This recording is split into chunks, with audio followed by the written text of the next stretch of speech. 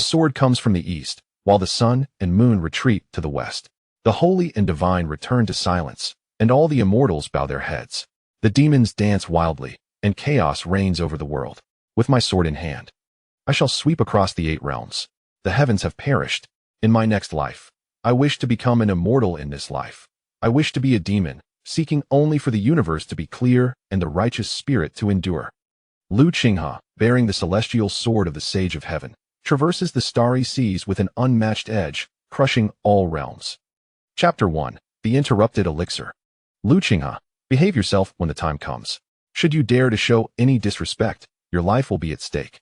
Outside a remarkably elegant courtyard, a young girl clad in a striking red gown spoke with an unfriendly tone, exuding an air of superiority. Behind her, Qinghe remained silent, his expression stoic. Yet he stood tall. Life was arduous, but it was not a reason for him to bow low. If it weren't for the fact that you alone in Qingyuan City are deemed a master of calculations, I would not have sought you out. The girl hurled her harsh words. In half a month, Qinghe had already made quite a name for himself in Qingyuan City through his mathematical prowess. Beihai harbored intentions to eliminate Qinghe entirely, yet Qinghe's subtlety provided him no opportunity, leaving Beihai to resort to other means to undermine Qinghe. He publicly claimed that Qinghe had ambushed him, severing his meridians, thus trying to tarnish Qinghe's reputation. Consequently, as the foremost swordsman of Qingyuan Academy, abandoning his sword to delve into calculations, Beihai became the subject of scorn and mockery, his prestige and popularity plummeting. Qinghe, however, observed all of this with indifference. History is always written by the victors. Inside is a person I cannot offend. Please do not cause any trouble. The girl reiterated cautiously before finally pushing open the courtyard door, leading Qinghe inside. Within the courtyard, a small bridge arched over flowing waters, lush grasses swayed, and vibrant flowers bloomed. By the stream, a pavilion nestled beneath a century-old tree allowed sunlight to filter through its leaves, creating a serene and elegant ambience. Sister Lin, I have brought the person you requested. Upon entering the courtyard, the girl immediately shed her earlier haughty demeanor, her face brightening with a sweet smile as she hurried toward the pavilion. Inside, a woman dressed in flowing white robes sat pensively on a sandalwood chair adorned with mink, her long hair cascading down her shoulders. Though veiled for the sake of decorum, the ethereal sparkle in her star-like eyes made anyone who gazed upon her feel a sense of inadequacy. She exuded an otherworldly grace. Thank you.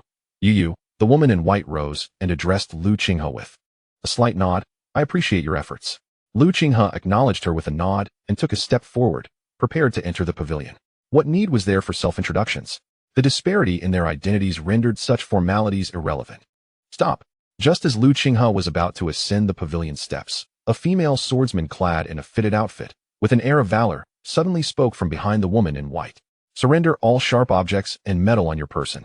Sister Kuer has given the order if you possess any sharp weapons, hand them over immediately. Without needing the swordswoman Kuer to take action, the girl in red had already turned and scolded Qinghe. No need. The woman in white interjected, gazing at Qinghe. If I am not mistaken, this gentleman carries no true energy. He is not a practitioner. Indeed, Sister Lin possesses keen insight, but a search is still necessary. Did you not hear Sister Kuer's words? Hand over all sharp objects. The white-clad woman shook her head, spreading out a golden silk scroll on the stone table, gesturing towards Qinghe. Is that the 9-palace calculation? Qinghe glanced at the scroll, astonished to discover that such calculations existed in this world. Do you know how to decipher this chart? Qinghe nodded. 2 and 4 as shoulders, 6 and 8 as feet, 3 and 7 as the waist, 5 as the abdomen, 9 atop one. His words stirred the white-clad woman, who swiftly filled in the numbers. The 9-palace can be configured into 3 rows and 3 columns, or 5 rows and 5 columns, both odd and even. This 9-palace calculation is one of the fundamental algorithms. Indeed, it is feasible. A subtle smile graced the white-clad woman's lips. Very well, Qinghe, your part here is done. You may collect your reward from the steward and take your leave. Qinghe said little and retreated from the courtyard. Qinghe, the white-clad woman seemed to recall something upon hearing this name, pondering briefly. I believe I have heard this name before.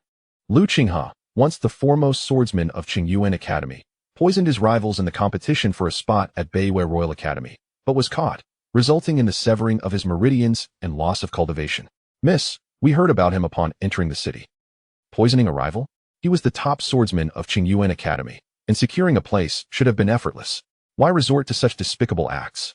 Because his rival, Beihai Zhen, also reached the pinnacle of the third layer of refining truth, leaving both with similar cultivation levels, and he had no assurance of victory.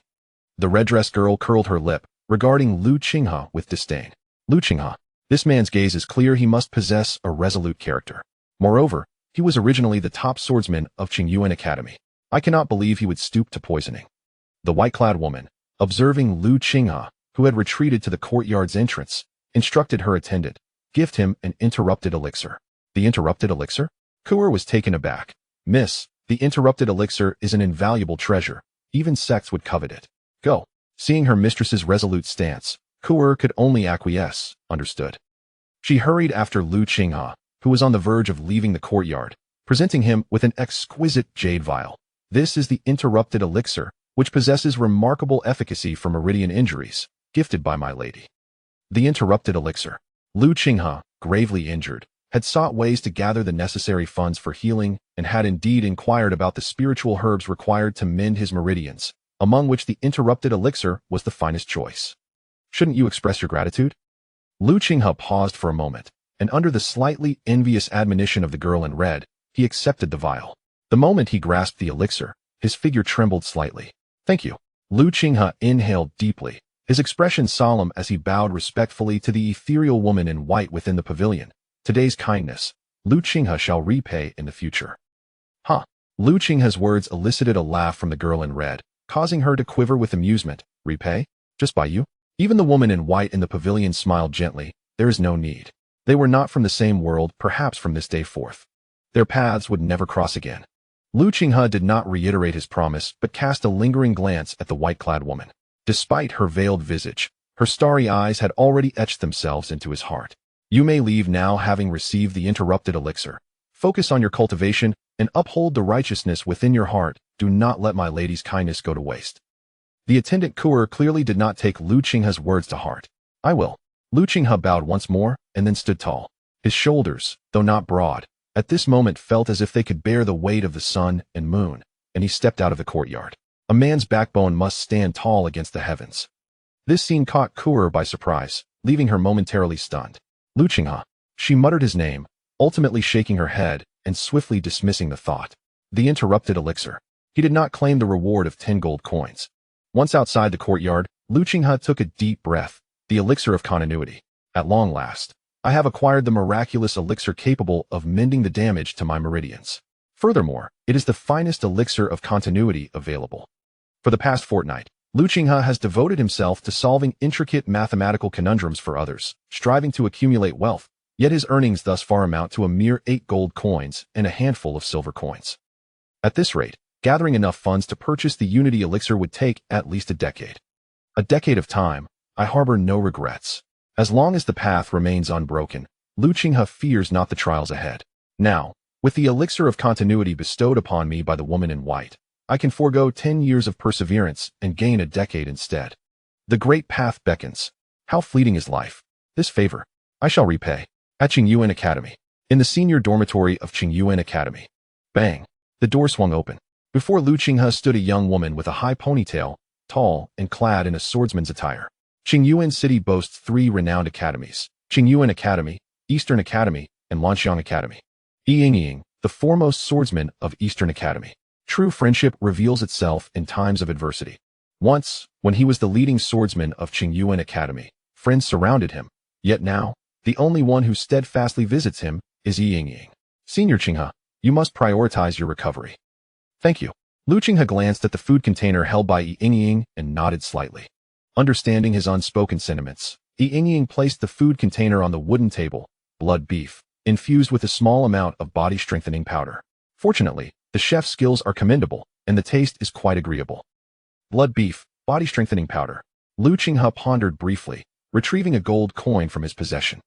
Yingying shook her head. Keep it. I am aware of your efforts to amass wealth for your treatment. Such endeavors are arduous. This food is merely a token of my goodwill. I hope that one day, I can once again witness the invincible senior from a year ago at Qingyuan Academy. Lu Qinghe shook his head and offered the gold coin again. I fear you. Yingying, resigned, accepted the coin. Do you trust me? I trust in myself. Yingying replied with a proud smile. Flicking her sword, To be regarded as a rival by Yingying means one would never resort to foul play in an academic competition. Qinghe regarded Yingying, his thoughts concealed within. Any news from the Snow Sword Manor? The Unity Elixir is priceless. Qinghe is not worth such a sum. A lamentable reality. Upon finishing her words, Yingying shook her head. For the past 6 months, I have set my sights on surpassing you as my training goal, yet you have denied me the opportunity to best you openly. The admission letters from Qingyuan Academy have been issued in 6 days. I shall journey to the ancient capital for further cultivation. Congratulations. Having finally caught up to your level of cultivation, I leave without having had the chance to engage in a true match against you. What joy is there in that? Qinghe reflected on Yingying's care over the past month. This is true friendship. In just 6 days, who can predict what will transpire? Your swordsmanship, even against a practitioner at the initial stage of true energy, can prevail, and those who have mastered the 24 small circulations can remain undefeated. However, at this moment, I have achieved perfect mastery of the small circulations, while you, burdened by your meridian injuries, are unable to channel true energy. To avoid further distressing Qinghe with such thoughts, Yingying chose to change the subject. Rest while I shall come to bid you farewell in 6 days. Observing Qinghe's calm demeanor, devoid of despair, she admired his resolute spirit in silence. Yet, thinking of his current injuries, she could not help but sigh inwardly. This journey to the ancient capital may be our last. Meeting the Snow River swordsmanship will fade into oblivion. Yingying shook her head and turned to depart. Chapter 2. Qingping and the Intermittent Spiritual Pill. Qinghe gazed at Yingying as she departed, locking the door behind her. He prepared hot water and meticulously arranged everything before pouring out the spiritual pill. As the pill touched his hand, a fragrant aroma wafted through the air. Upon swallowing it, the pill transformed into a refreshing stream, surging through Qinghe's body. It was akin to the gentle spring rain, nourishing without a sound. The once persistent ache in his meridians was soothed by the pill's effects, a sense of coolness enveloping him. Without needing to concentrate, Qinghe could feel the condition of his meridians rapidly improving. He turned his attention to the food Yingying had brought, beef and body-forging powder. He began to consume it eagerly, each bite invigorating him. The nourishing properties of the beef, combined with the body-forging powder, ignited a warmth that radiated from within him. Without hesitation, Qinghe licked his lips and assumed a unique stance. A peculiar vibration emanated from his body, reminiscent of thunder resonating within. As he practiced the thunder sound body refinement technique, a superior method that demanded rigorous mental focus. This technique stimulated rapid cellular division to strengthen oneself and condense vital energy. But any misstep could lead to physical collapse. Having already mastered this technique through special means, Qinghe had refrained from practicing it due to the frailty of his reborn body. Now, with the intermittent spiritual pill and the beef, the invigorating energy surged within him, allowing him to maximize the pill's effects. What would typically take 10 days to heal could now be accomplished in just 3 or 4 days. An hour later, drenched in sweat and feeling the weight of his physical exertion, Qinghe persevered until he had fully harnessed the last remnants of the pill's potency, merging it with his being. Gradually, the peculiar vibrations subsided as he took weary yet steady steps toward the herbal bath he had prepared. Sinking into the warm water without further movement, he began to attempt the manipulation of true energy, resting for an hour with his eyes closed. Breathing deeply, he initiated the flow of true energy, starting from the lower dantian, traversing through the perineum and along the spine to the tailbone, passing through the 3 gates of the spine and reaching the crown of his head. The energy then divided down towards his tongue, connecting with the Ren meridian and flowing back to the lower dantian. The process was slow, taking half an hour to complete a single cycle, an effort barely surpassing that of novice practitioners. Yet, Qinghe felt content with his progress. The small and great circles corresponded to the realms of refining true energy, with 12 small circles representing the first layer and 20 for the second, culminating in 36 for the third layer, known as the completion of the small circle. To transcend to the great circle required the opening of the Ren and Du meridians, leading to the transformation of true energy from the acquired to the innate state. Qinghe had previously reached the 36th circle, standing at the pinnacle of the third layer. And now, as he resumed his training, he was making notable progress despite the incomplete recovery of his meridians. After half a day's practice, he should have rested. But with his meridians beginning to heal, he felt compelled to continue. He leaped to the left. Qinghe, the 64th son of the master of Shuejin Mountain Villa, was born to a maid. The villa's master, Qingfeng, was passionate about procreation, fathering 93 children, all sent to various academies and sects for training. The villa was financially robust, and although Lu Qinghe had achieved some success in Qingyuan City, he could not afford the invaluable intermittent spiritual pill. Nevertheless, he resided in the most luxurious student dormitory, equipped with a dedicated training room. A glimmer sparked in Lu Qinghe's eyes. In the next moment, his sword transformed into a dazzling streak of light, slicing through the air. With a flurry of swift movements, he executed 20 thrusts. As he gradually tested the limits of his physical capacity, true energy surged within him, and his swordsmanship underwent a remarkable transformation. In the midst of his strikes, it was as if starlight flickered, with the sword's radiance spreading like meteors across the void. After a brief moment, Lu Qinghe exhaled and sheathed his sword, standing still as beads of sweat formed on his brow. The weakness of his true energy resulted in a rapid depletion of his strength. The meteor-piercing moon sword technique was becoming increasingly familiar to him. True energy, indeed, surpassed mere physical strength. In the earthly realm, during the era of decline, ordinary individuals could only temper their blood and refine their force. Though they could cleave through wood and shatter stone, the difference between true energy and physical might was vast. On Earth, relying solely on physical force, Lu Qinghe could unleash 7 strikes in a second. Yet now, empowered by true energy, he could deliver 8 strikes in the same span. While the increase was modest, it was significant given that he was still in the early stages of refining true energy. Should he achieve the completion of the small circle and reach the 3rd layer of true energy refinement, he would effortlessly exceed 10 strikes per second. Just as he reveled in his swordsmanship, Lu Qinghe's consciousness suddenly plunged into his spiritual realm. More precisely, it delved into his mental world, where a sword floated before him, Qingping. The sight of this ancient sword, imbued with a sense of antiquity, evoked a feeling of reunion in Lu Qinghe. "You have come as well," he mused, recalling the extraordinary encounter he had at the age of 15 on Earth. When he first acquired this sword, it transformed into a blue light, coiling within his mental realm. Each time he gazed upon it with focused contemplation, his mind would attain an unprecedented state of clarity and tranquility. In such moments, emotions could not sway him, and his surroundings became vividly perceptive. It was in this state of heightened awareness that he once counted the spines of a cactus within 10 seconds, paying only the price of mental exhaustion, which led him to sleep for a day. This wondrous phenomenon left Lu Qinghe in awe. The sword, named Qingping, led him to fantasize that it might be the legendary Sword of Enlightenment from myth. However, upon further investigation, he discovered that Earth was steeped in an age of decline, where true knowledge was unattainable, and the path to wisdom remained forever obscured, relegating legends to mere tales. In pursuit of truth and enlightenment, he risked everything, traversing the cosmic seas, ultimately emerging in this new world, reborn through fire. With my current physical state, is there a way to further enhance the meteor-piercing moonsword technique? Lu Qinghe pondered aloud. As he contemplated the Qingping sword in his mind, the surrounding environment gradually quieted, and all distractions faded away. Each thrust of the meteor-piercing moonsword technique became strikingly clear within his spiritual realm. In a hazy realm of the spirit, he grasped the sword, which unsheathed in an instant. As he practiced, his sword techniques and vital energy flowed, adhering to a distinctly different trajectory, striking with a lightning-like precision. With a profound understanding of his vital energy, Lu Qinghe experienced a surge of previously nebulous thoughts and speculations. Whoosh! In the next moment, his sword shot forth with a surge of vital energy. Bang!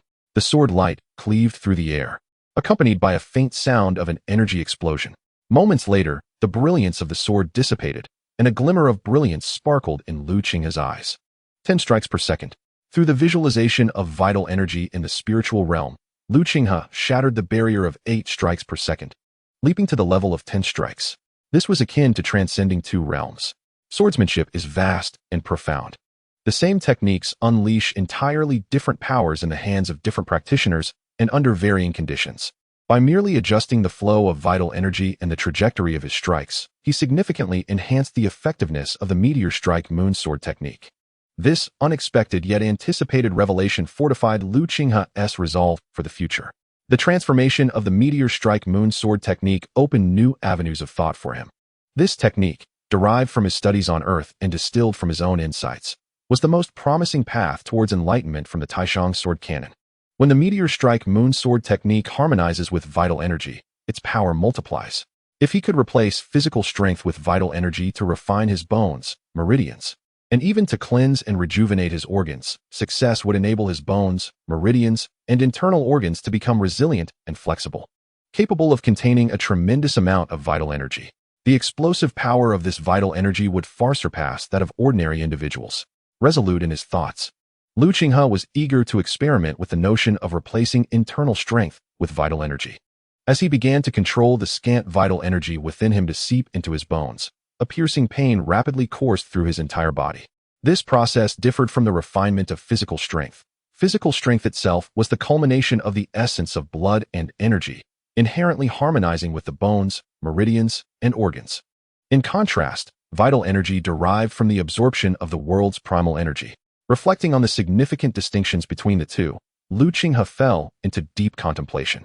The methods of cultivation involve refining essence into energy, transforming energy into spirit, and refining spirit to return to the void. Vital energy can be drawn from the heavens and earth or generated through the refinement of blood.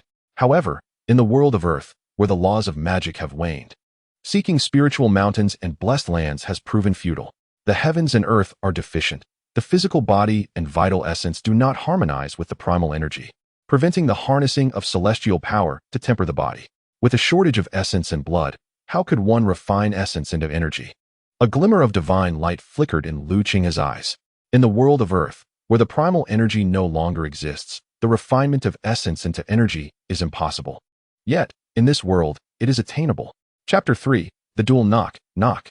The sound of a knock echoed at Lu Qinghe's door. Upon opening it, he was greeted by a man in martial attire, holding a long sword, appearing to be in his 30s. A Dragon Eagle swordsman? The man nodded and politely clasped his hands. I am the sword keeper of the Dragon Eagle swordsman, and I have come to see young Master 64. Snowsword Manor? Lu Qinghe's intuition sparked. Previously, after suffering severe injuries to his meridians, he had sent a message to Snowsword Manor, hoping for a healing elixir. Now, half a month later, he was relieved that he had not been met with silence. Before Lu Qinghe could inquire further, the sword keeper spoke candidly. According to the rules of Snowsword Manor, children who go out to train must bear the consequences of their successes or failures. The manor will not provide any assistance. Furthermore, due to young Master 64's injuries, your vital energy realm has fallen to the first level of vital refinement, and your monthly allowance has been reduced to the minimum standard of 1 gold coin. Lu Qinghe listened without surprise. The head of Snowsword Manor, Lu Qingfeng, had 93 children. He likely could not recall all their names, and those without exceptional talents were typically left to fend for themselves. I understand, Lu Qinghe replied.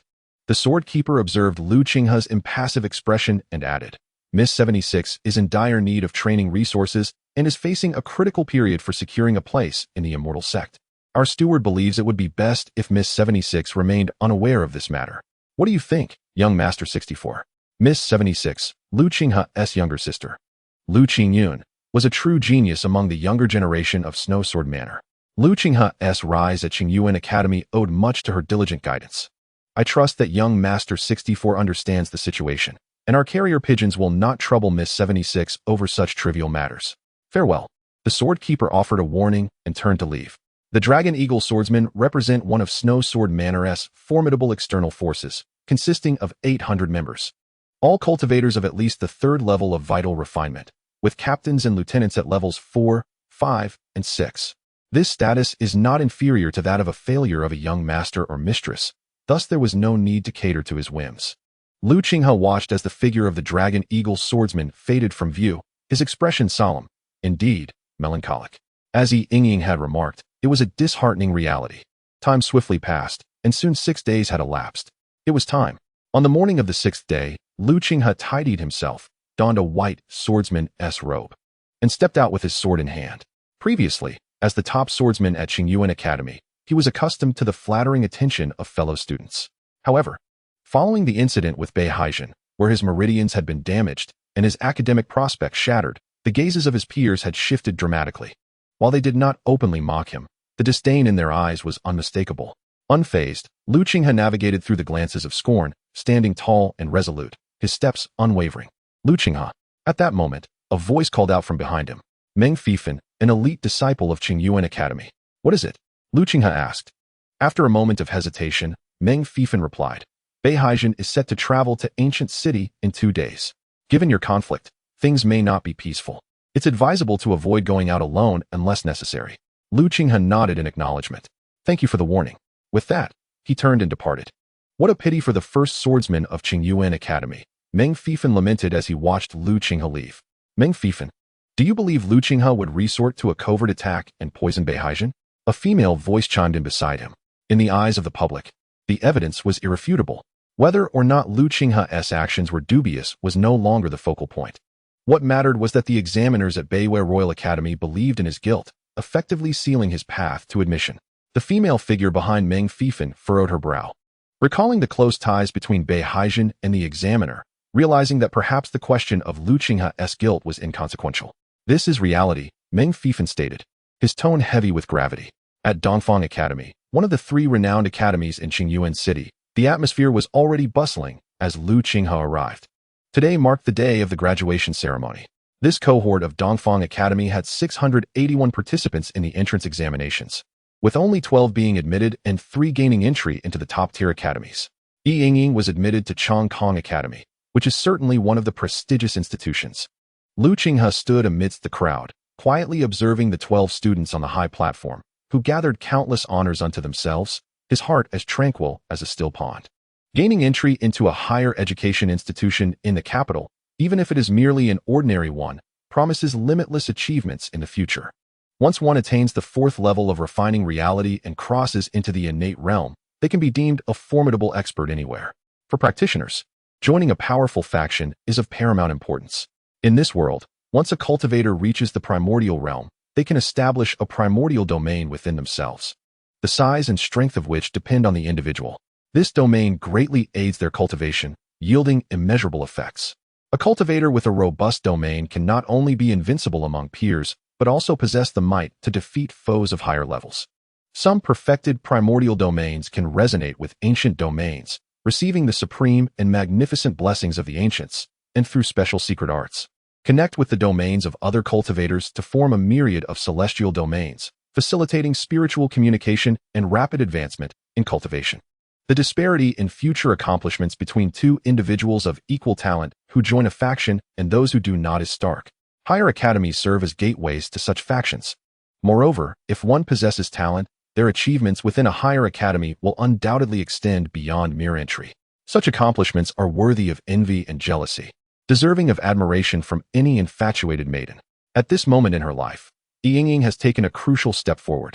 Standing at the forefront of the platform, she, along with 2 other students, became the focal point of admiration and discussion among all the students. Though her beauty may not be extraordinary at this moment, she is undoubtedly the most distinguished and popular female student in the entire Eastern Academy. Observing the myriad of adoring junior students below, Yingying felt a swell of pride, yet maintained an admirable humility. However, when her gaze lingered on a certain spot in the crowd where Lu Qinghe stood, she paused momentarily, then offered him a gentle nod with a smile. Now, Yingying was the center of attention, and her nod instantly drew the gaze of most onlookers, even prompting curiosity from the boy and girl seated next to her. Is that Lu Qinghe from Qingyuan Academy? Indeed, it is Lu Qinghe. I heard he has turned to studying arithmetic and seems to have abandoned cultivation. The girl beside Yingying, Yinji, turned to the boy sitting next to her, Bai Luo, and remarked, Lu Qinghe had originally aspired to gain admission to Beiwei Royal Academy, but took a risk. He almost became your junior. Lu Qinghe. Bai Luo glanced at Lu Qinghe in the crowd and commented nonchalantly, from this day forth, he and we exist in different realms. What significance is there in discussing him? His cold arrogance resonated with several other students who had gained entry into higher academies. Indeed, had Lu Qinghe not been crippled by Bei, he would have been a worthy opponent. Alas, from now on, we are worlds apart. Yet, a female student cast an admiring glance at Lu Qinghe, stating, that may be true, but despite losing the title of the first swordsman in the path to Beiwei Royal Academy, he was once a figure of great renown in Qingyuan City. Even now, he stands there, a crane among chickens, extraordinary. Yinchi, you are now a student of the esteemed Sioux New Jersey Academy, with boundless potential ahead. If you regard him favorably, invite him to be your subordinate. I am certain he would be delighted. A male student said with a smile. Yunqi, with an air of indifference, raised her chin slightly. That is out of the question. Not just anyone can become my guest. Lu Qinghe does not meet my standards. Does not meet your standards? Lu Qinghe lacks the qualifications now. Yingying, listening to their boastful chatter, let out a cold snort. How laughable, though you have been admitted to higher academies. At this moment, even if Lu Qinghe refrains from using his true energy, how many of you could triumph over him? Yingying's blunt words rendered Yunqi and her companions somewhat uncomfortable, and the male student who had previously teased Yunqi retorted, currently, if we were to face Lu Qinghe, it might be a 50-50 chance. However, we have entered higher academies, cultivating at an accelerated pace, while he remains stagnant, bound to be left behind. Tang Fei speaks wisely. Once we reach the third or even fourth level of refining reality, even if Lu Qinghe's swordsmanship is exquisite, it will be but a single strike to finish him. Yunqi and the others echoed in agreement. Who can predict the future? At least for now. You are not Lu Qinghe's match. When did the weak ever dare to critique the strong? Yingying's words provoked a dismissive smile from Bai Luo, who had successfully enrolled in Beiwei Royal Academy. Yunqi, Tang Fei, and the others may be somewhat lacking compared to Lu Qinghe, but they are not without reason. Though Bai Luo's tone was indifferent, it concealed an unshakable sense of superiority. Lu Qinghe may not have gained admission to Beiwei Royal Academy, but Bai Luo had, and this alone granted him the right to look down upon Lu Qinghe. His conclusions were indisputable. Is it possible that Yingying harbors intentions to take him under her wing? A true genius cannot be crushed by minor setbacks, Yingying remarked, sensing the divergence in their paths, and stood to leave the platform. Summer insects cannot discuss ice. Seeing Yingying's rude departure, Bai Luo snorted coldly and chose to ignore her. Senior Qinghe. As Yingying made her way down, fellow students parted to let her through, casting envious and jealous glances at Lu Qinghe, who had caught Yingying's attention. Yingying. Even among the higher academy students, there are many eager to follow her. Why have you come down? You've been up there for nearly half an hour. I've seen enough of the monkey show. Yingying's manner of speaking was always direct. She had initially planned to bid farewell to Senior Qinghe after the graduation ceremony, but she did not expect him to come personally to see her off, filling her heart with a bittersweet sense of completion. The imperial capital is a new stage, bustling with young talents from various cities, where the strong gather and heroes converge. You must cast aside all burdens and devote yourself to relentless cultivation. I do not wish for the day to come when I visit the ancient city, and you have become indistinguishable from the crowd. I believe you will not see that day. Yingying responded with a smile, exuding the charm of a cultured scholar in light-hearted conversation. If Yingying were a man, her charisma alone would win her numerous close friends. Senior Qinghe. Ignore these short-sighted individuals, Yingying remarked, glancing at the Eastern Academy students who were pointing and whispering. I understand. They have the right to criticize, but Lu Qinghe should not let it disturb his peace. If it truly weighs heavily on his heart, a sword for a sword, one challenge after another, until they bleed and surrender. Now he possesses that strength. This is the Lu Qinghe I know. I truly hope you recover soon and have the chance for a thrilling battle in the future. Why wait for later? We can do it now. Now. Yingying was momentarily taken aback. That is the very purpose of my visit. Yingying's desire was simply to engage in a thrilling battle. A battle that would be exhilarating. A sword does not lose its sharpness merely because it has lost its true energy. As Yingying listened to Lu Qinghe's grave yet uplifting words, she seemed to grasp a deeper understanding. The foremost champion of Qingyuan Academy, forever the first, would not be swayed by setbacks. Very well, let us proceed to the duel stage. Yingying nodded resolutely. With an air of briskness and vigor, the two exchanged a glance, then walked side by side towards the duel stage. Chapter 4. Wish Fulfilled. The duel stage is a place where students engage in swordplay, also known as the arena. Every academy features several of these stages, where students must ultimately determine a victor. The duel stage that Yingying led Lu Qinghe to was somewhat secluded, currently unoccupied, with only a handful of students around. Evidently considerate of his stature, Lu Qinghe paid no heed to this. Without further ado, the two ascended the stage. Your meridians are damaged, and your true energy is unable to flow. Even if remnants of your peak true energy remain, its power will only amount to that of the first level. I shall utilize my true energy at the first level to determine our victor, Yingying stated, brandishing her slender sword towards Lu Qinghe. Controlling true energy would divert one's focus, and thus, with only a fraction of her full potential unleashed, how could it be deemed a thrilling battle? Yingying was resolute. Give it your all. Let me witness your true strength at this moment. Lu Qinghe slowly gripped his sword, his gaze sharpening instantly, sensing the imposing aura radiating from him. Akin to a towering mountain or a profound abyss, Yingying's eyes brightened, her expression growing solemn. Very well, let us engage with all our might.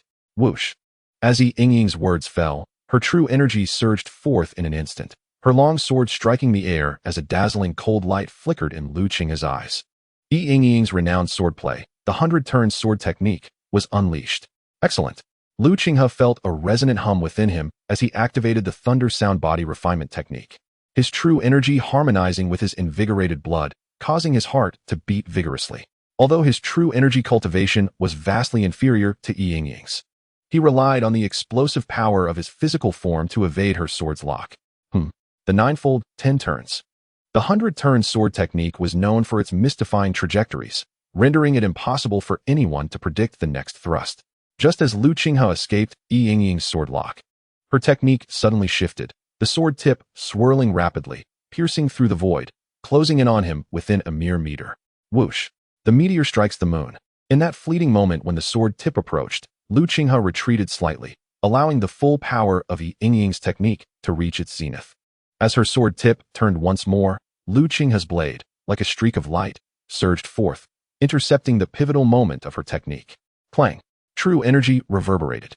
The advantage of Yingying's peak true energy sent ripples of air around her sword, diminishing the threat of Lu Qinghe's strike.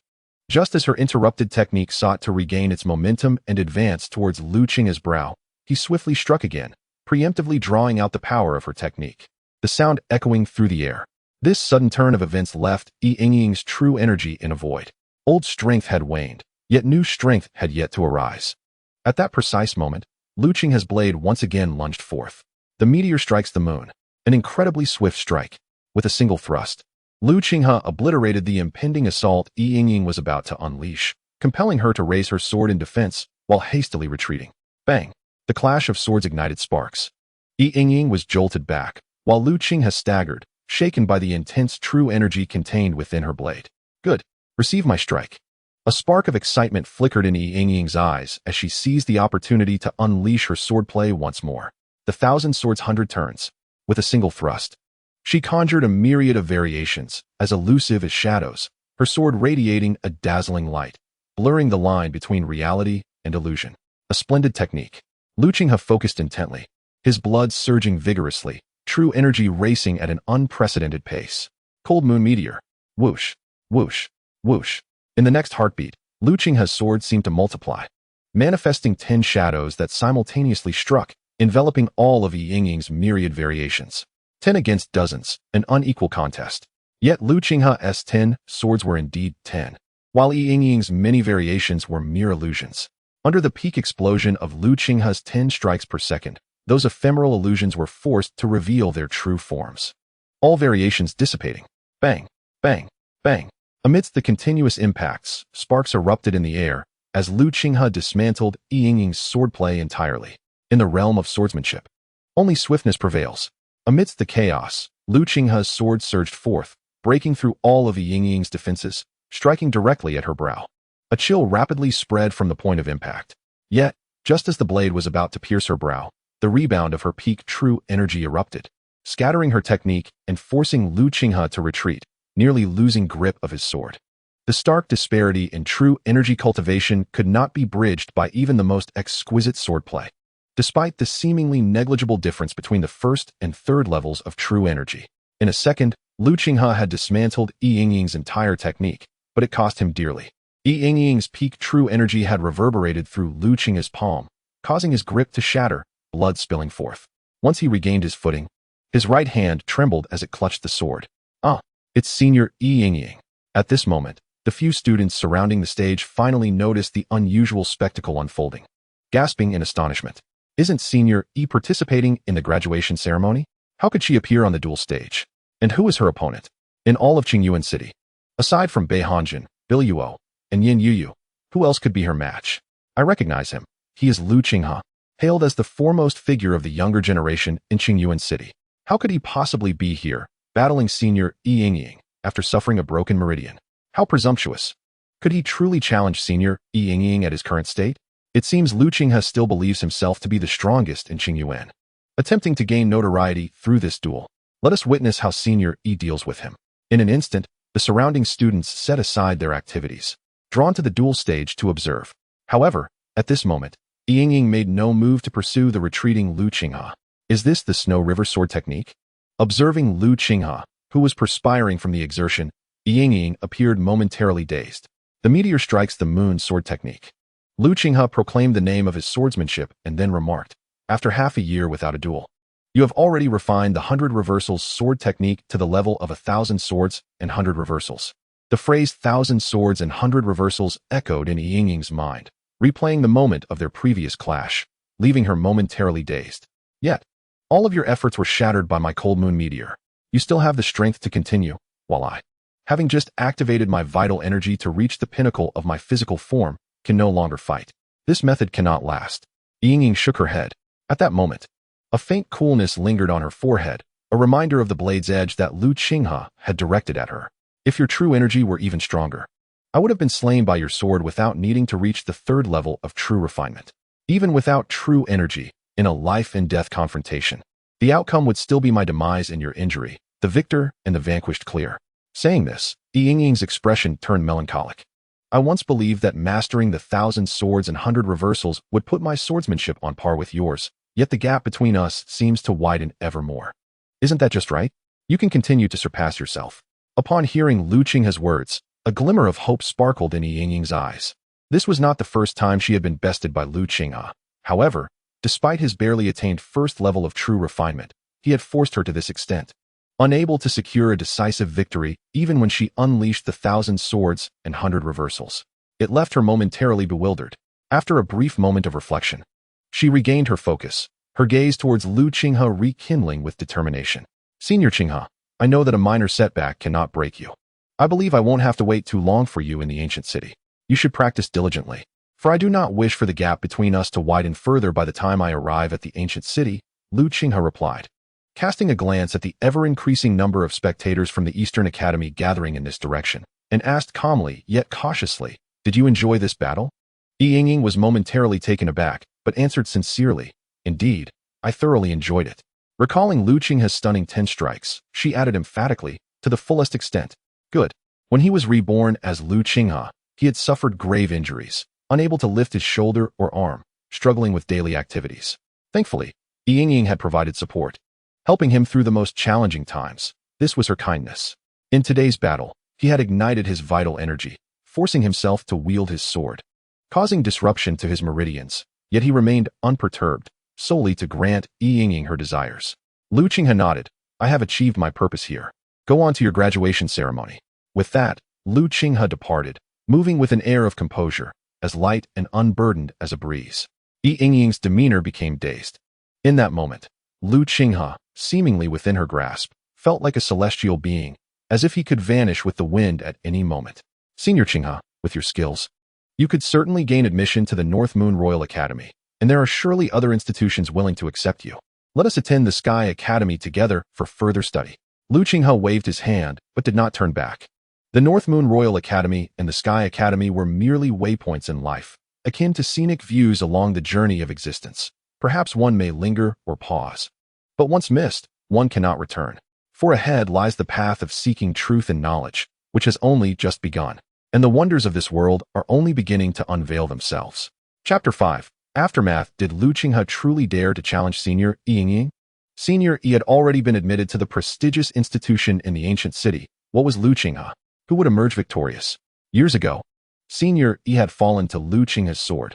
Today, she could surely redeem her honor.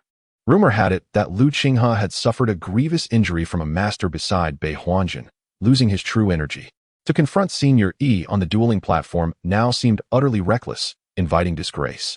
Yet, Qinghe's audacity in inviting Senior Yi to the dueling platform must come with assurance. This battle could be a fierce contest. News of the duel between Qinghe and Yingying quickly spread to the graduation ceremony.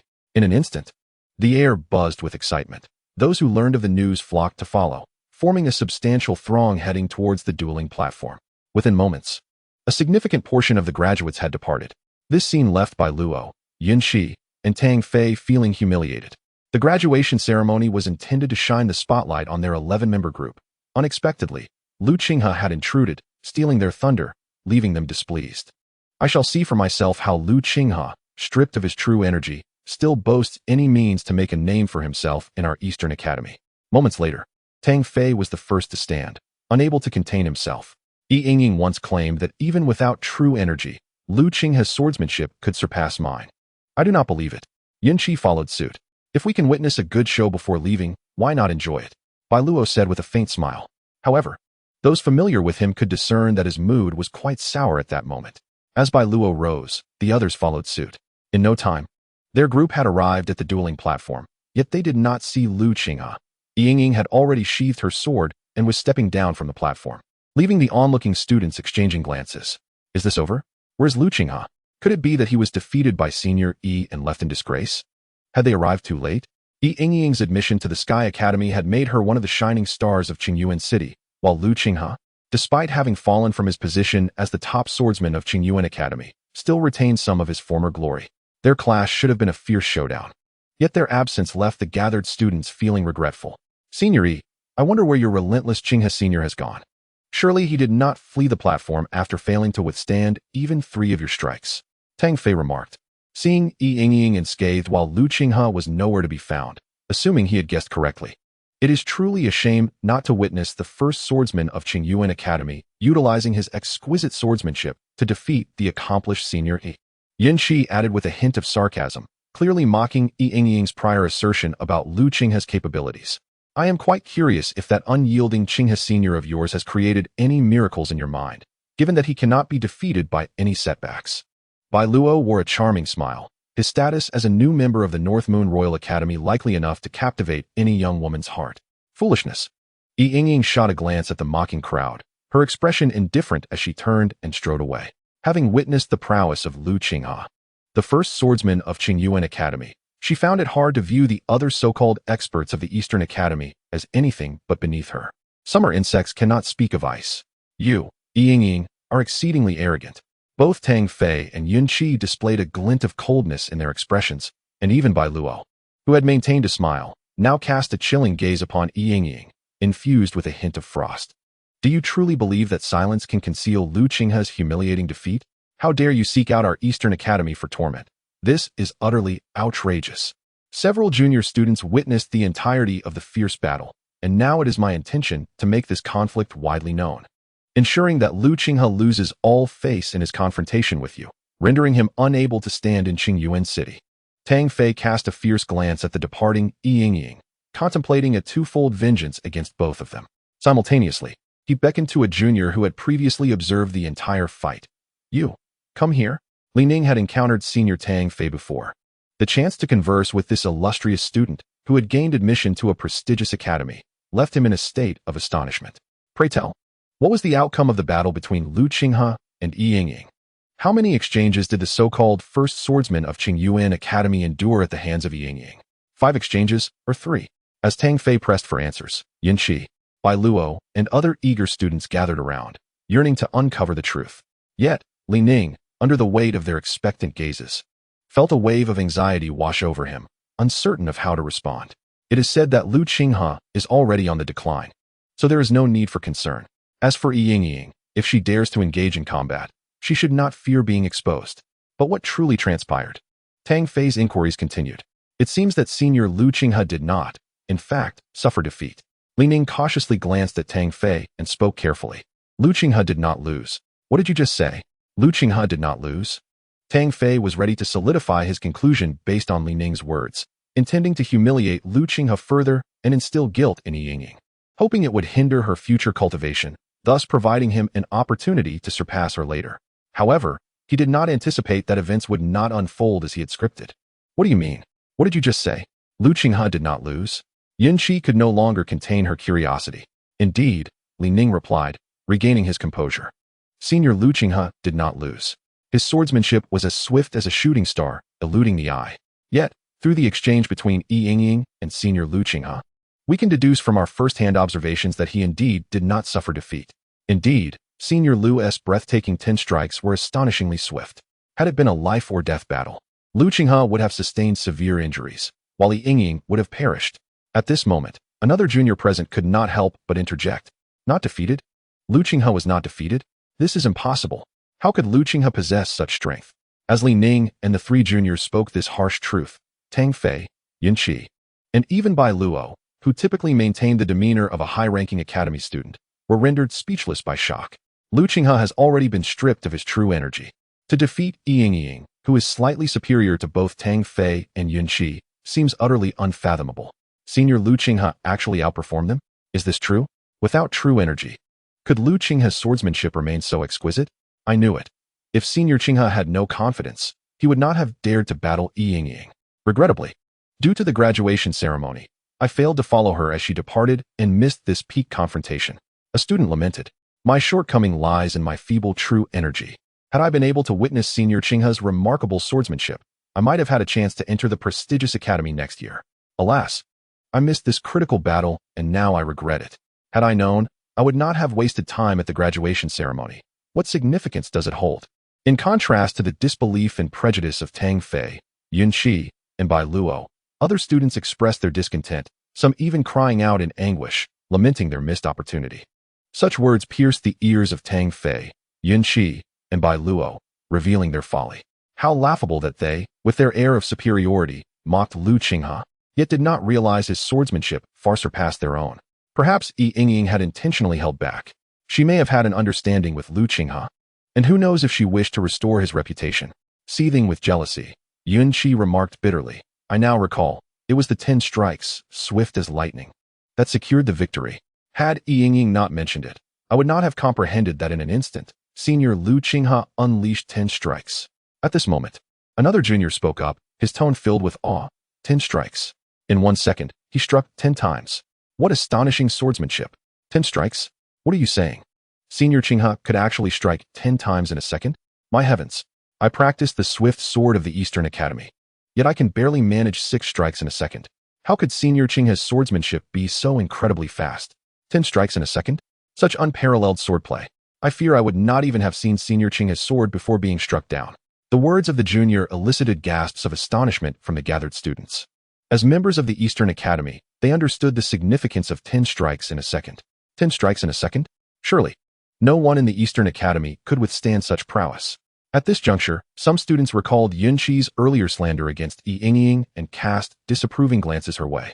When did the weak gain the audacity to ridicule the strong? Not necessarily.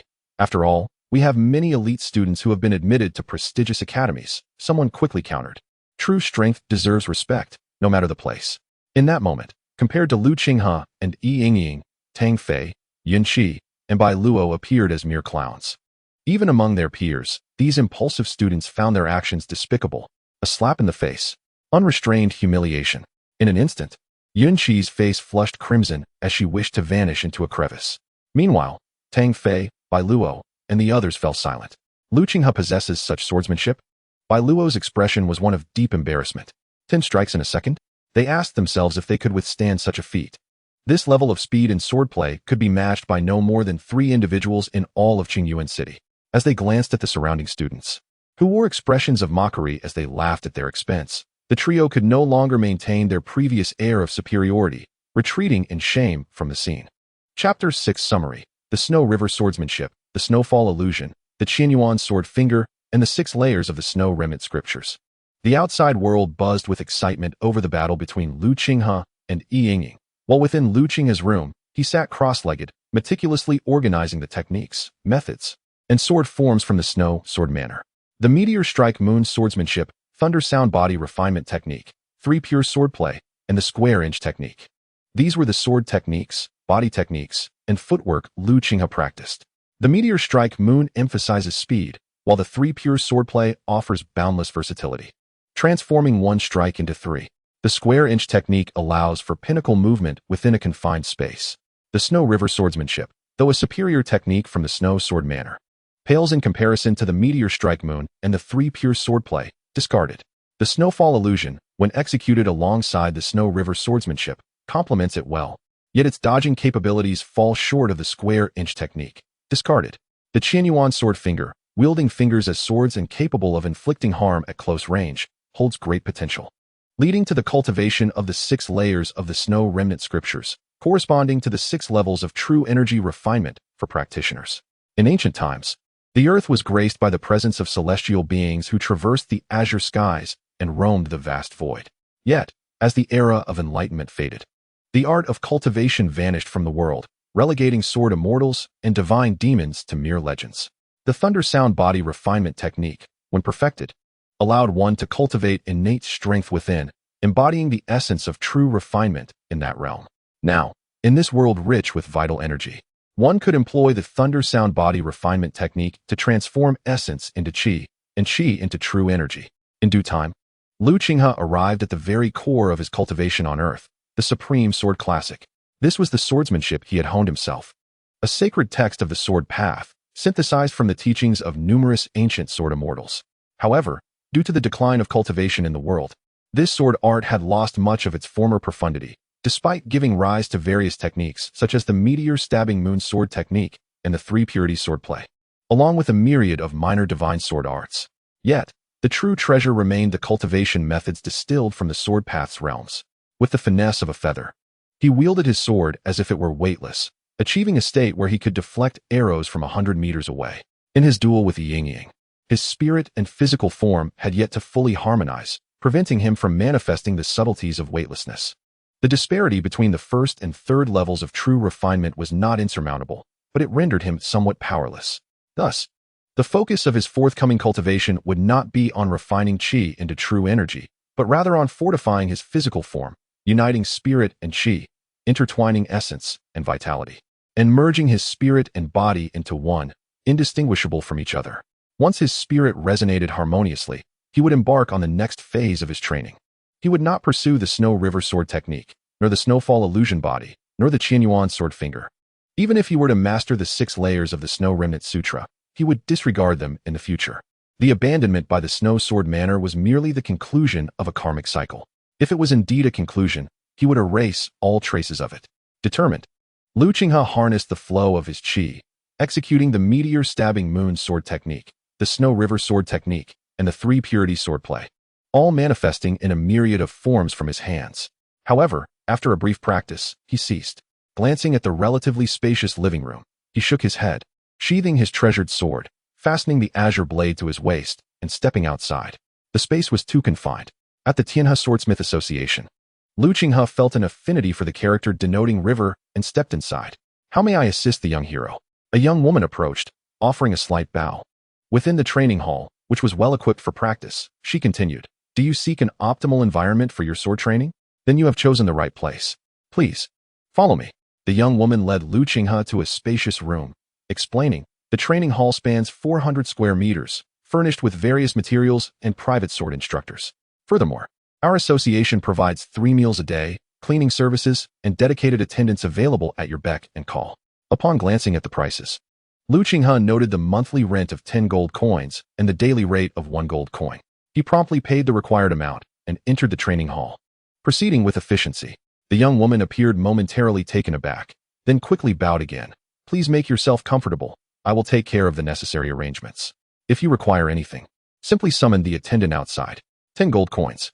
Lu Qinghe, having reached the pinnacle of the 3rd level of true refinement, with his background from the Snow Sword Manor, was accustomed to a monthly allowance of merely 5 gold coins, highlighting the exorbitance of the venue's fees. Yet, this training hall was worth every coin, not only for its ample space, but also for its extensive array of sword training facilities and weapons, with the air fragrant with the scent of sandalwood, invigorating the senses. With a swift motion, he executed the meteor-stabbing moon sword technique and the three purities swordplay, albeit at a deliberate pace. His practice emphasized intention over brute force, continuously attuning his spirit, true energy, and essence of blood in pursuit of the unity of spirit and flesh. Time swiftly passed, and as noon approached, an attendant remarked, "Young hero, we have just received a shipment of fresh meat from the city, sourced from fierce beasts of the 4th level of true refinement. The meat, harvested less than a day ago, contains substantial vitality, and, when prepared by our skilled chefs with medicinal herbs, can enhance your physical condition remarkably. Would you care for a portion?" Emerging from the training hall, Lu Qinghe was greeted by Qingyu, the designated attendant, who inquired cheerfully, "Fierce beast meat? Such a delicacy is available?" Lu Qinghe mused, aware that the nourishment offered by this meat was unparalleled compared to ordinary beef or pork. "I'll have a serving, please." "Very well. The 4th level beast meat requires an additional fee of 1 gold coin," the attendant clarified. "I will ensure that any further meat is delivered directly to you." "Understood," she noted eagerly, delighted at the prospect of an additional commission from the sale. After consuming the 4th level beast meat, Lu Qinghe spent an hour practicing the thunder sound body refinement technique, refining the vitality within and feeling a surge of warmth coursing through him. Indeed, the essence of fierce beast blood was remarkable. The earth's decline had rendered him with an insatiable appetite, requiring 10 pounds of meat daily to compensate for his vitality losses. In this world, however, with its abundant vital energy, the essence drawn from beasts was far superior to what Earth could offer. As he relished the warmth within, Lu Qinghe understood it was the effect of the beast's flesh. With such high-quality nourishment to assist his cultivation, he had no doubt he could refine qi into true energy. With perseverance, the second level of true refinement was within reach. However, contemplating his daily expenses of 1 gold coin per meal, Lu Qinghe calculated his remaining funds. With only 21 gold coins left and the monthly training hall fee at 10 gold coins, plus 3 meals at 1 gold coin each, he realized his finances were tight. Money. Upon his rebirth, he faced financial dilemmas, needing funds to purchase medicines for his meridian injuries. Now, the amount of money he possessed was directly tied to his cultivation efficiency. Moreover, acquiring the true refinement techniques was imperative. The thunder sound body refinement technique would need to be complemented by true refinement methods for further advancement. Based on his experiences, he could navigate the third level of true refinement without the techniques, but beyond that, acquiring them promptly was essential, necessitating significant funds. That evening, Lu Qinghe, sword in hand, set out once more. "Will you be ordering fierce beast meat again tomorrow?" Huang Yu asked as she rushed to catch up with him. "I leave it to your discretion," he replied, swiftly disappearing around the corner of the street. Upon returning to his lodgings, Lu Qinghe was met with a shocking sight. His belongings, bedding, and personal items had been unceremoniously tossed out into the corridor, scattered haphazardly against the walls. Outside his residence, a group of students from Qingyuan Academy gathered, pointing and discussing the scene. Senior Luo Xiao truly lives up to his reputation as a close friend of the Northern True Academy senior. He finally had the courage to expel him. It was long overdue to remove such a shameless individual from our midst. How could someone like him occupy the same floor as us, a disgrace to our noble lineage? How dare Lu Qinghe still have the audacity to occupy a room meant for elite students? They scoffed, casting disparaging glances towards his former residence. In a moment of reckless audacity, one attempted to ambush Beihai Zhan, only to find himself severely injured and rendered powerless. Now, he is but a shadow of his former self, a mere waste of space. It baffles me how such a person dares to remain within the esteemed halls of Qingyuan Academy. A group of students, clustered together, watched with cold detachment as possessions belonging to Lu Qinghe were unceremoniously tossed out from his room. One among them noticed Lu Qinghe's arrival and hastily nudged the mocking Gu Zhenhuan. However, Gu Zhenhuan merely cast a fleeting glance at Lu Qinghe, showing no intention of tempering his disdain. "What's wrong? Am I mistaken? Lu Qinghe, what right do you have to stand among us as equals?" Lu Qinghe met Gu Zhenhuan's gaze, but chose to walk back to his room in silence. "Still glaring at me? Such audacity. Do you truly believe I am in error?" he barked, demanding Lu Qinghe to halt. Lu Qinghe's calm demeanor only fueled Gu Zhenhuan's ire, prompting him to stride forward, intending to block Lu Qinghe's path. Yet, in that instant, Lu Qinghe's sword was drawn with blinding speed. "A waste dares to draw a sword in my presence? You seek death." Gu Zhenhuan roared in fury, his own sword unsheathing in retaliation. However, before he could even wield his weapon, Lu Qinghe's blade struck fiercely against Gu Zhenhuan's, sending shockwaves that caused blood to erupt. The force shattered Gu Zhenhuan's grip, sending his sword flying.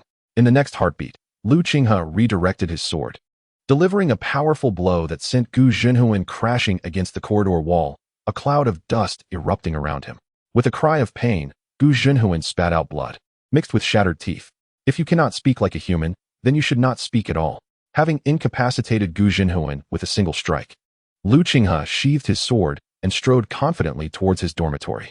Chapter 7. Compensation. Gu Zhenhuan? Senior Gu? Ah.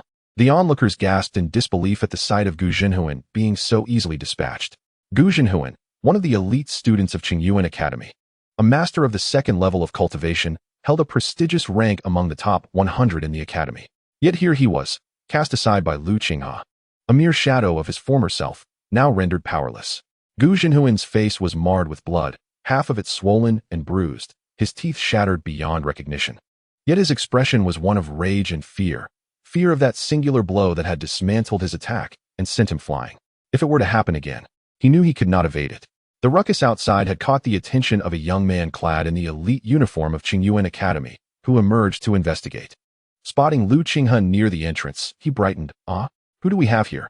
"Our academy's prodigy, Lu Qinghe. What brings you to our elite dormitory today? I thought you were engrossed in your mathematical pursuits." Lu Qinghe regarded the young man, Qin Huailing, who ranked 31st among the elite students. "Oh, my apologies. I seem to have forgotten. This room was once yours, wasn't it, Senior Lu?" Qin Huailing remarked sarcastically.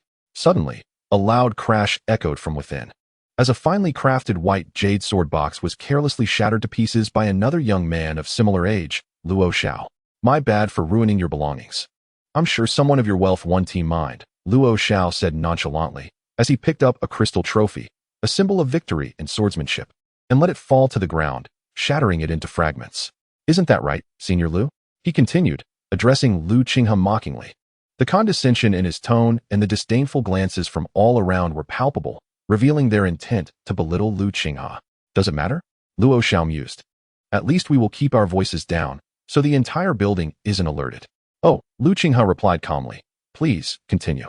Luo Xiao's expression transformed into one of amusement, and he turned to Qin Huailing and another student in the room, saying, "Since our academy's top expert, Lu Qinghe, chooses to disregard us, what are you waiting for?" "Indeed, Senior Lu, you truly possess a remarkable disposition," Qin Huailing remarked, striding into Lu Qinghe's room. Without hesitation, he unsheathed his sword and struck down upon the wardrobe. With a resounding crash, the wardrobe shattered. As the blade flashed, the garments within were reduced to tatters. "I trust this won't bother you, will it, Senior Lu?" After demolishing the wardrobe, Qin Huailing turned to Lu Qinghe, scrutinizing him with a mocking grin. Lu Qinghe's response was succinct. "Continue. Do you think I wouldn't dare?" Qin Huailing swung his sword again, sending the bookshelf splintering apart, the books within reduced to mere scraps. "Surely this won't anger you, right? Continue." With a mighty crash, the bed was destroyed. "What about this?" "Continue."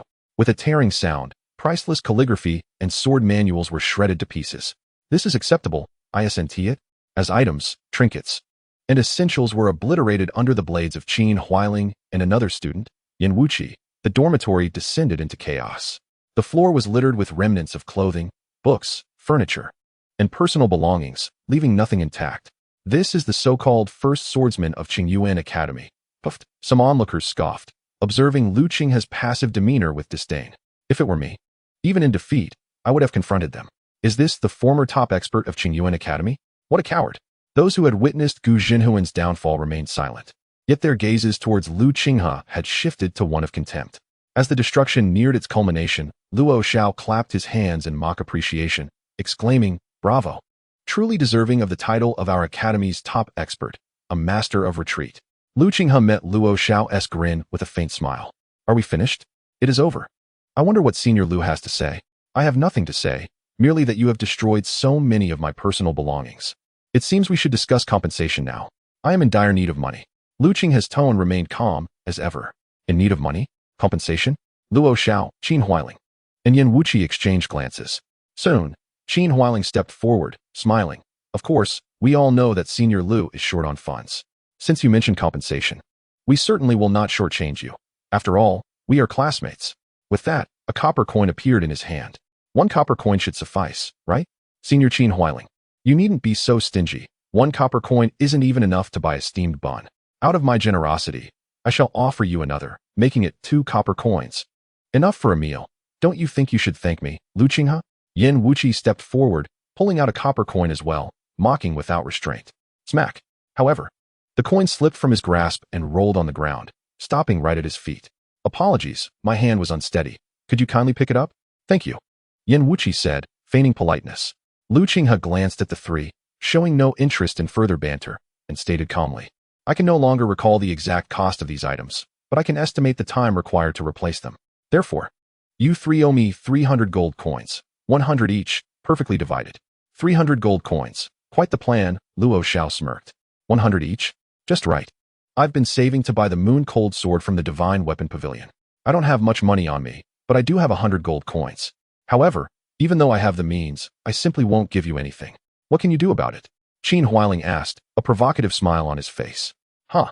I don't have 100 gold coins, but my jade pendant and sword together are worth at least 100 gold coins. Want them? Come and take them." Yin Wuqi laughed heartily. "As you wish," Lu Qinghe replied, stepping forward. "Unsheath. I've been waiting for you to make a move. Now you're acting like a man. Unfortunately, attacking me is tantamount to courting death. Yin Wuqi said, just break his limbs. His life can be left to Senior Beihai. Luo Xiao commanded indifferently from the side. Understood. I won't compete with you for the prey. Whoosh. As Yin Wuqi spoke, his sword transformed into a beam of cold light, launching an assault. However, even though Lu Qinghe had only just regained the first level of qi refinement, he had forcefully reached the master realm during his time on Earth. With his profound swordsmanship, he had slain the strongest of the Eastern Academy, Yingying. How could he be compared to Yin Wuqi, ranked 50 or so in the Qingyuan Academy? Bang! Sparks flew. Yin Wuqi's thrust was instantly deflected, and in the next moment, Lu Qinghe's sword became a streak of light, piercing through Yin Wuqi's wrist. Ah! A shrill scream escaped Yin Wuqi's lips. With one thrust, Lu Qinghe had severed his tendons. Wuqi! Seeing Yin Wuqi caught off guard and wounded, Qin Huailing shouted in anger. Lu Qinghe, you have some nerve. Clang! With a fierce shout, his sword was drawn. In contrast to Yin Wuqi, Luo Xiao, ranked 6th in the Qingyuan Academy, keenly sensed the extraordinary nature of Lu Qinghe's strike. Remembering Gu Jinhuan, who lay in agony in the corridor, missing most of his teeth, his hand unconsciously gripped the hilt of his sword. Meteor. Qin Huailing's strike was entirely within Lu Qinghe's expectations. The sword tip shifted, manifesting 9 sword shadows, flickering through the air like shooting stars. A mere trick. Break it. Qin Huailing bellowed, unleashing his full power at the pinnacle of the second level of qi refinement. The sword light swirling visibly. Bang, bang, bang. Yet, of the 9 sword shadows, only 3 sounds of collision were heard. The trio combined to repel Qin Huailing's sword technique. And then, like a startled swan, Lu Qinghe's sword surged forward, closing in on Qin Huailing. Qin Huailing, be careful. Clang. Luo Xiao, who had been keeping an eye on Qin Huailing's safety, finally made his move. With a third-level qi refinement cultivation, he unleashed a powerful pressure of true energy the moment his sword was drawn, causing Lu Qinghe's myriad sword shadows to momentarily falter. Luo Xiao, I have been waiting for you. Lu Qinghe called out. An opponent? The likes of Qin Huailing and Yin Wuqi are unworthy adversaries. Among the 3, only one poses a threat, Luo Xiao, ranked 6th in the Qingyuan Academy, at the 3rd level of qi refinement. Celestial Meteor. Chapter 8. Income. Luo Xiao finally made his move. Lu Qinghe had grown excessively arrogant. Luo Xiao and the others had been correct. With broken meridians, he was akin to a cripple. What face did he have to remain in the Qingyuan Academy? A disgraceful presence. Lu Qinghe relied on his exquisite swordsmanship and perhaps possessed commendable strength, but once Luo Xiao made his move, he could surely stabilize the situation. Luo Xiao's strike immediately incited a wave of astonishment among the students. Even those who witnessed Lu Qinghe's confrontation with Gu Jinhuan were momentarily taken aback. Luo Xiao?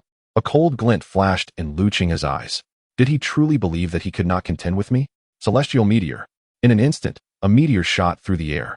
Although Lu Qinghe's true energy was only at the 1st level of qi refinement, the incredible speed achieved through his swordsmanship was equally shocking. Thud. As the 2 swords collided, a dull explosion erupted between them, and a pressure wave rapidly spread outward. How is it possible? His strike, which was nearly equivalent to a sneak attack, was actually blocked by Lu Qinghe. However, Luo Xiao, being the 6th-ranked powerhouse of the Qingyuan Academy, quickly regained his composure. With a turn of his sword, he conjured a brilliant sword light, akin to a tempest descending from the heavens. 36 heavenly swords. Boom. The sword, imbued with the force of the heavenly winds, instantly enveloped Lu Qinghe. Yet, just as the blades were about to strike him, Lu Qinghe's figure astonishingly split into 3, weaving through the shadows of Luo Xiao's sword. One sword transforms into 3. Whoosh. 3 sword shadows emerged. 2 struck against Luo Xiao's blade simultaneously, causing it to tremble violently and disrupt his technique. Meanwhile, the 3rd sword surged forward, aiming directly for Qin Huailing. Though Qin Huailing had been suppressed by Lu Qinghe, upon witnessing Luo Xiao's intervention, he felt assured of victory. They understood that even though Luo Xiao ranked 6th, it was only due to his encounter with Beihai during the ranking matches. In terms of strength, he could easily rank among the top 3 of the Qingyuan Academy. With him stepping in, they were free from worry. Relaxed. He never anticipated that while Lu Qinghe clashed with Luo Xiao, he would launch an attack against him. Bang! Flames erupted. Caught off guard. Despite Qin Huailing managing to block Lu Qinghe's sword with a single strike, the entire blade slipped from his grasp due to the shock. A shooting star. Seizing the moment, Lu Qinghe lunged forward, his sword piercing through. Luo Xiao, save me. Lu Qinghe, how dare you? With a thunderous roar, Luo Xiao unleashed the Tiangang breakthrough. The sword spinning rapidly as the 36 swords of Tiangang erupted into a myriad of sword shadows, their technique astonishingly powerful. A gasp escaped the onlookers, who could not contain their screams at the life and death struggle unfolding before them. Whoosh! Lu Qinghe's blade moved without hesitation, swift, precise, and lethal. With a spray of blood, the sword grazed Qin Huailing's neck, leaving a glaring crimson mark. Luo Xiao, a top-tier student of the third level of true refinement, was not significantly weaker than Yingying. He could potentially kill Lu Qinghe in their deadly clash, but he would undoubtedly suffer severe injury in the process. The force of the Tiangang breakthrough, unleashed with all his might, was as formidable as thunder. Had he not slightly evaded, he would have pierced Qin Huailing's throat even as Lu Qinghe's blade struck him. To exchange life for life? Qin Huailing's life was worthless. Thus, at a critical moment, Lu Qinghe momentarily dodged. Rending. Luo Xiao's lethal strike tore a gash in Lu Qinghe's shoulder, leaving behind a trail of blood. Before Luo Xiao could pursue again, Lu Qinghe executed the mind-dispersing step, his movements astonishingly fluid, almost creating illusions. By the time Luo Xiao's sword technique approached him again, Lu Qinghe had already pivoted, facing him directly. Save me, save me. Qin Huailing shrieked in despair, clutching his neck wound, his eyes filled with terror. Though Lu Qinghe had not killed him, the incessant bleeding compounded with the vulnerability of his neck heightened his fear to an extreme. Lu Qinghe, observing the pale-faced Qin Huailing, who clutched his right hand and cried out in agony, Luo Xiao realized that he was in deep trouble, deprived of his true energy. Lu Qinghe had managed to bring them to this dire state through sheer swordsmanship. It was as if he had finally recognized the true strength of the foremost student of Qingyuan Academy before him. If Lu Qinghe possessed the same third-level true energy as himself, this sixth-ranked powerhouse of the academy would be swiftly defeated. What do you intend to do, Lu Qinghe? Luo Xiao thought of Qin Huailing, a scion of the Qin family from Qingyuan City. If he were to perish, Luo Xiao would be implicated, suffering the repercussions of his merchant lineage. I have stated my demands. Compensation of 300 gold. 300 gold.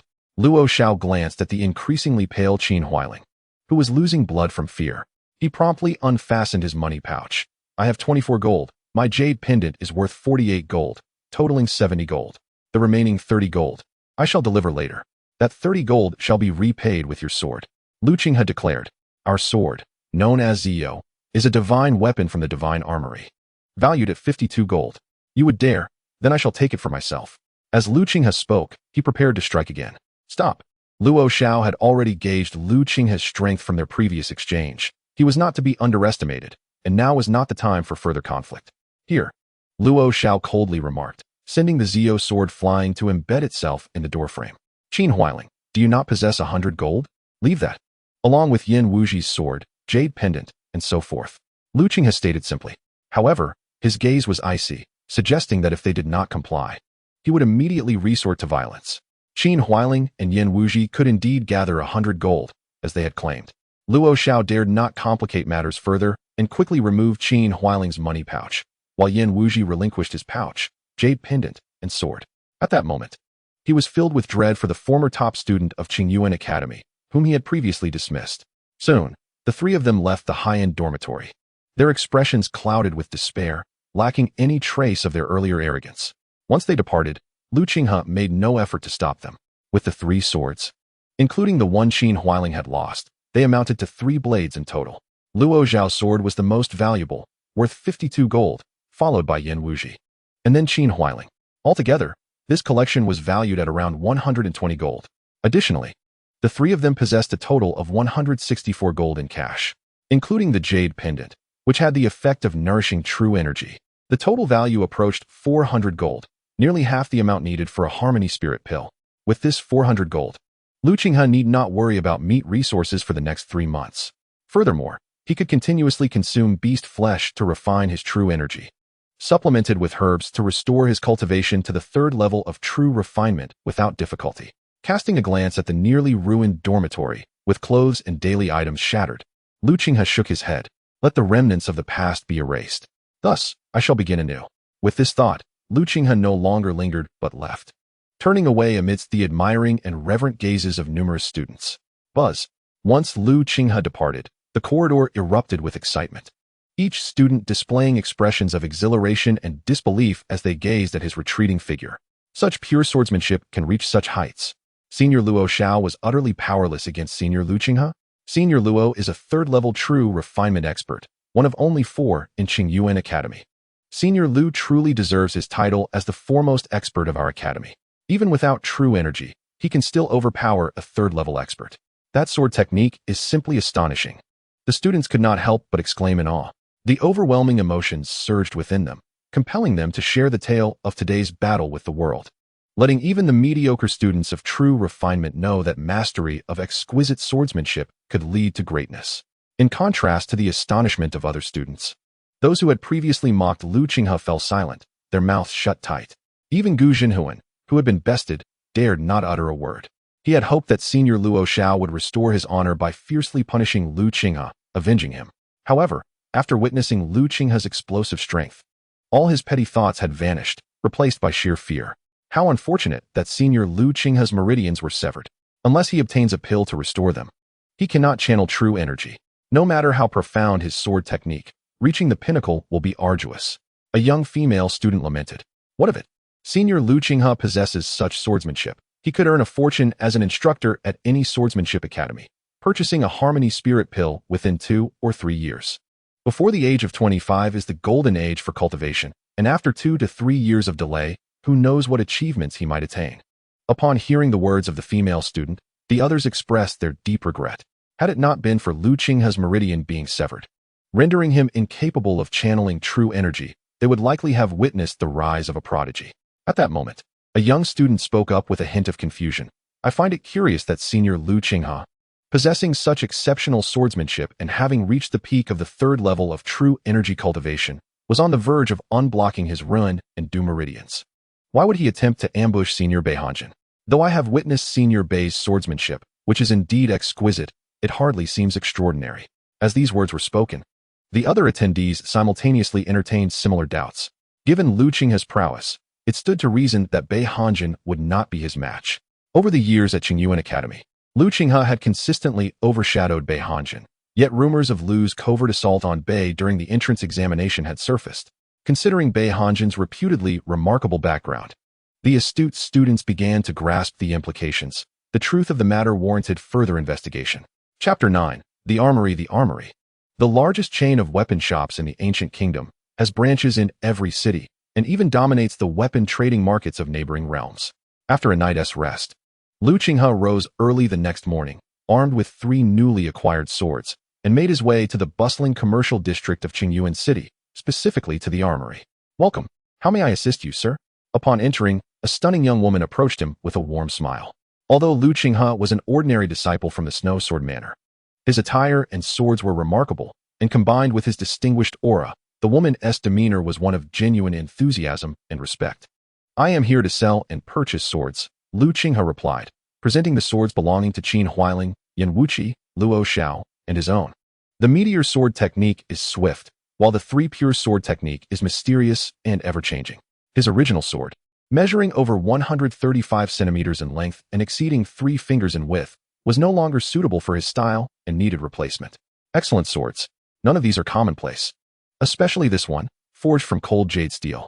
It possesses the unique quality of warmth in winter and coolness in summer, and at night, it reflects the moonlight, radiating a mystical glow. To forge such a sword from cold jade steel, only a master craftsman of superior quality can do so. Please wait a moment while I arrange this for you. The woman's enthusiasm intensified upon examining Lu Qinghe's swords. Cold jade steel. Lu Qinghe glanced at the sword she pointed out, recognizing it as one he had received from Yan Wuqi. He was not well versed in the properties of cold jade steel, but the mention of a master craftsman hinted at the sword's substantial value. Following the woman upstairs, he waited briefly in a private room before a man in his 40s, dressed in high-end clothing, approached him. I am Xiao Nanshan, a master craftsman at the armory. May I take a look at your swords? Please. Lu Qinghe placed the 4 swords on the table. Xiao Nanshan carefully drew out the sword made of cold jade steel, his steady hands revealing the quality of a remarkable craftsman. Indeed, this is forged from cold jade steel. The blade is perfectly rounded and flawless, indicating a level of craftsmanship superior to mine, likely from a top-tier master craftsman. After examining all 4 swords, Xiao Nanshan turned his gaze back to Lu Qinghe. If you wish to sell these 4 swords, the armory is prepared to offer you 260 gold pieces, with this particular sword valued at 160 gold pieces. 260 gold pieces. Lu Qinghe was pleasantly surprised, having anticipated only around 150 gold. He nodded in agreement. Thank you. Since I will part with this sword, I need to acquire a suitable weapon here at the armory for practical use. Do you have any recommendations, Mr. Xiao? What price are you willing to pay for a sword? 100 gold pieces, Lu Qinghe replied, adding, I seek a lightweight sword. I apologize, but our duties are limited to appraisal, and I cannot assist you in this regard. However, if you are interested in purchasing, you might consider the Qianlong Pavilion, which specializes in practical swords that are yet to be adorned. Some of the swords here have seen battle and are exceptionally refined. You may find something worthwhile there. Thank you, Mr. Xiao. I will await your good news from Qianlong Pavilion. Lu Qinghe stood, expressing his gratitude. Xiao Nanshan had provided valuable guidance, and further inquiries might only irritate him. Turning to the accompanying woman, he said, Please lead me to Qianlong Pavilion. Certainly, this way, sir. The woman gestured respectfully, guiding Lu Qinghe toward Qianlong Pavilion. 100 gold pieces. This represented a significant transaction, with her commission nearing half a month's earnings. Under her guidance, they soon arrived at Qianlong Pavilion, which housed swords that were yet to be completed, focusing primarily on practicality with minimal embellishment. Of course, even practical swords required some adornment. No one desired a weapon that was too unsightly. This is Qianlong Pavilion, where not only can you find swords crafted by our armory's master craftsmen, but also renowned blades from 4 different regions. Even some famous martial artists and swordsmen entrust us with their discarded swords for sale. These swords often serve as a stepping stone for those seeking to apprentice under them.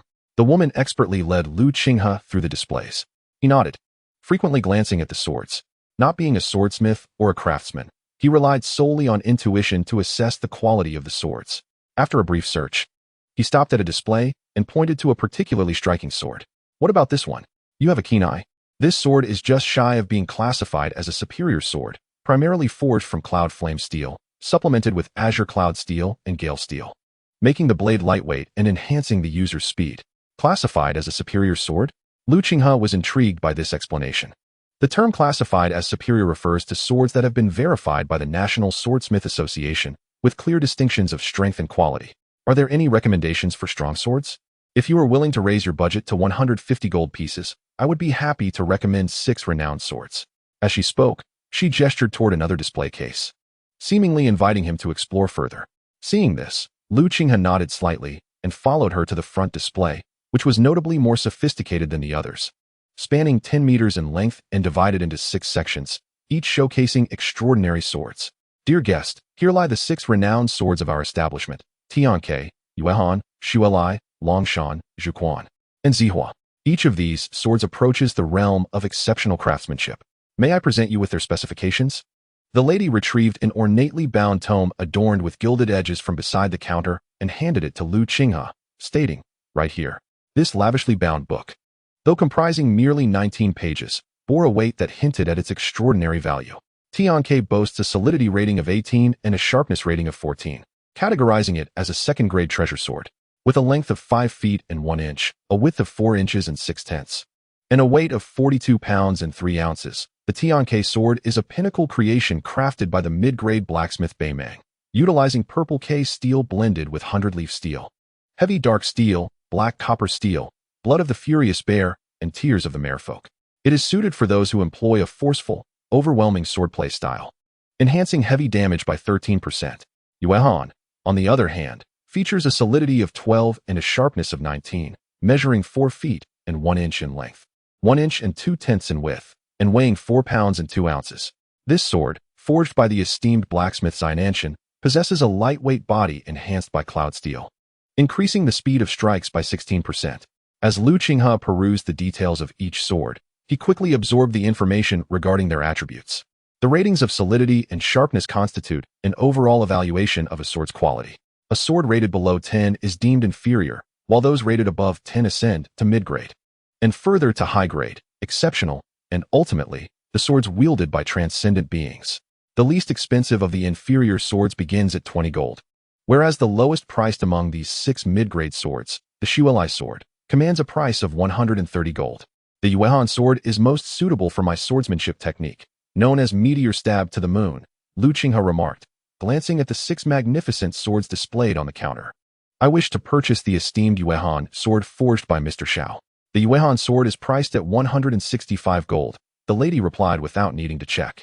Please deduct the cost from the swords I am selling, Lu Qinghe instructed. The price of 165 gold for a sword is not trivial. Nevertheless, the quality of the sword undeniably enhances a practitioner's combat prowess. With the advantage of the Yuehan sword, Lu Qinghe's speed in wielding it will increase by 16%, allowing him to execute 11 strikes per second, thus preventing any further embarrassment in future confrontations with the Yingying. Here is your sword. Along with the remaining 95 gold from the sale, the lady said, promptly presenting Lu Qinghe with an exquisite sword box, complemented by a lavish sword sheath. In an instant, Lu Qinghe not only acquired a top-tier mid-grade sword that would elevate his overall combat effectiveness by 20%, but his wealth also surged to an astonishing 266 gold.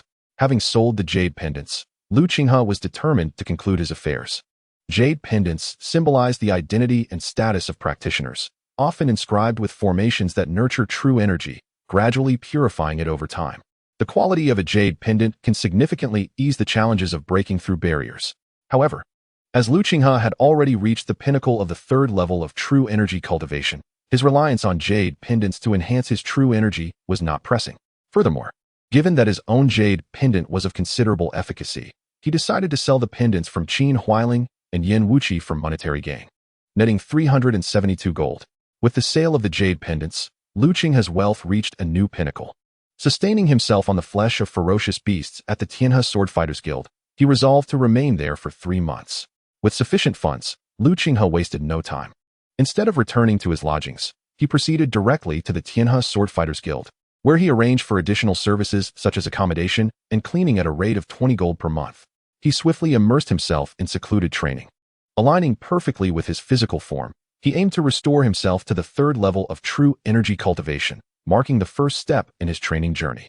Chapter 10. Refining Essence into Energy. Martial artists refine essence into energy. Due to the deficiencies of heaven and earth, living beings lack the nourishment of primordial energy, rendering them unable to cultivate true energy. They are compelled to resort to refining essence into strength. The training of strength can be divided into 3 stages: refining bones, refining tendons, and refining organs while exchanging blood. Upon mastering all 3 stages, one becomes akin to an earthly immortal, with their essence, energy, and spirit reaching their zenith. Capable of refining energy into spirit. Lu Qinghe's prior training in strength had reached perfection. However, alas, strength is not true energy. Despite his unerring methods and exceedingly solid foundation, he faced failure in the moment of refining energy into spirit. He was obliged to employ secret techniques to unleash all the essence within him, forcibly transforming it into spirit. At the instant his spirit began to take form, his primordial spirit exited his body and merged into the stellar currents, traversing the starry sea. Such a method was a path to certain death. Had Lu Qinghe not seized the opportunity to immerse himself in the stellar currents and cross the starry sea, he might have already been lost to the void. Within the Tianhe Swordfighters Guild, Lu Qinghe commenced the arduous process of refining his muscles and bones. After a month of training, supplemented by medicinal herbs and the flesh of ferocious beasts, he had refined the strength throughout 51 bones in his body, successfully entering the initial stage of bone refinement. The next step entails refining the strength throughout 126 bones of his limbs and 29 bones of his skull to complete this stage. In addition to refining bones, Lu Qinghe also engaged in energy cultivation. Through a month of continuous effort, his true energy cultivation advanced from a barely attained 1st level to the pinnacle of the 1st level of true energy refinement. A breakthrough was imminent. In the training room, Lu Qinghe diligently practiced the thunder sound body refinement technique, causing his entire body to resonate. His blood and flesh ignited, and his energy condensed to its utmost. When the burden on his physical form reached its limit, Lu Qinghe suddenly entered a state of stillness, sitting cross-legged on the ground, refining essence into energy. His true energy surging at full speed. 1 cycle, 2 cycles, 3 cycles. For cycles, his energy pulsated as Lu Qinghe's true energy circulated at an astonishing pace, completing 18 cycles in no time. As he gradually decelerated, nearing the end of his session, his true energy had already traversed 25 cycles. By the time the hour concluded, he had achieved 26 cycles of cultivation. Reaching the 2nd level of true energy refinement, Lu Qinghe let out a sigh of relief. With 26 cycles of cultivation, His true energy had undergone multiple refinements, becoming significantly more concentrated than before. Noticing a marked pallor on his face, Lu Qinghe approached the mirror to find his complexion had taken on a sickly hue. This was a result of forcibly activating his energy and blood through the thunder sound body refinement technique. Despite consuming considerable amounts of ferocious beast flesh daily, and the chef incorporating precious herbs into his meals, he still found his energy and blood severely depleted after a month. Lu Qinghe's expression turned somber. Continuing in this manner would be unwise. Currently, he merely appeared pale. However, if he persisted, he would soon become weak and, in a more severe scenario, damage his immune system, which could jeopardize his foundation. With a decisive tap on the service bell, the waiting maid, Jiang Qingqing, promptly entered, bowing respectfully. "Young Master Lu, how may I assist you? Kindly inquire whether we have access to higher-grade ferocious beast flesh," he requested. "Yes, please wait a moment," Jiang Qingqing replied before departing. Shortly thereafter, she returned alongside Huang Yu. "Young Master Lu, do you require higher-grade ferocious beast flesh?" The Qinhe Swordsmanship Association possesses a specialized hunting team, capable of procuring meat from 5th, 6th, and even higher-tier ferocious beasts for Master Lu, albeit at a significantly elevated cost. What are the prices for 5th-tier and 6th-tier beast meat? The cost of 5th-tier beast meat is relatively reasonable, around 3 gold for a meal, while 6th-tier meat is pricier, reaching 20 gold. As for 7th-tier beasts, the price escalates to 80 or even 100 gold. 100 gold? Even though 6th and 7th-tier beasts are formidable, such exorbitant prices seem unreasonable. Master Lu may not be aware that there are no 6th or 7th-tier beasts near Qingyuan City. Hunting them requires a journey to the Qingyuan Mountains on the southern border of Xian County, which is a 5-day trek from Qingyuan City. The difficulty of preserving the meat increases significantly over such a duration. Speaking of which, Huang Yu paused slightly. Our Qinhe Swordsmanship Association has a branch in Longquan Town at the foot of the Qingyuan Mountains, where 5th-tier beast meat is only 2 gold, and 6th-tier meat ranges from 8 to 10 gold. If Master Lu requires it, might I suggest? The question of preservation had escaped Lu Qinghe's mind. As time passes, the essence contained in the beast meat dissipates. The essence within the flesh and blood of a 4th-tier beast diminishes to the level of a freshly slain 2nd-tier beast within just 1 day. With this thought, Lu Qinghe resolved to proceed accordingly. "I shall step out for a while. Are you planning to venture into the Yingying Mountains?" The Yingying Mountains, also known as the 3,000-mile Yingying Range, spans several counties, teeming with beasts of the 3rd, 4th, and 5th tiers. Though 7th-tier beasts exist, they are exceedingly rare. We at the Qinhe Swordsmanship Association can provide Master Lu with a dedicated guard and hunting team to assist in your training. A 5-member team for the 3rd stage of training costs merely 20 gold per month, while a team for the 4th stage charges around 100 gold. Should Master Lu have any needs, the services of the Qinhe Swordsmanship Association are comprehensive, albeit somewhat steep. Haha, yet the value of our offerings is undeniable. I have faith in that. Upon noticing that Lu Qinghe had not hired the hunting team, Huang Yu quickly interjected, "Master Lu, if you intend to go to the Yingying Mountains, it would be wise to wait 3 to 5 days. Half a month ago, a Tianqin hawthorn appeared, igniting a fierce competition. Although it concluded yesterday, the mountains remain chaotic. It may take another 3 to 5 days for order to be restored." The Tianqin hawthorn. This is a revered medicinal herb for practitioners in the refining stage. One such plant could save years of arduous cultivation. I will consider it. As Lu Qinghe exited the Qinhe Swordsmanship Association, he began to procure essential survival gear for the wilderness: a map of the Yingying Mountains, a compass, fire starters, and salt. Taking him an entire hour. Observing the waning daylight, he decided it would be prudent to rest for the night and set out the following day. However, just as he was about to return to the Qinhe Swordsmanship Association, a group of 6 swiftly encircled him from the street. The weakest among them was at the 2nd stage of refining, while the leader, an older man, had already opened the Rin and Du meridians. Entering the 4th stage of refinement, they were evidently targeting Lu Qinghe, forming a tight circle around him. "Qin Huailing." Lu Qinghe recognized the young man at the forefront. "Lu Qinghe." A flicker of hatred flashed in Qin Huailing's eyes. "You've been hiding like a turtle for a month. I thought you had fled Qingyuan City. Finally decided to show yourself, have you? What is it?" Lu Qinghe's gaze lingered on the young man in his 20s, coldly inquiring. Lu Qinghe's indifference sparked a glint of malice in Qin Huailing's eyes. But at that moment, the young man beside him seemed to notice something. His gaze sweeping over Lu Qinghe and landing on his sword, the Yuehan sword, one of the 6 renowned swords from the Divine Armory. "I have quite an affinity for this sword. I did not expect it to fall into your hands. Therefore, I shall be magnanimous. Offer me 600 gold and the Yuehan's sword, kneel, and apologize, and I shall let this matter pass. Cousin Qingfeng, how can you let him off so lightly? He severed Yin Wuqi's tendons, rendering him unable to wield a sword. He should experience the pain of having his tendons severed. Qin Huailing was filled with animosity towards Lu Qinghe, evidently unwilling to let the matter rest. Is that so? If that is the case, let us sever his tendons. The older man, Qingfeng, regarded Lu Qinghe with a detached gaze, pride emanating from his very being. Do you need me to do it myself? If I do, it may not be as simple as severing tendons. Lu Qinghe, will you not kneel and surrender? My brother Qingfeng is a genius who entered the Qinggyuan Academy from the Yingying Academy last term. He is willing to be lenient and spare your life. Shouldn't you quickly sever your own tendons and express your gratitude? Upon hearing Qingfeng's words, another young man beside him could no longer contain himself and shouted, You choose your own fate of having your tendons severed? Lu Qinghe looked at Qingfeng, who was filled with disdain and had not regarded him as a threat, his expression indifferent as he drew the Yuehan's sword. As you wish. Whoosh. Seeing Lu Qinghe daring to draw his sword first, a fierce light ignited in Qingfeng's eyes. What courage! Clang. In the next moment, as the sword was unsheathed, a swirling sword aura erupted from Qingfeng's blade, creating a forceful wave that cut through the air, a sword that transcends the heavens. With one stroke, the space before him seemed to be filled and confined by the might of the sword. A shooting star piercing the moon.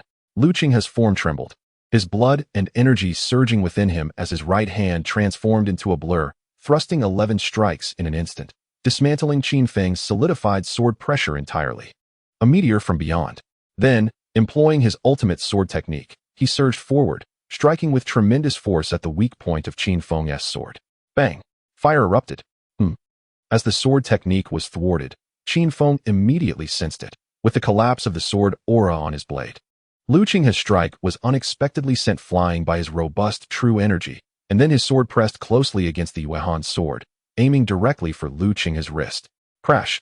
As Qingfeng's blade approached, Lu Qinghe's Yuehan's sword emitted a piercing low hum, and in that moment of vibration, the disparity between the second and fourth stages of refinement was violently shattered, causing Qingfeng's sword to be deflected, his technique thrown into disarray. Flash! A flash of cold light. The Yuehan sword was about to pierce Qingfeng's body. Whoosh! Just as the sword was unleashed and the victor seemed to be determined, a beam of sword light erupted from a tavern on the side of the street, carrying a powerful wave of energy, shooting through the air. Chapter 11. Qinggyuan.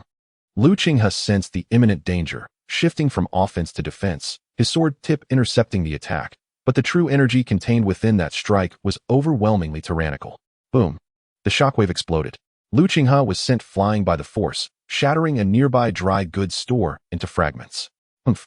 With a soft grunt, a young man, seemingly of similar age to Qingfeng and exuding an air of elegance, appeared on the balcony of the tavern. He then gracefully leaped down, retrieving the sword he had just propelled with great force. At that moment, 5 figures, 2 men and 3 women, peered down from the tavern, revealing half of their bodies.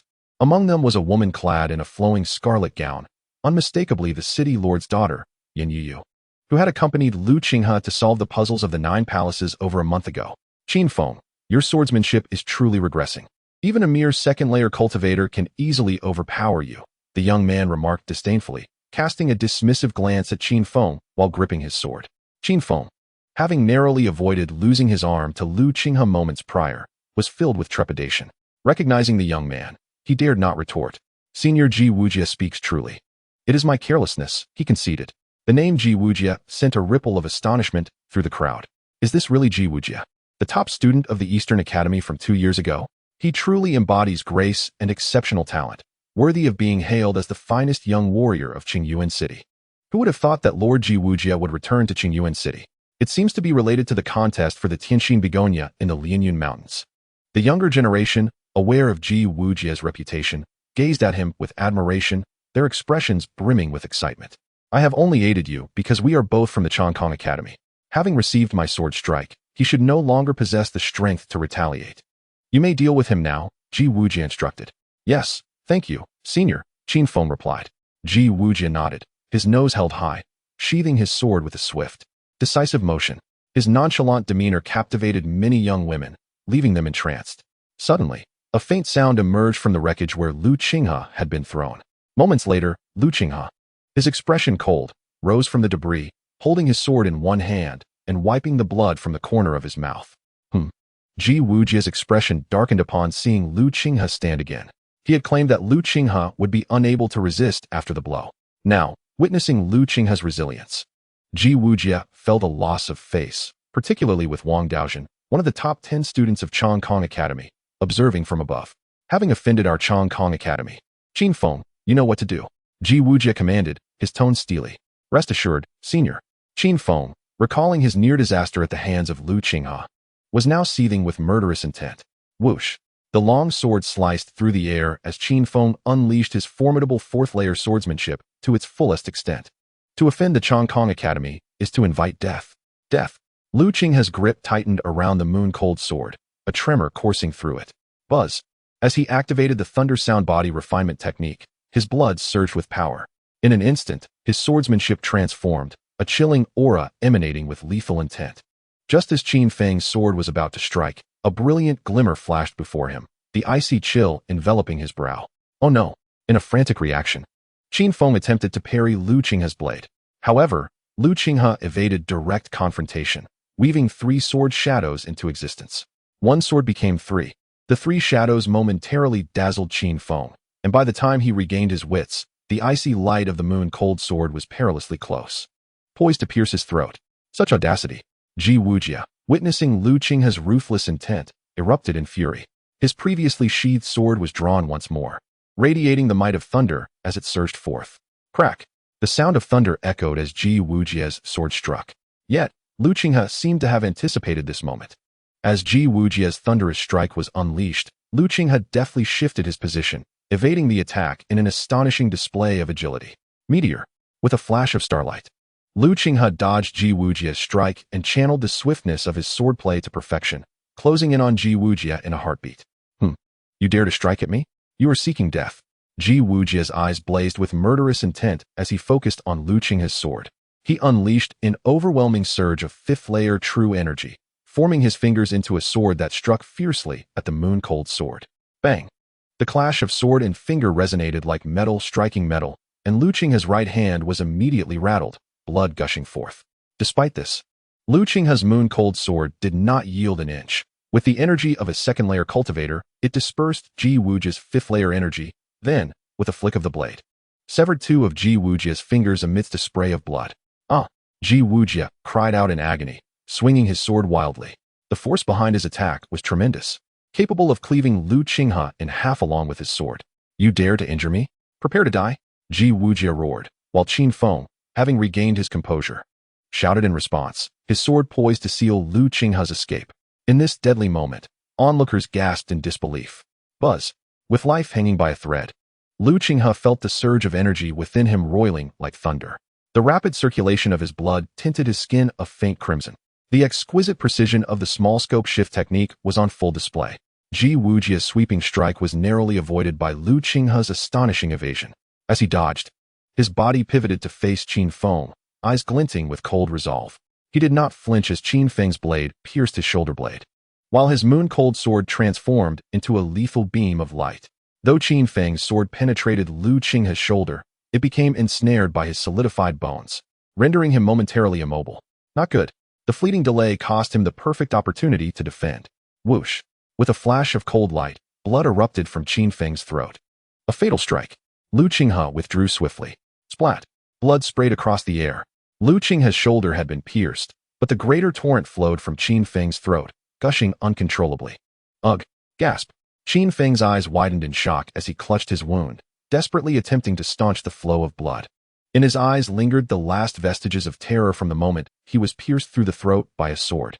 He could scarcely fathom that. As a student of the esteemed Qinggyuan Academy, he would find himself dispatched by what was rumored to be a mere cripple whose meridians had been shattered. A tumult of resentment, regret, and fear intertwined within him. Yet, miracles did not grace his fate. His form soon collapsed, convulsing as he drew his last breath. Boom! When the scene finally unfolded before the crowd, an atmosphere of chaos erupted. Cousin Qingfeng. Qingfeng is dead? Wasn't he one of the elite students from our Qingyuan City's 3 great academies? He even gained admission into Qinggyuan Academy. How could he possibly die? Lu Qinghe, you dared to kill Qingfeng. The onlookers, including Qin Huailing and the companions who had accompanied Qingfeng, wore expressions of disbelief and horror.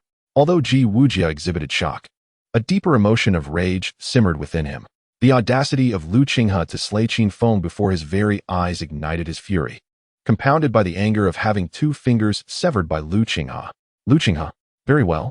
To dare slay a member of Qinggyuan Academy in my presence. You are as good as dead today. No one can save you. Ji Wujia's wrath knew no bounds. He found himself cornered by a mere second-tier practitioner of the true refinement stage. At that moment, the 5 individuals in the tavern displayed expressions of astonishment. Who exactly was Lu Qinghe? Though only at the 2nd level of true refinement, his swordsmanship and footwork were breathtaking, particularly his meticulous thought and ruthless execution, which astonished those present. A young woman beside Yingying expressed her curiosity. Regardless of who he is, I know one thing. He is destined to die today. A young man clad in a green robe behind her spoke coldly. Qinggyuan Academy is exceptionally united. Despite internal competition, they present a united front against outsiders. Offending someone from Qinggyuan Academy is far more perilous than offending the Royal Academy of Beiwei. Yingying, observing Lu Qinghe below, remarked with a hint of peculiarity. Lu Qinghe, the foremost swordsman of Qingyuan Academy, was rumored to have been expelled half a month ago for employing treachery against Beihaijian during the competition for admission to the Royal Swordsman Academy. Beihaijian, the son of the Black Flood Dragon King. I have encountered him, though at the 3rd level of true refinement. He is not formidable enough for Qingfeng to handle effortlessly. Was there truly a need for Lu Qinghe to resort to underhanded tactics? If Beihaijian sought an excuse, he should have chosen a more reasonable one. The woman who held a certain admiration for Lu Qinghe shook her head as she spoke. The elite of higher academies differ from ordinary institutions. They have already engaged with society and are well versed in the clandestine machinations at play. Without needing to guess, she comprehended the underlying reasons. Ji Changyue, go inform Ji Wujia that if he cannot eliminate this man, he should refrain from visiting me again. No one deemed worthy of my gaze can be a waste. At that moment, a calm yet subtly authoritative figure, seemingly the leader among them, spoke with an indifferent tone. His face remained as impassive as ever, yet his words sealed the fates of both Lu Qinghe and Ji Wujia. In his eyes, human life was merely a plaything for maintaining appearances. Chapter 12, Qingyan Senior. The words of Senior Wang Daojin echoed, and it seemed that Lu Qinghe was doomed. His swordsmanship was commendable. What a pity it had incited the displeasure of a senior. Such a fate was unavoidable. The conversations of another man and woman were laced with coldness as they regarded Lu Qinghe with the eyes of those observing a corpse. For indeed, the authority of Senior Wang Daojin rendered such a fate inevitable. Ji Wujia, with the command of Senior Wang Daojin, Lu Qinghe's demise is assured.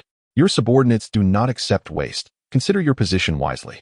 Ji Changyue, clad in a green robe, swiftly descended to deliver the cold message to Ji Wujia, who was ablaze with fury. His disdain was palpable. How could one who could not subdue a mere 2nd-tier practitioner claim a place among their team of prodigies? The weight of Ji Changyue's words sent a tremor through Ji Wujia's heart. In the next moment, an inferno of wrath ignited within him. Lu Qinghe, Wang Daojin. He is among the top 10 powerhouses of Qinggyuan Academy, renowned throughout the capital of the Eternal Kingdom, Qiangu City. Wherever he goes, he is accompanied by followers. Even the nobility treats Senior Wang Daojin with utmost respect. When Wang Daojin first arrived in Qingyuan City, the city lord personally hosted a banquet in his honor, allowing his daughter, Yingying, to accompany him on his stroll through the city. Lu Qinghe dared to cause him embarrassment before Senior Wang Daojin, inciting discontent. Death. True energy surged. Ji Wujia's sword emitted a light hum as he summoned all his energy, prepared to obliterate Lu Qinghe completely. Qingfeng wanted me dead. Yet he is the one who perished. Lu Qinghe's eyes were icy. Boom. At that moment, a violent commotion erupted from the end of the street, accompanied by a surge of people, as if a troop was hastening towards their location. The city guards? Ji Changyue furrowed his brow slightly, directing his gaze towards Yingying. She was the daughter of the city lord of Qingyuan City. However, Yingying shook her head, her expression turning cold as she gazed in the direction of the noise. Upon spotting a troop rounding the corner of the street, her demeanor hardened. Who dares to gallop in my Qingyuan city with such audacity? She then commanded a middle-aged woman who had been standing in the shadows. Go, apprehend them. Understood, the middle-aged woman replied, preparing to depart. Yet at that moment, the young woman who had previously admired Lu Qinghe suddenly interjected, Wait, those are dragon feather horses. Dragon feather horses? Meng Feifei, are you saying those are dragon feather horses? The remark left Yingying momentarily stunned. The 16 steeds ridden by the knights were pure white, flawless, with delicate wings fluttering at their hooves as they traversed the wind. Surely, they were dragon feather horses. Dragon feather horses were typically reserved for the disciples of the Wenchen sect. Why would they appear here? Yingying pondered, her curiosity piqued. The Wenchen sect, a revered sanctuary of cultivation within the Eternal Kingdom, a formidable entity. The core disciples of the Wenchen sect hold status equal to that of the royal family, their standing rivaling that of princes and princesses.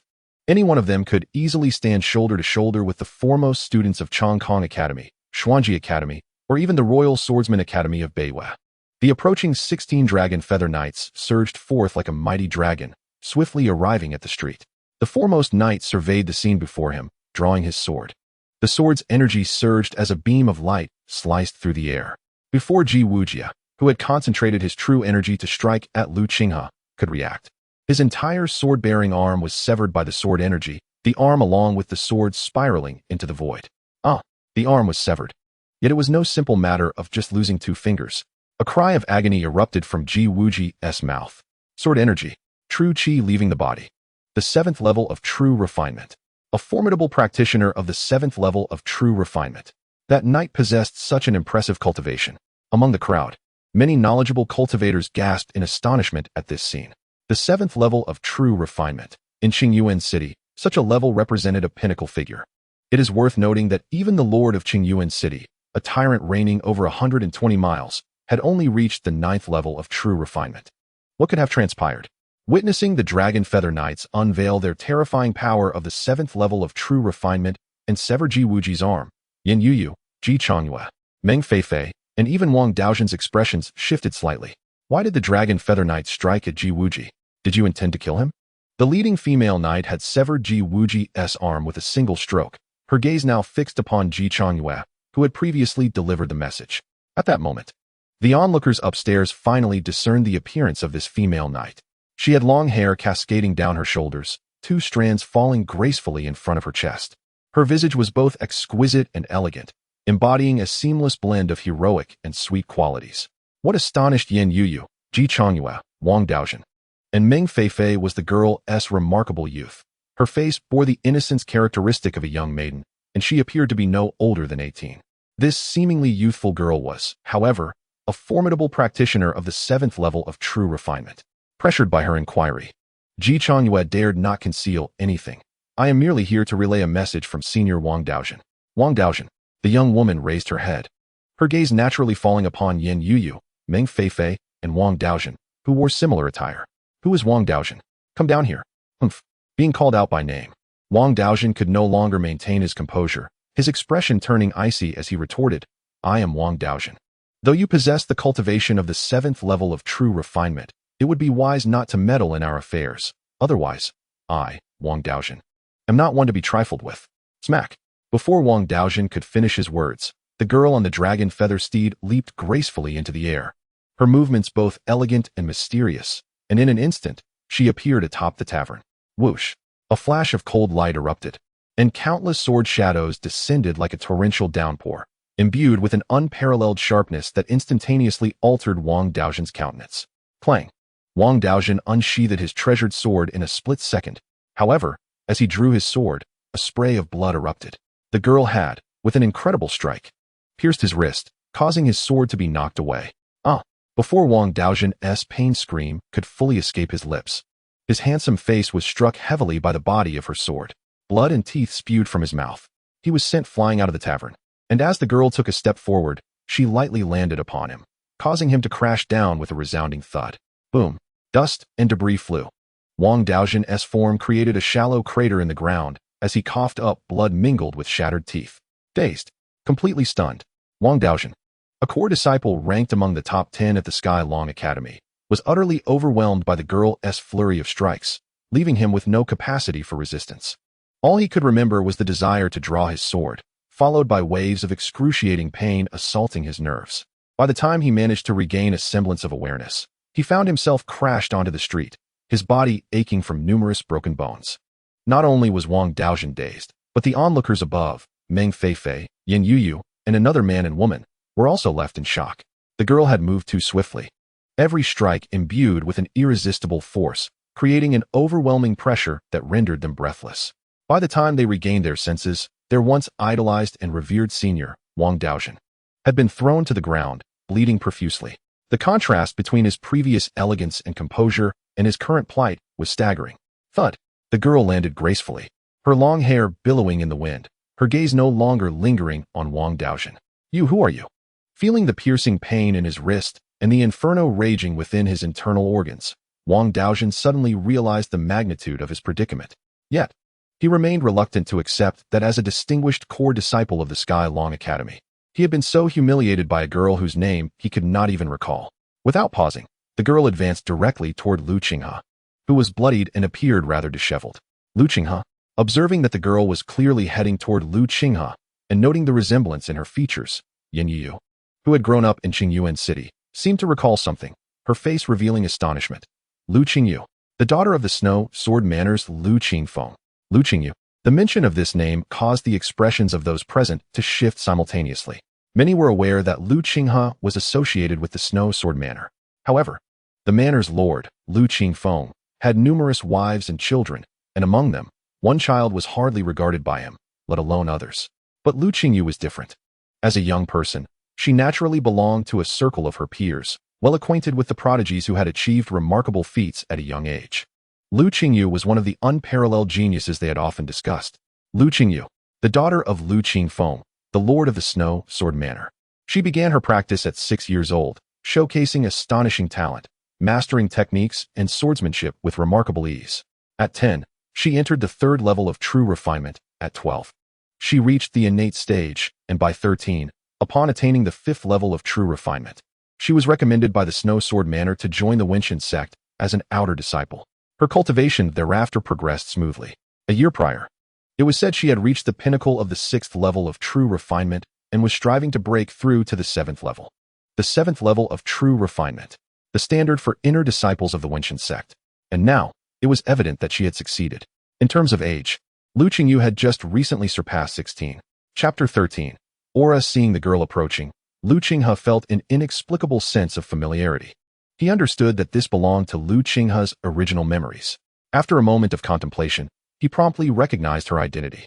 Lu Qingyu, the snow sword manor's lord, Lu Qingfeng, had numerous wives and children, resulting in a familial dynamic far from harmonious, with 93 offspring divided into various factions based on their mother's backgrounds. Lu Qingyu and Lu Qinghe were born of a humble maid, and thus faced various humiliations. Their mother had died mysteriously amidst the turmoil of the household, leaving the siblings to rely on each other. Consequently, the bond between them had been exceptionally strong in their childhood. Damn it! How dare they injure you so severely? Lu Qingyu gazed at the bloodied Lu Qinghe, her eyes glinting with a chilling light. Qinghe, how do you wish to deal with them? Lu Qinghe glanced at Ji Wuji. Ji Wuji had already reached the 5th level of the true refinement realm, while Lu Qinghe, having exhausted his vitality to the brink of physical collapse, found a way to eliminate him. As for Wang Daojun, he stood at the pinnacle of the 6th level of true refinement, surpassing the limits of Lu Qinghe's strength. They were your captives. Lu Qingyuan discerned Lu Qinghe's intent. Her gaze swept over Ji Wuji and Wang Daojun before she gestured with her jade hand. A female swordsman accompanying her immediately received the command, galloping forward with her sword drawn. No. Ji Wuji's eyes widened as he attempted to utter a warning. But before he could speak, his throat was pierced by the blade. Having slain Ji Wuji, the female swordsman did not pause. She turned towards Wang Daojun. No. You cannot kill me. I am a scion of the Wang family from the ancient city. If you wish to kill me, I am willing to apologize to Lu Qinghe. As the swordswoman approached, Wang Daojun's eyes filled with terror. Yet, the swordswoman's expression remained unchanged. I beg you spare me, Wang Daojun cried, struggling to rise and attempting to flee. Witnessing this scene, a cold light flickered in Lu Qingyuan's eyes. Her treasured sword was unsheathed in an instant, and her form became a fleeting white silhouette, moving with such speed that even Lu Qinghe could barely catch a glimpse. No. With a chilling scream, blood gushed forth. A torrent of crimson erupted from Wang Daojun's pierced throat. Swish! With a single stroke, Lu Qingyuan cast her sword aside, and another female swordsman stepped forward to receive it, producing a silk cloth to wipe away the blood. Miss, how shall we deal with these individuals? At that moment, one of the swordswomen's gaze fell upon several people accompanying Qin Huailing. As their attention shifted, Fear surged in the faces of those who had come with Qin Huailing. A few hastily distanced themselves, exclaiming, "This has nothing to do with me. It was him, he urged us on. We were merely misled. Had we known he would dare to confront Lord Lu Qinghe, we wouldn't have associated with him even if given 1,000 chances. Please, Miss Lu Qingyuan, spare our lives." The remaining four pleaded desperately, their hearts filled with dread and regret. They had never anticipated that behind Lu Qinghe stood such a fearsome harbinger of death, capable of executing even the top 10 core disciples of the Qinggyuan Academy without hesitation. Compared to Wang Daojun, a core disciple of the Qinggyuan Academy, their status and strength were insignificant, akin to mere small fish. Each was to lose an arm, and as for the instigator, Lu Qingyuan's gaze fell upon Qin Huailing and Ji Changyue, causing the two to tremble in fear, collapsing to the ground. Spare us, kill them, swish.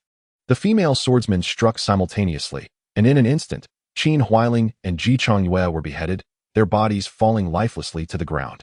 The others, without exception, lost an arm, and the air was filled with the sound of their agonized cries. This scene left the onlookers shivering in shock. Yet, many of the young men and women gazed at Lu Qingyuan with fervent admiration. A true powerhouse. This was the essence of strength, the unparalleled grace of a youthful champion. Compared to Lu Qingyuan, what were Qin Feng, Ji Wujie, Ji Changyue, and Wang Daojun? They were mere insignificant entities, akin to dust in the wind. The Snow Eagle swordswomen. Lu Qinghe discerned the identities of those who had taken action. The Snow Eagle swordswomen, the elite amongst the elite of the Shuejian Mountain Manor, held a status equivalent to that of the Dragon Eagle swordsman, specifically tasked with safeguarding those favored by Lu Qingfeng, each possessing a minimum cultivation of the 4th level of true refinement. The 15 female swordsmen accompanying Lu Qingyuan were likely at the 5th or 6th level of true refinement.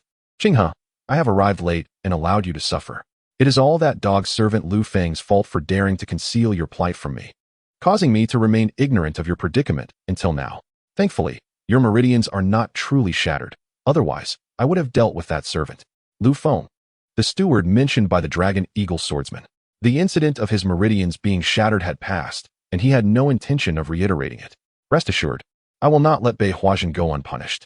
Once I resolve matters on my end, I will accompany you to the Black Flood King's residence and demand that the king surrender Bei Huajin for your vengeance."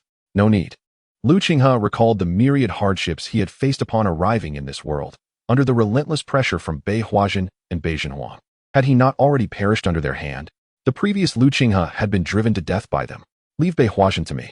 Lu Qinghe looked at his brother, who now exuded a fighting spirit and had undergone a significant transformation compared to before. It seemed that in the past month, he had experienced a metamorphosis. This transformation was undoubtedly progressing in a favorable direction. "Very well, I shall leave it to you. Bei Huajin is merely a trifling figure at the 3rd level of true refinement. Even if he returns to the Wang residence and receives their resources, it will amount to little. I have already become an inner disciple of the Wenshan sect and can bring a close attendant into the sect. With the resources from the Wenshan sect, in no more than 3 years, you will surpass Bei Huajin." "To the Wenshan sect?"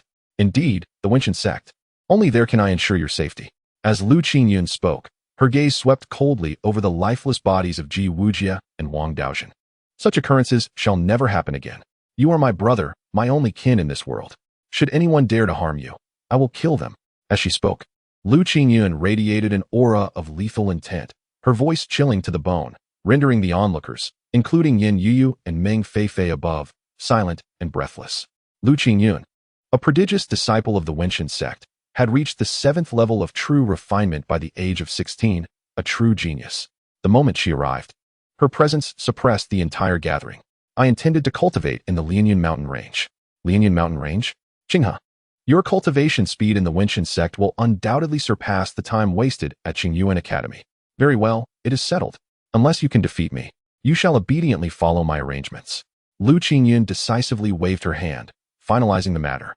"Adhere to the training plan I have devised for you, and within a year, I guarantee you will enter the innate realm." Her resolute demeanor embodied the spirit of a heroine, commanding the landscape with grandeur.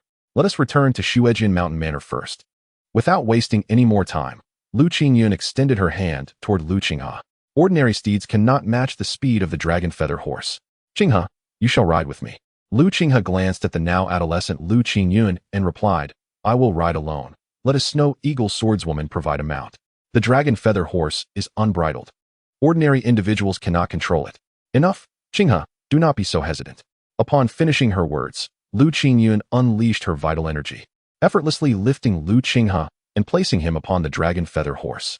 The vast disparity between the 7th and 2nd levels of true refinement rendered him powerless to resist. Hold on tightly to my waist. Lu Qingyuan turned to Lu Qinghe behind her and, without hesitation, galloped away towards the outskirts of Qingyuan city, followed closely by 15 snow eagle swordsmen. Lu Qinghe wished to seize this opportunity to inquire about the identity of the woman who had gifted him the intermittent spirit elixir years ago. But Lu Qingyuan left him no time to ask. Such a favor must be repaid. Even a drop of kindness deserves a fountain of gratitude. With a clear mind and a focused heart, one could seek the truth and explore the Tao. However, given his current status and cultivation level, even if he discovered her identity, he feared he would be powerless to act. With this thought, Lu Qinghe suppressed his emotions and concentrated, stabilizing himself atop the dragon feather steed. At first, he was reluctant to embrace Lu Qingyuan as they rode, but once they sped beyond Qingyuan city, the wind surged around them, causing him to grasp her waist for support.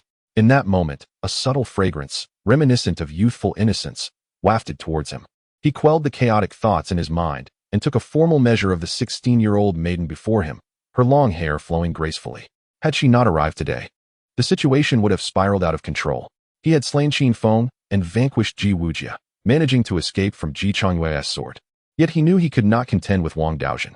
Lu Qingyuan's appearance had averted a grave peril. Moreover, her primary mission was to escort him to the Wuxian sect, a revered sanctuary for cultivation in the ancient kingdom, a colossal entity rivaling the royal family. The resources for cultivation available within such a large sect far surpassed those of Qingyuan Academy, Qingyuan City, and the Tianhe Swordsman Association. Training within such a prestigious sect would undoubtedly expedite his ascent to higher realms, granting him access to broader horizons. The Wuxian sect. It was his golden opportunity, a chance to soar to great heights. Within the sect, myriad cultivation resources and boundless methods awaited, occupying the trifecta of wealth, companionship, and land. Contemplating this, Lu Qinghe glanced at Lu Qingyuan but refrained from further speech. The inner disciples of the Wuxian sect would not be her ultimate goal. Chapter 14. The mysterious light technique Snow Sword Manor, perched on the edge of the Qingyuan mountain range at the summit of Snow Dragon Peak. The Qingyuan mountain range, the foremost mountain range of the ancient kingdom, stretches northward for 14,000 miles, reaching deep into the neighboring Holy Snow Kingdom.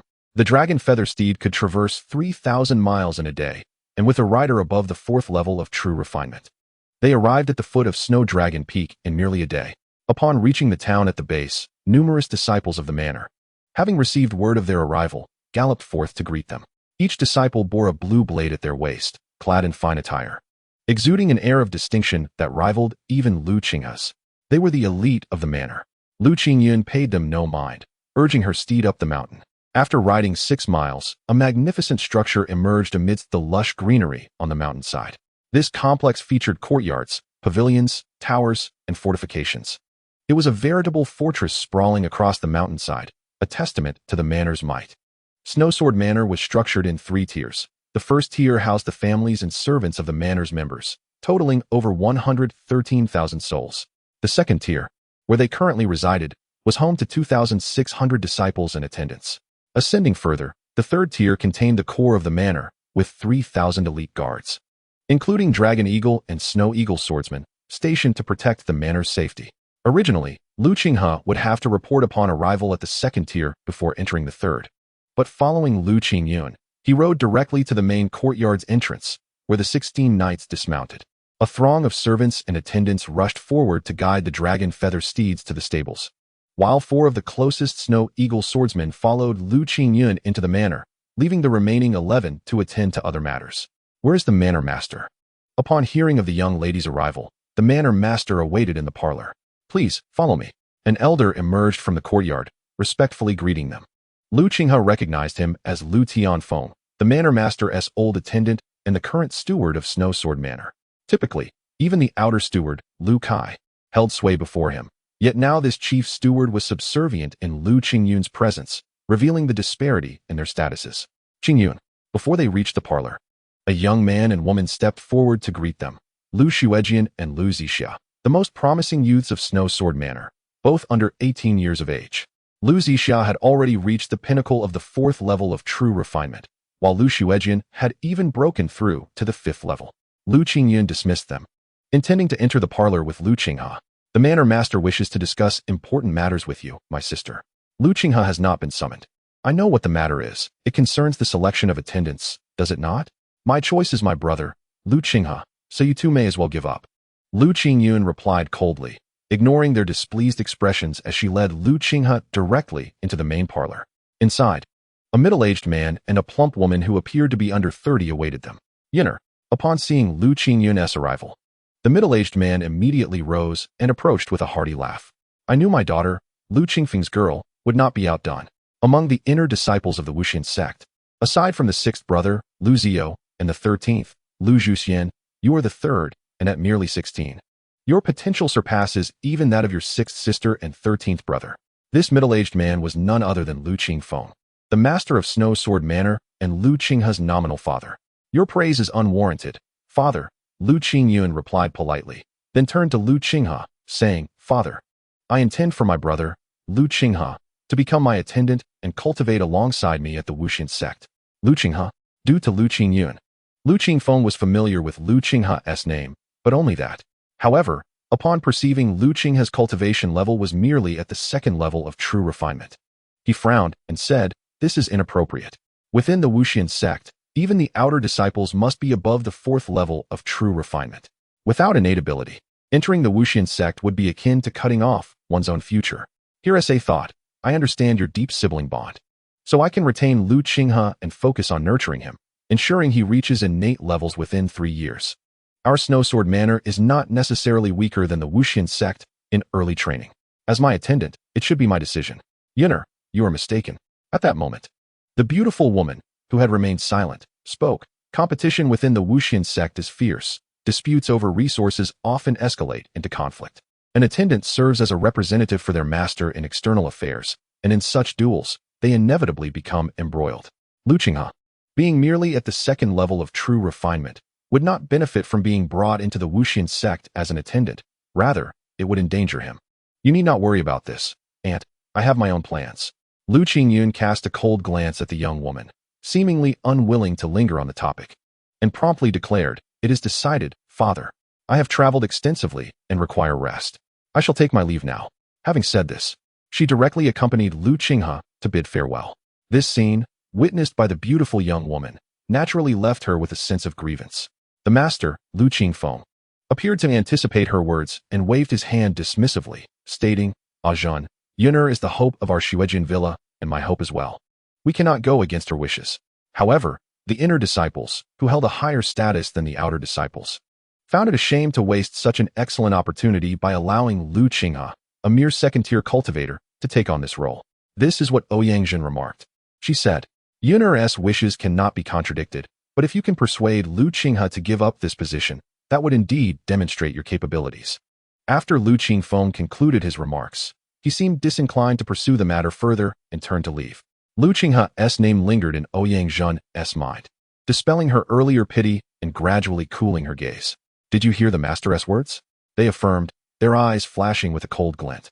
Rest assured, mother. We will ensure Lu Qinghe relinquishes this position. Very well, go ahead, Ouyangzhen replied flatly, her demeanor once again embodying the authoritative presence of one who governs the future and fates of hundreds at Xuejian Villa. Qinghe, pay no heed to them. Humph. How could Xuejian Villa's cultivation environment compare to the Wuxian sect?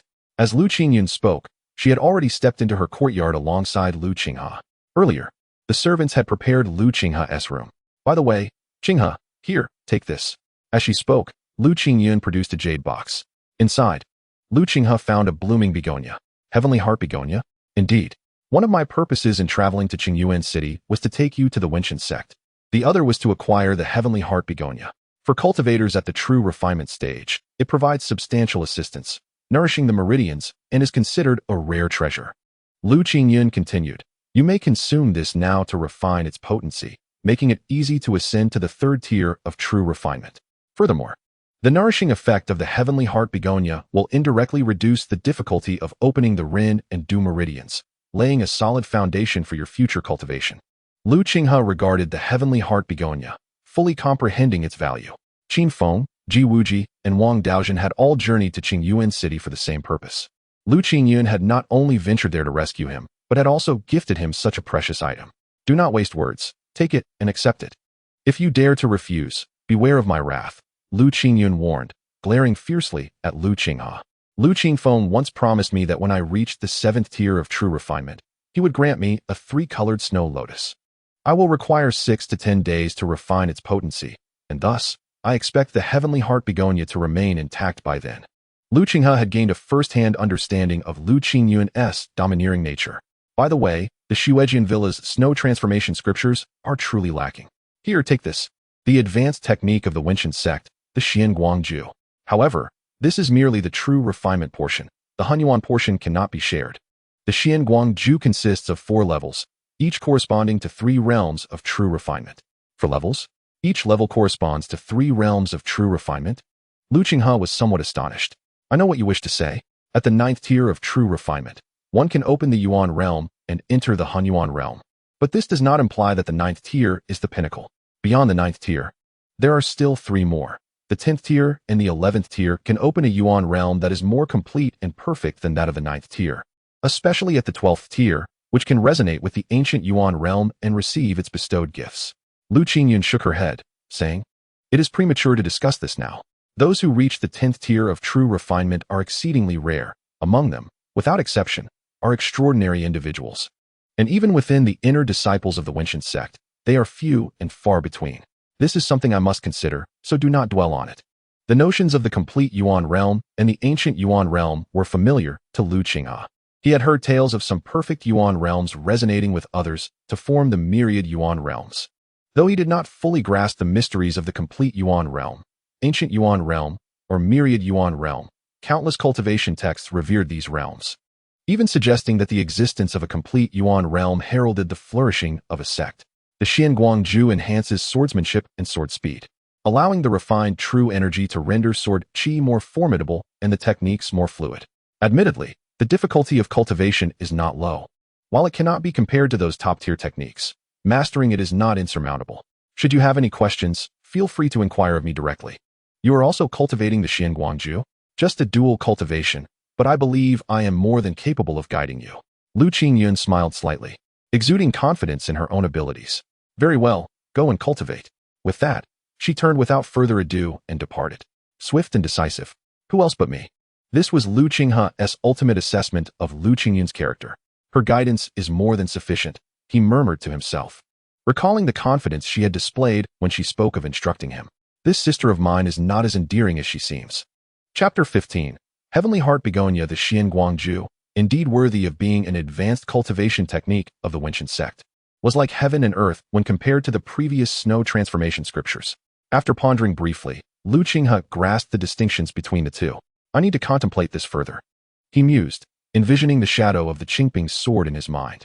As the shadow emerged, he distinctly felt his mind sharpen, and the true energy within him resonated with the Qingping sword shadow, making it clearer than before, albeit slightly.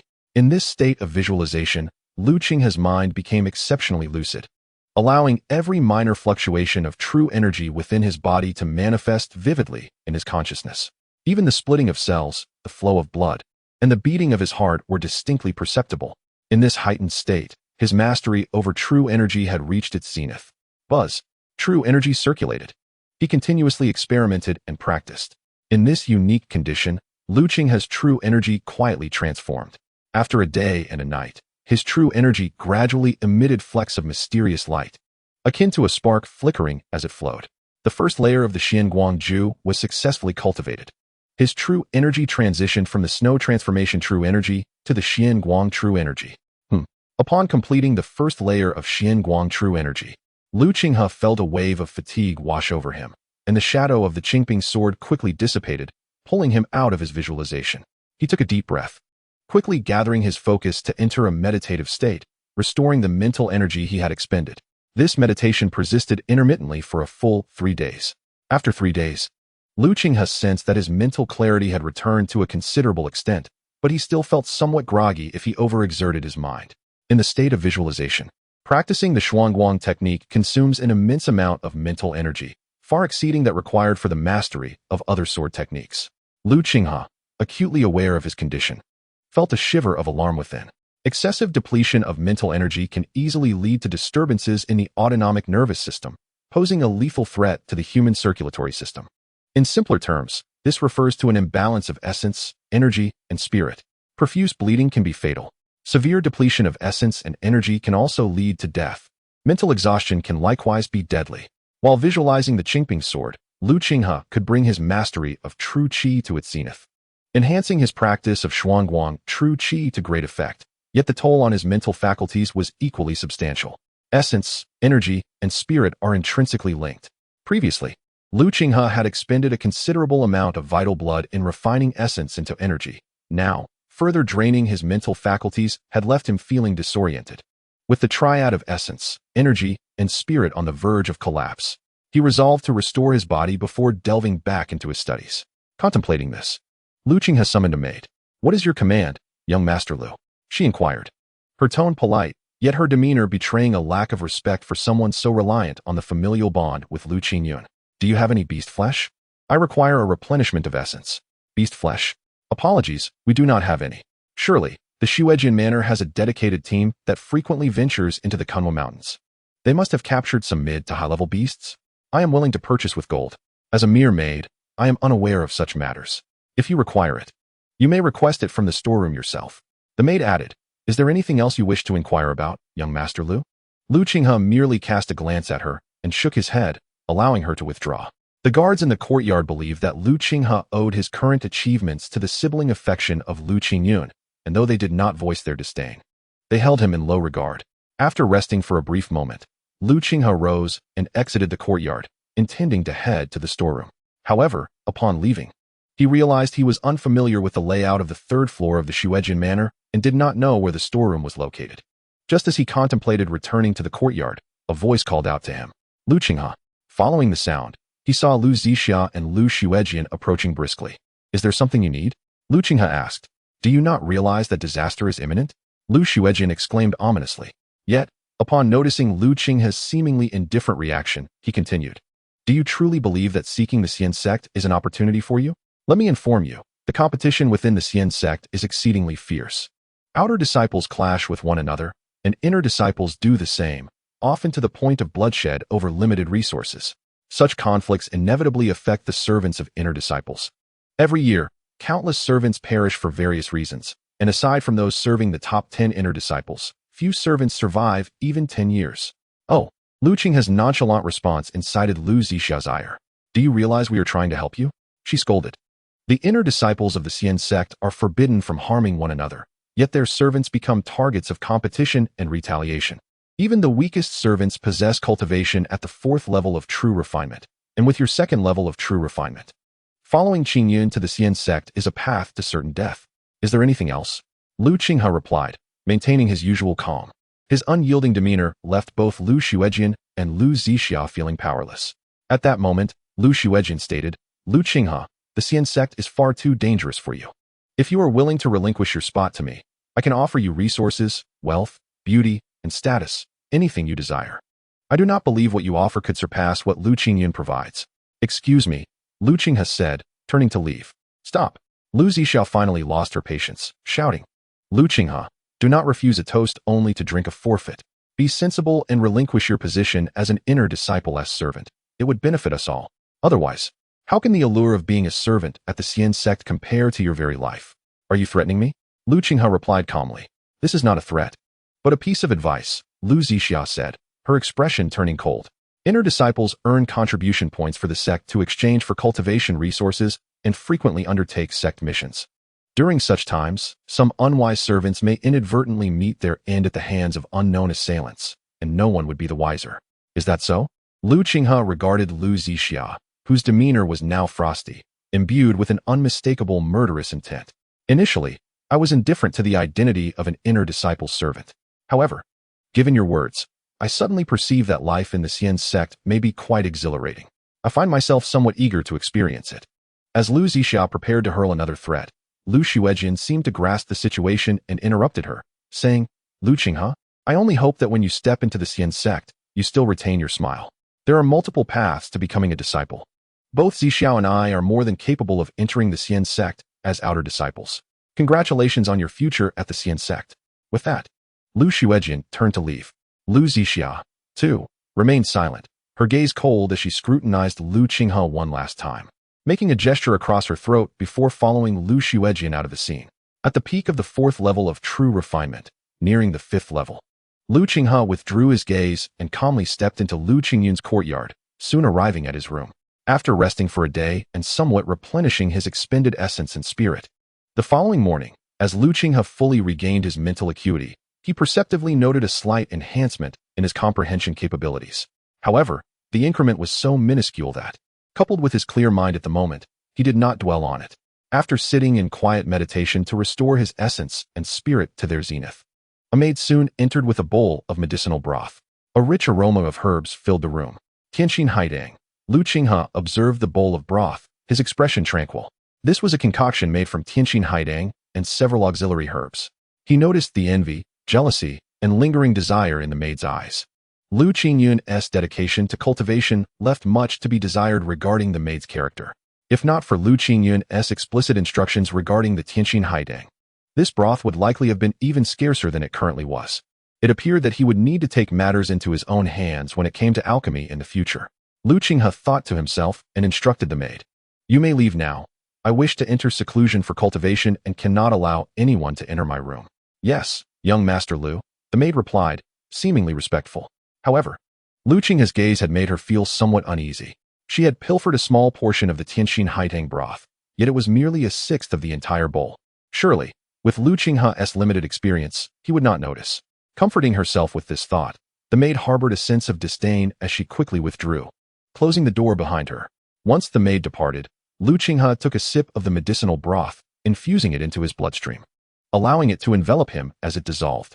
In his mind, he vaguely visualized the shadow of the Qingping sword, attuning himself to the quality of the broth. Fortunately, those maidservants ultimately lacked the audacity to tamper with the medicinal concoction, which, apart from its potent healing properties, posed no real danger. With the elixir intact, Lu Qinghe wasted no time in lifting the bowl, dividing the potion into 4 portions, and consuming them one by one. After imbibing the elixir, he stood still, channeling the medicinal energy within him through the thunder sound body refinement technique, infusing it into his vital essence. Simultaneously, the Qingguang technique was swiftly activated, enhancing the flow of his vital energy. 26 cycles, 27 cycles, 28 cycles, 29 cycles, 30 cycles. By the end of the bowl, his energy circulation had reached 30 cycles, thus completing half of the second stage of refinement. To fully harness the efficacy of the heavenly heart begonia, Lu Qinghe had previously instructed that the elixir should be consumed over 3 days, meaning that the potency he had accessed was merely 1/3 of the begonia's full strength. Truly, it was a revered elixir among practitioners of the refinement stage, had he not been cultivating the Qingguang technique at this moment. The path of his vital energy would not have compared to the residual traces of the snow-melting scripture. Presently, he would have needed to achieve 36 cycles to enter the 3rd stage of refinement. Lu Qinghe felt a surge of astonishment within.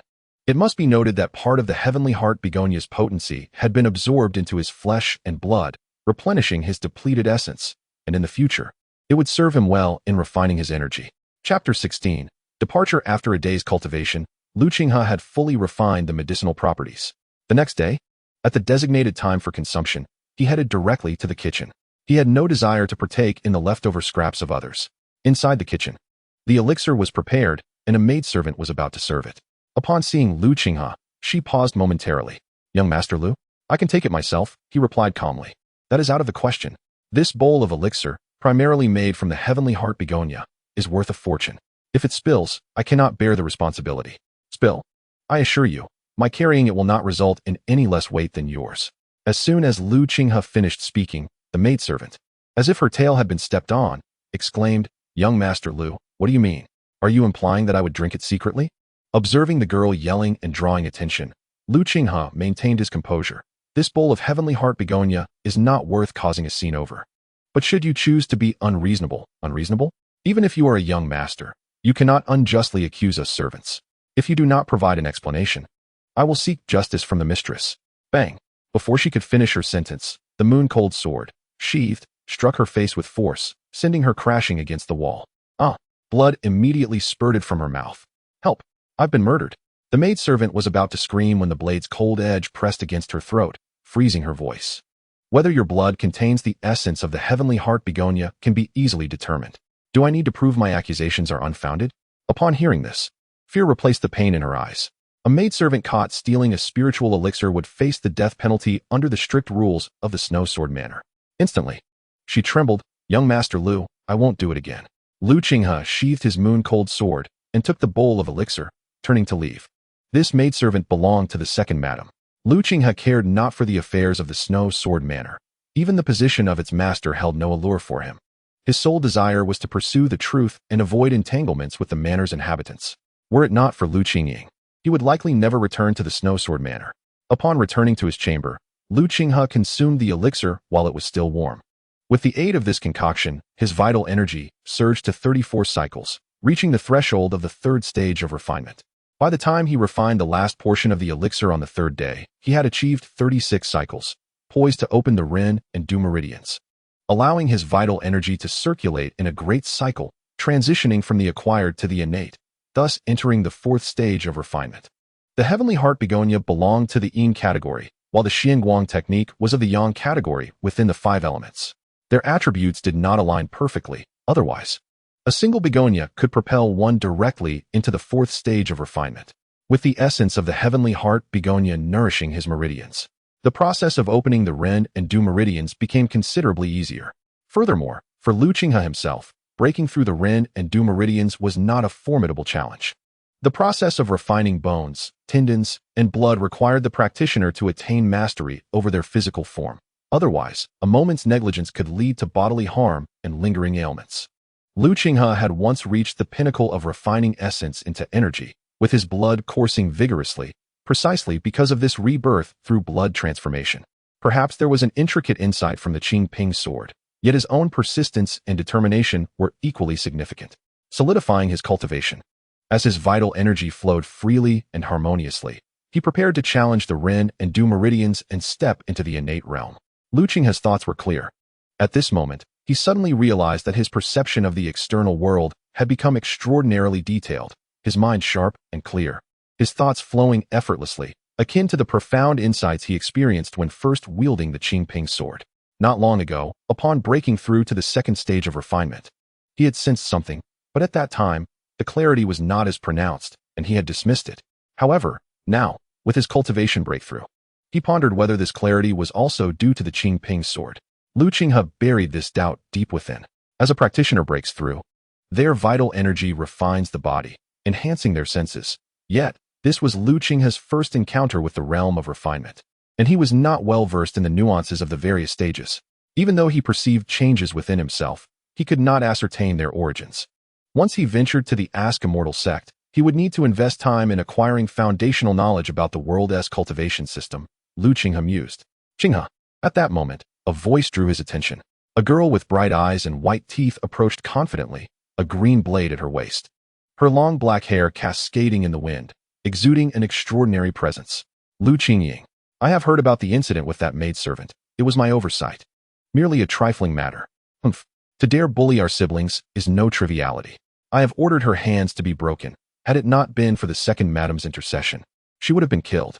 Lu Qinghe gazed at the girl before him, smiling faintly. At such a young age, it is unseemly to call for violence. Spare me. You speak as if you were ancient. She shot him an exasperated look. Lu Qinghe remained composed. In his previous life, he had already reached 29, making him a generation older than the 16-year-old Lu Qingying. Indeed, I have reached the pinnacle of the third stage of refinement. If this trend continues, within a few months, I shall step into the innate realm of the fourth stage. Once you enter the innate realm, let us see who dares to speak ill of you. Lu Qingying's sharp gaze quickly perceived the faint fluctuations of vital energy emanating from Lu Qinghe. Rest for a day to stabilize your realm. We depart tomorrow for the Ask Immortal sect. Lu Qinghe nodded. If you have any questions, feel free to ask me. I will, Lu Qingying replied with a slight nod. Lu Qinghe did not inquire whether Lu Qingyuan had refined the 3-colored blood lotus, nor did he question her current cultivation progress. Instead, he assessed her through his gaze. Compared to their first encounter in Qingyuan City, Lu Qingyuan's essence, energy, and spirit had clearly ascended to a higher level. A day swiftly passed. By dawn the following day, the group had already set forth. The Asking Immortal sect, situated on the borders of the ancient kingdom, sprawled across 3,000 miles of the Xiantian mountain range. regarded as a sacred haven for practitioners in the hearts of many. The sect rightfully earned its title as a holy ground. I, Lu Qingyuan, considered the most remarkable talent since the establishment of the Snow Sword Manor, found myself among countless others of equal aptitude within the Asking Immortal sect.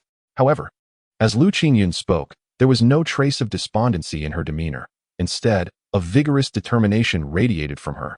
But I firmly believe that one day, I, Lu Qingyuan, will stand atop the Xiantian mountain and trample upon all the talented individuals of the Asking Immortal sect. Let them call my name, Lu Qingyuan. Lu Qinghe gazed at this spirited young girl and nodded gently. I believe. You must believe. I am your most exceptional sister, unique, irreplaceable, and unmatched. Lu Qinghe smiled faintly, looking at the youthful innocence still present on her face, his eyes softening with warmth. Indeed, Lu Qinghe was fortunate to have such a sister. Chapter 17. Asking Immortal Sect. The Asking Immortal Sect lay at the borders of the ancient kingdom, distanced from the ancient city by a staggering 4,600 miles. With the dragon feather steed capable of covering 3,000 miles in a single day. By the second afternoon, the group had entered the domain of the Xiantian mountain range. As they ventured through numerous towns beneath the peaks, they finally arrived at the gates of the Asking Immortal Sect, located among the 36 peaks of Xiantian. At the foot of the mountains, throngs of practitioners ascended toward the sect, eager to join this esteemed sanctuary of cultivation and attain greatness. As the 17 riders galloped forth, those ascending behind were swiftly left behind, and the 36 peaks gradually came into Lu Qinghe's view. Each peak towered higher than the last, particularly the latter 18, which pierced the clouds and reached for the heavens. The palaces and pavilions atop the peaks appeared ethereal, shrouded in mist, evoking a profound sense of celestial beauty. Moreover, circles of light radiated from the summit, intertwining with the surrounding peaks, resonating in harmony to form a colossal array that filled the void with brilliance. A magnificent radiance emanated from these halos, visible for miles, reminiscent of the sun and moon hanging in the sky, an awe-inspiring spectacle. The 36 peaks comprised 9 outer peaks, 9 inner peaks, 9 primary peaks, and 9 forbidden peaks. The outer 9 peaks housed the disciples of the outer sect, while the inner 9 were primarily occupied by the inner sect disciples. The main 9 peaks housed the elders of the Asking Immortal sect, their personally taught disciples, core disciples, and the 5 leaders of the sect. The forbidden peaks were off-limits, where retired leaders and venerable elders secluded themselves, rumored to be home to immortals. Lu Qingyan spoke, her gem-like eyes gazing toward the veiled silhouettes of the 9 peaks behind the main 9. She envisioned herself leaving her footprints in every corner of those 9 peaks. Let us go. Follow me to the 3rd peak. Lu Qinghe commanded, and alongside Lu Qingyuan and the 15 Snow Eagle swordsmen, they rode toward the inner 9 peaks. As they galloped, they encountered numerous outer sect disciples, whose eyes gleamed with fervor and envy upon seeing Lu Qingyuan adorned in the attire of the inner sect. Some were spurred into greater efforts in their cultivation, inspired by the glorious presence of Lu Qingyuan and her companions, hoping that one day they too could ascend to the inner sect. The inner 9 peaks were categorized into 3 levels based on cultivation and talent, with the 1st peak being the highest and the 9th the lowest. Lu Qingyuan resided on the 3rd peak. As Lu Qingyuan surveyed the 1st and 2nd peaks, there was no trace of envy in her gaze. Compared to others on the 1st peak, she had only recently begun her cultivation journey. Moreover, during her early days at the Snow Sword Manor, she had not received proper training, advancing from the 1st to the 8th level of refining truth in merely 6 years. Riding onward, the 2nd peak, towering at 4,300 meters, appeared before Lu Qinghe. At its summit, clouds swirled, and on its eastern side, numerous waterfalls cascaded down like the Milky Way, roaring as they fell. Birds, particularly cranes, soared around the mountain, their melodious calls resonating from within, imbued with an air of mystery and ethereality. Senior Sister Lu. As Lu Qingyuan and her companions reached the foot of the peak, a dozen attendants swiftly approached to take their steeds. Lu Qingyuan handed over her dragon feather steed without a glance, leading Lu Qinghe and the 15 Snow Eagle swordsmen directly toward the mountain. Lu Qinghe observed the attendants. The lowest among them possessed a cultivation level of the 4th stage of refining truth, while the highest had already entered the 6th stage. These individuals were considered mediocre outer sect disciples. Those over 30 who could not reach the 7th stage would be expelled from the mountain. Those unwilling to leave would become servants of the sect, serving the inner and core disciples. Inner disciples who could not open their Yuan realms within 60 years faced the same fate, merely taking on roles as stewards, holding slightly higher status than outer disciples. Noticing Lu Qinghe's scrutiny of the attendants, Lu Qingyuan explained, 30 years old, and still at the 6th stage of refining truth? Consider Wang Daojian, a top 10 disciple from the Sky Academy, who is now 26 and still at the 6th stage. If he cannot advance to the 7th stage in 4 years, his status will be akin to that of the asking immortal sect's servants. As the group ascended to the mountain's midsection, they encountered 6 individuals approaching with purpose. Lu Qingyuan, the leader, a young man, coolly regarded Lu Qingyuan as his expression turned slightly frosty. The 6 formed a line, refusing to yield as they advanced toward Lu Qingyuan's party. Good dogs do not block the way. Get out of my sight. The mountain path was not particularly wide. 3 to 5 people could walk side by side, but the 6 blocked the majority of the path, leaving only a narrow space for Lu Qingyuan to pass. If the others did not step aside, they would be forced to collide with the group. Shuejin, the opposing party, had already provoked them, and Lu Qingyuan was unwilling to back down. She stepped forward. You are right. Good dogs do not block the way. All of you, get lost. As her words fell, her true energy surged forth, colliding with Shuejin, the leader of the 6. Boom. Their energies erupted, creating a shockwave that sent debris flying from the ground. Shuejin, who had clearly sought trouble, felt his expression change as his true energy clashed with Lu Qingyuan's. As she deftly controlled her energy, his was utterly crushed, and he was sent hurtling backward, crashing heavily onto the steps 3 meters away, shattering the stone slabs beneath him. Brother Shui, young Master Shui. The remaining 6 were taken aback, hastily retreating to assist Shuejin. You, Lu Qingyuan, have you broken through to the 8th stage of refining truth? Shuejin, possessing peak cultivation at the 7th stage, could not fathom how Lu Qingyuan had shattered his true energy with a single strike. Her cultivation was clearly more profound than merely the 8th stage of refining truth. Lu Qingyuan did not spare a glance at Shuejin, as if she were oblivious to the presence ahead, stepping forward with determination. Alarmed, Shuejin's expression shifted slightly as he prepared to rise and retreat. Yet, his speed was no match for Lu Qingyuan's swiftness. A sickening crack echoed through the air, followed by Shuejin's anguished scream. His foot had been shattered by a single kick from Lu Qingyuan. It was said that good dogs do not block the way. Lu Qingyuan, even Zihui would not dare to be arrogant in my presence. What makes you think you can? If you wish to act as Zihui's dog and bite others, you should first assess your own capabilities. Faced with Lu Qingyuan's icy gaze, Shuejin dared not utter a word. His 5 companions quickly helped him and hastily retreated up the mountain. As Lu Qingyuan watched them depart, she snorted coldly and then gestured to Lu Qinghe and the 15 Snowhawk swordsmen, directing them toward the mountain peak. Chapter 18. The Supreme Sword Canon. The inner disciples are the backbone of the Wenshan sect. The inner disciples of the 3rd peak are particularly talented, enjoying privileges far beyond those of ordinary inner disciples. The residence of Lu Qingyuan spans over 3,000 square meters, and if the outer garden is included, it reaches a staggering 20,000 square meters. Within that courtyard, it would be no challenge to accommodate over 100 people, let alone 17. Miss. A middle-aged woman approached as Lu Qingyuan entered the courtyard. She too was a Snowhawk swordsman. In total, 20 Snowhawk swordsmen protected her in shifts. On this trip to Qingyuan City, she had brought 15, while 5 remained to guard the courtyard at Wenshan sect. Has anything occurred in the past half-month? Lu Qingyuan inquired, nodding at the woman named Kaiyun. Nothing concerning us. However, Zihui ranked 93rd in the tests 6 days ago, breaking into the top 100 of our 3rd peak. Di Tianguang has also advanced to the 9th level of the refinement of truth. 93? Quite impressive indeed. No wonder Shuejin dared to act so brazenly before me. Yet, Di Tianguang's advancement to the 9th level of refinement of truth poses a potential threat. His brother, Di Daqian, perished at my hands during the inner disciple promotion competition. He will not let this go easily. Lu Qingyuan fell into contemplation, seemingly devising a counter-strategy, while those present remained silent, not wishing to interrupt. After a moment, as if struck by a revelation, she snapped back to reality and glanced at Lu Qinghe. By the way, Kaiyun, this is Lu Qinghe, my chosen attendant. Please arrange for him to stay in the east 2nd courtyard. Changli, you and I shall pay a visit to the Hall of Destiny. Yes, miss, replied the only Snowhawk swordsman among the 15 who had reached the 7th level of refinement of truth.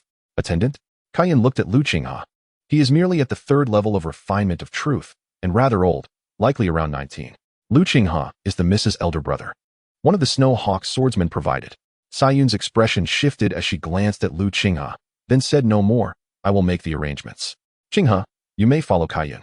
Rest for a day while I attend to matters. Lu Qingyuan instructed, maintaining her usual demeanor as she turned to leave. In the Hall of Destiny, I must secure at least 100 test scores to deter Di Tingguang and strive for greater support from Blue Moon Lake. Miss, you will surely succeed. Please follow me. Kaiyun beckoned Lu Qinghe toward the back courtyard, her expression neutral. Lu Qingyuan resided in a 4-courtyard estate. After a while, Lu Qinghe followed Kaiyun into a spacious room. Over 200 square meters in size, exquisitely arranged, with a private small garden outside, only slightly smaller than Lu Qingyuan's own quarters. This shall be your residence. Next door is the Mrs. Courtyard, which features a 6 harmonies morning yuan array, providing twice the energy of the outside world. Since you are near, you will also enjoy some cultivation advantages. The 6 harmonies morning yuan array. Lu Qinghe mused, realizing why the air within this courtyard felt more vibrant than elsewhere. As the Mrs. Brother, there are some matters I cannot discuss with you in detail, but your 3rd level of refinement of truth is rather low, Kaiyun remarked. Shaking her head, inner disciples dedicate most of their time to cultivation and sect missions. They cannot personally attend to every trivial matter, or they risk falling behind. The principle is simple, and as an attendant, your role is to manage these mundane affairs. We only ask one thing of you. Remain in the courtyard and avoid causing trouble. Lu Qinghe nodded. He had traversed the starry sea seeking truth and wisdom, not to engage in idle provocations. This is a compilation of the sect's rules and essential knowledge for attendants. Peruse it carefully to avoid giving others leverage against you. Kaiyun handed him an elegantly bound book, no less than 200 pages thick. Take care of yourself, she said gravely, shaking her head as she departed. At the 3rd level of refinement of truth, Lu Qinghe recalled the various disciples he had encountered along his journey. He had scarcely seen anyone below the 4th level. Even among those at the 4th level, they were few and far between. The 5th and 6th levels dominated the 3rd peak. Though he, Lu Qinghe, relied on the intricacies of swordsmanship, rivaling those at the 5th level, his foundation was unstable due to relying on elixirs for breakthroughs. He needed to stabilize his cultivation. In half a month, he planned to refine his essence into qi, unleashing the full potency of the remaining medicinal properties of the heavenly heart begonia, and advance to the 4th level of refinement of truth. Upon this thought, Lu Qinghe smiled brightly. The feeling of being underestimated everywhere was most unpleasant, particularly as he glanced in the direction Lu Qingyuan had departed. The Wenshan sect was hardly tranquil. As he contemplated, he reached for the elegantly bound tome. As an attendant, one enjoys all the rights of outer disciples, yet due to their presence among inner disciples, some rights are equivalent to those of inner disciples. The inner sanctum is not a place everyone can enter. Those brought by inner disciples, servants, guards, maids, are only permitted to move within their own peak. Should they stray from their designated area, they risk being captured as spies. To address any matters, seek any information, or trade certain items, one must go through an attendant. Naturally, having an inner disciple handle it directly is preferable, but aside from extremely valuable items, who possesses the energy to attend to every minor issue personally? After a moment of contemplation, Lu Qinghe had to concede that attendants enjoy considerable freedom within the Wenshan sect. For the next 3 days, Lu Qinghe focused on solidifying his cultivation level while diligently practicing the Meteor Stab Moon Sword Technique and the 3 Pure One Sword Technique from the Supreme Sword Canon. The Meteor Stab Moon Sword Technique consists of 2 realms, Meteor and Stab Moon, representing a masterful synthesis of ancient and contemporary swordsmanship. The essence of this technique lies not in its brute force, but in enhancing the speed of the practitioner's strikes. Lu Qinghe had mastered the Meteor realm, augmenting his strike speed by 30%. Upon entering the Stab Moon realm, the increase would rise to 60%, and mastery of the Stab Moon realm would double his speed. The difference between executing 10 strikes per second and 20 strikes per second is immeasurable. Initially, the effects may not be apparent, but as time progresses, the magnitude of this enhancement becomes increasingly formidable, particularly during the pinnacle of battle. This swordsmanship could serve as the crucial turning point. The Sanqing Yingying technique transcends the conventional boundaries of swordsmanship. This art was distilled by Lu Qinghe from the ancient legends surrounding the Taiching sage's mystical ability to transform unity into the 3 purities. At present, his technique merely manifests the illusory, capable of creating 3 sword shadows to confound opponents, equivalent to the first layer of the Sanqing Yingying technique, the illusory realm. Moreover, it remains incompatible with other sword techniques, signifying that he has not yet fully attained even this initial level. Upon reaching the second layer, the true return realm, where the interplay of the real and the illusory occurs, and the refining of the illusory into the true can significantly amplify the sword's potency. A single thrust can yield 3 swords, one sword embodying the 3 purities, akin to a sage severing the corporeal, with one sword representing goodness, another evil, and the third life and death. Thus, the simultaneous release of these 3 swords can triple the technique's effectiveness. The third layer, the Supreme Harmony Realm, represents the unification of the 3 swords. A practitioner who can amalgamate the 3 corpses into one can achieve sagehood. Similarly, the Qingye technique's 3 swords can converge in the same manner. Although these realms have been extrapolated by Lu Qinghe, they remain akin to ancient myths, comparable to epic legends. Their actual realization is contingent upon his cultivation and comprehension. Swish! A radiant light flickered in the void, momentarily triggering a subtle shockwave. In an instant, Lu Qinghe unleashed 13 sword strikes in a single breath. In the realm of Earth, the human limit is 10 punches per second. The action of executing a sword thrust is considerably larger than that of a punch. The maximum limit stands at 6 sword strikes per second. Yet, Lu Qinghe not only shattered this barrier but doubled it, reaching the astonishing realm of 13 sword strikes in a second, illustrating the rapid growth of his prowess. The Xianguang formula undeniably enhances sword speed, as during my cultivation of the second layer of refining the true, I could achieve 11 strikes per second with the Mooncold sword. Upon reaching the third layer, I attained a peak of 12 strikes. Yet with the mastery of the Xianguang True Qi, I can now execute 13 strikes in a second. Should I encounter Ji Wuji, an elite disciple of the Qinggyuan Academy, I need not resort to secret techniques to unleash my blood essence or engage in a desperate fight. I could simply rely on my superior sword speed to overwhelm him. As soon as I exploit even half a flaw, I can strike him down with a single blow. The Taishang Sword Classic elucidates the realms of swordsmanship. The meteor stab to the moon technique is rather unremarkable. Its primary focus post-mastery is the augmentation of sword speed. The Qingye technique follows a similar trajectory, resembling an enhancement of sword techniques rather than a practical combat style. It seems imperative to seek a practical sword technique to complement both the meteor stab to the moon and the Qingye technique, thus integrating their realms seamlessly. Lu Qinghe contemplated the merits and demerits of his swordsmanship. Although the Taishang Sword Classic, synthesized from fragmented accounts of the mythic era, has reached an unprecedented pinnacle in terms of realms, it is undeniable that those sword techniques lack extraordinary might. They resemble the Tai Chi martial art, lauded as a divine technique. This art is practiced by everyone on Earth, yet apart from its health benefits, it possesses little capacity for lethality. However, this does not imply the art is rudimentary. On the contrary, the essence contained within returns to the origin, pointing directly to the Tao. In stillness and motion, in tension and relaxation, this martial art epitomizes the principles akin to lifting the light as if it were heavy and the heavy as if it were light. The subtle intricacies of swordsmanship share a striking resemblance. The perceived weakness of this martial art stems from the lamentable state of the age, the tragic decline of the world. As Lu Qinghe was engrossed in contemplation, the melodic voice of Lu Qingyuan drifted in from beyond the courtyard. A gentle smile adorned her face, with delicate dimples accentuating her fair and lovely visage, which appeared quite sweet and endearing in Lu Qinghe's eyes.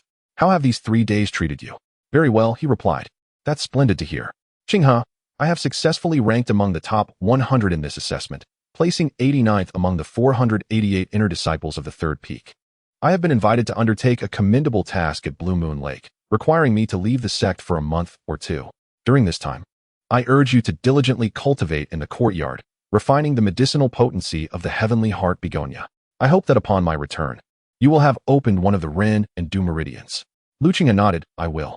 From Lu Qingyuan's buoyant mood, it was evident that this task would yield considerable rewards. "Additionally, I have spoken with Kaiyun. She will instruct you in swordsmanship. Furthermore, you are welcome to enter my study at your leisure.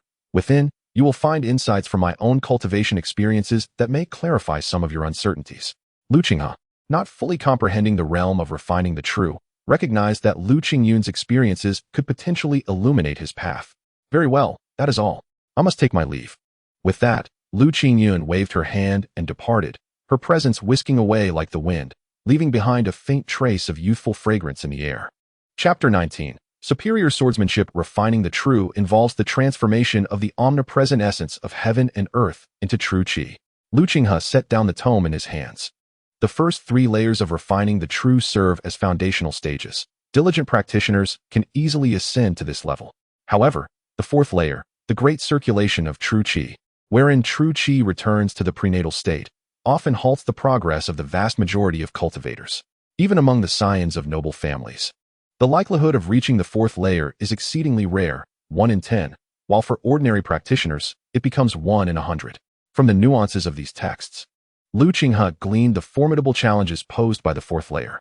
Concurrently, he gained a clearer understanding of the resources available to both the scions of noble families and ordinary practitioners. 10 days had elapsed since Qingyuan's departure. During this time, he spent the majority of his hours in her study, immersing himself in the text to bolster his understanding of the cultivation framework. Presently, his comprehension of the world of cultivators rivals that of the average person. Qinghe, a somewhat cool voice called from outside. Rising, Qinghe found himself facing Qingyuan, the captain of the Snow Eagle swordsman, standing at the threshold of the study. You have practiced the foundational sword techniques of the Asking Immortal sect for 10 days. It is now time to select a sword technique for your cultivation. Follow me. As she spoke, Qingyuan led Qinghe toward the training grounds. Within the training arena, 8 Snow Eagle swordsmen were engrossed in their sword techniques, with 2 engaged in a fierce duel. However, upon noticing Qingyuan and Qinghe's arrival, they simultaneously ceased their training. Stepping aside to create space, a cold atmosphere enveloped the scene. None among them greeted Qinghe or exchanged pleasantries, rendering the air rather oppressive. All 20 Snow Eagle swordsmen regarded Qinghe as a burden, treating him with palpable indifference. It seemed they sought to employ this frosty demeanor to make him feel out of place and dissuade him from persevering. The lady has high hopes for you and has instructed you to cultivate the Qingguang formula. Although I am unaware of your current progress, your choice of sword technique should primarily align with the Qingguang formula. As Qingyuan spoke, her sword was drawn in an instant, radiating brilliance. This sword technique harmonizes excellently with the Qingguang formula. It is called the shadowless sword technique, my primary sword art from 2 years ago. Despite Qinghe's low realm, his keen perception discerned its quality, a mid-grade sword technique. Indeed, it is a mid-grade sword technique. Although its rank is modest, it excels in ease of cultivation. With your foundation in the Qinghe sword technique, you will find mastering the shadowless sword technique to be exceptionally efficient. Within a month, I believe you will harness 1/10 of its power and begin to glimpse the path. After diligently refining it for a year, you may achieve 30% mastery, reaching a minor success. In 3 years, you could attain 60% and fully master the technique. By that time, your cultivation should also reach the 4th layer of refining the true, and with the lady's resources, you may even reach the 5th layer, ensuring you will no longer be subject to casual humiliation. Swordsmanship manifests its prowess in stages. 1/10 signifies the initial glimpse, 30% denotes minor proficiency, 60% indicates mastery, and 90% marks the pinnacle of skill. Even an adept of mid-tier swordsmanship, upon reaching full mastery, can unleash destructive power rivaling that of a 6th-level practitioner. Should one achieve a perfect 10% in swordsmanship, they could challenge opponents of higher tiers. Is there a superior sword technique corresponding with the Qingguang? Inquired Qinghe. Superior sword techniques, Qingyuan scoffed lightly. I advise you not to aspire too high. With your innate talent, inferior swordsmanship suits you best. Only with diligent guidance can you hope to practice mid-tier techniques. After a brief pause, she continued, however, if you insist, I could endeavor to procure a superior technique for you. Just be aware that should the lady inquire later, you alone shall bear the consequences. Very well, Qinghe replied. The superior techniques corresponding with the Qingguang include the Funguang Hua-Ing sword technique, the Xiankong sword technique, and the Luguang Shisan sword. Each has its unique specialization. The Funguang Hua-Ing sword technique utilizes the characteristics of Qingguang true energy, allowing for rapid strikes that, when mastered, can produce numerous sword shadows, making it exceedingly difficult to defend against. The Xiankong sword technique emphasizes transformation and demands exceptional skill, while the Luguang Shisan sword is a technique that maximizes speed to its utmost limit, aligning perfectly with the Qingguang. Disciples of the Wenxian sect who have achieved 60% in Qingguang all practice Luguang Shisan sword. The Funguang Hua-Ing sword technique and Luguang Shisan sword share similarities with the Sanqing Yi sword technique and the Luxing Ciu sword technique. If these 4 techniques were to be integrated, I choose the Funguang Hua-Ing sword technique and the Luguang Shisan sword, Qinghe declared. Caden's expression turned even colder at his words, while the distant Snow Eagle swordsman couldn't help but reveal disdain. They thought him not only ambitious but also insatiably greedy. Without the lady's support, Qinghe would likely be seen as a mere braggart. Rumors of his underhanded tactics to secure first place at an academy in Qingyuan City might hold some truth. Did he really believe he could master two superior techniques at once, as if he were a prodigy like the lady? The Snow Eagle swordsman scoffed derisively. Yet, they were but guards, and Lu Qingyuan placed great importance on Lu Qinghe, so they dared only to murmur their thoughts quietly. The lady had left 3,000 gold as a budget for their daily expenses over the next 2 months. To exchange for Lu Guang Shursen sword would require 1,200 gold, while the Fun Guang Hua Ying sword technique demanded 1,600 gold. If you are certain about the exchange, we will face financial constraints, and you might not be able to enjoy lavish meals or medicinal dishes for the next month. Qinghe said, her demeanor as indifferent as ever, as if this were merely routine. The prices surprised Lu Qinghe. After all, he had once struggled to acquire a precious medicinal pill worth a fortune. Moments later, he finally replied, I will manage the food issue. Very well, Mu Yin, Qinghe responded. One of the Snow Eagle swordsmen responsible for the finances nodded and promptly set off to the Zhangjin Hall on the third peak for the exchange. Within half an hour, the Snow Eagle swordsman named Mu Yin returned, handing 2 books to Qinghe. The superior sword technique I practiced is the Shui Jin Mountain Manners Snow Eagle Strike sword technique. While I cannot provide direct guidance on these 2 techniques, some unique aspects of superior techniques can be shared, Qinghe said, her gaze settling on Mu Yin. She will remain here to assist you in your sword practice. Once you grasp these 2 techniques to a rudimentary level, I shall return to instruct you. Why me, Sister Yin? Mu Yin lamented, her expression turning pitiful. I have to manage the accounts in the courtyard. Your cultivation is the weakest. I will assign the financial matters to someone else. Your sole duty is to be a training partner, Qinghe replied firmly. As for the others, form a team to venture to the outskirts of the Xiantian mountain range to hunt fierce beasts and earn gold as daily sustenance. Yes, Mu Yin mumbled, casting a resentful glance at Qinghe and the others as they prepared to leave. I would rather go to the Xiantian mountain range myself. Cheer up, Yinner. Make sure to train young Master Lu well. We're heading to the treacherous Xiantian mountain range, so don't envy us. The other Snow Eagle swordsmen laughed as they bid farewell to Mu Yin. Given Lu Qingyuan's young age, the Snow Eagle swordsmen accompanying her were likewise youthful, particularly Mu Yin, who was only 21. Though she had recently advanced to the 5th level of cultivation and possessed greater talent than most of her peers at the Snow Jin Mountain Manor. Her humble origins meant she could only serve as a guard. What ungrateful wretches! Mu Yin glared at the departing Snow Eagle swordsman, her lovely face twisted with resentment. Once their voices faded, she reluctantly turned her attention to Lu Qinghe, suppressing her complaints about the task at hand. All right, if you have any questions, feel free to ask. I haven't even examined these 2 techniques yet, Lu Qinghe replied, somewhat exasperated. Fine, I'll go practice. If you don't understand something, just ask me, Mu Yin said, moving to the side of the training ground to begin her practice. She was honing a mid-tier sword technique, the Snowfall soul-stealing sword technique, and had recently grasped 50% of it, nearing mastery. 3 hours later, Lu Qinghe had thoroughly reviewed both techniques. With his eyes closed, he envisioned 2 figures executing the intricate sword techniques he had just studied. After meditating for an hour, Lu Qinghe opened his eyes with newfound clarity. Whoosh! The flow of light pierces the void. In an instant, his moon-cold sword transformed into a dazzling array of sword shadows, filling the space before him. With half the power of the Lu Guang Shursen sword achieved, Qinghe assessed that it would take Lu Qinghe a month to reach a basic level in the mid-tier wing sword technique. Remarkably, he had managed to attain half the power of the superior technique within a single day. This was indicative of his weak foundation. Had he already advanced to the 4th level of cultivation, the power of his strike would surely have reached a full 1% of the Lu Guang Shursen sword's potential. Superior sword techniques, typically practiced by 7th level cultivators, could indeed harm those at the 6th level. After a brief understanding of the technique, Lu Qinghe's thoughts drifted to the Lu Xing Ciu sword technique. This technique was divided into 2 realms, Lu Xing and Ciu. His current task was to apply the speed enhancement of the Lu Xing realm to the Lu Guang Shursen sword. If these 2 techniques could indeed merge, the originally modest power might be amplified enough to instill fear even in 6th level practitioners. 3 days passed in the blink of an eye. Lu Qinghe's dedication to swordsmanship remained unwavering, unaffected by the scrutinizing gazes of others. In this scene, Mu Yin's perception of Lu Qinghe underwent a subtle transformation.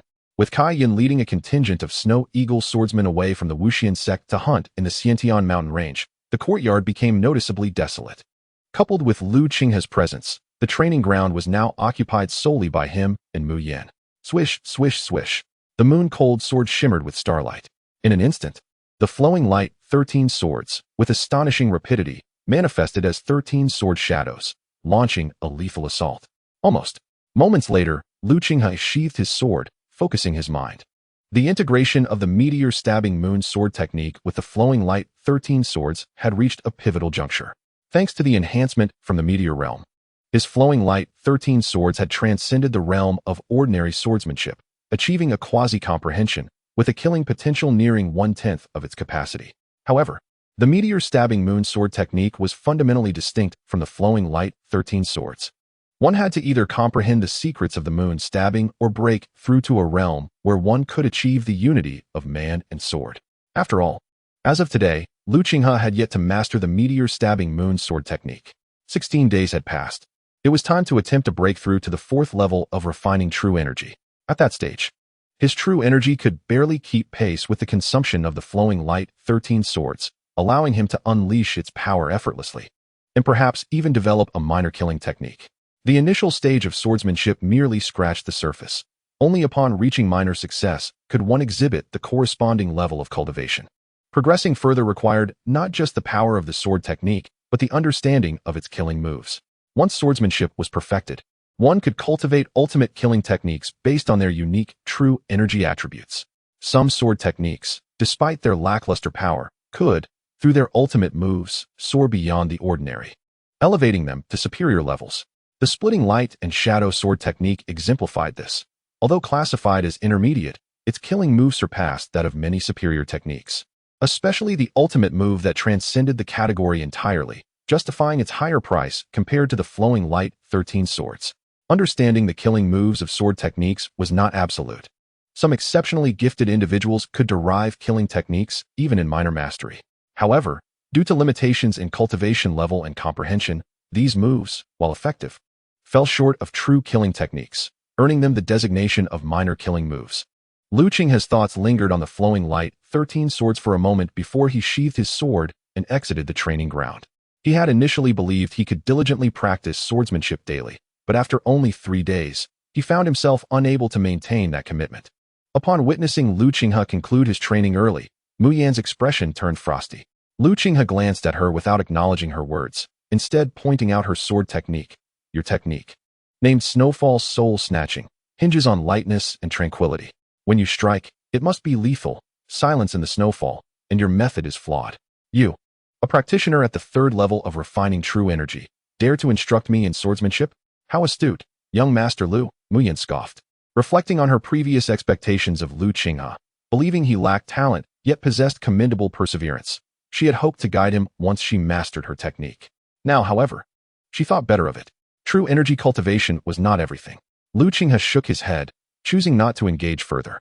He left the training ground and headed straight to his room. He could hardly fathom the vast disparity between the two siblings.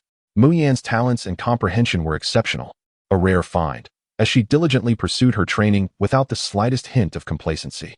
In stark contrast, Qinghe, lacking in both talent and comprehension, was erratic in his practice. This realization only deepened her resentment toward him. Were it not for Qinghe being the brother of Qingyuan, she might have already unleashed her frustrations upon him. Upon returning to his room, Qinghe gradually circulated the energy within his body. After 16 days of cultivation, he had replenished the vitality he had previously expended during the refinement process, and even had a surplus. The Wuxian sect differed from Qingyuan city. Numerous outer and inner disciples ventured out for training, slaying fierce beasts, many of which were of high rank.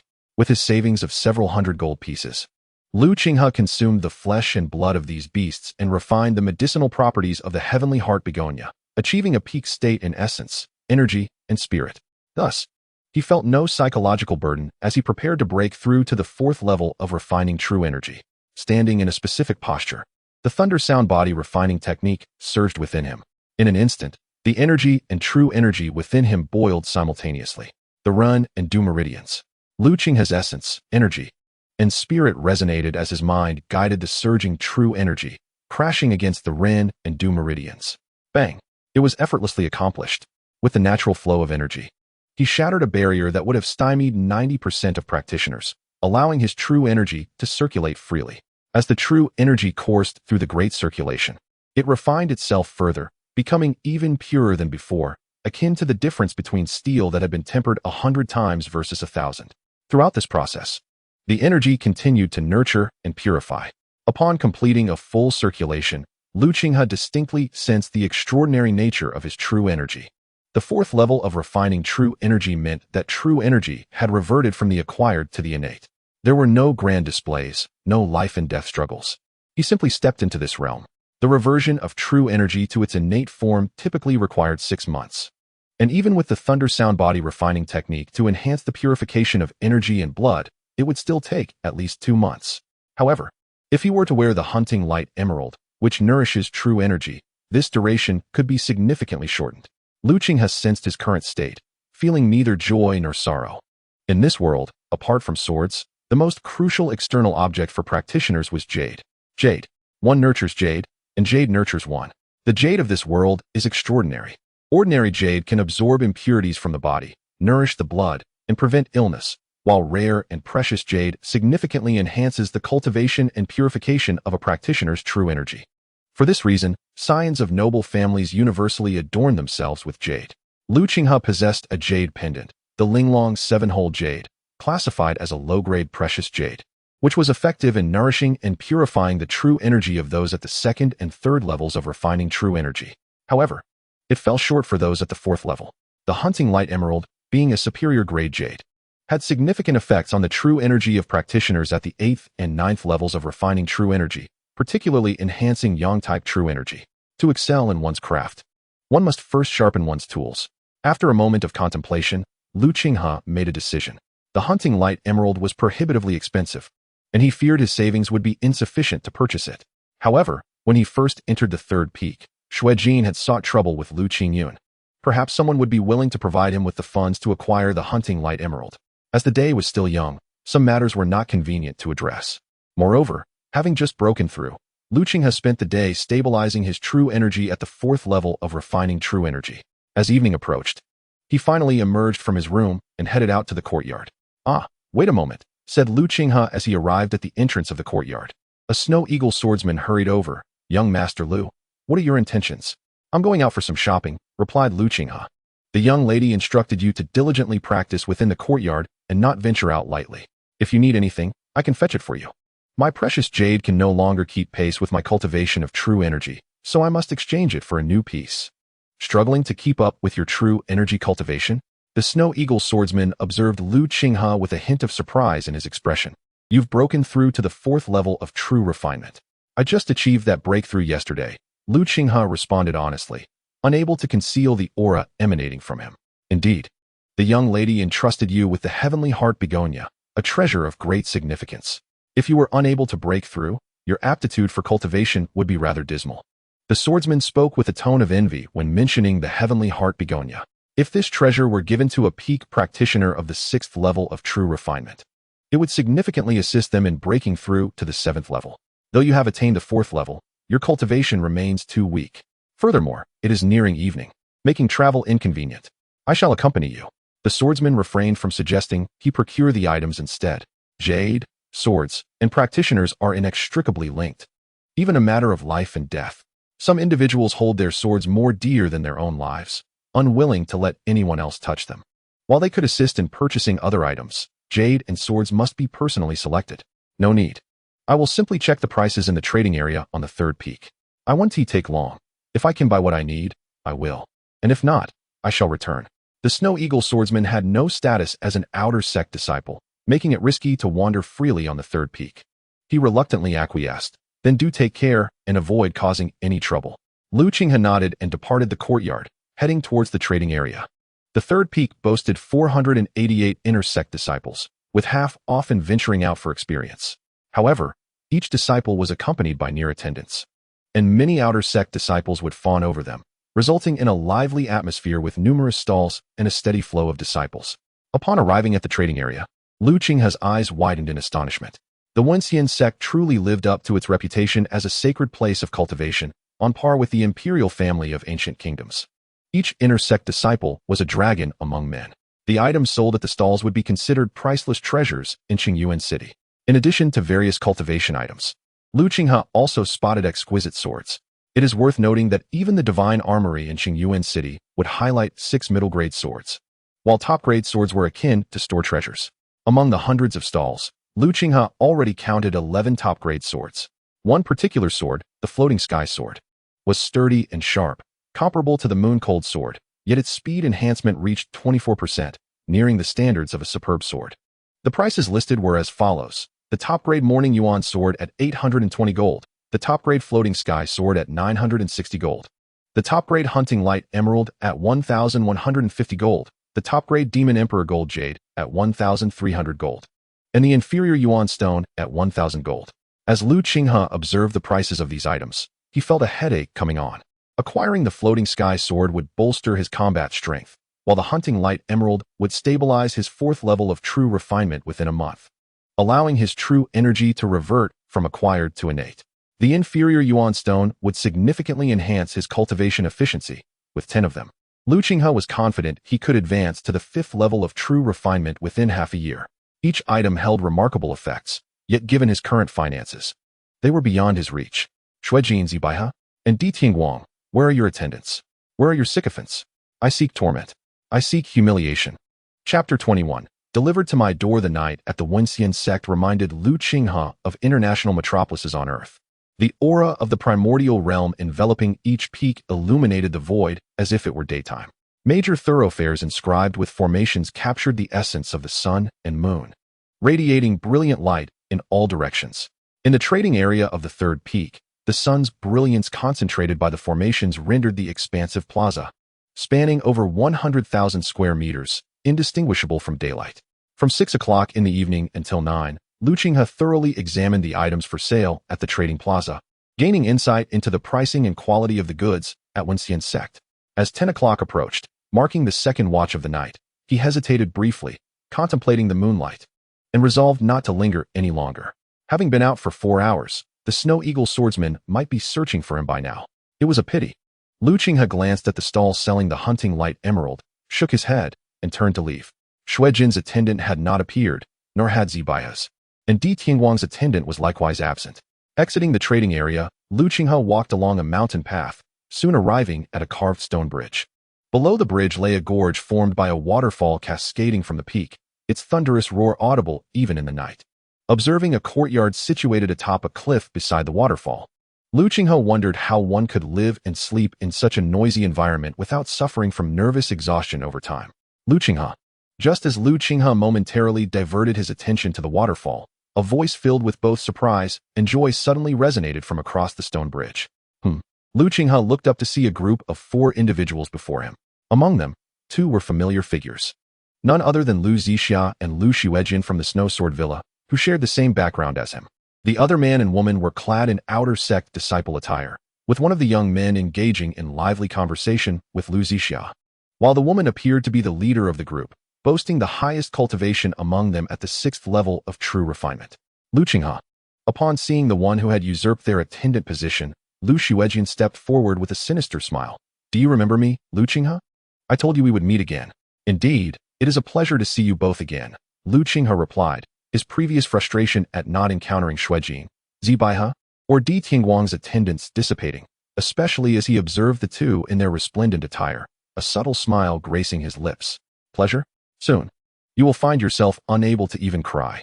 Lu Qinghe, the waste who forcibly took the attendant position from Snow Sword Villa, barely breaking through the 4th level of true refinement, and so oblivious to his own shortcomings, yet still has the audacity to exist in this world. The young man, who had been flattering Lu Zixia, seized the opportunity as Lu Shuijin mentioned Lu Qinghe's name. Brother Lu Zhenghua, this is him, Lu Zixia said, her tone turning to one of feigned vulnerability as she recalled something upon seeing Lu Qinghe. Rest assured, Sister Zixia, such a person will only become a bane within our Wenxian sect. I shall take it upon myself to cripple him and expel him from the sect. I believe even if Sister Lu Qingyuan holds any grievances, she will not pursue the matter considering Brother Qiulong's standing. Lu Zhenghua proclaimed with an air of arrogance. Qiulong ranks 61st among the 3rd peak. Not long ago, Lu Qingyuan elevated her ranking into the top 100, yet out of respect for senior brother Qiulong, she dared not refuse. Thus, I must trouble senior brother Lu Zhenghua.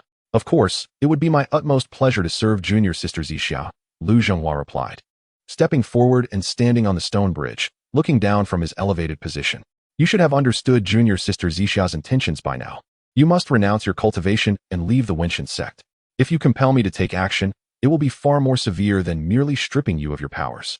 Senior brother Lu Zhenghua, allow me to handle this matter, Lu Xuejian interjected, stepping forward with a stern expression. Lu Qinghe, do you remember my words?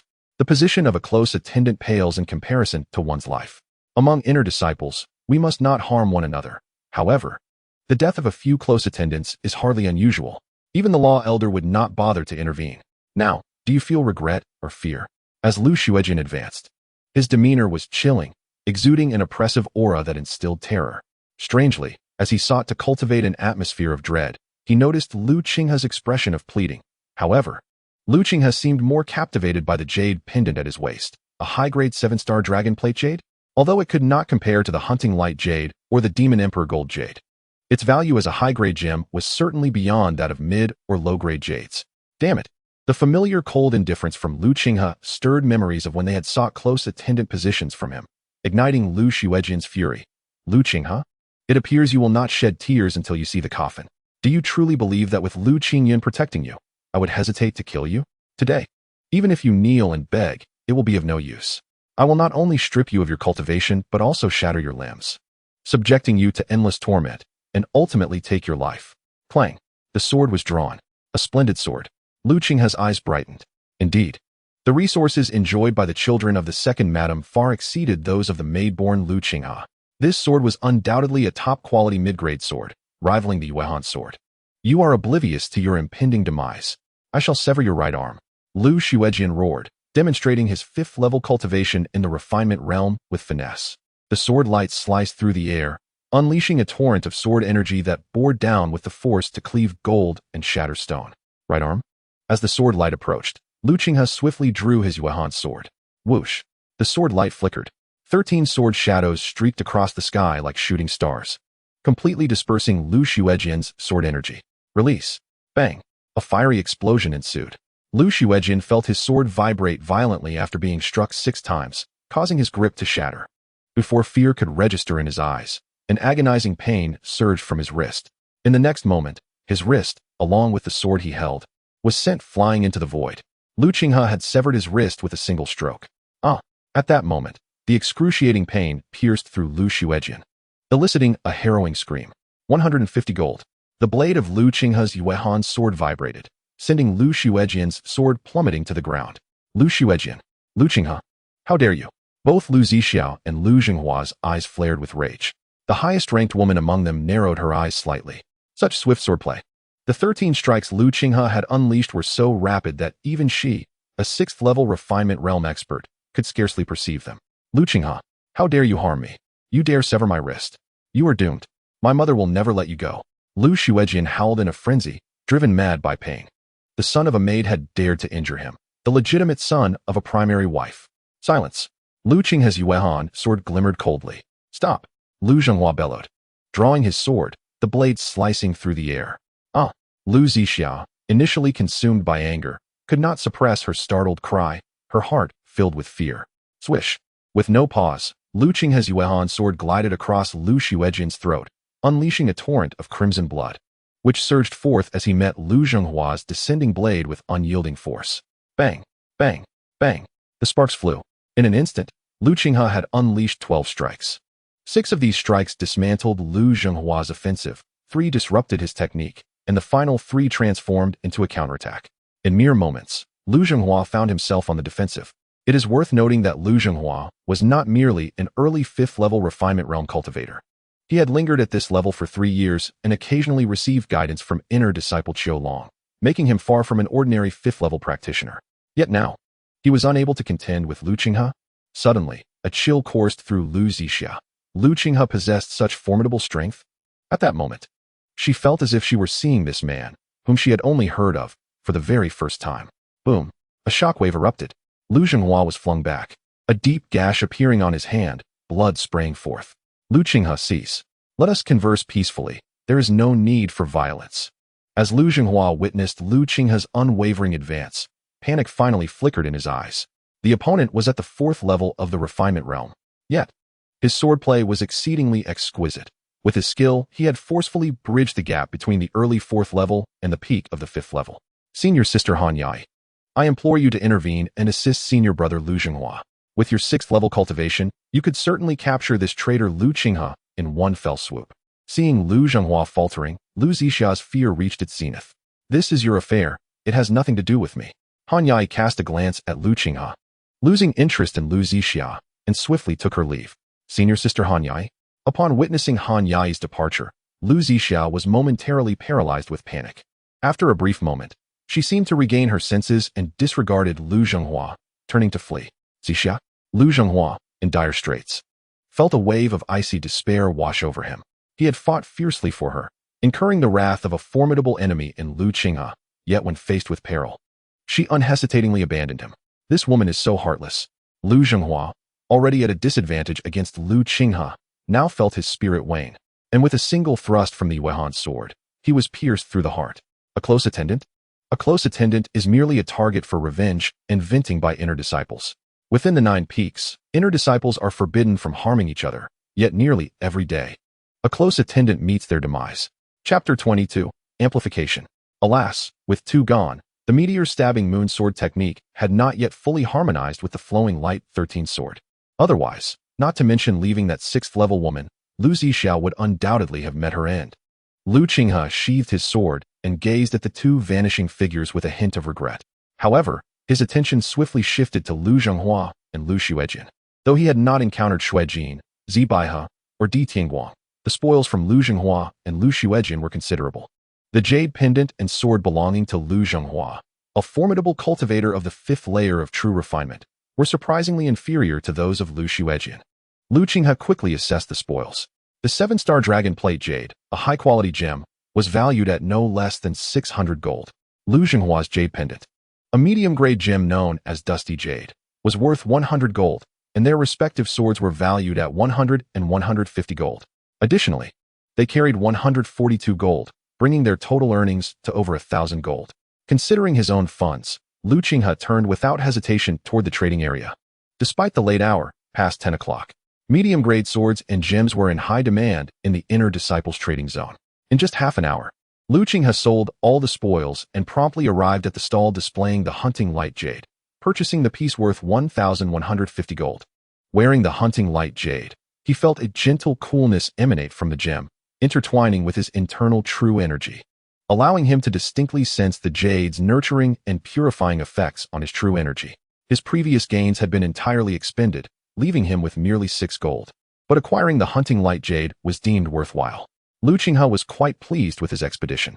As it was late, he decided against lingering outside and retraced his steps to his courtyard. After over an hour of back and forth, upon reaching the stone bridge again, he found that the bodies of Lu Zhenghua and Lu Xuejin had been removed. Clearly, due to the presence of close attendants, there were already designated personnel responsible for collecting the deceased from the outer disciples of the 3rd peak. This scene clarified for Lu Qinghe the ruthless competition within the Asking Immortal sect. The threshold for joining the outer sect was exceptionally low. Anyone under 30 who had attained the 4th layer of true refinement could join after paying a fee. However, these individuals, despite becoming outer disciples, not only lacked security in life and death, but were also denied access to the true profound techniques and secrets of the Asking Immortal sect. Their situation was even more precarious than that of students at the esteemed academies in the ancient city. Were it not for the significant elevation in status upon entering the inner sect, which contrasted starkly with the plight of outer disciples, few would choose to enter the fiercely competitive and harsh environment of the Asking Immortal sect. Shaking his head, Lu Qinghe cast these thoughts aside. Ahead, his sister Lu Qingyun's courtyard was almost within reach. However, at that moment, Mu Yin and 3 Snow Eagle swordsmen were scanning the surroundings with palpable anger.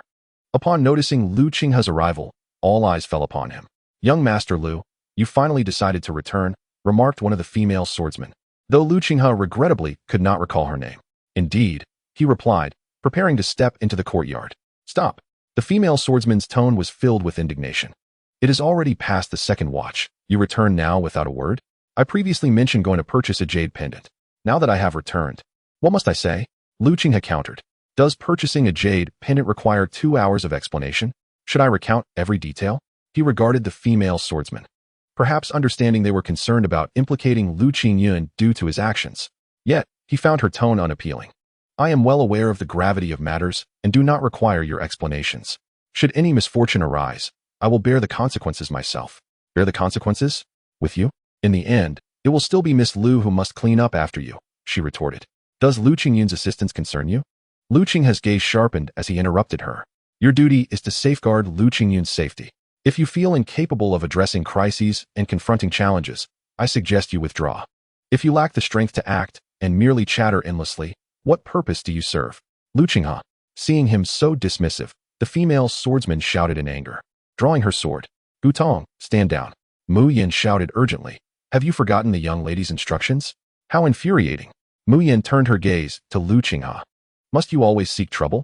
Lu Qinghe glanced at Mu Yin before directing his attention back to the female swordsman. Tomorrow morning, let us have a duel.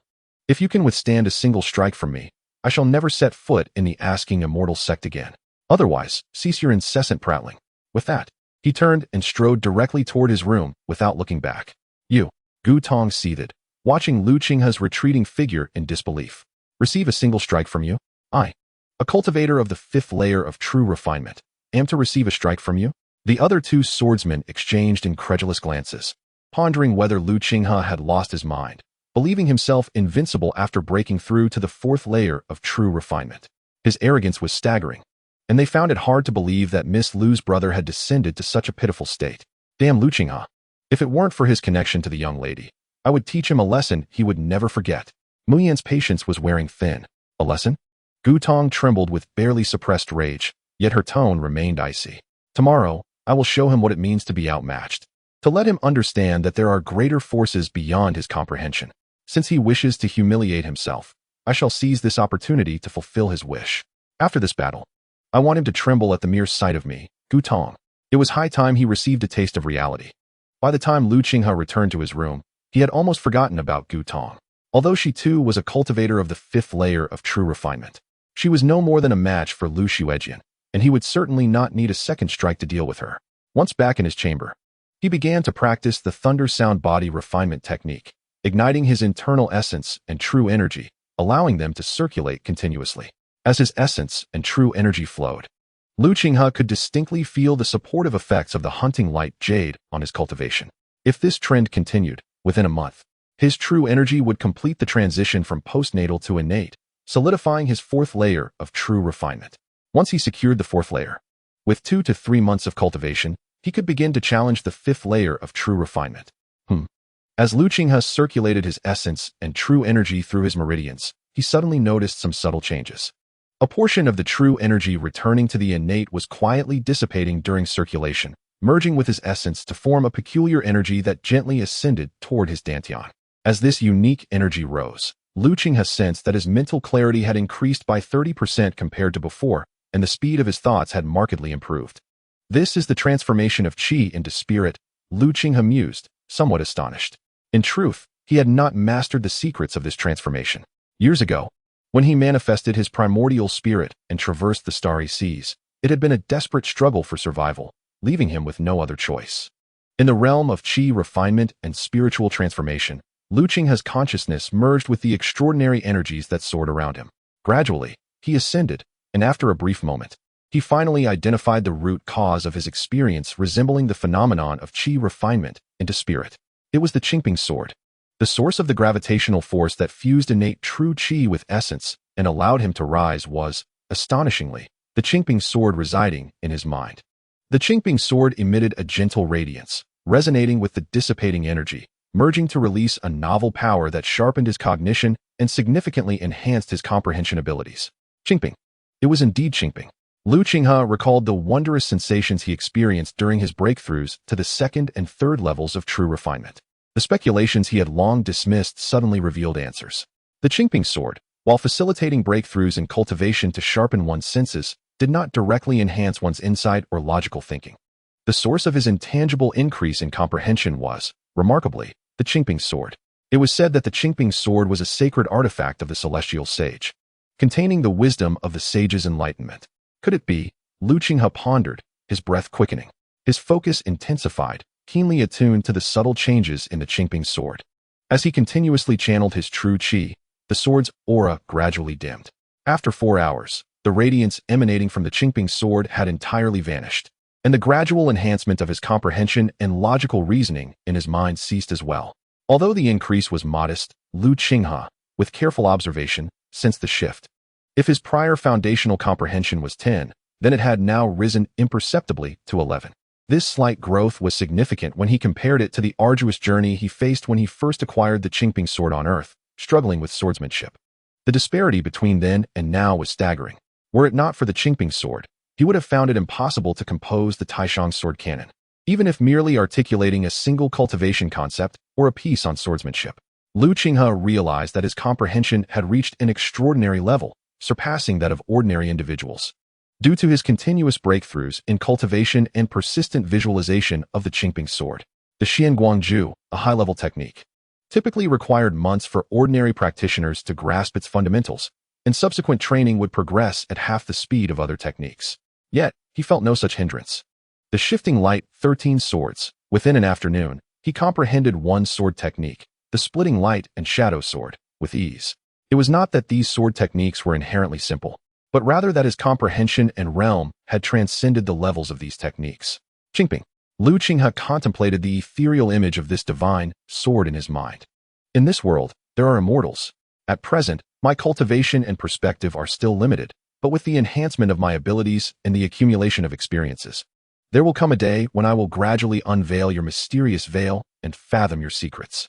Chapter 23. The talent for swordsmanship for Lu Qinghe. That night resolved long-standing doubts. For Gutong and the Snow Eagle swordsman remaining in the courtyard, the night was restless. All awaited the arrival of dawn. Time did not pause for anyone. A night swiftly passed. When Lu Qinghe rose, he discovered that breakfast had not been delivered as usual. Frowning, he exited his room and headed towards the outer courtyard. However, the entire courtyard appeared rather desolate, with only faint murmurs emanating from the direction of the training ground. Adjusting his course slightly, Lu Qinghe soon arrived at the training ground. At that moment, 6 graceful figures had gathered there. Qinggyuan led a team of Snow Eagle swordsmen to the Xiantian mountain range to hunt ferocious beasts for their training, while 4 others were still away. The remaining 6, including Mu Yin and Gu Tong, had all assembled here. Lu Qinghe, you actually decided to come. I thought you wouldn't rise until the sun was high. Gu Tong exclaimed as soon as Lu Qinghe arrived. She had been excited all night at the prospect of finally driving away this pampered youth. This was their great victory since becoming attendants to the young lady of the Snow Eagle swordsman. No breakfast today? Lu Qinghe turned to a Snow Eagle swordsman responsible for the meals. Humph, we simply didn't prepare anything for you. After all, you're leaving the Wuxian sect today, and we'll have no further ties. Why waste food? The Snow Eagle swordsman replied dismissively. Go prepare it, Lu Qinghe commanded, his tone leaving no room for disagreement. Yingying, go prepare it. This is, after all, our young master Lu Qinghe's last meal. We wouldn't want rumors spreading that we mistreated him. Besides, if he uses hunger as an excuse to refuse to acknowledge the outcome later, that would be troublesome, Gutong said. All right, I'll go prepare it, replied the Snow Eagle swordsman named Luo Zian, turning to leave. Young Master Lu, should we wait until you finish breakfast before we spar? No need, Lu Qinghe stepped forward. Entering the training ground, his gaze sweeping across the Snow Eagle swordsman with an indifferent expression. Although Lu Qingyuan regards you as sisters, you must understand one thing. Your status is merely that of attendants. There is a distinction between master and servant. What does that have to do with you? Were it not for the young lady valuing family ties, you two would be entirely from different worlds. Gutong retorted, slowly drawing her sword. I can hardly wait to show you what self-awareness means. Draw your sword. Clang. The moon-cold sword was unsheathed. In the next moment, a dazzling light shattered the void. A chill instantly approached. Not good. Mu Yin and the other Snow Eagle swordsmen widened their eyes in alarm. Quick.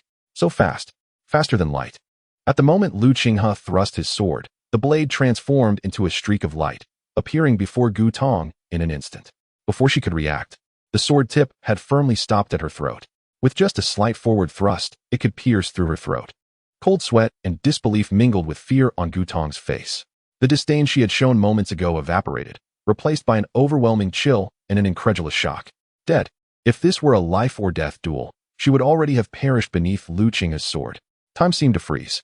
Gu Tong, that swift sword. Was that the superior sword technique? The shifting light, 13 swords? Mu Yin and the other 4 Snow Eagle swordsmen stared blankly at Lu Qinghe standing before Gu Tong, their minds muddled. Unable to reconcile this scene with the Lu Qinghe they had known for over a decade, who had only reached the 2nd level of true refinement. I was going to say, as soon as I draw my sword, you won't have another chance. However, I thought if I said that, you would surely mock me again. So I drew my sword first, Lu Qinghe spoke calmly, then sheathed the moon-cold sword and stepped back a pace. I'll give you the benefit of the doubt for your earlier lack of preparation. Now, you may try again. I will allow you to strike first. Gu Tong's face flushed. Had Lu Qinghe truly made such a statement, she would undoubtedly have retorted without hesitation. However, at this moment, recalling Lu Qinghe's sword that moved as swiftly as light, there was no trace of disdain left in her eyes. Unconsciously, she stepped back 4 paces, creating distance between herself and Lu Qinghe, her right hand steady and cautious on the hilt of her sword. She had to focus. Lu Qinghe. Was that the Liuguang 13 swords just now? At this point, Mu Yin could not help but ask, her tone reflecting disbelief. Can you not tell? Lu Qinghe replied flatly, casting a glance at Mu Yin. Yet, Mu Yin hesitated, originally intending to argue that the Liuguang 13 swords was a superior sword technique, and that a mere 4th-level practitioner could not possibly wield it. However, Lu Qinghe had just demonstrated the technique before her eyes. Further inquiry would only expose her ignorance. Then, she reconsidered. In merely a few days, Lu Qinghe had grasped the essence of the Liuguang 13 swords to the extent that he could execute it. What astounding talent for swordsmanship was this? The thought filled Mu Yin with astonishment. Lu Qinghe, was this the once marginalized disciple of the Shuejin villa? Lu Qinghe, I concede. I underestimated you.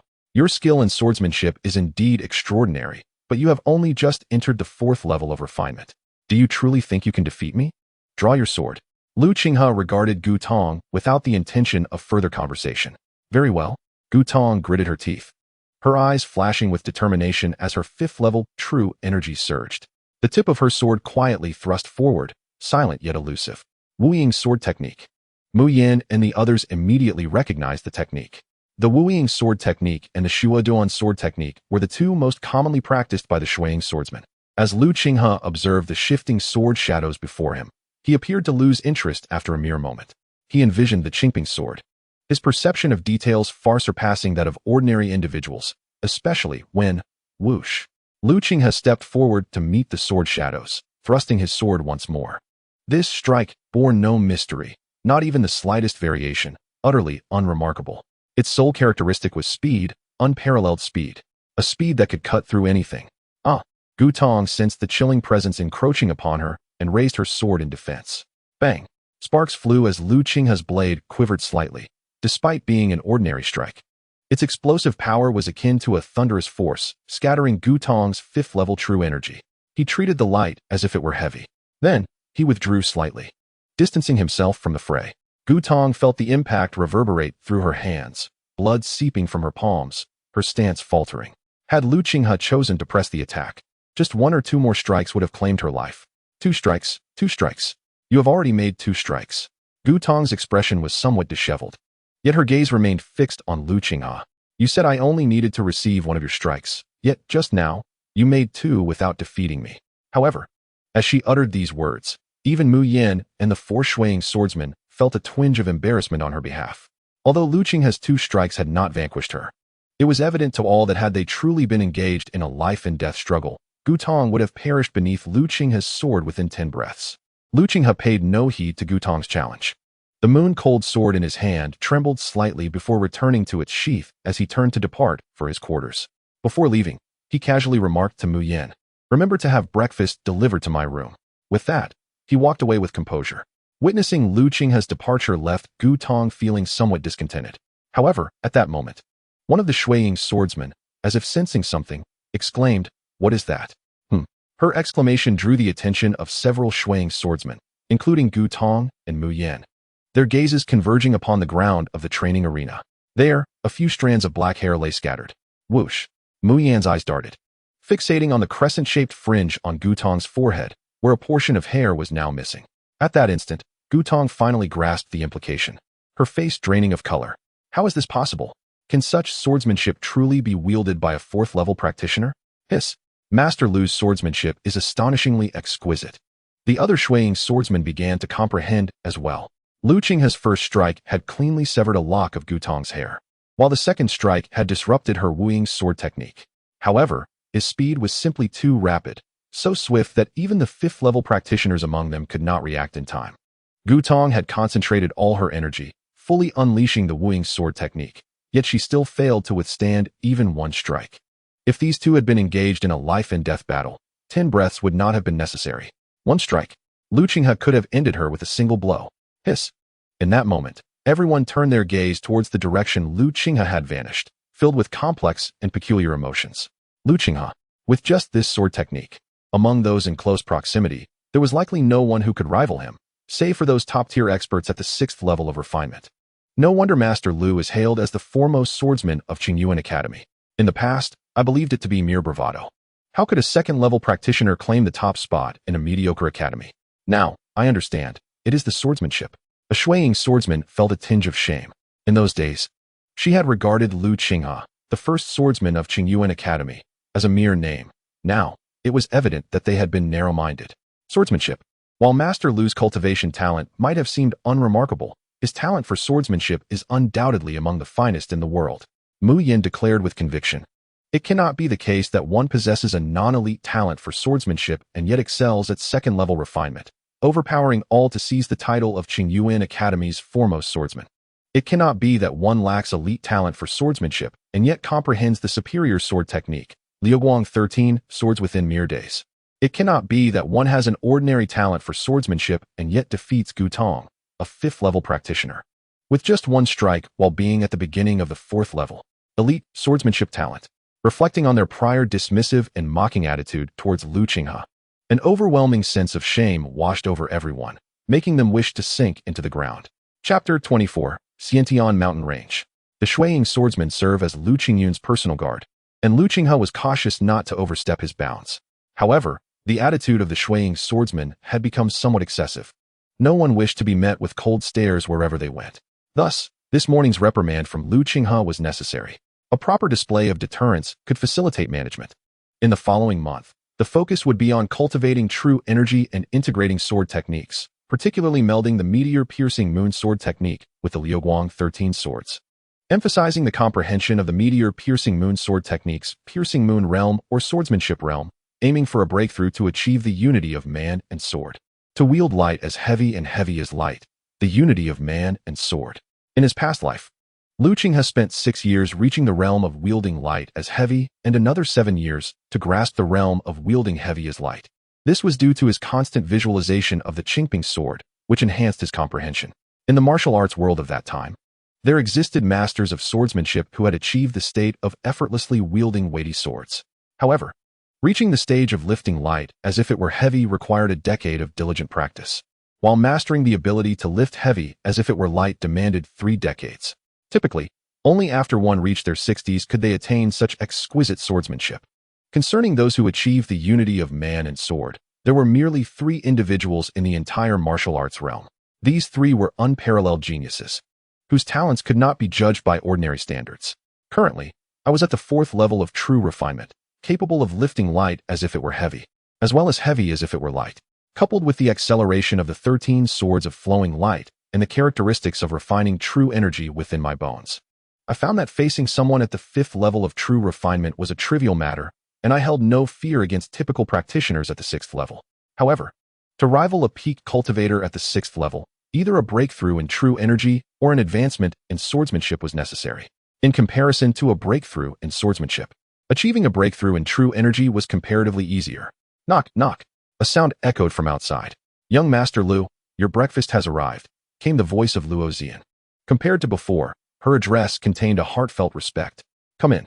The door swung open, revealing not only Luo Zian, but also Mu Yin and Gutong. "Young Master Lu," Gutong said, standing before me with an expression of guilt and remorse. I calmly replied, "There is no need for excessive words. Simply fulfill your duties." "Yes, young Master Lu, I will certainly do my utmost to protect the young lady's safety," she assured. "You may leave," I instructed Gutong. Observing my composed demeanor, Gutong could not help but feel ashamed when recalling how we had previously fixated on trivial faults of mine. After offering a respectful bow, she exited the room. "Do you have something to say?" Mu Yin asked, hesitating for a moment before bowing and apologizing. Young Master Lu, I have spoken out of turn before, even disregarding your kind guidance. I was narrow-minded and ignorant. I had no intention of holding grudges against the women. If it were not for the Snow Eagle swordsman's incessant disdain towards me, I would have preferred to have no interactions with them at all. Learn from your mistakes and devote yourself to your training, I advised. Yes, I will heed your teachings, Mu Yin replied as she turned to leave. Yet, just as she stepped out, her curiosity seemed to get the better of her, and she inquired, Young Master Lu, did you rely solely on your exceptional swordsmanship to navigate Qingyuan Academy with only the second level of true refinement? That would be an accurate summary, I replied. I understand, Mu Yin said, nodding earnestly. She had resolved to diligently practice according to my guidance, aiming to master the lethal moves of the Snowfall soul-snatching sword technique. As only then would she qualify to dominate at the 5th level of true refinement. Young Master Lu, your breakfast, Luo Zian announced. I nodded, but upon catching a whiff of the medicinal fragrance emanating from the meal, I was somewhat taken aback. Luo Zian wore an expression of deep remorse. Young Master Lu, my sisters and I feel we have wronged you these past few days. We feared that our apologies would disturb you, so we could only gather our savings to make your meals more sumptuous. Your thoughtfulness is appreciated, I acknowledged without refusal.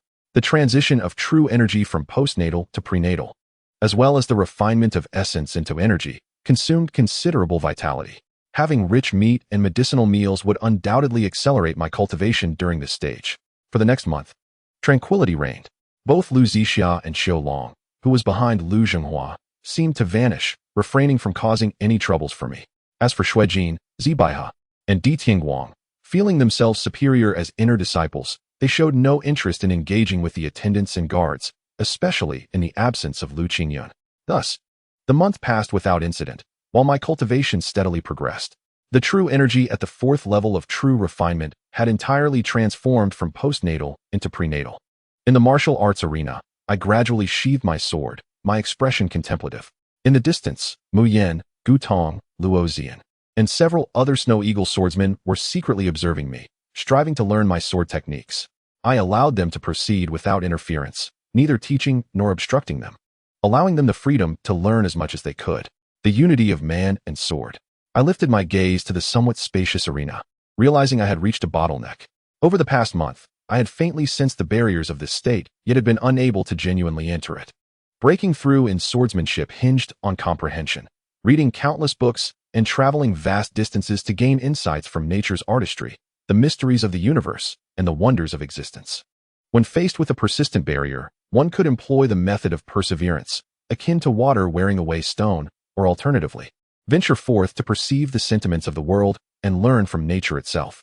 I was unwilling to remain stagnant at the unity of man and sword for too long, and thus, stepping outside seemed the wisest choice. Whoosh! The sword returned to its sheath. As soon as I concluded my training, Mu Yin approached me. Young master, I need to go out. Out. Mu Yin was momentarily taken aback, having witnessed my training over the past days. Are you planning to venture out to overcome the bottleneck in your swordsmanship? Indeed, I intend to visit the Xiantian mountain range. The Xiantian mountain range. Hearing my intention, Mu Yin was startled and quickly cautioned. Young master, the Xiantian mountain range is not like the Lianyun mountain range or the Kunwa mountain range. It is fraught with peril, populated with intermediate ferocious beasts and numerous advanced ones. Occasionally, demonic creatures roam there. Generally, only teams at the 7th level of true refinement dare to enter for training. If you truly wish to go, perhaps it would be wise to wait for Captain Kaiyun's return before embarking. It's all right, I will not delve too deeply. I reassured her. Mu Yin wished to dissuade me again, but at that moment, my stature in their eyes had transformed from earlier perceptions. I had made up my mind, and Mu Yin could no longer sway me. So be it, I concluded firmly. That night, crack, my body trembled slightly as strength permeated into my finger bones. Thus, all 126 bones in my limbs had been successfully refined. The initial stage of bone refinement had been achieved. Refining the trunk and limb bones was merely a quantitative enhancement, lacking significant improvements, hence I did not perceive any explosive growth in my power. The next step involved the most challenging refinement of the cranial bones. Once I completed the final 29 bones, my skeletal strength would increase, allowing my physical body and true energy to merge, unleashing even greater force with every movement and strike. I set aside the thunder sound body refinement technique, standing in the courtyard, gazing at the bright moon, while my true energy and essence nourished my body.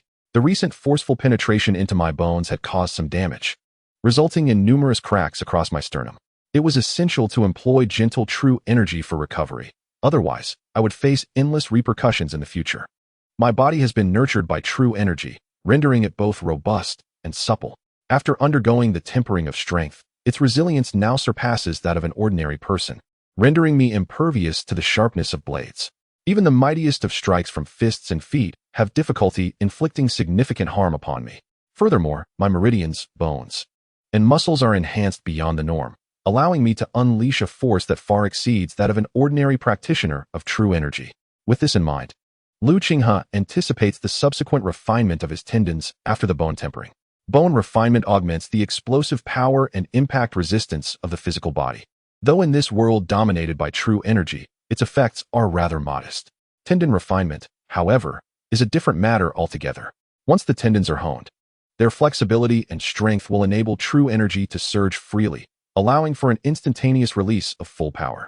While this may significantly increase true energy consumption and reduce the duration of combat, it would also double the lethality of his swordsmanship. Having achieved minor success in bone refinement and resting for 3 days to nurture his bones, Qinghe prepared the essential items for his journey on the 4th day. He exited the 3rd peak, leaving the Wuxian sect, and set forth towards the Xiantian mountain range, the sect's backyard.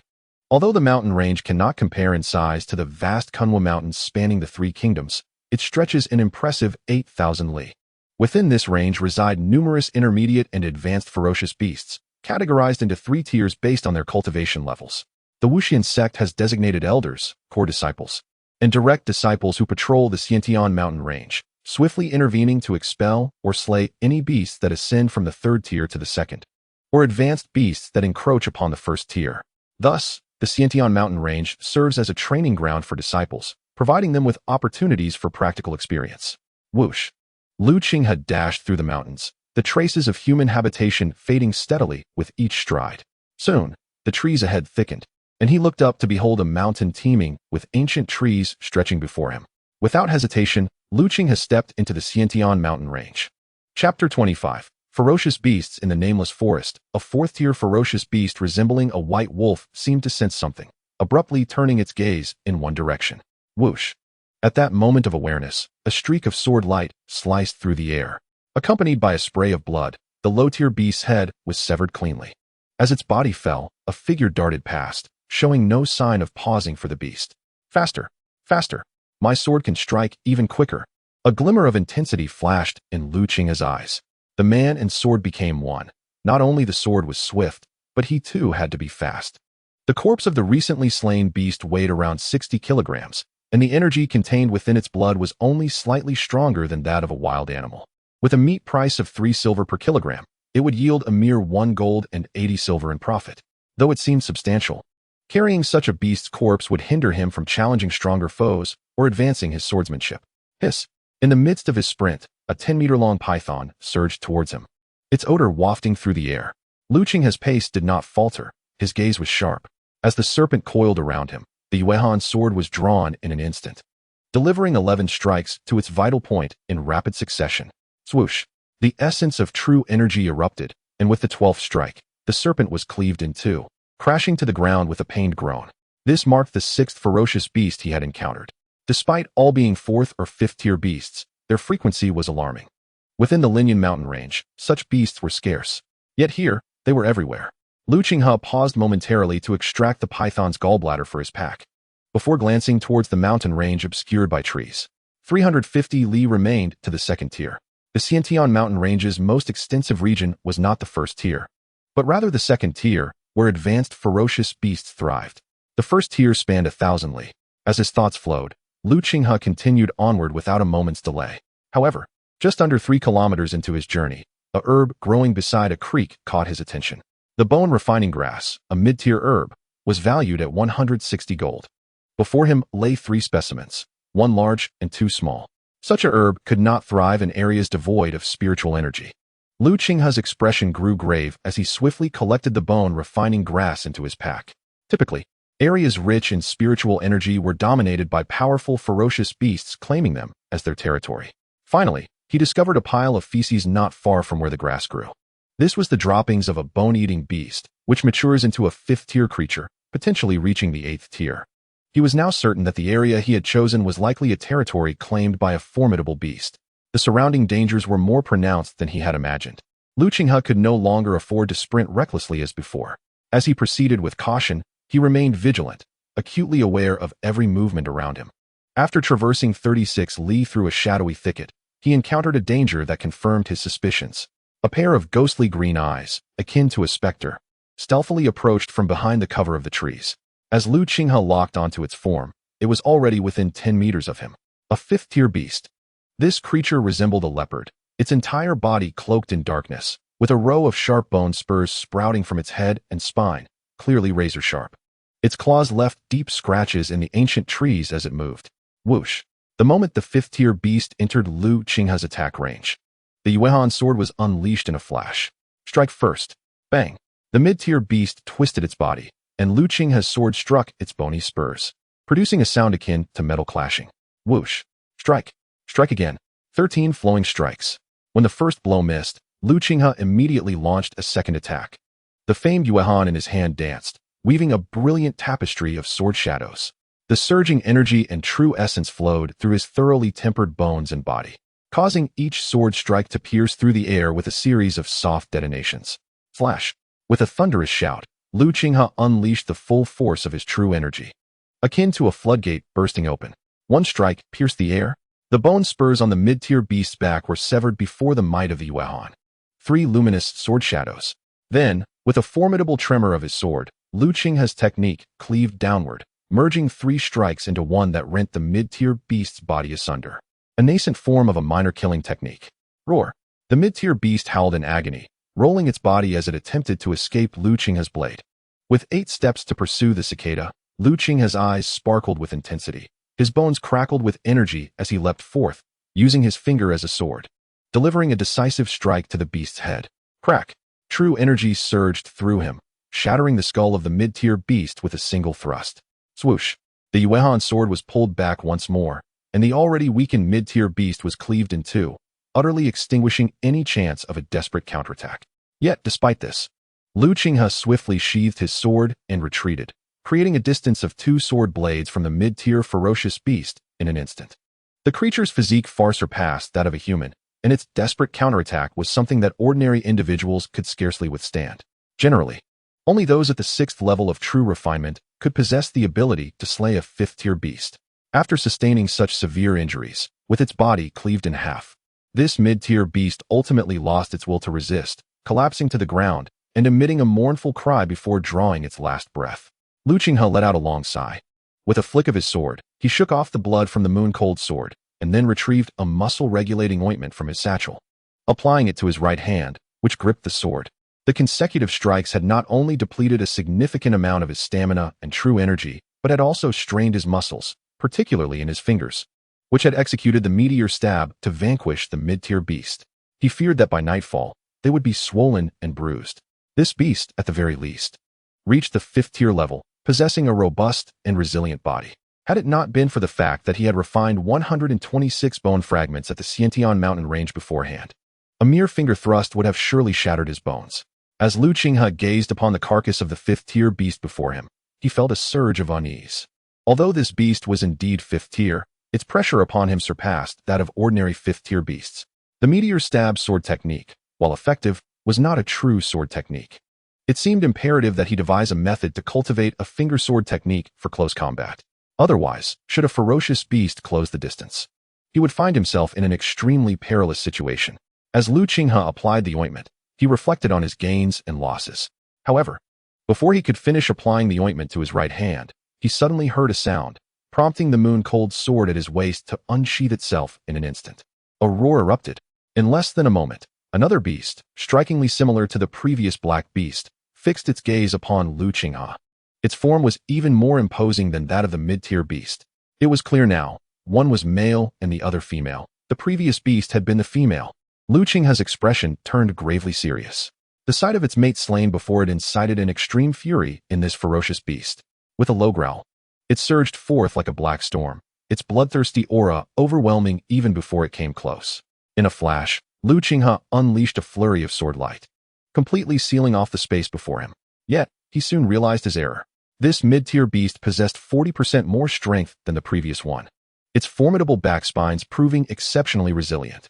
As it lunged into the path of Lu Qinghe's sword light, it resembled a divine dragon wielding its tail, and with a clash of its spines against the moon-cold sword, it forcibly disrupted Lu Qinghe's sword technique. The backlash nearly dislocated his wrist. A sixth-tier beast. In that moment of icy clarity, Lu Qinghe keenly captured a glimmer of cold light flashing past him. This was bad, accompanied by a swift retreat. A searing pain radiated from his chest down to his waist, blood instantly pooling across his torso. The human body was no match for the ferocity of the beast. He could not allow it to close the distance. With a swift shift of thought, Lu Qinghe attempted to withdraw. However, while he retreated quickly, the beast lunged even faster. In a critical moment, he could only position his sword horizontally before him. With a thunderous crash, the tremendous force of the impact surged forth, causing blood to spurt from Lu Qinghe's palm. There was no retreat left to take. In a flash, he made a resolute decision. His frantic retreat halted abruptly, and without waiting for the mid-tier beast to adjust its assault, he charged forward, using his own flesh and blood to collide violently with the robust sixth-tier beast. Turning the tide, a muffled sound resonated from the collision of man and beast. Lu Qinghe could even distinctly hear the cracking of his own bones. Despite the rigorous refinement of his skeletal structure and the nurturing of his innate true energy, this collision still resulted in a fracturing of his bones, sending his vital energy into turmoil and displacing his organs. In a desperate counterattack, Lu Qinghe broke the rhythm of the mid-tier beast's assault. Not daring to pause for even a moment, he shaped his fingers into a sword and aimed directly at the beast's eye, striking down fiercely. A gust of wind surged forth, causing the black beast to tilt its head. Lu Qinghe's finger strike made contact with its jaw, and with the sound of shattering bones, the beast staggered backward, its mind momentarily dazed. With a connection of 10 fingers to the heart, the excruciating pain from his fractured finger bones caused beads of sweat to form on Lu Qinghe's forehead. Yet, in this life-and-death moment, he disregarded the agony. The famed moon-cold sword forced the beast back a sword's length before piercing through its body, blood gushing forth. Then, with a swift twist, he aimed to lift the beast high into the air. With a roar of agony, the sixth-tier beast unleashed a furious bellow, its black tail striking out violently, landing squarely on Lu Qinghe's left shoulder. In that instant, Lu Qinghe felt as if he had been struck by a truck, despite the refinement of his entire skeletal structure. The bones in his left shoulder were nearly shattered. His left arm was rendered useless. Lu Qinghe, already at a disadvantage against the beast, found himself in a perilous situation with his left arm incapacitated.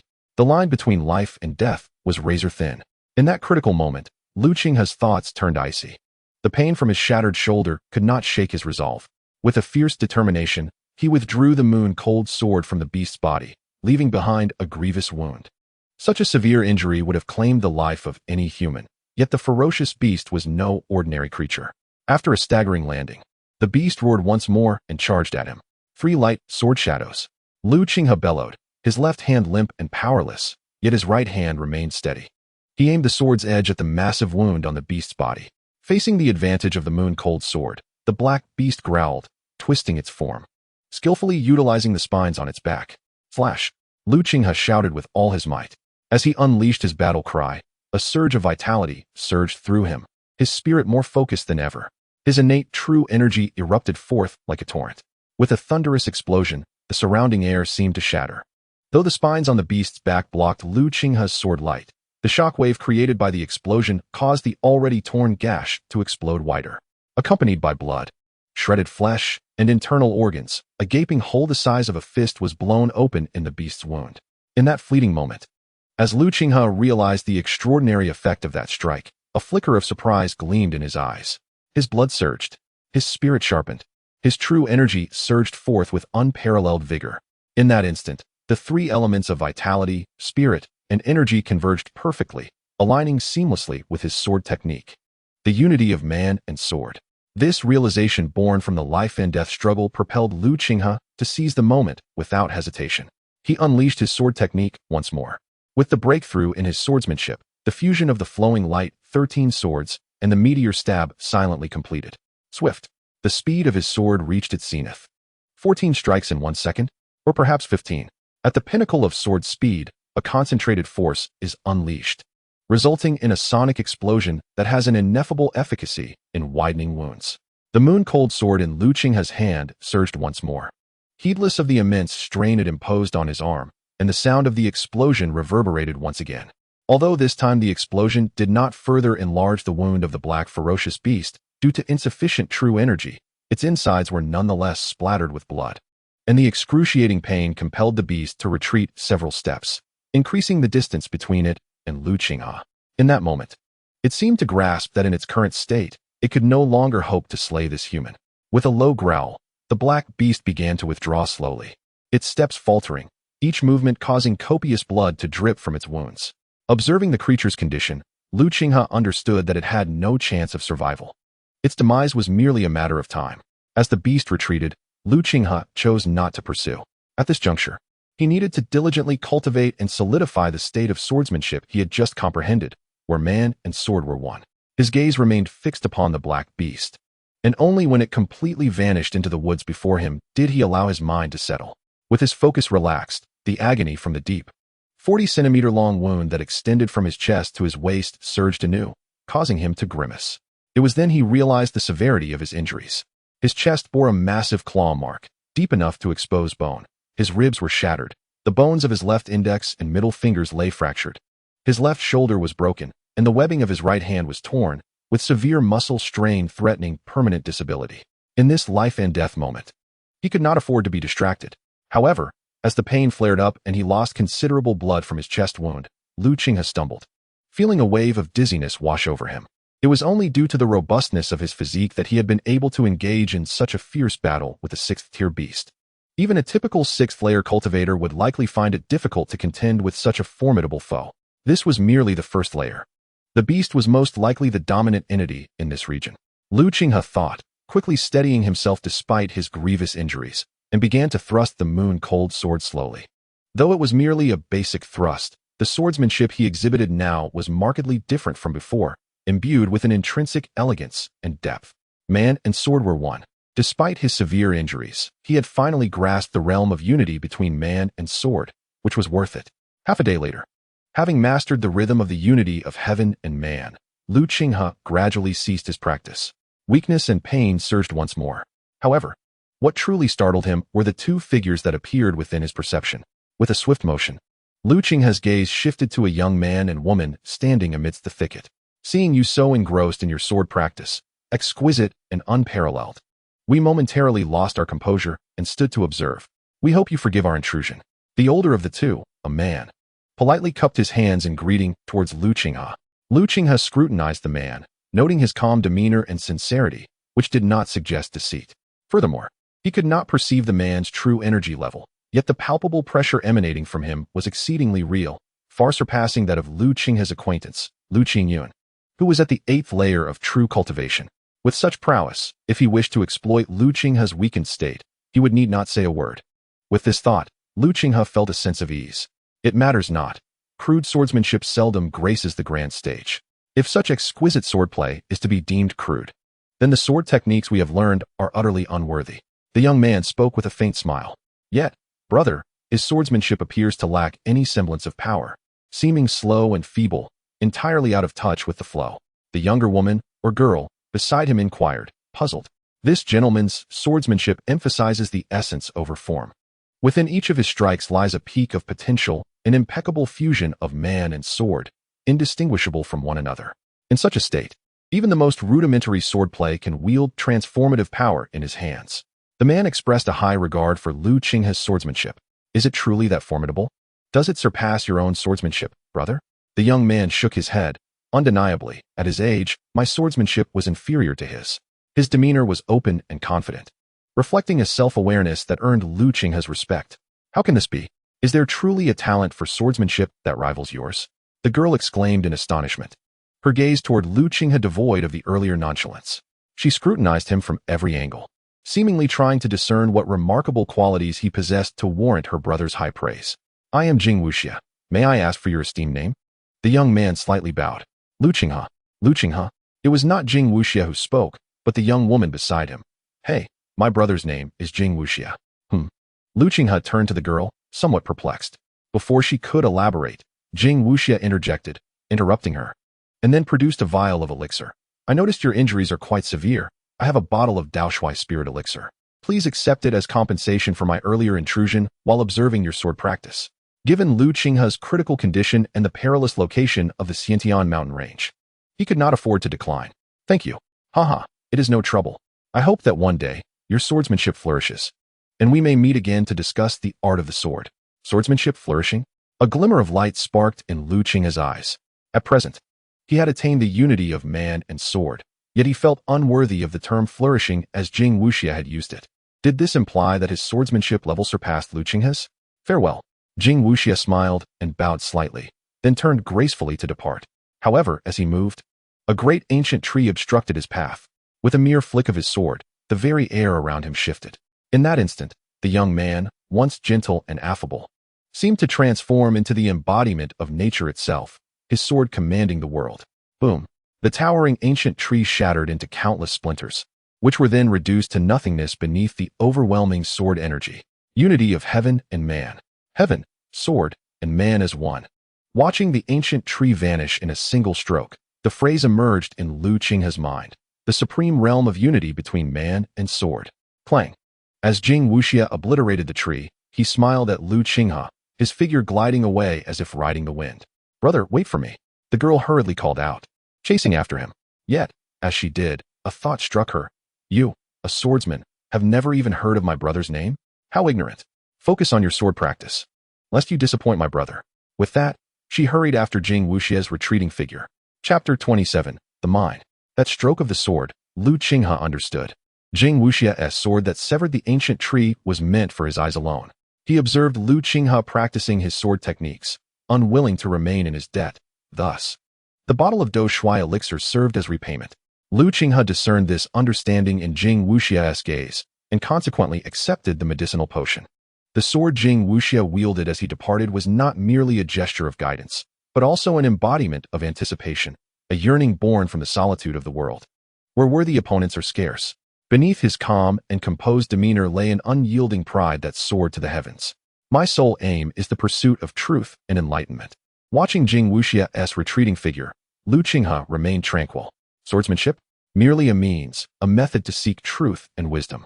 It is not an absolute. Nevertheless, perhaps pursuing the true path through the sword is indeed a commendable choice. He cherished a life of simplicity and a straightforward quest for enlightenment. Yet, he did not mind encountering splendid vistas along the journey of truth-seeking. The Daoshui elixir. Lu Qinghe uncorked the jade vial, and a fragrant aroma wafted forth. The scent of this elixir was even more potent than the fragmented spirit pills he had received years ago from a woman in Qingyuan City. Merely the fragrance of the elixir suffused a refreshing coolness through his burning insides, alleviating his pain significantly. Gazing at the vial of Daoshui elixir, which contained 3 more pills, Lu Qinghe could surmise the practitioner's cultivation level based on the quality of the potion at the Hunyuan realm. He paused for a moment, but his spirit remained untroubled. He was neither averse to incurring debts nor fearful of them. With that thought, Lu Qinghe swallowed the elixir and activated the thunder sound body refinement technique to refine its medicinal essence. As the elixir's potency was continuously absorbed, his injuries healed at an astonishing pace. Within mere breaths, the scabs on his chest formed, the pain from fractured bones diminished greatly, the wounds on his palms healed, and the strain in his muscles subsided considerably. Although complete recovery was still a ways off, it was a marked improvement compared to his previous state of agonizing difficulty. Lu Qinghe estimated that he could manage to fight a 5th-level fierce beast again. This elixir, Lu Qinghe felt a shiver run down his spine. Was this more than mere ordinary medicine? This was a sacred healing remedy. At this rate, within 2 hours, he would be entirely healed. It was worth noting that given the severity of his earlier injuries, he would have needed at least 1 or 2 months of recuperation to hope for a full recovery. And now, a single elixir had saved him that time. Gripping the Yuehan sword tightly, Lu Qinghe resumed his journey forward.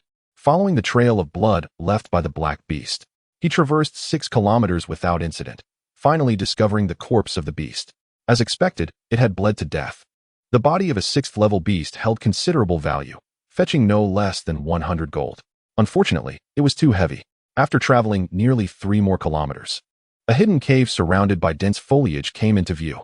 Upon reaching the entrance of the cave, Lu Qinghe not only sensed the air becoming remarkably fresh, but also noted that the flow of his inner energy was swifter here than in other locations.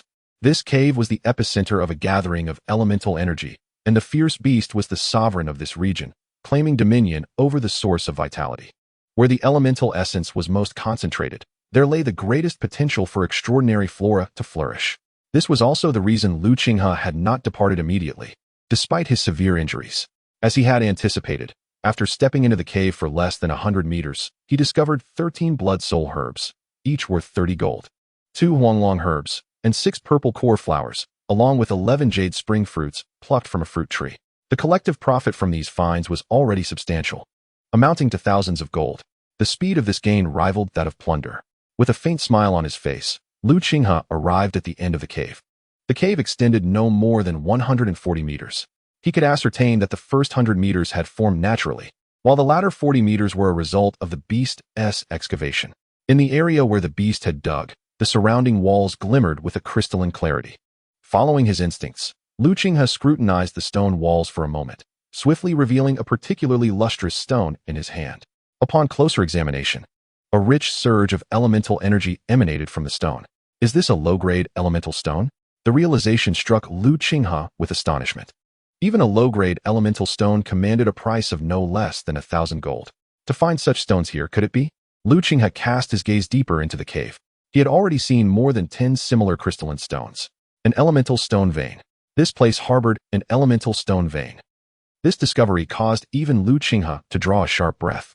His eyes darted around the cave, assessing the environment, the patterns in the rocks, their orientation, and ultimately arrived at a conclusion that left him momentarily breathless. 100 stones. This elemental stone vein produced no fewer than 100 stones, and likely even more. 100 low-grade elemental stones equated to a staggering sum of 100,000 gold. It should be noted that the entirety of Lu Qingyuan's wealth as an inner sect disciple was merely 10,000 gold. A mine worth 100,000 gold would surely drive any inner disciple to madness. Even core disciples could not afford to ignore it. An inner disciple with the backing of 100,000 gold could venture into the elemental realm and step into the Qingyuan realm with a high chance of success. Having strolled through the trading market of the third peak for half a day, Lu Qinghe had a profound understanding of the standard prices for practitioners. This place was not truly hidden, it was merely on a lower tier, and those inner disciples rarely lingered here, leading to its neglect. Furthermore, this forest was home to a black panther, whose ferocity rivaled that of high-level beasts, causing outer disciples to regard it with trepidation. Thus, it had remained unnoticed until now. Most importantly, this elemental stone vein had only recently been unearthed by the beast, meaning it had been exposed to the world for a short time. Lu Qinghe swiftly calmed his racing heart. He needed to inform the Snow Eagle swordsman. It would be best to have Lu Qingyuan handle it. The flowing light sword technique, with its 13 strikes, cost 2,800 gold. Lu Qingyuan had gifted him 2 sword techniques, and he would return the favor with a mine. Lu Qinghe soared from the cave, marking the area within 30 miles to summon the Snow Eagle swordsman. As for returning, he had no intention of doing so. Hundreds of low-grade elemental stones lay hidden deep within the mountain, difficult to excavate. However, given his capabilities, collecting the exposed dozen or so stones posed no challenge. Glancing at the cave before him, Lu Qinghe summoned his sword light, and with a single strike, severed a massive stone into several pieces, transporting them to the entrance to simulate a partial landslide, effectively obscuring the cave's mouth. Afterward, he ventured out once more, slaying 3 fierce beasts, converting their flesh into dried meat to bring into the cave. Next, he sealed the entrance and entered a state of seclusion within the cave to cultivate. In the realm of cultivation, I have firmly established myself at the 4th layer of true refinement. My next endeavor is to ascend to the 5th layer. The transition from the 4th to the 5th layer, and subsequently to the 6th, is merely a matter of accumulating true energy, devoid of any true bottleneck. As long as one possesses ample resources and a stable foundation, one can effortlessly step into the next phase. Lu Qinghe held a substandard essence stone in his hand, absorbing the energy contained within. The progression from the 4th to the 5th layer, and from the 5th to the 6th, is not arduous. But this is contingent upon having sufficient resources. For Lu Qinghe, with 10 inferior essence stones, he could reach the 5th layer within 6 months. Others, lacking the ability to refine essence into energy, not having practiced the thunder sound body refinement technique, not having visualized the Qingping sword, and lacking precise control over themselves, would require 2 to 30 inferior essence stones and a time span of 1 to 2 years to achieve the same breakthrough. Spending 2 to 3,000 gold over 1 to 2 years for a 4th layer cultivator to ascend to the 5th layer is a cost that not every faction can bear. Even the affluent Qingye Mountain Manor cannot afford such extravagance for its disciples. In the subsequent month, Lu Qinghe devoted himself entirely to cultivation. With the aid of the Thunder Sound Body refinement technique and his meticulous control over his physical form after visualizing the Qingping sword, his speed in refining the inferior essence stones was several times that of an average person. In just 1 month, he consumed 9 inferior essence stones, elevating his true energy cultivation from the early stages of the 4th layer to its pinnacle, steadily approaching the threshold of the 5th layer. With a swift motion, a brilliant sword light illuminated the cave. 3 beams of light converged instantaneously, forming a dazzling sword shadow that pierced through the air. The collision and friction of the sword light and air produced a thunderous roar within the cavern. Feeling the power of this strike, Lu Qinghe experienced a moment of satisfaction. The 3-light sword shadow, a minor technique from the flowing light 13 swords, demonstrated his mastery of the sword, achieving a unity of man and sword. As he entered this advanced state, the techniques of meteor-piercing moon and flowing light 13 swords harmonized seamlessly, enhancing the power he could wield through flowing light 13 swords by tenfold. After another month of practice, comprehension, consolidation, and refinement, the power of flowing light 13 swords reached an impressive 20%, although he had yet to achieve a minor success. His exceptional understanding of swordsmanship allowed him to grasp the first minor technique of flowing light 13 swords. The 3-light sword shadow, in an instant, fused 3 beams of sword light into one, unleashing an incredibly fierce might that could alter the very fabric of reality. Having consumed nearly all his provisions, he resolved to hunt a fierce beast to sustain himself for the time ahead. Additionally, the refinement of inferior essence stones had accumulated a significant amount of stone energy within him, necessitating vigorous exercise to expel it. Otherwise, relying on inferior essence stones for cultivation would yield diminishing returns. Consuming medicinal pills for cultivation would leave behind residual toxins, and using essence stones would similarly be detrimental, albeit to a lesser extent. Summarizing his thoughts, Lu Qinghe grasped his sword and ventured towards the cave's entrance. However, as he stepped outside, the sound of footsteps approached, coinciding perfectly with his exit. A group of 6 individuals, clad in the attire of Qingye Mountain Manor, confronted him. Yet, they were not the 20 Snow Eagle swordsmen who served beside Lu Qingyuan, but rather the Dragon Eagle swordsman. Among them was a familiar face. The Dragon Eagle swordsman known as Jian Shou, who had previously relayed messages to him in Qingyuan City. Lu Qinghe. Jian Shou expressed surprise at Lu Qinghe's unexpected presence. But soon, a smirk crossed his face as he remarked, "How fortunate. Having a good sister has saved you several years of arduous training. And now you have achieved what many covet, entry into the Wenshan sect. Are you mocking me?" Lu Qinghe responded, gazing at Jian Shou. It was rumored that Jian Shou faced punishment under Lu Qingyun's scrutiny, although Lu Qinghe had not witnessed it. Not at all. How could we dare to mock young Master Lu? At that moment, a leader among the Dragon Eagle swordsmen stepped forward, introducing himself as Yingying, the vice-captain of the 13th team. "Did you leave those marks to summon the Snow Eagle swordsman?" "I summoned only the Snow Eagle swordsman. There are only 20 serving Lady Lu in the Wenshan sect. Your markings lack clarity. Within a 30-mile radius, they do not have the time to search individually. So they entrusted us to assist. Now that we have found you, I will have someone inform the captain, Qiyuan, to come." As Yingying spoke, he nodded to a fellow Dragon Eagle swordsman, who promptly departed to notify Qiyuan. "Now, let us discuss compensation. Even as members of Qingye Mountain Manor, it does not imply that we, the Dragon Eagle swordsmen, will perform tasks without recompense for you, young Master Lu. That is acceptable. Once the Snow Eagle swordsmen arrive, we can discuss the details. You may make yourselves comfortable," Lu Qinghe replied calmly, his words indicating a desire for them to leave. Wait. At that moment, Jian Shou inhaled deeply, sensing the noticeably rich aura in the air, and spoke with a serious demeanor. "Captain, the concentration of vital energy here surpasses that of the outside world." Yingying, a 6th-layer true refinement cultivator and vice-captain of the 13th team, sensed the surroundings and quickly realized, this is a place where vital energy converges. A place where vital energy gathers must harbor heavenly materials and earthly treasures. Even if their quality is not high, they could still provide us with hundreds or even thousands of gold. Another Dragon Eagle swordsman, at the pinnacle of the 5th layer, affirmed this. In an instant, the gazes of the group shifted towards Lu Qinghe. If the Snow Eagle swordsman were to pay compensation, it would merely be a formality. As fellow members of Shuejin Mountain Manor, a few dozen gold would be considered a high price. Clearly, this meager reward would not satisfy the Dragon Eagle swordsman. If I am not mistaken, those heavenly materials and earthly treasures must have already been collected by young Master Lu, Yingying asserted, his eyes sharp as arrows. Locking onto Lu Qinghe. Captain, I have seen signs of spiritual herbs being harvested. A nearby Dragon Eagle swordsman confirmed Yingying's suspicions. Lu Qinghe, you find yourself in a perilous situation. We have entered the Xiantian mountain range to rescue you.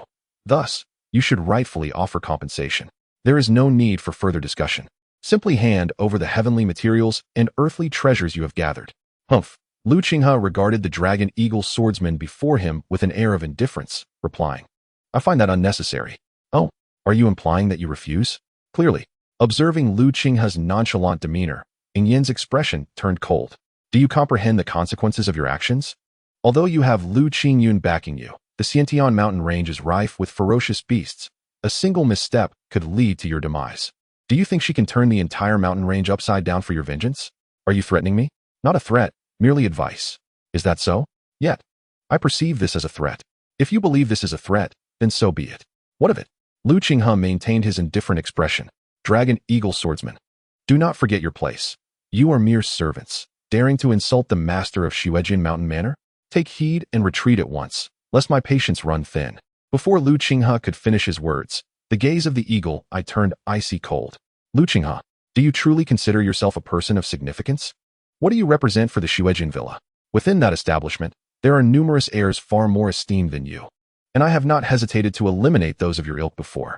There was another proud and oblivious girl who once dared to call us servants, only to meet a fate of being toyed with to her demise.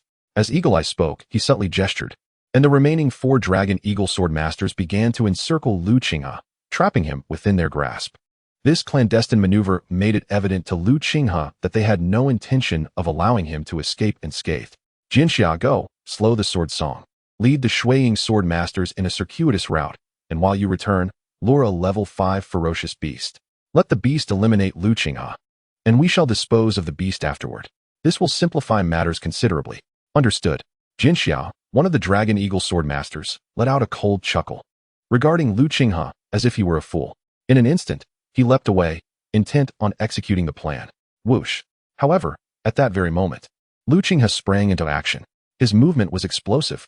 The light of the Yuehan sword cleaved through the air with an astonishing swiftness, closing the distance to Jinxia in mere moments. Seeking death, Jinxia's eyes gleamed with murderous intent. Be cautious. The team leader, Eagle Eye, possessed a keener eye than Jinxia. Sensing the inexplicable threat from Lu Qinghe's sudden burst of speed as he crossed the 10-meter gap in an instant. Did he truly believe that gaining a mere external force to reach the 4th level of refinement made him invincible? Die. Jinxia dismissed the notion, bellowing as he drew his sword. Swoosh. Yet, as his sword was unsheathed, a streak of light shot forth, effortlessly piercing through his defenses and striking his throat. The force of the blow shattered much of his head, blood erupting forth. Jinxia, the nearest Dragon Eagle sword master, roared in anger, drawing his sword to retaliate. What a laughable notion of superiority. Lu Qinghe's sword spun with blinding speed. There was no intricacy, no finesse, only sheer velocity, an unparalleled swiftness that transformed the sword into a beam of light. The Xuanguang technique, combined with the Liuguang 13 swords and the unity of mind and sword, propelled Lu Qinghe's attack beyond all limits. Boom. A burst of flames erupted as the blade clashed with the Dragon Eagle swordmaster's sword, their energies colliding evenly. Despite the latter being at the 5th level of refinement, this was the essence of the unity of man and sword. Lu Qinghe's 4th level refinement energy coalesced into a single strike, erupting upon contact while his opponent had already expended much of his energy. Eagle Wing, retreat. Jianshou, Jianzong, attack together and capture this beast. He is not as simple as we had anticipated. Eagle Eye shouted in fury. Yes, Captain. The others echoed in unison, while Eagle Wing, engaged with Lu Qinghe, swiftly withdrew. Named for his swiftness, he showcased his intricate footwork to the fullest. With clarity of mind, Lu Qinghe perceived the sword shadows of the Qingping sword flickering in his thoughts, rendering the world around him vividly clear. The intricate movements of Eagle Wing suddenly became riddled with flaws. Whoosh! The blade was drawn. In an instant, just as Eagle Wing believed himself secure, his eyes widened in horror as he sensed the chilling blade piercing through his throat. Swoosh! blood rained down from the heavens. It was his blood. The sword, having punctured his throat, was withdrawn, spraying crimson into the air. What? Eagle Wing's eyes bulged with disbelief. Unable to fathom his impending death at the hands of a seemingly insignificant young master who had merely relied on external forces to ascend to the 4th level of refinement. No. Eagle Eye, with a bond to Eagle Wing beyond mere comradeship, witnessed his comrade fall, unleashing a thunderous roar. Lu Qinghe, I shall end you. In response, or rather, in retribution, a deluge of sword shadows descended upon him. Liuguang. Boom, boom, boom. The Liuguang 13 swords unleashed their might, forcing Jianshou, Jianzong, and Eagle Eye to retreat from the onslaught. Even Eagle Eye, a 6th-level refiner, was no exception. How could this be? How can Lu Qinghe possess such strength? Jianshou trembled internally. He understood Lu Qinghe well. This young master, whose talent was mediocre at best, would be powerless in a small place like Qingyuan City without the guidance of Lu Qingyuan. Yet now, the battle prowess he exhibited instilled terror even in a pinnacle 5th-level refiner. Lu Qinghe, do not shy away from killing. Boom, boom, boom. Lu Qinghe struck once more.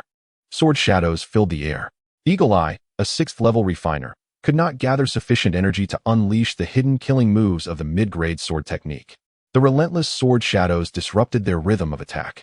The Sanguang sword shadows, accompanied by a soft chant, the myriad sword shadows dispersed slightly. However, before the three could catch their breath, Eagle Eye's face paled as a dire realization struck him. Not good. Boom. A muffled explosion resounded. A shrill scream erupted from Jianshou's lips as his sword, along with his entire arm, was severed by Lu Qinghe's strike, spiraling into the void. Jianshou. No. Young Master Lu, spare me. Jianshou's fear reached its zenith. Unable to fathom his imminent demise at the hands of a young master he had once deemed insignificant. Whoosh.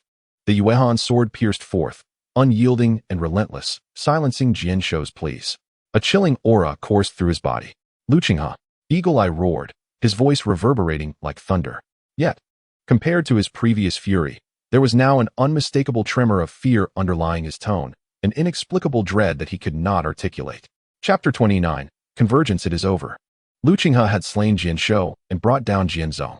The ensuing battle was void of any uncertainty. Eagle Eye beheld the 4 lifeless bodies strewn upon the ground.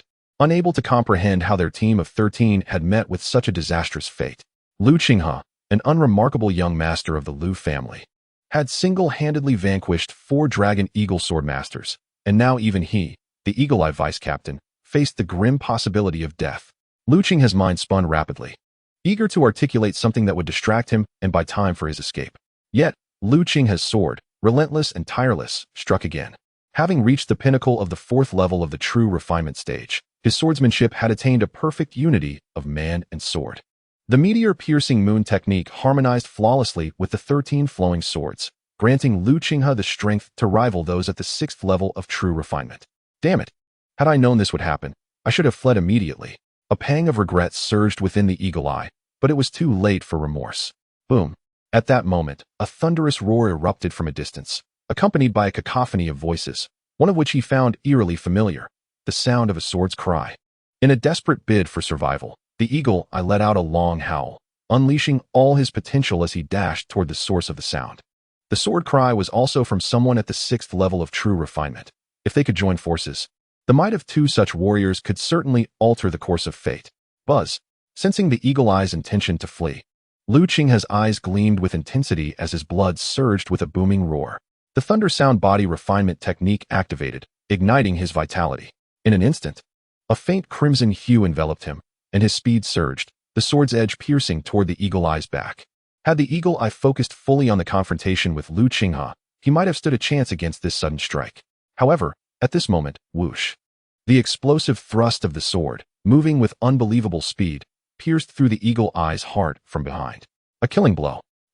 Hope was within reach. Yet for the Eagle Eye, this moment transformed into eternal despair. After dispatching the Eagle Eye, Lu Qinghe swiftly withdrew, intending to retreat into the cave. Yet, his speed was ultimately a fraction too slow. With splintered, and hearing the commotion, the sword cry rushed forward, witnessing the fallen Eagle Eye and the retreating Lu Qinghe. Find the captain. The Eagle Eye gazed at the suddenly appearing figure and finally succumbed, lifeless. Eagle Eye.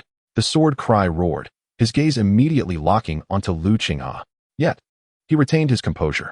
Lu Qinghe had just slain their vice-captain, the Eagle Eye. Advancing now would only lead to his own demise. Moreover, behind him whoosh. Without hesitation, the sword cry retreated swiftly. The distance between them was considerable, and even if Lu Qinghe wished to pursue, he was unable to do so. Whoosh, whoosh, whoosh.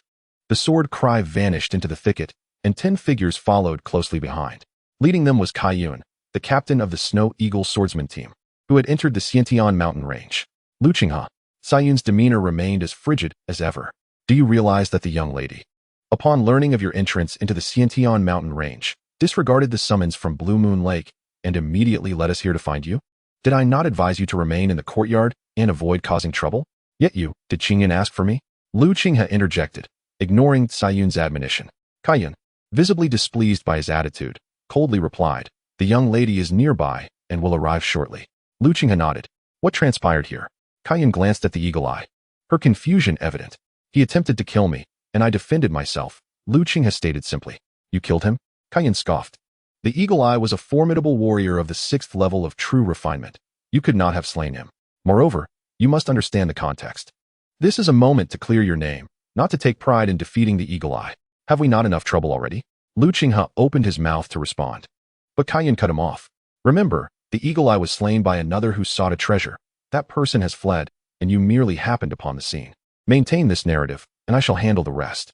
Seeing Qingyuan's unyielding stance on the matter, Lu Qinghe ceased his protests. Everything would be addressed once Lu Qingyuan arrived. The sword cry had already fled. Whether this incident was related to him had become inconsequential. They needed to leave the Qingtian mountain range. Wait, Lu Qinghe called.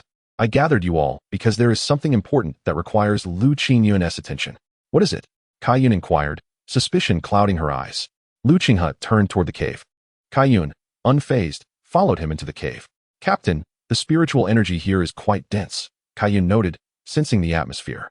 Observing Lu Qinghe leading the way, her expression shifted. Could it be that Lu Qinghe has discovered some extraordinary treasure? If so, the young lady's efforts in cultivating him would not have been in vain. Within moments, the 11 of them traversed the 100-meter cave. Upon reaching the base and gazing at the glimmering inferior spirit stones, Qingyuan's mind raced, and she became instantly exhilarated. Spirit stones. Spirit stones. Are these spirit stones? Spirit stones. The others gasped, their hearts racing as they surveyed the area, some even picking up fragments to assess. Spirit stones. They truly are spirit stones. Even inferior ones are worth no less than 1,000 gold. Qingyuan's gaze swept around, realization dawning upon her. She inhaled sharply, understanding the significance of this crystalline cave. A mine. A spirit stone mine. This is indeed a spirit stone mine. My heavens. A single spirit stone mine can yield over 100 inferior spirit stones, valued at no less than 100,000 gold. What an astonishing fortune. If the young lady were to acquire this mine, she would never lack resources to cultivate to the primordial realm. The Snow Eagle swordsmen who accompanied Qingyuan erupted in joy, their excitement palpable. Even the usually stoic Qingyuan was left in shock, unable to regain her composure. After a lengthy pause, Qingyuan suddenly turned to Lu Qinghe, her gaze piercing. You discovered this spirit stone mine? Lu Qinghe nodded. You found this spirit stone mine and summoned us to offer it to the young lady? I alone cannot exploit it. It is more prudent to let Qingyuan handle it, Lu Qinghe replied, causing all eyes to fixate on him. A spirit stone mine. This was a treasure worth 100,000 gold, even several 100,000. With this mine, even if Lu Qinghe possessed the most mediocre talent, he could still aspire to reach the primordial realm. Yet, he was willing to relinquish it for the young lady's benefit. In that moment, the way they regarded him transformed entirely. The disdain and indifference in their eyes gradually faded, replaced by a semblance of admiration. Lu Qinghe, you have astonished me, Qingyuan said, her tone now imbued with gravity. A spirit stone mine, another vice-captain, Yingying, nodded in agreement. Well done, Lu Qinghe. You have proven worthy of the young lady's nurturing, behaving like a true man. Although the other Snow Eagle swordsmen did not voice their thoughts, their gazes towards Lu Qinghe were imbued with surprise, affirmation, and a hint of admiration. They respected his ability to remain unmoved in the face of a staggering sum of hundreds of thousands of gold coins, generously offering it up. Lu Qinghe, I will explain this matter to the young lady. I believe she will be pleased with your growth. For even we have begun to see you in a new light, Qingyuan stated earnestly, devoid of flowery language, yet her sincerity shone through each word. Lu Qinghe smiled, choosing not to reiterate anything. The young lady would arrive soon, and it was imperative that they resolve the affairs concerning the Yuan stone vein. If they could excavate all the inferior Yuan stones within, it would serve as an opportunity for the young lady and for all of us to soar within the Ask Immortal sect. Qingye's expression was solemn. The others were equally aware of the significance of this Yuan stone vein. At that moment, Lu Qinghe seemed to sense something. His demeanor shifted slightly. Someone was approaching. Someone. Upon hearing this, Qingyuan and the others' expressions changed dramatically. This is bad. It's the Dragon Eagle swordsman. We must not let them discover the location of the Yuan stone vein. We need to go out immediately and prevent them from approaching the cave entrance. The Snow Eagle swordsmen were thrown into a state of chaos. Lu Qinghe, however, was the first to dart out, maneuvering swiftly through the uneven terrain of the cave. And in the blink of an eye, he had burst out of the cave entrance. This scene left Qingyuan and the other Snow Eagle swordsmen momentarily stunned. Lu Qinghe's speed. Was this truly the movement of a fourth-level true refinement cultivator? Whoosh! As Lu Qinghe emerged from the cave, he had yet to conceal the entrance when a rustling in the trees ahead heralded the arrival of 4 figures. Among them was Yingying, who had departed earlier. Captain, it is this man. The one who killed our Dragon Eagle swordsman must die. The leader of the 13th squad, Long Yu, stepped forward, drawing his sword. Captain, this is Lu Qinghe, a disciple of the Snow Sword Manor, and the elder brother of Lu Qingyuan. One of the women among the 3 recognized Lu Qinghe and whispered urgently, "A disciple of the Snow Sword Manor?" Long Yu was momentarily taken aback. But upon seeing the desolate mountains and the lifeless bodies of the eagle eyes not far off, her eyes gleamed with a ruthless killing intent. What does it matter that he is a disciple of the Snow Sword Manor? The murderer of the Dragon Eagle swordsman must die. The audacity of the Dragon Eagle swordsman. Just then, a voice emerged from behind Lu Qinghe, accompanied by fluttering garments. 10 figures rushed forth to confront Long Yu and her companions. It was the Snow Eagle swordsman, led by Qingyuan. Qingyuan, are you meddling in the affairs of our Dragon Eagle swordsman? Long Yu's expression was icy as she regarded the sudden appearance of Qingyuan and her group. Jinming, too, felt a pang of regret as he regarded Qingyuan. This matter is complex and cannot be resolved with mere words. I have already sent a message to the young lady, who is on her way here. I believe she will provide an explanation for you, Dragon Eagle swordsman. Lu Qingyuan. Qingyuan's words sparked a flicker of apprehension in Long Yu's eyes. Lu Qingyuan, the most talented genius of the Snow Sword Manor, was under the close watch of the manor's master, Lu Qingfeng. With her involvement, even if the Dragon Eagle swordsman were in the right, a favorable resolution would be difficult to achieve. At that moment, a flash of murderous intent crossed her gaze. The matter of Lu Qinghe killing Eagle Eye was witnessed by Jinming. It cannot be false. Qingyuan, hand Lu Qinghe over immediately, or do not force my hand. Do you truly believe Lu Qinghe killed Eagle Eye? Long Yu, have your eyes deceived you? Can you not see that Lu Qinghe is merely a 4th-level true refinement cultivator? To slay Eagle Eye, a 6th-level powerhouse, is it folly on your part or mine? I have already spoken with Lu Qinghe. Eagle Eye had obtained a treasure and was killed by a mysterious powerhouse who then took the treasure and left. Lu Qinghe merely happened to arrive at the scene. A mysterious powerhouse. How absurd. Qingyuan retorted coldly, glancing at Long Yu's still somewhat attractive face. If he did not kill Eagle Eye, why would he be handed over to you? Enough. Let us wait for the young lady's arrival to discuss this matter. Lu Qinghe is the young master of the Snow Sword Manor. What right do you have to hold him accountable? Do you intend to defy authority? Haha. Captain Qingyuan speaks wisely. Be it Dragon Eagle swordsman or Snow Eagle swordsman, it is indeed inappropriate to intervene in this matter. I shall take it upon myself to resolve it. At that moment, another voice emerged from the forest. Following that, a man in his 30s, flanked by a man and a woman, stepped forward. This man, dressed in the garb of an inner disciple of the Ask Immortal sect, was evidently a member of the inner circle. Lu Zhuxian. Upon seeing this figure, Qingyuan's expression shifted slightly. Lu Zhuxian had also arrived. It was well known that Long Yu served as Lu Zhuxian's bodyguard, akin to the relationship Qingyuan shared with Lu Qinghe. The matter of Lu Qinghe killing Eagle Eye was tantamount to someone killing Gu Tong, Mu Yin, and others. Lu Zhuxian would not let it go lightly. Young master. Seeing Lu Zhuxian's arrival, Long Yu promptly offered a respectful bow. This is troublesome. Qingyuan's expression grew serious. Though Lu Zhuxian has passed 30, he remains a peak 8th-level true refinement cultivator, having immersed himself in this realm for many years. Although he may not be as gifted as the young lady, he is still 18 years her senior. The young lady's current cultivation does not surpass his. Remember, do not complicate matters further. Firmly maintain that this incident has nothing to do with you. Qingyuan solemnly instructed Lu Qinghe. then turned her gaze to Lu Zhuxian. Ah, it is the 13th young master. It appears you still recognize me. This matter is one that the Snow Eagle swordsman cannot intervene in, and the Dragon Eagle swordsman will also refrain from involvement. I will handle it personally, and I trust you have no objections. Long Ren, bring Lu Qinghe to me. Yes, master, Long Ren replied respectfully. He was Lu Zhuxian's close attendant, a peak 6th level true refinement cultivator. Having spent 14 years within the inner sect, Lu Zhuxian was well acquainted with the Ask Immortal sect, and his choice of attendants was exceptionally fierce. Long Ren was a survivor of the gladiatorial arena, having fought countless battles. Those who fell to his hand were innumerable. Though he and Eagle Eye were both at the 6th level of true refinement, in a true battle, Eagle Eye would surely perish. Wait, 13th young master, the young lady is on her way.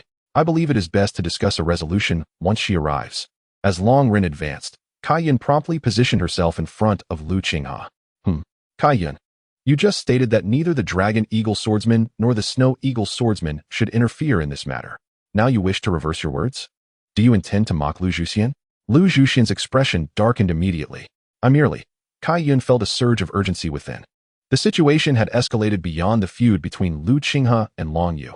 It had transformed into a clash between Lu Zhuxian and Lu Qingyuan, two formidable forces.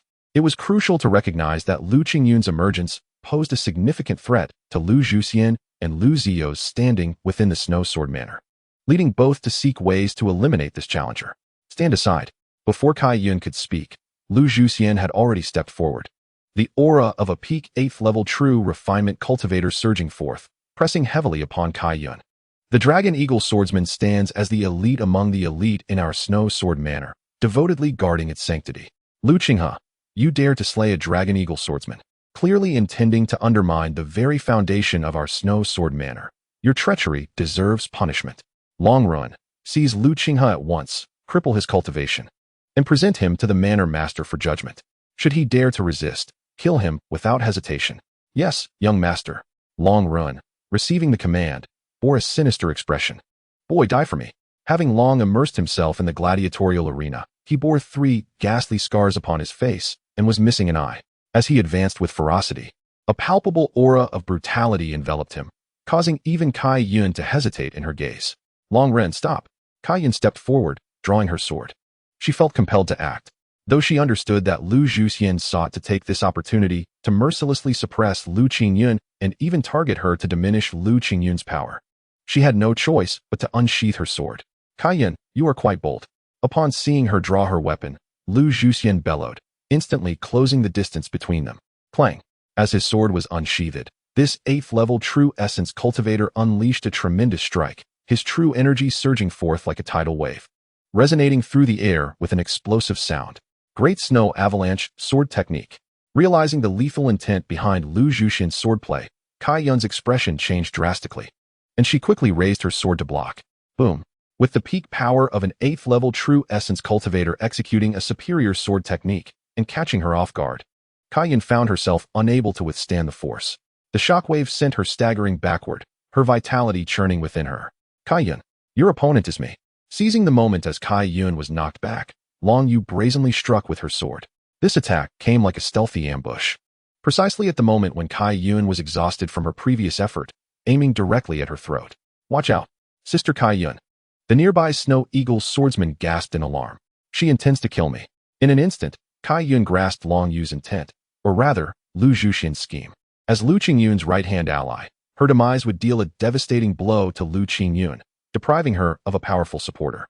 If Lu Qingyuan were to act impulsively in response, she could easily fall into Lu Zhuxian's trap, leading to irretrievable consequences. Qingye's mind raced with these vital thoughts. However, Long Yu's strike was perfectly timed. Even as she recognized the intentions of Lu Zhuxian and Long Yu, it was too late for her to change her fate. Furthermore, having distanced herself from the main group of Snow Eagle swordsmen to protect Lu Qinghe, she could only watch helplessly as the two approached with cold smiles, swiftly cornering her into a perilous situation. Just as she faced the impending strike from Long Yu, a streak of light burst forth from behind her. Bang! Fiery sparks erupted. Lu Qinghe, standing behind Qingye, he fiercely drew his sword, shattering Long Yu's deadly blow. As the force of the clash surged, Lu Qinghe staggered back, his palms splitting open. The disparity between the 4th and 7th levels of true essence cultivation was immense. The unexpected outcome left Qingyuan momentarily stunned, but she quickly regained her composure, retaliating with a strike that forced Longyu to retreat. At that moment, the other Snow Eagle swordsman rushed in, swiftly forming a protective formation around Qingyuan and Lu Qinghe. Lu Qinghe. Lu Zhuxian glared at the one who had thwarted his plans, malice flashing in his eyes. Qingyuan, do you still maintain that Lu Qinghe, a mere 4th-level true essence cultivator, could possibly stop me with a single strike? Qingyuan glanced back at Lu Qinghe, astonished that he had saved her in such a critical moment. The might of a 7th-level true essence cultivator was fearsome indeed. Reflecting on Lu Qinghe's movements upon emerging from the cave, could it be that this was merely a coincidence? Longyu, you have truly regressed if you think to kill me. If you wish to try, be direct about it. However, even in death, we shall ensure you pay dearly for your actions. Pay dearly. Lu Zhuxian cast a glance at the formation formed by Qingyuan and her companions. They numbered 10, forming a complete battle array, though they had the 8th-level true essence cultivator Lu Zhuxian and 6 others on their side. Facing the desperate counterattack from Qingyuan and her group, they would likely be left with very few survivors. Ha ha ha, what on earth has transpired to create such a commotion?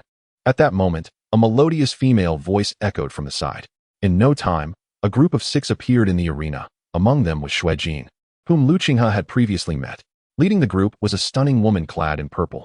The woman exuded an enchanting allure, her ample bosom accentuated and her slender waist seeming delicate enough to grasp with a single hand. Her long thighs, partially concealed by a purple pleated skirt, hinted at her captivating form, and her every movement radiated an irresistible charm. Purple Lily. Upon seeing this provocatively dressed woman, Qingyuan's expression darkened. Purple Lily. What brings you here? Was it mere coincidence, or had she come specifically for her mistress? Master of the Sword, Song Qiong. Address, search within the site. Synopsis. In my lifetime, I have drawn my sword only twice. The first sword, after 10 years of nurturing, refining, and concealing, astonished the heavens. The second sword, with clarity of heart, divine insight, and enlightenment, I wielded without hesitation. Today, before you, I shall draw my third sword. The sword god is not merely one who excels in swordsmanship. Anyone who upholds the unwavering belief of never admitting defeat may be called a sword god. 10 years ago, the North Moon sword god, Xian Tianzhan, wielded a sword and was invincible across the realm. 10 years later, as Wang Cheng, he reappeared, a mere mortal without any divine roots, yet aspiring to the pinnacle, challenging the celestial deities, commanding the sun and moon. Chapter 31. A rival. Who might this be? Oh, one of Lu Qingyuan's rabid hounds. Purple Lily sneered at Qingyuan. Where is your master? Have her come out, or else today, I shall remove her talents. Ignoring Purple Lily, Qingyuan turned her attention to Lu Zhuxian, 13th young master. Do you plan to conspire with outsiders against our Snow Eagle swordsman? I am merely seeking justice for my subordinates. Your lives matter not to me, but Lu Qinghe must be surrendered to me. Lu Zhuxian was well aware of the feud between Purple Lily and Lu Qingyuan.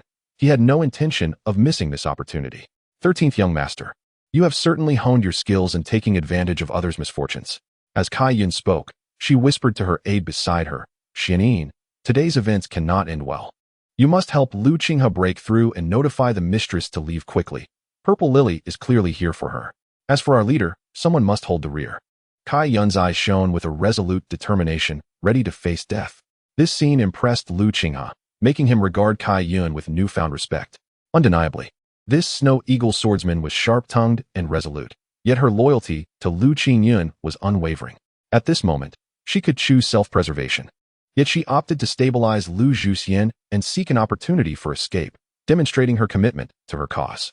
Vile creature, do you think you can escape? The Purple Lily detected a shift in Sayun's demeanor and let out a cold laugh. She then turned towards a thicket in another direction. Brother Qiu. A rustling sound emerged, and 3 figures, 1 in front and 2 behind, stepped out from the woods. Their appearance was perfectly timed, forming a triangular formation with Lu Zhuxian and Purple Lily, completely encircling the Snow Eagle swordsman and sealing off their escape route. Despite being the last to arrive, the trio's presence caused all who were present to stiffen, including Lu Zhuxian. Qiulong. Qingyuan felt a chill run through her.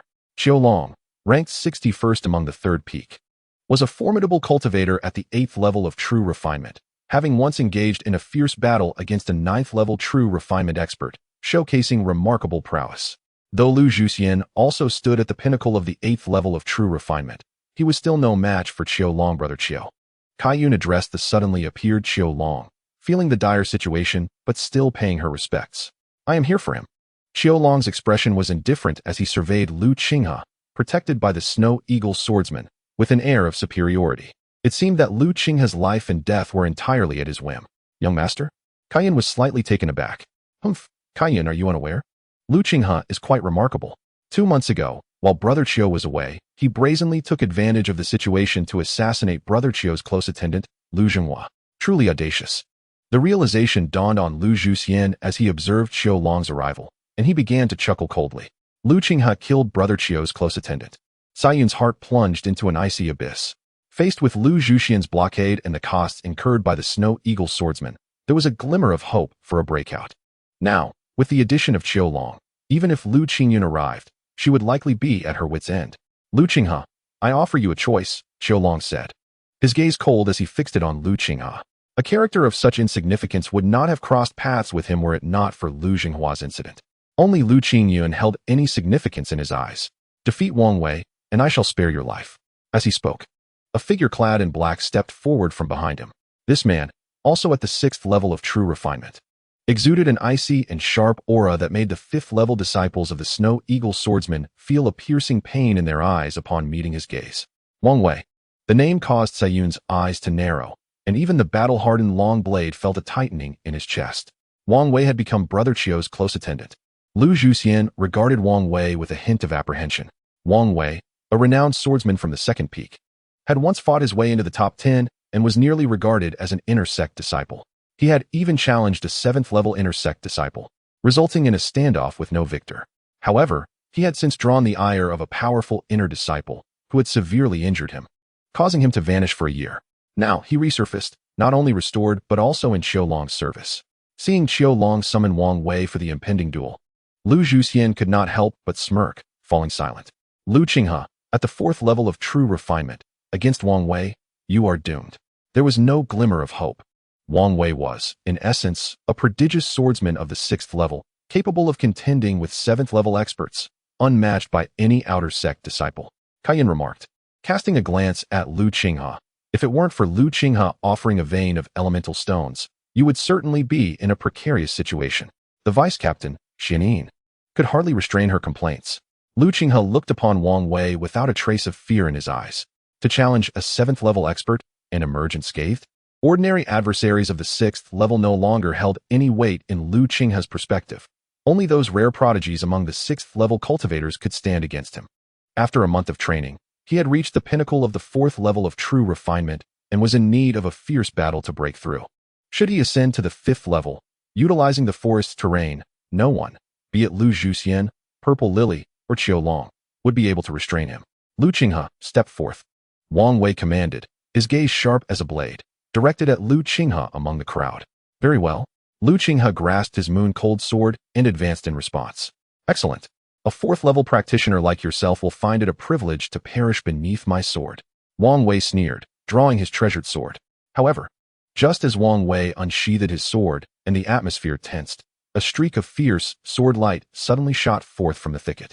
The sword energy cleaved through the air, causing Wang Wei's expression to shift as he brandished his sword in defense. Bang! The true energy surged. In an instant, the blade in Wang Wei's hand was severed by the sword energy. No, as the sword was shattered, the lingering energy surged forth, overwhelming him with a desperate cry, claiming his head and splattering blood across the sky. Wang Wei, who dares? The sudden turn of events left all present in shock, their faces paling. Wang Wei, what audacity! Whoever killed my brother, I will slay you first. A clear and crisp voice echoed as a figure emerged from the trees. This figure, merely 15 or 16 years old, had long hair flowing in the wind, her well-proportioned figure accentuated by her swordsman attire, radiating youthful vigor. Yet, her exquisitely beautiful face bore an icy demeanor. Miss Lu Qingyuan, the Snow Eagle swordsman, along with Lu Zhuxian, Purple Lily, and Qiulong, exclaimed in unison upon seeing this unexpected arrival. Lu Qinghe glanced in surprise at Lu Qingyuan and then at the decapitated Wang Wei, feeling a tinge of regret. Wang Wei, a genius capable of contending with the 7th level, was indeed a worthy adversary. Yet now, there was little left to discuss. Lu Qingyuan, Lu Zhuxian noted, casting a glance at Purple Lily and Qiulong without speaking further. However, Lu Qingyuan did not even spare a glance at Lu Zhuxian, Purple Lily, or Qiulong. After dispatching Wang Wei, she approached Lu Qinghe directly. Brother. As she spoke, she examined Lu Qinghe, and upon confirming he bore no injuries, she nodded in relief. Mississippi.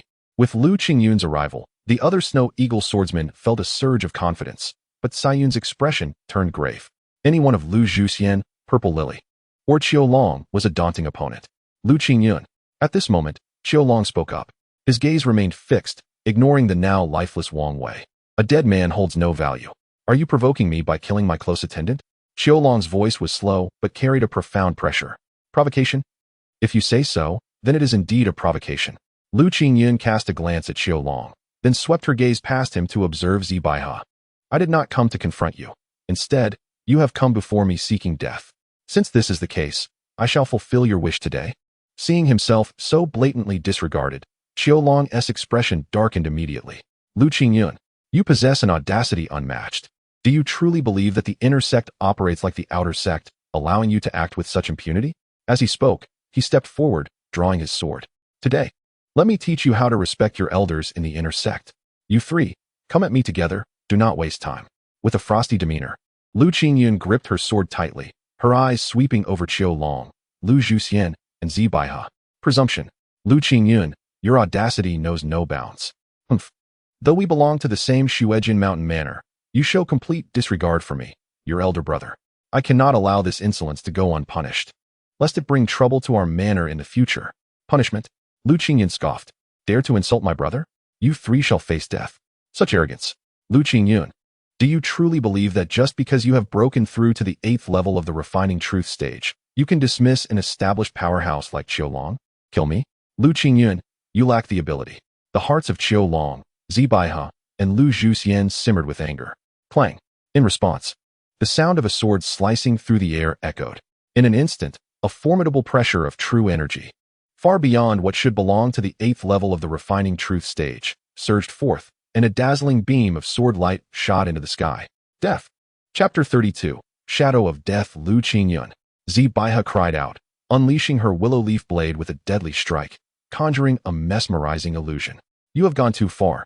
Qiulong and Lu Zhuxian spoke with conviction, but at that moment, they unleashed their full power.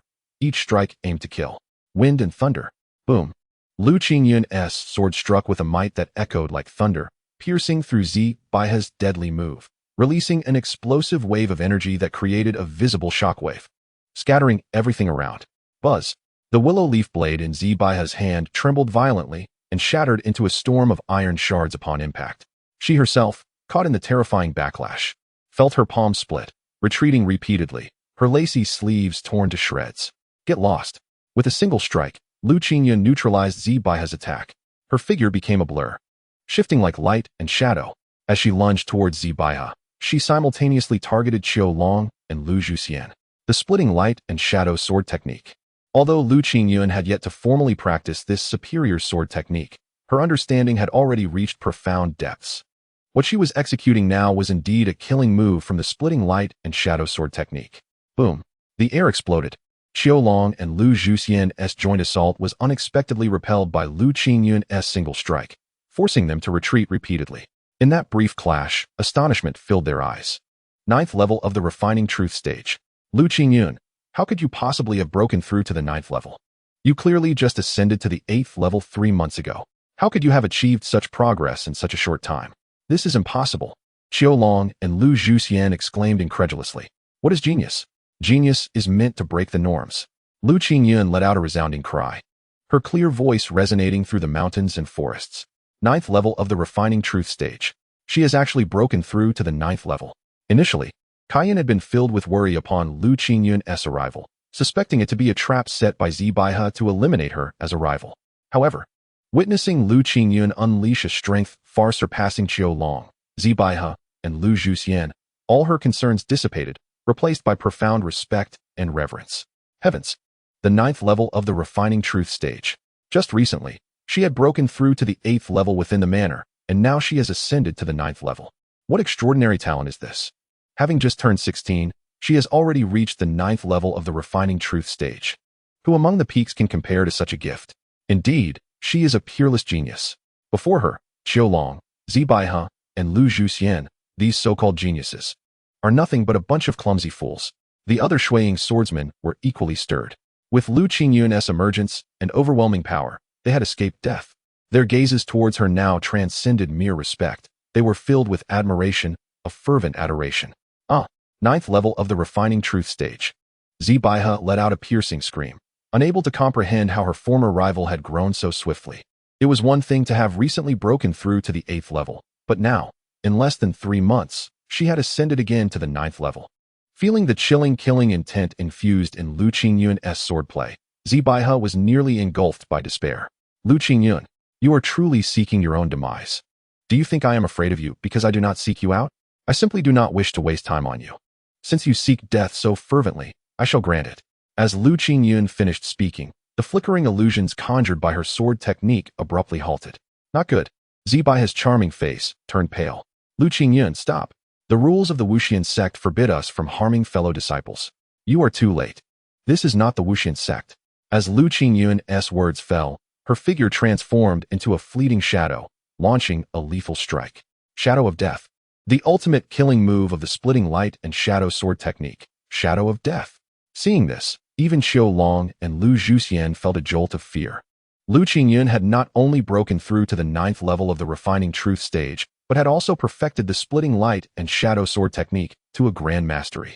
With this sword technique at its pinnacle, she could easily join the ranks of the strong, even among those at the 9th level of the refining truth stage.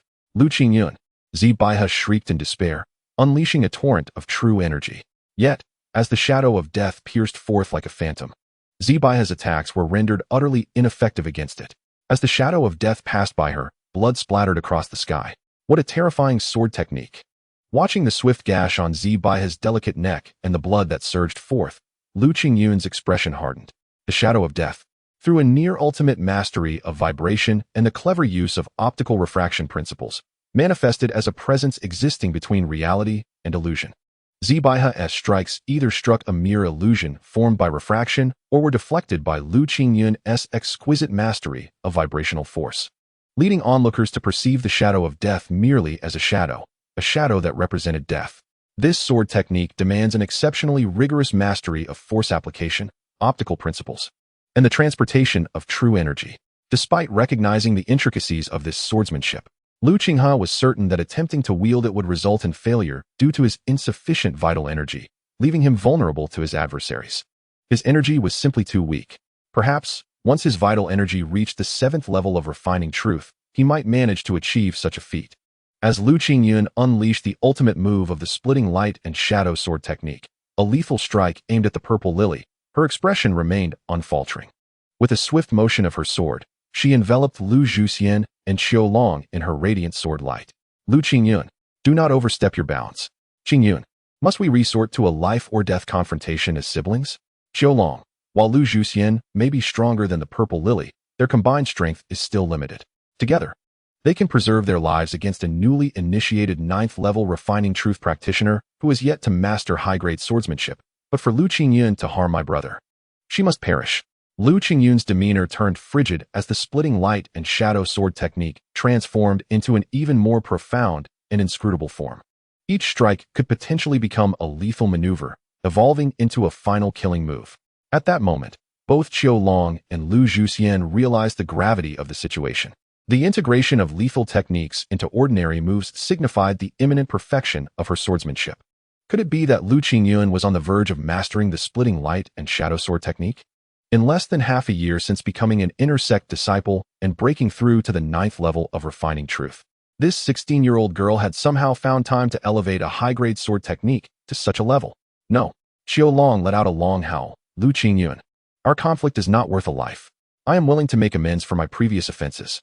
Considering we are both inner sect disciples of the Qiuxian sect, I implore you to show mercy. Faced with the looming threat of death, Qiu Long was compelled to plead for mercy. He understood all too well that against a 9th level refining truth practitioner on the brink of perfecting high-grade swordsmanship, his chances of survival were negligible. Lu Zhenghua, the death of a mere attendant could ultimately lead to his own demise. He never anticipated the situation would escalate to such an extent. Had he known Lu Qingyuan possessed such monstrous talent, he would have never dared provoke her in the slightest. Whoosh. However, The response to his plea for mercy came in the form of a lethal sword strike as his defenses faltered, a harbinger of death. The shadow of death loomed large. Qiu Long's eyes widened, and his sword technique reached its zenith. Yet, it was futile. The true terror of the splitting light and shadow sword technique lay not in the technique itself, but in the mastery wielded by an adept at the culmination level. A practitioner at the 8th level of refining truth who could unleash the killing move of the splitting light and shadow sword technique would immediately rise to the ranks of the strongest within their tier. Even a nascent 9th level refining truth practitioner, who had yet to fully mature, could challenge the pinnacle of 9th level practitioners with the ultimate killing move. How could Qiu Long, an 8th level refining truth practitioner, withstand the onslaught of the ultimate killing move from the splitting light and shadow sword technique? Avenge me, Lu Qingyuan. Since you seek to kill me for your brother's sake, I shall ensure your demise. Long Hun, I saved your life. Now, I give you one final command. Kill Lu Qinghe. Spare no effort to see him dead. As he faced the imminent approach of death, Qiu Long, nearly on the verge of breaking down, issued the cruel command without hesitation. Understood. A man following behind Qiu Long responded in a deep voice, and in an instant, he vanished from sight, slipping into the surroundings, gradually disappearing. This was the shadow stabbing technique. Upon witnessing this, Lu Qingyuan's sword edge surged, piercing through Qiu Long's throat in the blink of an eye, delivering a fatal blow. Color Cloud, all of you, protect my brother, Lu Qingyuan commanded, her sword pivoting to focus on Lu Zhuxian. The shadow stabbing technique had been mastered. This technique involved a unique method of consuming the flesh and blood of fierce beasts and their cores, transforming oneself into a being akin to a shadow demon. The process was far from humane. Lu Zhuxian regarded the now hidden Long Hun with a tinge of apprehension. As he saw Lu Qingyuan charging towards him once more, he steeled himself. Lu Qingyuan, if you wish to kill me, do not blame me for my retaliation. Long Yue, Long Ren, go, capture and kill Lu Qinghe for me. Meanwhile, he himself took flight, retreating swiftly as he issued the command. Yes, the commanded Long Yue, Long Ren, and others surged towards the Snow Eagle swordsman's ranks, throwing the protective formation around Lu Qinghe into disarray. Lu Qingyuan. The confusion among Color Cloud and the Snow Eagle swordsmen after losing their formation will leave them unable to fend off the Shadow Stabber's attack. If you pursue me relentlessly, you will witness Lu Qinghe perish beneath the Shadow Stabber's sword. Chapter 33. Shadow Stabbing Lu Zhuxian. You are doomed. Lu Qingyuan gazed coldly at the retreating figure of Lu Zhuxian, her eyes brimming with murderous intent. It seemed today would not be her last. Sensing the shift in Lu Qingyuan's tone, Lu Zhuxian felt a wave of relief wash over him. Only Lu Qingyuan could detect and intercept a shadow stabber of the 6th level of refining truth. In her eyes, Lu Qinghe's life held greater significance than his own. Young Master Lu, be cautious. Maintain the formation. Do not let that shadow stabber draw near amidst the chaos. Color Cloud and the other Snow Eagle swordsmen found themselves in a state of panic.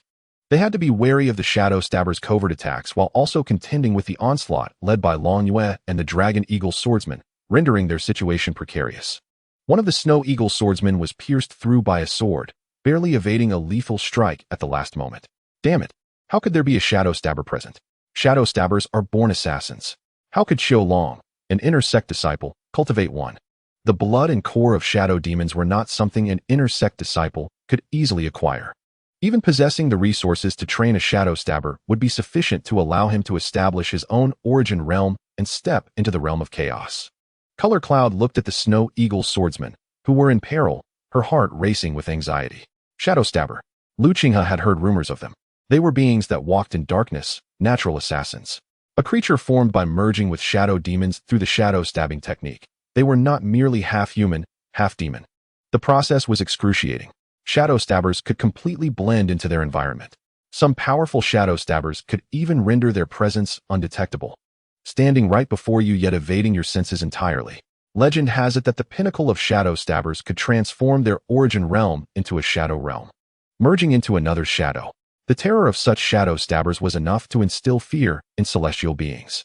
The one before him was merely a 6th level refining truth practitioner, a far cry from the apex of shadow stabbers.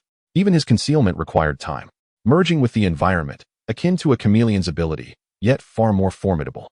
Lu Qinghe surveyed his surroundings, the Qingping sword flickering in his mind, his expression devoid of sorrow or joy.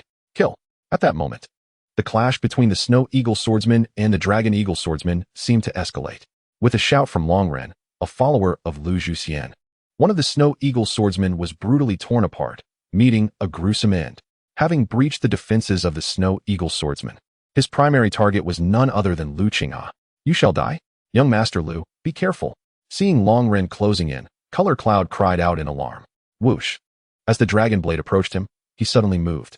The sword's edge clashed violently with the finely forged iron claws adorning Dragon Blade's hand, resonating with a surge of true energy, forcing him to stagger backward repeatedly. Yet, it was through this retreat that he managed to escape the encirclement of Dragon Blade. Cursed be it.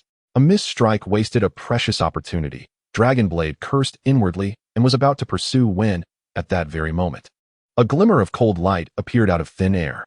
The shadow assailant. The dragon soul, who practiced the shadow assassination technique, finally made its move. Seizing the critical moment when Lu Qinghe narrowly evaded the Dragon Blade's attack, it launched a fierce and lethal strike. No, young Master Lu Qinghe. This scene prompted exclamations from Qingyuan, the Snow Eagle swordsman, and even Lu Qingyuan, who had given up the chase against Lu Zhuxian. Whoosh! At a critical juncture, just as the shadow assailant dragon soul was about to deliver its fatal blow, Lu Qinghe, in mid-retreat, shifted his stance, his figure flickering in the void, seemingly transforming into three distinct silhouettes. One sword became three. The dragon soul's blade passed through one of the figures, while the other two suddenly converged behind him. In that illusion, two sword shadows fiercely coalesced, and, in the blink of an eye, pierced through the incredulous gaze of the shadow assailant dragon soul. You have seen through my movements. The dragon soul's eyes widened in disbelief as he stared at Lu Qinghe. Only he, the shadow assailant, understood that every move he made had been fully perceived by Lu Qinghe, each of his actions entirely under the opponent's control. The retreat forced by the Dragon Blade was not a display of vulnerability, but rather a scheme, a trap to entice him into revealing himself for a guaranteed kill. Hidden before me, Lu Qinghe chuckled lightly. With the visualization of the Qingping sword, he possessed an unparalleled insight. No one could conceal themselves in his presence. Was the shadow assailant fearsome? Yet, Lu Qinghe's unique ability was precisely the nemesis of such an assassin. Swish! Blood splattered. Lu Qinghe swiftly retracted the sword that had penetrated the dragon soul's forehead. Then, with a rapid twist of the blade, it transformed into a streak of light, manifesting three sword shadows that met head-on with the dragon blade's pursuing strike. The flowing light 13 sword, a minor killing technique, manifested as three radiant sword shadows. Bang! Sparks erupted. Lu Qinghe's strike, long planned and poised, met the dragon blade, who, eager to pursue, had not yet fully harnessed his power. Even with a significant disparity in true energy, the outcome of their clash remained unchanged. The finely forged claws of Dragon Blade were sent flying by Lu Qinghe's sword, and the moon-cold sword drove deep, severing his entire arm at the wrist. Dragon Blade's eyes widened with fury. Defeated. Defeated. A cultivator at the 6th level of true refinement had been vanquished in direct confrontation by a mere boy at the 4th level, one whom he deemed could be easily slaughtered. He understood all too well what a slight misstep or oversight meant in such a life-and-death confrontation. Wang Wei might be considered a rival, but you were far from it. Lu Qinghe's expression remained serene, the moon-cold sword steady in hand, unfazed by having slain a peak 6th level cultivator with his 4th level prowess. The blade flashed. The moon-cold sword, having severed Dragon Blade's wrist, plunged deep into his throat. The speed of the transformation exceeded all expectations. 4th level of true refinement. Dragon Blade, seasoned from countless battles, had claimed the lives of more than a handful of 6th level cultivators. Yet here he lay, slain by a practitioner of the 4th level. With this ironic twist of fate, disbelief enveloped him as his consciousness swiftly faded into eternal darkness. A reversal, an astonishing turnaround. Lu Qinghe, having been forced back by Dragon Blade and facing the assassination from the shadow assailant Dragon Soul, executed a brilliant sword technique, killing the Dragon Soul before eliminating the pursuing Dragon Blade. This sequence unfolded in an instant. Each moment was charged with tension, almost beyond belief. Yet it had indeed transpired. In a mere heartbeat, the tide of battle had dramatically shifted due to Lu Qinghe's actions. The formidable shadow assailant Dragon Soul was dead. The second strongest, Dragon Blade beneath the Dragon Moon, was dead. Furthermore, these two terrifying powerhouses perished simultaneously at the hands of one man, Lu Qinghe. To them, it was necessary to protect the one in the center, Lu Qinghe, whose cultivation was merely at the 4th level, the weakest among them. Lu Qinghe. Qinghe. Young Master Lu? The outcome left everyone in a daze. Qingyuan, the Snow Eagle swordsman, and others, upon witnessing Lu Qinghe's movements in the cave, found it strange. Such speed was not characteristic of a fourth-level cultivator. Not long ago, Qingyuan had been in peril, and Lu Qinghe had saved her with a single sword strike. However, at that time, the urgency of the situation had left no room for contemplation. But now, it truly was you. Eagle Eye was slain by you. Dragon Moon roared in fury, his sword spinning rapidly, temporarily forcing Qingyuan back. Eagle Eye, Qingyuan. The Snow Eagle swordsman recalled the accusations thrown at Lu Qinghe by the Dragon Eagle swordsman when they first encountered him, suddenly realizing the connection. Especially for Qingyuan. A voice echoed in her mind, resonating with clarity. He did not lie. He truly did not lie. Eagle Eye, the vice-captain of the Dragon Eagle Swordsman's 13th Squad, was killed because he attempted to take Lu Qinghe's life and was met with self-defense. In a surge of emotions, her swordsmanship seemed to transcend its usual limits, momentarily placing her in an advantageous position against Dragon Moon, who had always been her equal. Haha, excellent. Qinghe, splendid swordsmanship. The sudden shift in fortune brought immense delight, particularly to Lu Qingyuan. She had not anticipated that Lu Qinghe would unleash such astonishing swordplay at this critical juncture. Not only killing the shadow assailant Dragon Soul, but also vanquishing the battle-hardened peak 6th-level cultivator, Dragon Blade. Such prowess, if showcased in the outer sect, would undoubtedly mark him as a true genius capable of ascending to the first peak. Once he broke through to the 6th level of true refinement, securing a place among the top 10 of the first peak would be well within reach. Her brother, Lu Qinghe, possessed such extraordinary swordsmanship. How could she not be overwhelmed with joy? Lu Qinghe was merely at the 4th level of true refinement. How could he possibly defeat Dragonblade? A seasoned warrior forged in the crucible of life and death? Lu Zhuxian's gaze turned vacant as he witnessed the unfolding scene. Lu Qingyuan, whose talents were already deemed prodigious, had advanced from the 7th to the 9th level of true refinement in just 6 months. Yet now, why did Lu Qinghe's talent seem to rival her own? At this moment, with the shadow assailant distracted, Lu Qingyuan focused all her attention on Lu Zhuxian, her sword slicing through the air, coldness preceding its arrival. This is bad. Lu Zhuxian's heart raced in alarm as he swiftly retreated. Qingyuan, we share the same blood. Why the urgency to turn against each other? Awaiting him was the ultimate killing move, derived from the pinnacle of the light-dividing shadow sword technique. The shadow of death. No. Stop. Please swish. Blood splattered. Lu Zhuxian, the 13th son of the Snow Sword Mountain Manor, who was supposed to be the one to protect Lu Qingyuan, was directly slain by a single sword strike. Those days had long since passed. On the day I entered the cultivation of a mortal's sect, I vowed to seize control of my destiny, ensuring no one could ever again humiliate the bond between my brother and me. Lu Qingyuan gazed upon Lu Zhuxian's lifeless body, his eyes forever unclosed, and slowly withdrew her sword. Without a moment's hesitation, he turned once more and plunged into the slaughter of the Dragon Eagle swordsmen. The number of Snow Eagle swordsmen surpassed that of their Dragon Eagle counterparts, and with Lu Qinghe, a formidable force second only to Long Yu, the Dragon Eagle swordsmen were swiftly suppressed. The arrival of Lu Qingyuan utterly decimated them.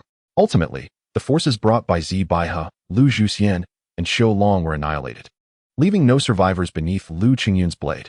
Chapter 34. The Legacy of the Yuan Realm. Upon slaying the last foe, Qingyuan rushed forward. Lu Qingyuan raised her hand to halt Sayun's words and approached Lu Qinghe directly, her gaze scrutinizing him from head to toe.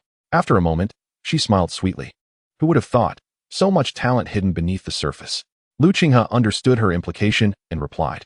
The #1 swordsman of Qingyuan Academy must possess some skill to earn such a title. Lu Qingyuan nodded in agreement. Indeed, you truly live up to being my brother. Perhaps your cultivation talent is mediocre, but your swordsmanship is undeniably exceptional. The technique you employed, the glimmering 13 swords, if I am not mistaken. You have already harnessed 20% of its power. The glimmering 13 swords, Qingyuan exclaimed, suddenly enlightened. As she compared Lu Qinghe's earlier display of swordsmanship, astonishment crossed her features. It truly is the glimmering 13 swords. Lu Qinghe nodded in affirmation. The other Snow Eagle swordsmen buzzed with excitement over this revelation. They understood that Lu Qinghe had mastered this technique in less than 2 months, an astonishing feat that demonstrated his exceptional comprehension of swordsmanship. Lu Qinghe's talent for swordsmanship was indeed extraordinary. The glimmering 13 swords, a superior technique, required a cultivation level of at least the 4th stage of refining truth to wield at 20% effectiveness. Yet, despite being at the 5th stage of refining truth, I had yet to develop a killing move from my medium-grade techniques. Two prodigies, one in swordsmanship and the other in cultivation, while Miss possesses innate genius. So does the young master, albeit in the realm of swordsmanship. The Snow Eagle swordsman gazed at Lu Qinghe with newfound admiration. They realized that he was quite handsome, a reflection of his superior lineage, and his calm demeanor exuded a tranquil charm that captivated those around him. Less than 2 months to master the glimmering 13 swords, Qingyuan murmured to herself, reflecting on her previous indifference towards Lu Qinghe and recalling his recent life-saving act. She felt a wave of shame wash over her, akin to that felt by Gu Tong and Mu Yan. Qinghe, well done. Who would have thought your swordsmanship talent was so remarkable? All you lack is cultivation. Do not worry, I will find a way to elevate your cultivation level. Once you break through to the 7th stage of refining truth, your extraordinary swordsmanship will undoubtedly shine within the inner sect of the Wenchuan sect. Lu Qingyuan regarded Lu Qinghe, her mind already formulating new plans for his future. Mere swordsmanship skills were insignificant. True foundation lay in cultivation. No matter how divine one's swordplay, against a 7th stage refining truth expert, one would still be at a disadvantage. Lu Qinghe understood this profoundly. Training without cultivating is ultimately futile. This ancient adage resonated with him more deeply than others. In a world where spiritual energy was waning, the knowledge of techniques and swordsmanship had become mere remnants of history and legend. Even the most exquisite swordplay required true energy to enact. Surprised by Lu Qinghe's insight, Lu Qingyuan remarked, I intended to elaborate on this principle, but it seems you grasp it more profoundly than I. In that case, I need not reiterate. Lu Qinghe nodded in agreement.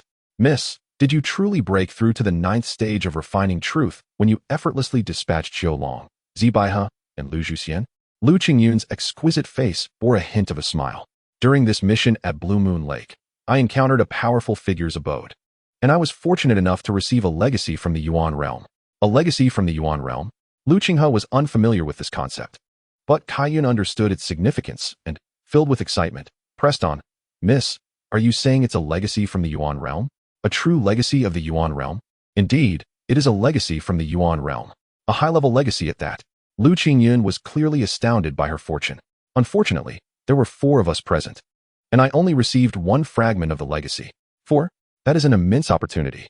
A legacy from the Yuan realm is a coveted chance for all cultivators, especially a high-level legacy.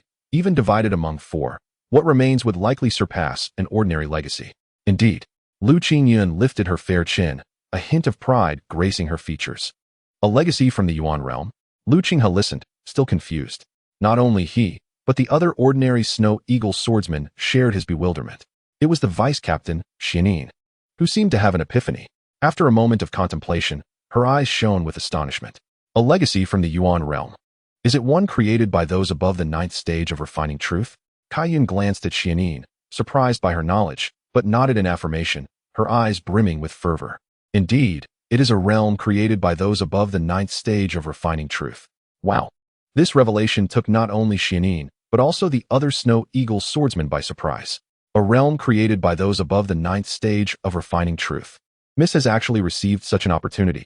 If she can cultivate to above the 9th stage of refining truth and create a Yuan realm, it would cause a sensation throughout the Wenchuan sect and beyond, shaking the entire ancient kingdom.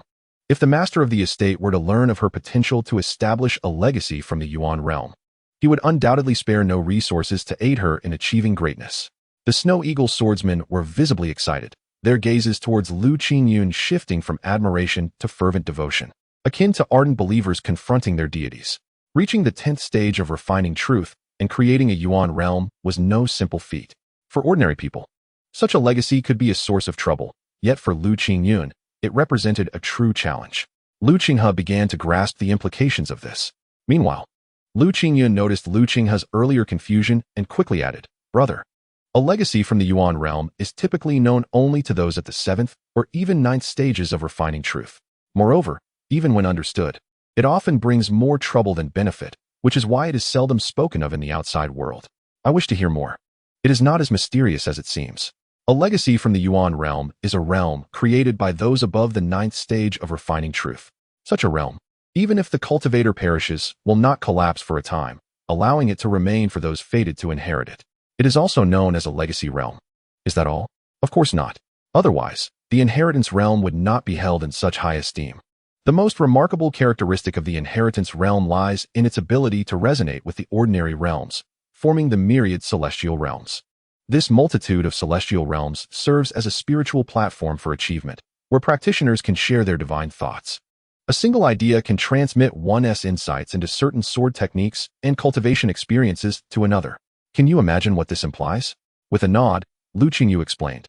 And Lu Qinghe instantly understood. Even his heart was shaken by the revelation. Does this mean? Lu Qingyu nodded. The birth of an inheritance realm can essentially produce a multitude of masters in bulk.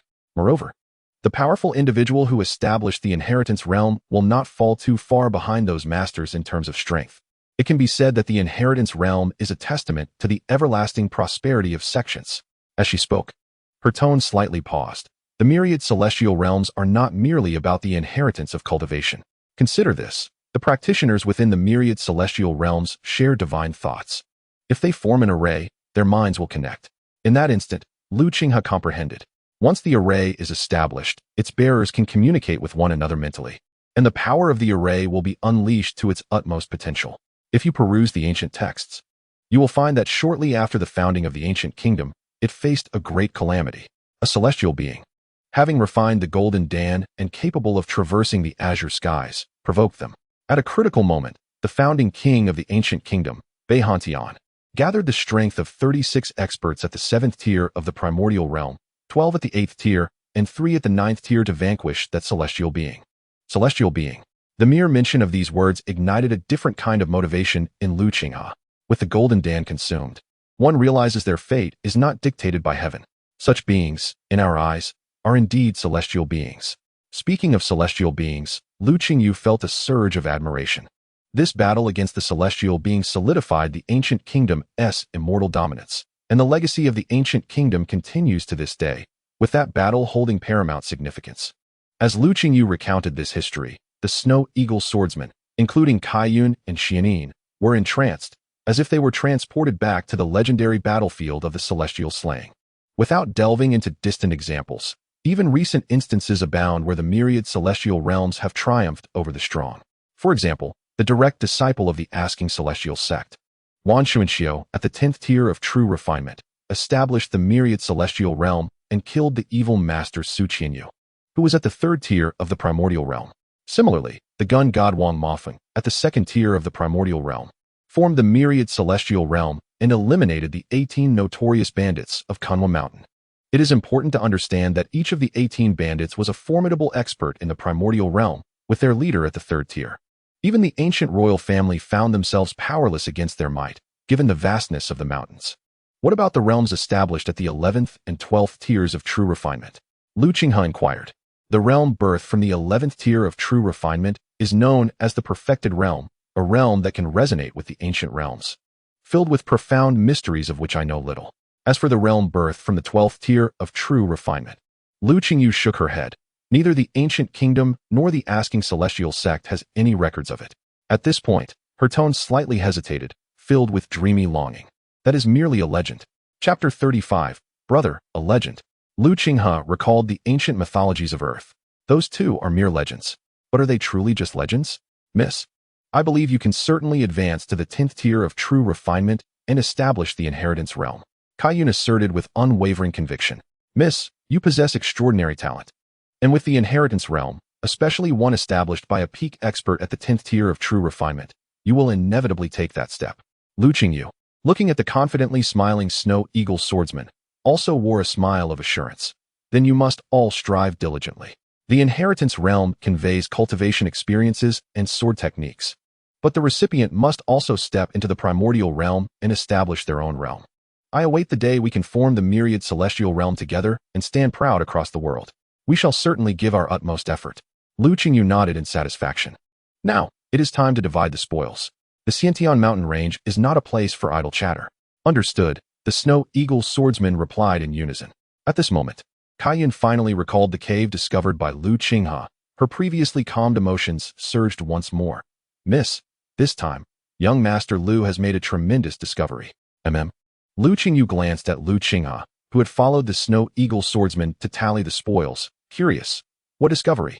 A mine, Qiyuan whispered. A vein producing at least 100 inferior essence stones. A vein of essence stones. Lu Qingyu gasped in astonishment. A yield of 100? Indeed. Quickly, let us go take a look. Lu Qingyu urged eagerly. The leap from the 9th tier to the 10th tier of true refinement is significantly more challenging than establishing a realm. Within the Asking Celestial sect, there are no fewer than 100 experts at the 10th tier of true refinement. Yet only Wan Xuanxiu has managed to successfully break through and establish a realm in the last decade. The rest have lived their lives stagnantly at the 10th tier. A peerless genius, yet unable to step into the realm, thus falls into obscurity. Among the 100 practitioners at the 9th tier of true refinement, only one has the courage to challenge the 10th tier, and among the 100 at the 10th tier, only one has successfully established a realm, ascending in one leap. This illustrates how rare the inheritance realm truly is. Compared to establishing an ordinary realm, it is vastly more difficult. Therefore, for Lu Qingyu to step into the 10th tier of true refinement and establish the inheritance realm, the importance of resources becomes exceedingly paramount. Legends, Lu Qinghe murmured. The 12th tier of true refinement is merely a legend. Yet, it is precisely these legends that intrigue him. In mythological tales, saints are legends. In this world, the 12th tier of true refinement is but a myth. At present, he possesses the Qingping sword, a sacred artifact of the sages in the mythos. Could this legend be the key to shattering another legend? He seemed somewhat impatient, yet Lu Qinghe smiled calmly. However, the blood within him surged at this moment, boiling as if yearning to transform into an endless source of motivation, propelling him to the depths of proving that ancient legend. Qingyu is right. Geniuses exist to break conventions. Since she intends to shatter that norm, then I shall endeavor to break this legend. As this decision slowly crystallized, Lu Qinghe felt as if he had just discovered the existence of mythological stories, filled with boundless strength and determination. Young master. Moments later, a voice called out from the side. It was Yingying, the vice captain of the Snow Eagle swordsman. Is there something you need? Much of this belongs to you. No need. Let us distribute it uniformly. If I intended to hoard those spoils, I wouldn't have informed you about the vein of inferior essence stones. Upon hearing this, Yingying ceased his pretenses and nodded in agreement. However, as she departed, she bowed her head and solemnly saluted Lu Qinghe, expressing her apologies. I regret any offense we may have caused with our earlier words, young master. Your stance is indeed not incorrect. Given your unwavering loyalty to Qingyuan today, I shall not hold it against you. You may leave now. Yingying raised her head to look at Lu Qinghe, and upon realizing that he seemed genuinely unconcerned, she once again performed a bow, saying, Thank you, young master. Lu Qinghe nodded in acknowledgement. He had just observed the swords of Lu Zhuxian, Zibaihe, and Xiaolong. All three were inner disciples of the Asking Immortals sect, and their swords were, without exception, of superior quality. Yet, none matched his swordsmanship style. This was evident during their confrontation with Lu Qingyuan, as Lu Qinghe approached the matter with a sense of duty. The expedition promised substantial returns. Upon returning to the sect, he could devise a means to accumulate wealth and purchase the exquisite Tunkong sword. A sword is one of the vital aids for a cultivator, and possessing such a sword would grant him a fighting chance against formidable opponents like Long Yue, who had reached the 7th level of the refining truth realm. Lu Qinghe retracted his gaze. Qinghe, you are magnificent. At that moment, a voice suddenly echoed from the cave's direction. It was Lu Qingyuan, who appeared as joyful as a little girl, exclaiming, I have just calculated the quantity of inferior-grade spirit stones visible to the naked eye, which exceeds 300. There may be even more hidden within, possibly 500, or even 1,000. With these spirit stones, the resources for both of us to cultivate to the pinnacle of the 9th level of refining truth are more than sufficient. 1,000. This number far exceeded Lu Qinghe's initial estimate. Nevertheless, he nodded slightly. The more resources, the better. Spirit stones are never in excess for anyone. However, while spirit stones are precious, they must be excavated promptly, for the dangers within the Xiantian mountain range are considerable. If the excavation creates too much noise, it could attract the attention of other inner disciples or even core disciples. Lu Qinghe's words made Lu Qingyuan's expression turn serious, and she nodded in agreement. Over 1,000 inferior-grade spirit stones. Even core disciples of the Hunyuan realm and elders of the Asking Immortals sect cannot ignore them. I understand. I will have Chong Li lead a team of Snow Eagle swordsmen to guard this location. And I will also hire a group to excavate all the inferior-grade spirit stones as quickly as possible. Lu Qingyuan did not require Lu Qinghe's reminders for these matters. Finally, she turned to the accompanying Kaiyun and instructed, You shall guard this area first. I will return, and if there are any developments, the Snow Eagles will contact us. Yes, Miss, Kaiyun replied. Given her ample experience, she would undoubtedly handle these tasks more adeptly than Lu Qingyuan. Qinghe, let us return. Lu Qinghe nodded and followed Lu Qingyuan back to the Asking Immortals sect. The sect was notoriously stringent regarding the life and death of its inner disciples, but fortunately, the events unfolded within the Xiantian mountain range, where the sect had limited influence. Having inherited the legacy of the Yuan realm and breaking through to the 9th level of refining truth while discovering an inferior-grade spirit stone vein, Lu Qingyuan was in high spirits as she advanced, her long hair flowing and her conversation lively. Lu Qinghe observed this young girl, who had just turned 16.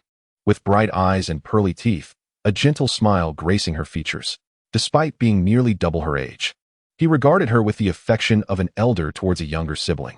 However, at this moment, Lu Qingyuan hardly required his protection, and their roles of protector and protected seemed to have reversed, leaving Lu Qinghe with a sense of inner conflict. In just half a year, she had advanced from the 7th to the 9th level of refining truth. Such talent placed considerable pressure on him. By the way, Qinghe, I've heard from Kaiyun that aside from the Liuguang 13 swords, you are also practicing the Funguang Huaying sword technique. If it were in the past, I would have reservations about you simultaneously cultivating 2 superior sword techniques. But having witnessed your rapid mastery of the Liuguang 13 swords, I fully support your choices and shall no longer interfere. Moreover, the Funguang Huaying sword technique is also my primary sword technique. Upon our return to the sect, I will share my insights on its cultivation with you. The Funguang Huaying sword technique. Lu Qinghe nodded, accepting Lu Qingyuan's kind offer without refusal. However, after a moment, he spoke again. If I'm not mistaken, you have nearly perfected this technique. Only a step away from completion, correct? Indeed. The cultivation method I practice is the Lingyun formula, wind formless, cloud ever-changing, which aligns well with the Funguang Huaying sword technique. Hence, I chose this sword technique as my primary focus during my 5th level of refining truth. I have diligently trained day and night, and now at the 9th level, my true energy has reached the required standards to advance this technique to great perfection. Yet, for reasons unknown, I have been unable to reach the state of completion, which troubles me greatly. As Lu Qingyuan spoke, she absent-mindedly played with her silky, flowing hair.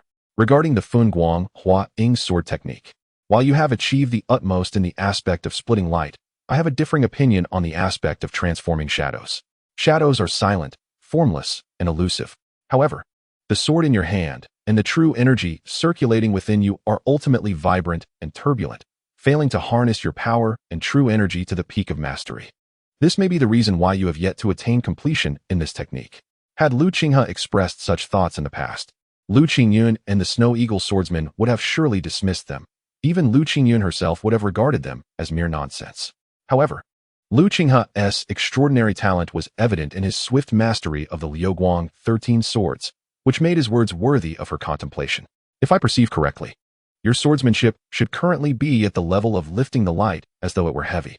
If one day you can elevate the heavy as if it were light, guided by your advantages, the Funguang Huaying sword technique will naturally reach completion.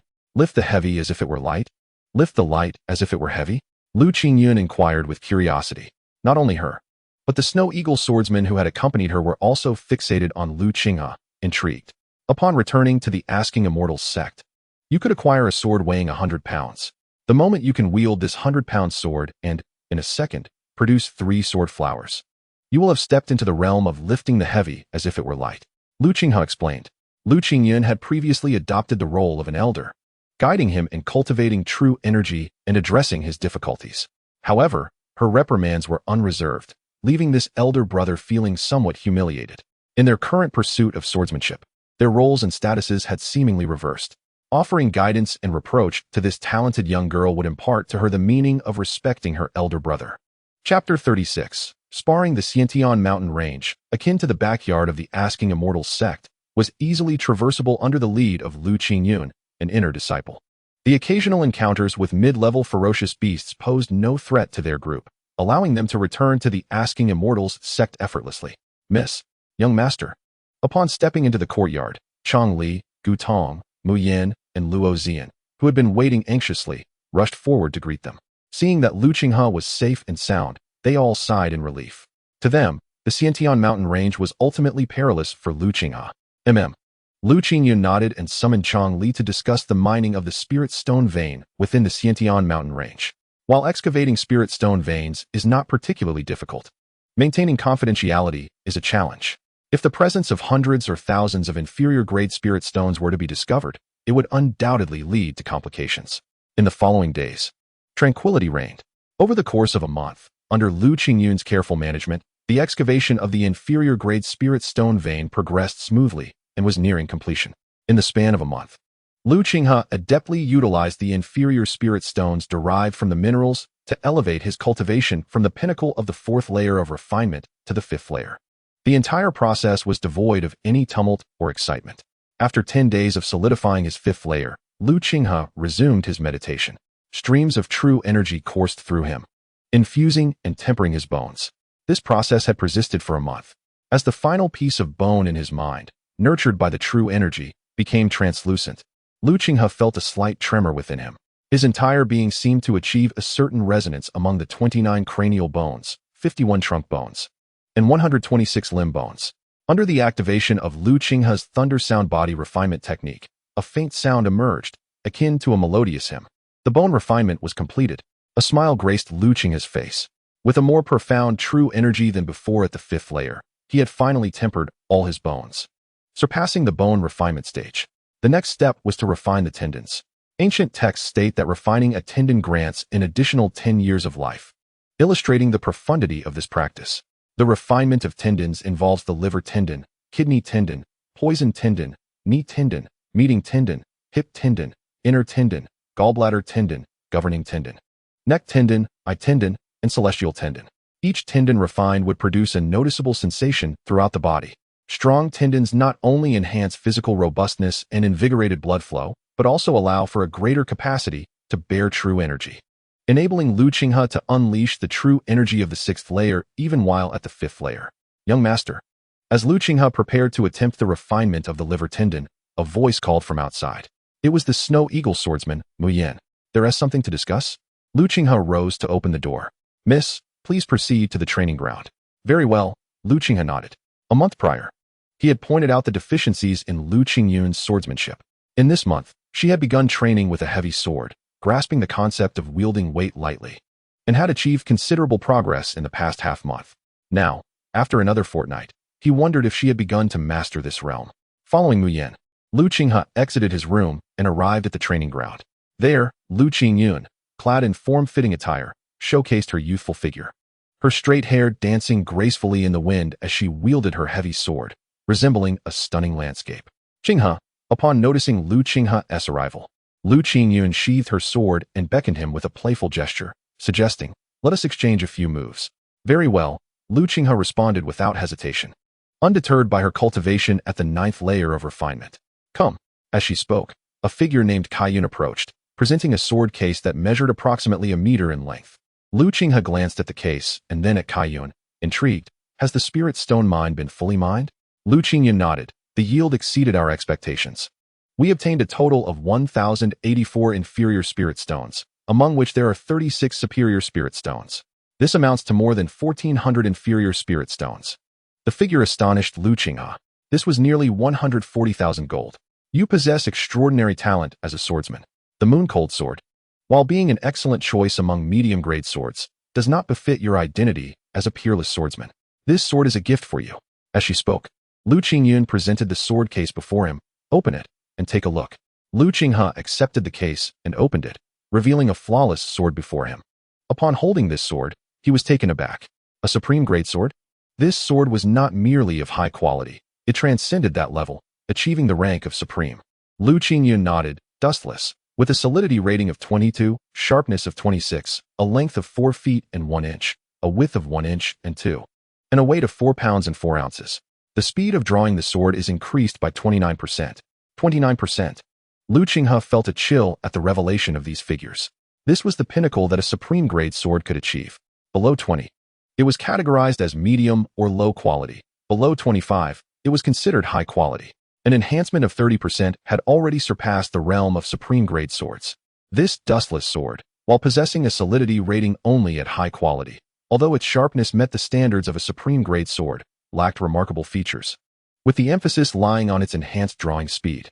Observing your swordsmanship, I believe this sword will greatly assist you in reaching your utmost speed. Not just greatly. Lu Qinghe placed the sword case beside him, and a snow eagle swordsman stepped forward to take it. Suddenly, the dustless sword trembled, and in an instant, it manifested a dazzling array of sword shadows, so rapid that even Qingyuan and Changli, both at the 7th layer of refinement, struggled to keep up with the speed of its transformations. How swift! I can barely see a mere shadow. The onlooking snow eagle swordsmen voiced their astonishment. Muyan, Luo Zian, Gu Tong, and others were equally dizzy from the instantaneous transformation of Lu Qinghe's swordsmanship. Incredible! All right. Lu Qingyuan slightly raised her ordinary heavy sword and declared, I shall engage you with this sword. Lu Qingyuan's Lingyun technique emphasizes unpredictability and mystery. Wielding a heavy sword that had yet to be sharpened and lacked any rank would not only limit her strength, but also render their duel more equitable. Very well. Lu Qinghe nodded. Be cautious. Let us begin. Whoosh. As soon as Lu Qingyuan finished speaking, Lu Qinghe swiftly drew his sword. The flowing light 13 swords was inherently a rapid sword technique characterized solely by its speed. Lu Qinghe merged the techniques of meteor stabbing the moon into the flowing light 13 swords, enhancing its speed by another 30%.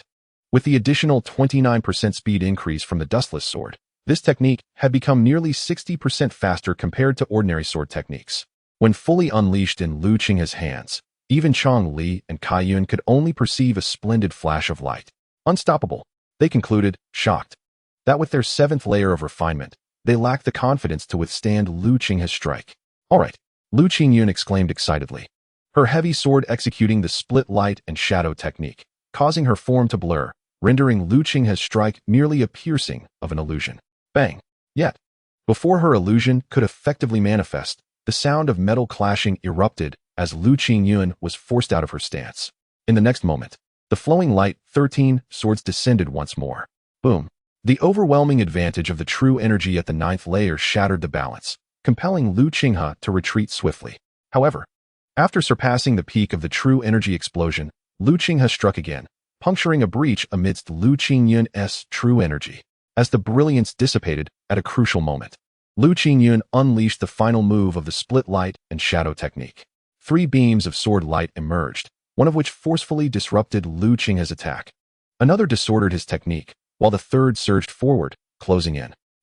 Within Lu Qinghe's body, the vital energy surged instantaneously, as if he had ascended to a new height. In the fleeting moment when the sword approached, he retreated violently. Yet, despite this, the true energy contained within the sword's edge still disrupted his movements, leaving him exposed. Seizing this opportunity, Lu Qingyuan drove her sword forward with unwavering determination. The weight of her blade, infused with rich true energy, nearly overwhelmed Lu Qinghe entirely. This was a complete suppression of true energy. Had Lu Qingyuan not been significantly more skilled, that initial strike would have decisively determined the outcome. The swift sword. Not only was the sword itself swift, but so were the combatants, and in an instant, life and death were decided. Lu Qinghe's form trembled as the blood thunder body refinement technique ignited his vitality, allowing him to withstand the pressure of Lu Qingyuan's sword, narrowly evading her heavy blade. However, before they could fully separate, Lu Qingyuan halted her advance and suddenly leaned into Lu Qinghe, accompanied by the fragrance of her youthful form and the gentle caress of her flowing hair. Lu Qinghe was violently jolted and unexpectedly propelled backward. With a swift turn of her heavy sword, Lu Qingyuan firmly established her weapon before him as he regained his footing. The pressure of the sword and the wind generated by its true energy made his garments flutter wildly. Hee, I have won. Retrieving her sword, she elegantly performed a flourish, her face radiant with a pure and dazzling smile. Such a technique is rather unbecoming of a lady, Lu Qinghe mused. In the moment of their clash, he had contemplated leveraging his specially refined physique to counter her. However, recognizing that this was not a life-or-death battle and that his opponent was merely Lu Qingyuan, he dismissed such thoughts, only to ultimately find himself defeated by her maneuver. It seemed imperative to seek an appropriate close-quarters combat strategy. All in all, I have triumphed, and that is a fact. Lu Qinghe nodded. Choosing not to linger on the matter, the 3 lights dispersing technique is a decisive move of the light-splitting and shadow-fading sword art. You have mastered its nuances, able to execute it with fluidity and precision. Congratulations, you have truly perfected this sword technique. Hee, this is largely thanks to your guidance. Otherwise, I might have been stuck for years. Lu Qinghe smiled faintly, choosing not to elaborate. Although I have refined the light-splitting and shadow-fading sword art to perfection, I still cannot execute 3 sword flowers within a second. Thus, it is evident that you possess further potential for growth. Lu Qingyuan nodded in understanding. After a moment, she regained her focus and waved her hand, saying, "All right, regardless of this matter, Qinghe, I shall take you to Blue Moon Lake shortly for further experiences. But first, we must head to the Hall of Destiny to test our strength." Chapter 37. The ripple effect. The Hall of Destiny embodies the essence of one's fate. It serves as a testing ground for disciples of the inner sect to assess their strength and cultivation. The entire third peak hosts 488 inner sect disciples. While this number may seem modest, it represents a significant proportion of the third peak. Those who reach this level possess immense potential to open the origin realm and step into the mixed yuan, making them exceptional talents selected from the outer sect. As Lu Qingyuan and Lu Qinghe arrived at the Hall of Destiny, they encountered numerous disciples coming and going. The third peak, along with the entirety of the Asking Immortals sect, allocates resources based on individual strength. Therefore, whether they are inner sect or outer sect disciples, any increase in cultivation will prompt immediate visits to the Hall of Destiny to vie for higher rankings and, consequently, greater resources. A step ahead leads to advantages in every subsequent step. Lu Qingyuan possessed a considerable supply of inferior origin stones, yet she had no intention of selling them. She planned to distribute some evenly among the Snow Eagle swordsmen while retaining the majority for her own cultivation. Thus, despite her wealth, she refused to overlook any potential income. Furthermore, rankings within the peak symbolize prestige and status. Notably, the rankings of the first, second, and third peaks are closely monitored by the elders of the Asking Immortals sect, and securing a high position could attract the attention of those elders, potentially leading to being taken as a direct disciple. With the guidance of an elder in the mixed yuan realm, the path to cultivation would undoubtedly become more accessible. Lu Qingyuan, she recently surged to the 89th position. Could she have broken through again? At under 16, to rank among the top 100 of the third peak is truly remarkable. It is said that elders have already taken note of her existence. I wonder how much she can improve this time. Lu Qingyuan's presence caused a stir among the crowd, drawing the wary gazes of many outer sect disciples and even some genuine inner sect disciples. Elder Yingying, I am here to test, she stated, disregarding the onlookers as she approached a serene elder seated at one side of the Hall of Destiny. Elder Yingying? The elder regarded her, perusing through his records, then looked up at her with a hint of surprise crossing his previously relaxed features. You have made another breakthrough so soon? You must have encountered some fortunate opportunity during your recent training outside. Youth truly is a gift. Elder Yingying nodded, handing her a plaque. You practice the Lingyun technique. Proceed to the second side hall. Thank you, Elder. Lu Qingyuan acknowledged with a bow, turning to Lu Qinghe. Blue Moon Lake is a place where talent and strength speak for themselves. I will undergo my test first, then we shall head to Blue Moon Lake together. Please wait for me here. With that, she entered the inner hall. As Lu Qingyuan stepped into the inner hall, a voice echoed from outside. However, she had already walked some distance and did not catch the words. Moments later, a somewhat sullen-faced young man, surrounded by two women and another man, entered the Hall of Destiny. A wave of astonished whispers rippled through the crowd, even louder than when Lu Qingyuan had arrived. Di Tianguang. It is Brother Di Tianguang. Brother Di Tianguang, a formidable practitioner at the 9th level of true refinement, had risen to the 39th rank after breaking through 4 months ago. It was uncertain how high he would place this time. Amidst the murmurs of excitement, the group of 4 made their way to the main hall. Observing Lu Qingyuan's absence, Di Tianguang's expression darkened. Damn it. This Lu Qingyuan is either outside or in her courtyard most of the time. When she does venture out, it is to Blue Moon Lake. How elusive. A young woman accompanying Di Tianguang scoffed. Sister Yuelen, I think Lu Qingyuan is clearly afraid of being caught by us, which is why she dares not walk within the sect. Another young man chimed in. What is Di Tianguang's status? What does Lu Qingyuan amount to? A long-haired woman among them echoed their disdain. Humph. If she is not going to test, then she should not waste time in the hall. At that moment, Elder Yingying, who had been observing calmly, spoke up. Since when is it not allowed to linger in the Hall of Destiny? Di Tianguang, now at the 9th level of true refinement, felt confident in his ability to open the origin realm and step into the mixed yuan. Naturally, he held little respect for Elder Yingying, who had little hope of advancing to the mid-stages of mixed yuan. Whether or not it is allowed is my prerogative. I find your noise excessive. Is that not unacceptable? Di Tianguang's eyes were filled with suppressed fury. Although he could psychologically disdain the exhausted true destiny elder, he dared not act rashly. Connecting the dots, he recalled that Lu Qingyuan had headed towards the direction of the second hall. He darkly proclaimed, testing, of course. We must test. Hand me the jade token for the second hall. Certainly, the true Destiny Elder casually tossed the jade token into Di Tianguang's hands. He could guess Di Tianguang's intentions, which were merely to disrupt Lu Qingyun's test. Testing occurred only once a month. If Lu Qingyun's test were to be interfered with, resulting in poor performance, there would be no resources allocated to her for the entire month. Such actions bore little practical significance, yet they could serve to annoy the opponent. If Di Tianguang were so inclined, he could keep a close watch on his rival, continually suppressing her, preventing her from achieving good results.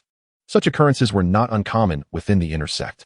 Di Tianguang swiftly entered the second hall, leaving behind Yulin and another male and female pair. The three were about to depart from the Destiny Hall, but upon seeing Lu Qinghe remain indifferent, they couldn't help but feel a surge of anger. Why could this person linger in the Destiny Hall? Do I need to reiterate? The permission lies within my authority.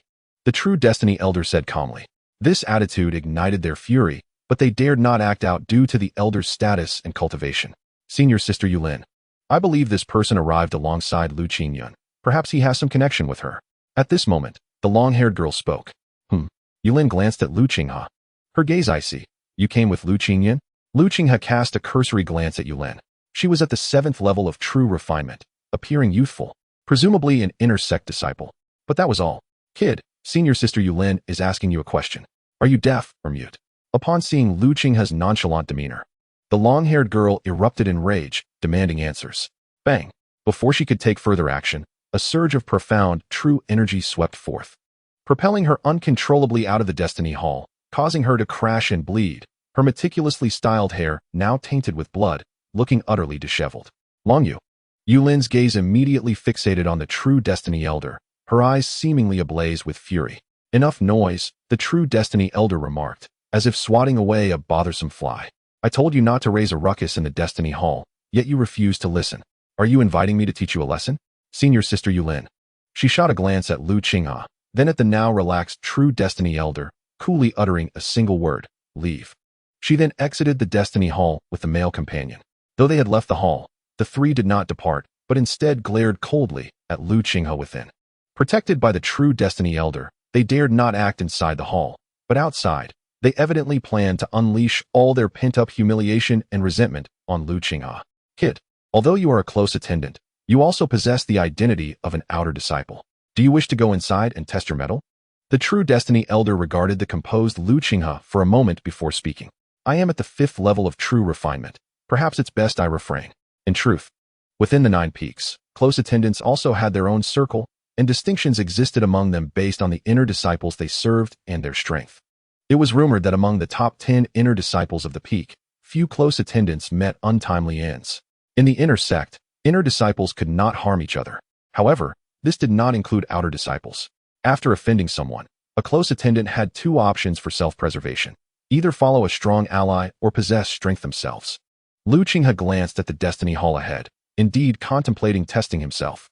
However, upon noticing the cold, menacing stares of Yulin and Longyu, he smiled faintly. Thank you, true Destiny Elder, for your guidance. With that, he turned and made his way toward the Destiny Hall's exit. This scene left the true Destiny Elder quite astonished. Kid. Both Yulin and Longyu were taken aback as they witnessed Lu Qinghe voluntarily step out from the true Destiny Elder's protection. But only a moment later, their faces contorted into sinister expressions, their gazes towards Lu Qinghe openly revealing their murderous intent. Lu Qingyuan's close attendant. After some investigation, Yulin and the others had already learned of Lu Qinghe's identity. A mere close attendant could be disposed of without a second thought. Who would care? Having said this, Yulin gestured to Longyu. The humiliation you suffered was all due to him. Now, I grant you the chance for revenge. Thank you, Senior Sister Yulin. Longyu's eyes burned with hatred as he advanced toward Lu Qinghe, his hand already on his sword. At the 6th level of true refinement, Lu Qinghe regarded the approaching Longyu, his expression utterly calm. Among the trio, both Longyu and the male companion were at the 6th level of true refinement, while only Yulin stood at the 7th. Chapter 38. Attitude. Just as Longyu was poised to confront Lu Qinghe, on the verge of conflict, a voice suddenly emerged from the crowd. Lu Qinghe. Accompanying the voice were 3 figures, 1 male and 2 females. Among them, Lu Qinghe recognized one, the 6th level true refinement expert, Han Yai, who had previously accompanied Lu Zixia and Lu Xuejian. Upon hearing Han Yai speak, a hint of wariness appeared on Longyu's face, and even Yulin's expression grew solemn. Within the 9 peaks, some close attendants held statuses that rivaled ordinary inner disciples, particularly those serving the top 10 disciples of the peak. Han Yai was the attendant of the 9th-ranked inner disciple, Han Jun. Pretending not to notice the icy glares from Yulin and the others, Han Yai approached Lu Qinghe and, after sizing him up, expressed her surprise. "You've broken through to the 5th level of true refinement?" Lu Qinghe met Han Yai's gaze. While he found her camaraderie puzzling, he nodded in acknowledgement. "I broke through to the 5th level 10 days ago. Then your strength must surpass what it was when you first entered the 4th level of true refinement." Han Yai's eyes brightened. "About that," Lu Qinghe replied, "I have a small gathering coming up. Would you be interested in attending?" "A gathering?" Close attendants at this gathering either possessed talents comparable to inner disciples or were the attendants of the top 10 in their respective peaks. Such gatherings typically accompanied small-scale trading events, occasionally sharing insights on cultivation, swordsmanship, movement techniques, and combat skills from the top 10 disciples. Lowering her voice, Han Yai continued, "These insights cannot be purchased in the market." Lu Qinghe regarded Han Yai once more, sensing her goodwill. Han Yai, however, seemed unfazed by her earlier impolite scrutiny of him. The mastery of the 4th level of refinement, allowing one to vanquish the pinnacle of the 5th level, is a testament to an extraordinary swordsmanship and an exceptional talent. Such prowess indicates that this individual is no ordinary person. She is unperturbed by the opportunity to establish a rapport with him. The treasures unavailable in the marketplace remind Lu Qinghe of his greatest shortcoming, close combat swordplay. When, in the afternoon, extending into the evening, at Qinggyuan Academy. "Though we may proceed there first," Han Yai remarked, casting a glance at Yulin and Longyu, clearly harboring intentions of aiding him. This scene, witnessed by Yulin and Longyu, sent a chill through their gazes, yet considering the formidable presence of Han Jun, the 9th strongest of the 3rd peak, standing behind Han Yai, they ultimately refrained from voicing their concerns. "Yai, is this your friend? He seems rather unfamiliar." At this moment, a man and a woman who had accompanied Han Yai approached. The man exuded striking handsomeness and elegance, while the woman, though ordinary in appearance, radiated an imposing aura akin to a mountain, a presence Lu Qinghe had only felt from long way.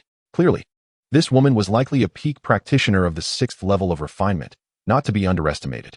At this level of strength, Lu Qinghe might have once felt a spark of ambition to challenge her swordsmanship during his own 4th level, but now Han Yai glanced at the questioning man and responded. "This is Lu Qinghe, a swordsmanship prodigy who has slain a pinnacle 5th level practitioner during his 4th level." "Oh." The handsome man turned his gaze to Lu Qinghe, smiling as he addressed the woman beside him. "Nangongyu, this achievement significantly surpasses your own in those days. While you two have slain 5th level practitioners during your 4th level, none were at their pinnacle. The disparity between the 4th, 5th, and 6th levels of refinement is not vast. Slaying opponents beyond one's level is not remarkable. My goal is to defeat, or even slay, practitioners of the 7th level with the prowess of the 6th. Nangongyu responded indifferently, not placing much importance on Lu Qinghe, her gaze now resting on Yulin, a 7th level practitioner. Yulin evidently fit that description. Detecting Nangongyu's provocative gaze, Yulin's expression darkened. "Nangongyu, I have heard of your reputation.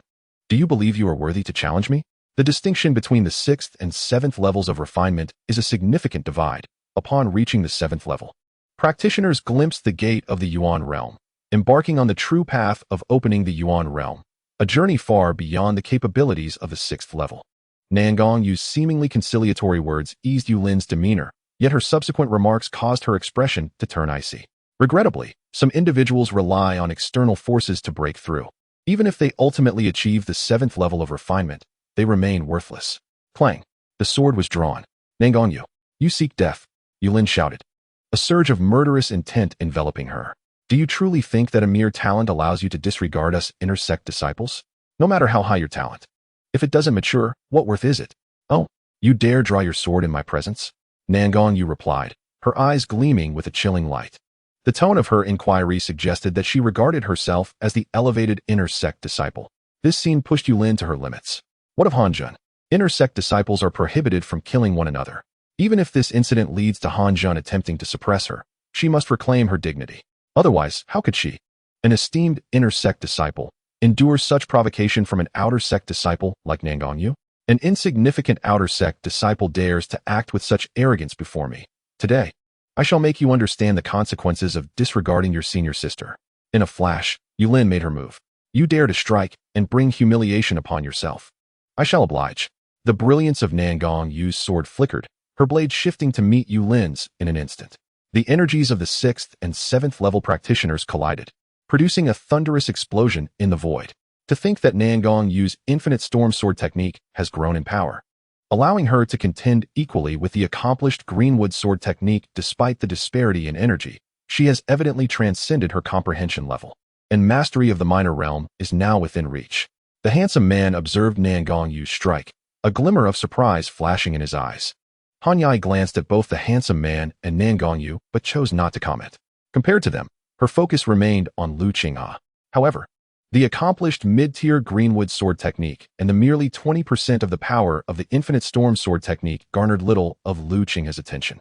Practitioners of the same realm possess varying degrees of skill. Differences in cultivation methods lead to distinct strengths of true energy and, consequently, different levels of lethality. Furthermore, even within the same realm, there exists a spectrum of swordsmanship comprehension. As for the 7th level of refinement, practitioners who cultivate ordinary methods and have just entered the 7th level, without having transitioned to superior sword techniques, are the weakest among them. Although Yu Lin has stabilized her position at the 7th level of refinement, she only practices ordinary methods and the mid-tier greenwood sword technique. While she may not be at the very bottom of the 7th level, she certainly occupies a weaker tier. In her current state of fury, despite her attack, she finds herself at a disadvantage against Nangong Yu, who seizes the opportunity to dominate the confrontation, leaving her feelings of frustration abundantly clear. Lu Qinghe believes Nangong Yu's swordplay to be commendable. The 20% power of the infinite storm sword technique is indeed impressive. Lu Qinghe offered his assessment candidly. Yet, the handsome man could not suppress his disdain. The infinite storm sword technique is a superior technique. A 6th level practitioner can unleash its power to 20%. This is hardly mere praise. Young man, if you possess no understanding of swordplay, why boast so foolishly? Limited in perspective, Lu Qinghe replied calmly. The handsome man's expression darkened. Xing Jianfeng, a member of the Xing Jinyu clan. I have long stood beside my sister Xing Jinyu, witnessing countless formidable practitioners. To evaluate a sword technique, I believe I possess sufficient insight, while you, Lu Qinghe, are what exactly? Xing Jinyu ranks 11th in the 3rd peak. Though she is not among the top 10, no one dares to underestimate her. And the reason is simple, youth. Xing Jinyu is remarkably young. It is said she has only trained for 23 years. Among the top 10 of the 3rd peak, none are below 25. As for my perspective, it cannot be easily dismissed, but I have indeed had the fortune to witness perfected superior sword techniques. Hence I believe I am qualified to evaluate a superior sword technique. Perfected superior sword techniques? Upon hearing this, not only did Xing Jianfeng's expression shift, but Han Yai's countenance also changed. Is it possible that someone has attained a perfected superior sword technique? So far, only 12 individuals from our 3rd peak have achieved this level. Could there truly be a 13th? Who might it be? Pang Fei, Yin Feiyu, or Gu Konghan? Han Yai rapidly named 3 individuals. All 3 are peak practitioners of the 9th level of refinement and have brought their superior sword techniques to the brink of perfection. Only a slight opportunity away from complete mastery. A perfected superior sword technique. Xing Jianfeng was momentarily taken aback, but soon a realization dawned upon him. Lu Qinghe, you must be a close attendant of Lu Qingyuan. The highest-ranking individual you can associate with is none other than Lu Qingyuan herself. Recently, she has entered the ranks of the top 100 and possesses considerable strength. However, are you truly suggesting that she has perfected this sword technique? Why not? Lu Qinghe shrugged. Absurd. Xing Jianfeng scoffed. Indeed, it is the ramblings of a braggart. Lu Qingyuan has merely reached the 8th level of the refining truth stage. For her to master a superior sword technique to the extent of complete control requires divine intervention. Achieving such mastery is already a sign of extraordinary talent. Perfection is utterly unattainable. If she were to perfect a superior sword technique, I, Xing Jianfeng, would concede that I am but a frog at the bottom of a well. Short-sighted. In the future, should I encounter you, Lu Qinghe, I shall take a detour. Chapter 39. Rankings. Lu Qinghe glanced at the irate Xing Jianfeng and smiled inwardly. How similar Xing Jianfeng and his sister, Xing Jinyu, were to him and Lu Qingyuan. Had Lu Qinghe not transformed into the person he was today, he might have become just like Xing Jianfeng, leveraging Lu Qingyuan's reputation to assert dominance on the 3rd peak. No need to take a detour. Simply address me as senior brother. Senior brother, Xing Jianfeng said, his expression darkening as he gazed at Lu Qinghe, who was noticeably younger than him. Yet, he remained unconvinced that Lu Qingyuan, who had only recently reached the 8th level of refining truth, could perfect a superior sword technique. It was worth noting that Lu Qingyuan was only 16 years old. Attaining the 8th level at such an age was already remarkable. If, in addition to her training, she could perfect a superior sword technique, her talent would transcend the definition of genius, bordering on the monstrous. Hence, he found it hard to believe such a feat could occur. Very well, Xing Jianfeng acquiesced, a cold scoff escaping his lips. If you lose, my demands are not excessive. Should you capture Han Yai's attention, it would indicate you possess considerable talent. I want you to acknowledge me as your leader henceforth. Was he attempting to recruit a subordinate? Lu Qinghe was somewhat taken aback, but nodded with a faint smile. Agreed. Where is Lu Qingyuan? Currently, she is within the Hall of Destiny. Once she emerges, you will discern the truth of my claims. Upon hearing Lu Qinghe's resolute words, Xing Jianfeng's heart involuntarily skipped a beat. Could it be that Lu Qingyuan's sword technique was truly exceptional? To his knowledge, Lu Qingyuan practiced the light-dividing shadow-splitting sword technique, a superior technique that was easy to begin but exceedingly difficult to master, let alone reach the realm of great mastery or perfection. To date, only one person had perfected this superior technique, and that was the second-ranked Gus Hensu. Gus Hensu practiced only ordinary methods, yet relied on this sword technique to rank second among the 488 inner disciples of the third peak, which speaks volumes of its ferocity. If she could indeed perfect this sword technique, shaking his head, Xing Jianfeng hurriedly dispelled such unrealistic thoughts. Bang! At that moment, the arena erupted with the clashing sounds of metal and iron. The combatants, Yulin and Nangongyu, simultaneously retreated. A glance revealed that the collar of Nangongyu's shoulder had been torn, indicating a victory for Yulin. However, before Yulin could declare her victory, Nangongyu's sword quivered, and a strand of her hair billowed away from the sword's edge. This scene instantly darkened Yulin's expression. Such skill hardly befits an inner disciple. I pride myself on being one of the elite of the Wuxian sect, she thought. Nangongyu sheathed her sword. The disparity in their cultivation was minimal. Yet Nangongyu clearly had superior combat experience. Though the outcome of their life-and-death struggle was uncertain, the previous exchange had made their relative strengths evident. Senior Sister Yulin, Long Yu and another male disciple approached, concern etched on their faces. Humph. Yulin ignored Long Yu and the other male disciple. The Hall of Destiny was bustling with disciples, and the recent duel had attracted many spectators. As an inner disciple, she could not bear to lose to an outer disciple. It was a matter of pride, compelling her to leave the Hall of Destiny at once. With a huff, she turned and departed. Long Yu and the other male disciple quickly followed suit. Clang! The sword returned to its sheath. Nangongyu turned with an air of elegance, radiating immense confidence. Having officially defeated an inner disciple elevated her spirit significantly. If she maintained this state and entered seclusion, her swordsmanship would undoubtedly advance further. And transcending to the 7th level of refining truth to become an inner disciple was not an unrealistic aspiration. Casting a sidelong glance at Lu Qinghe, Nangongyu appeared to dismiss him entirely, addressing Han Yai instead. In that last battle, I gained some insights that require further cultivation. I shall forego this afternoon's gathering and take my leave. Xing Jianfeng, would you care to join me? Her demeanor was markedly more self-assured compared to earlier, reflecting her confidence in soon becoming an inner disciple and no longer being on the same level as Han Yai. Thus, her tone unconsciously carried a hint of superiority. There's no rush. Xing Jianfeng glanced at Lu Qinghe. This Lu Qinghe is quite discerning. He looks down upon your swordsmanship, calling your sister Lu Qingyuan capable of perfecting a superior sword technique. I am skeptical and am eager to witness the power of a perfected superior sword technique. Nangongyu's gaze sharpened, her eyes piercing into Lu Qinghe with a challenging glint. He looks down upon my swordsmanship. Who does he think he is? Indeed, there is no rush, we shall await in quietude.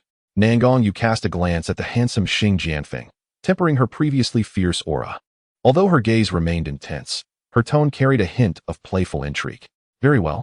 I shall see if Lu Qingyuan truly possesses such capabilities. An 8th level refining truth practitioner at merely 16 years of age? If I, Nangongyu, were to focus solely on refining my energy and breaking through, I would not necessarily be weaker than her. I have no doubt about that. Xing Jianfeng replied with a gentle smile. Han Yai surveyed Xing Jianfeng and Nangongyu, her expression tinged with a hint of apology as she looked at Lu Qinghe. I apologize, Lu Qinghe, for the trouble caused. Not at all, Lu Qinghe replied nonchalantly. Neither Nangongyu nor Xing Jianfeng held any significance for him. Although Nangongyu could unleash the power of limitless storm to a certain degree, Superior techniques still had their hierarchies. Among the many superior techniques, light dividing shadow splitting undoubtedly occupied the pinnacle, followed by 13 flowing lights, while limitless storm was merely an ordinary superior technique without any distinguishing features. The wait did not last long. Within half an hour, the door of the second side hall of the Hall of Destiny burst open, and a somewhat disheveled figure rushed out, his expression revealing unmistakable shock. How could this be possible? Sensing the commotion within the Hall of Destiny, the eyes of Nan Gongyu, Han Yai, Xing Jianfeng, and Lu Qinghe, along with other disciples awaiting news, turned towards the Hall of Destiny. Di Tianguang, the disciple ranked 39th among the inner disciples, had emerged from the second side hall. The expression on Nan Gongyu's face slightly tightened. Having reached the pinnacle of the 9th level of refining truth, the next step would be to open the origin realm, thus ascending to the heavens and becoming a true, formidable powerhouse that commands respect across the land. Whether establishing a sect to gather disciples or joining a formidable force as an elder, such a disciple would possess a lofty status. This caliber of disciple was not to be underestimated, even by Nan Gongyu, Han Yai, and Xing Jianfeng. Brother Di Tianguang's expression appeared troubled. Could there have been an unexpected turn during the test? A few months prior, he had achieved a score of 39, and within this short span, he had fully mastered the power of the 9th level of refining truth, making it seemingly effortless to rise a rank or two. Yet, judging by his countenance, it appeared otherwise. Han Yai, Nan Gongyu, and Xing Jianfeng focused their attention on Di Tianguang, casting furtive glances at Elder Yingying, who would determine the final results. This score, oh dear. The previously relaxed Elder Yingying opened his eyes, regarding Di Tianguang with a smile that was not quite a smile. Entirely unfazed by his ashen complexion, he tossed a jade tablet before him. Di Tianguang, your final test ranking is 236. 236. Upon hearing this, Di Tianguang's face darkened to an extreme. Han Yai, Nan Gongyu, and Xing Jianfeng gaped in astonishment, their expressions filled with incredulity. 236? Had I misheard? Even with a poor performance, it should not have plummeted to such depths. From 39 to 236, a drop of nearly 200 places. What could possibly account for this? Was it possible that Brother Di Tianguang was merely a fade, now stripped bare?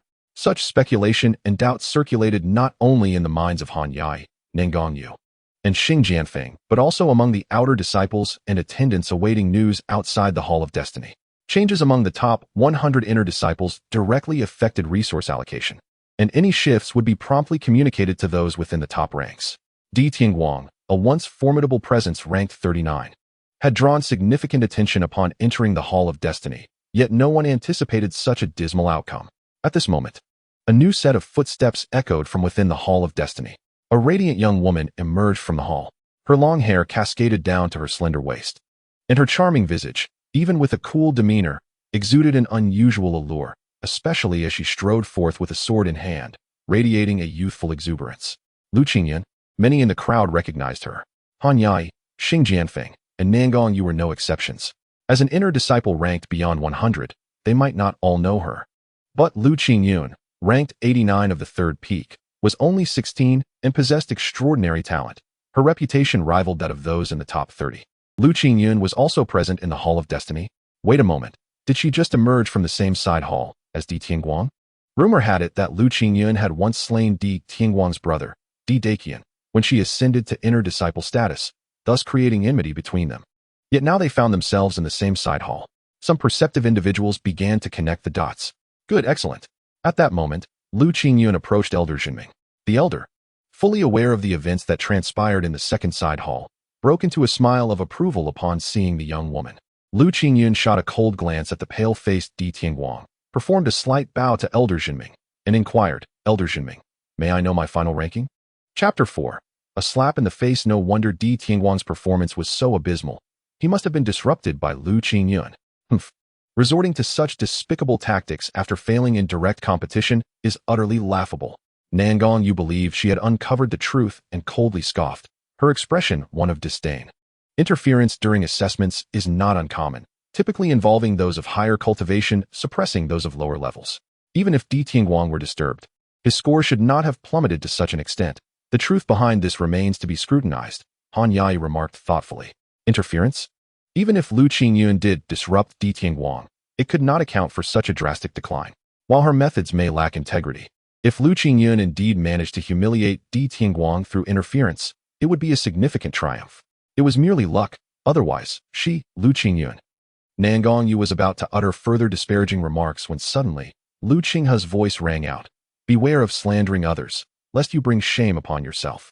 He did not care for Nangongyu's attempts to assert dominance in his presence, but that did not grant her permission to insult Lu Qingyuan. Who is truly bringing shame upon themselves, employing such tactics? Understand this. First, Lu Qingyuan entered the second side hall before Di Tianguang. To claim interference would imply that Di Tianguang was the one disrupting Lu Qingyuan, not the other way around. Second, reputation is granted by others, but dignity is lost by oneself. A chilling light flickered in Nangongyu's eyes. Lu Qinghe, how dare you speak to me in such a manner? You possess great audacity. And what of it? The final test results have already been revealed. The truth is now evident. Nangongyu's gaze shifted toward the Hall of Destiny. Though she had lost face and felt furious, if she could ascertain Lu Qingyuan's final score, it would provide her with an opportunity to strike back at Lu Qinghe. Lu Qingyuan, here is your ranking. Elder Jinming, having adjusted his previously relaxed demeanor, stood and presented a jade tablet to Lu Qingyuan. In an instant, Han Yai, Xing Jianfeng, Nangongyu, and the disciples waiting outside, including Di Tianguang, craned their necks to catch a glimpse of the number on the jade tablet. Congratulations, Lu Qingyuan. Your progress over the past few months has been remarkable, and your final ranking is 13. The announcement of this ranking by Elder Jinming immediately incited a fervent uproar among those awaiting the final verdict. This is impossible. Di Tianguang, deeply shaken, could not help but exclaim, how can it be 13th? Cursed be it, it is indeed 13th. However, Lu Qingyuan felt a surge of anger at this outcome. 13th. Is it truly 13th? I did not mishear. 13. Outside the Hall of Destiny, Xing Jianfeng, upon receiving this news, appeared somewhat dazed. He was not alone. Nangongyu was equally bewildered. 13. Lu Qingyuan, in her eyes, was merely a young girl who had cultivated only qi and not swordsmanship. How could she possibly rank 13th at the third peak? 13. Lu Qingyuan had actually secured the 13th position. She was only 16. Han Yai's face displayed an unmistakable astonishment. Xing Jinyu, ranked 11th at the third peak, commanded respect from all inner disciples due to her mere 23 years of age. And even those in the top 10 treated her with equality. No one would doubt her standing alongside the top 10 of the third peak. Yet now Lu Qingyuan, even younger than Xing Jinyu. No, Lu Qingyuan, who is notably 7 years younger, astonishingly surged into the 13th position during today's assessment. 13th. Although it does not surpass Xing Jinyu's 11th place, the implications of this achievement far exceed those of Xing Jinyu's ranking. 13. The extent of Lu Qingyuan's talent is indeed terrifying. Han Yai felt a chill in her heart. Given another decade, Lu Qingyuan might well be qualified to contend for a top 3 position at the third peak. Impossible. This cannot be. At that moment, Di Tianguang from the Hall of Destiny could not contain his exclamation, his expression resembling madness. 13th. How could she possibly rank so high? I have done everything in my power to interfere with her test results. How could she still secure the 13th position? This is utterly inconceivable. His loud outcry resonated not only within the Hall of Destiny, but also reached the ears of those outside. In an instant, the assumptions in their minds were completely overturned. It was not Lu Qingyuan who had interfered with Di Tianguang, but rather Di Tianguang who had attempted to sabotage Lu Qingyuan's assessment. The words of the person involved served as irrefutable evidence. At that moment, Nangongyu, who had previously harbored contempt, felt an intense flush of embarrassment wash over her. Just recently, she had vehemently asserted that Di Tianguang's poor performance was due to Lu Qingyuan's interference and had expressed disdain towards Lu Qinghe's defense. However, with the truth now revealed, she found herself publicly slapped in the face by the very person she had supported. Those disciples who had just witnessed her exchange with Lu Qinghe now regarded her with mocking eyes. The phrase face is given by others, but lost by oneself, resonated profoundly at this moment. Retribution had arrived with remarkable swiftness. I refuse to believe it. There must be something amiss, Lu Qingyuan. You must be colluding with the Elder of Destiny to elevate yourself and frame me. The overwhelming disparity left Di Tianguang somewhat incoherent. How infuriating. I was aiming for a position within the top 10. Di Tianguang thought, if not for you, I would not be languishing outside the 13th place. Lu Qingyuan gritted her teeth in response. At this moment, the Elder of Destiny spoke up, despite still wearing a smile and appearing as leisurely as ever. His tone had grown noticeably colder. Slandering an elder is a grave offense. Young girl, I cannot be bothered to move, so kindly expel him. If any issues arise, I shall take responsibility. Such words carried immense authority. A mere inner disciple, in their 30s, daring to confront an elder? Indeed, elder of destiny. Lu Qingyuan acknowledged. And in an instant, her sword was drawn. Di Tianguang, the elder has spoken. Get out. You dare, Lu Qingyuan. Seeing Lu Qingyuan boldly confront him in front of all, Di Tianguang bellowed, drawing his sword in response. In the second side hall, I must strive for excellent results and cannot afford to deal with you. Do you truly believe your meager cultivation can match me? The moment Lu Qingyuan's sword pivoted, her figure blurred, and she lunged forward. Shadow of Death. The ultimate technique of the blade of shattering light, the shadow of death. As Lu Qingyuan's form became ethereal, a deafening uproar erupted among the crowd. All the inner disciples, attendants, and outer disciples who witnessed this spectacle could not contain their astonishment. Even Nangongyu, Han Yai, and Xing Jianfeng were no exception. Shadow of Death. Di Tianguang's gaze sharpened. The lethal aura emanating from the shadow of death jolted him back to reality from this tremendous shock. Ah, no. Accompanied by a piercing scream, Di Tianguang unleashed his full strength, ranked 39th at the third peak, channeling his powerful true qi to clash against the illusory figure, retreating under the pressure of the apparition. PFF. Blood erupted. Di Tianguang, retreating in panic, was unable to completely evade the shadow of death. With his arm pierced by a single strike, Lu Qingyuan closed the distance in an instant, delivering a kick. Caught off guard while retreating, Di Tianguang was propelled backward by the sheer force of her kick, crashing onto the floor outside the Hall of Destiny, creating a spider web of cracks, followed by rolling twice before spitting blood, thoroughly humiliated. One strike. Just one strike. And the practitioner at the 9th level of true refinement, ranked 39th, had been defeated. In an instant, the previously noisy crowd, filled with discussions and doubts about Lu Qingyuan's true abilities, fell silent. The atmosphere became so tense that one could hear a pin drop. For the sake of our camaraderie, I shall spare your life this time. However, if you dare to be insolent before me again, I shall take yours. Lu Qingyuan sheathed her sword, her gaze icy as she looked at the pale-faced Di Tianguang.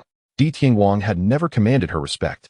Even when she first entered the 8th level of true refinement and heard of Di Tianguang breaking through to the 9th, she merely regarded it as a nuisance.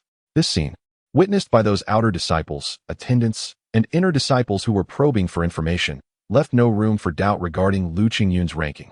Lu Qingyuan had indeed reached the 9th level of true refinement. As I understand it, Lu Qingyuan had only broken through to the 8th level a few months prior, and now she had entered the 9th level. Such a pace of cultivation was simply astonishing.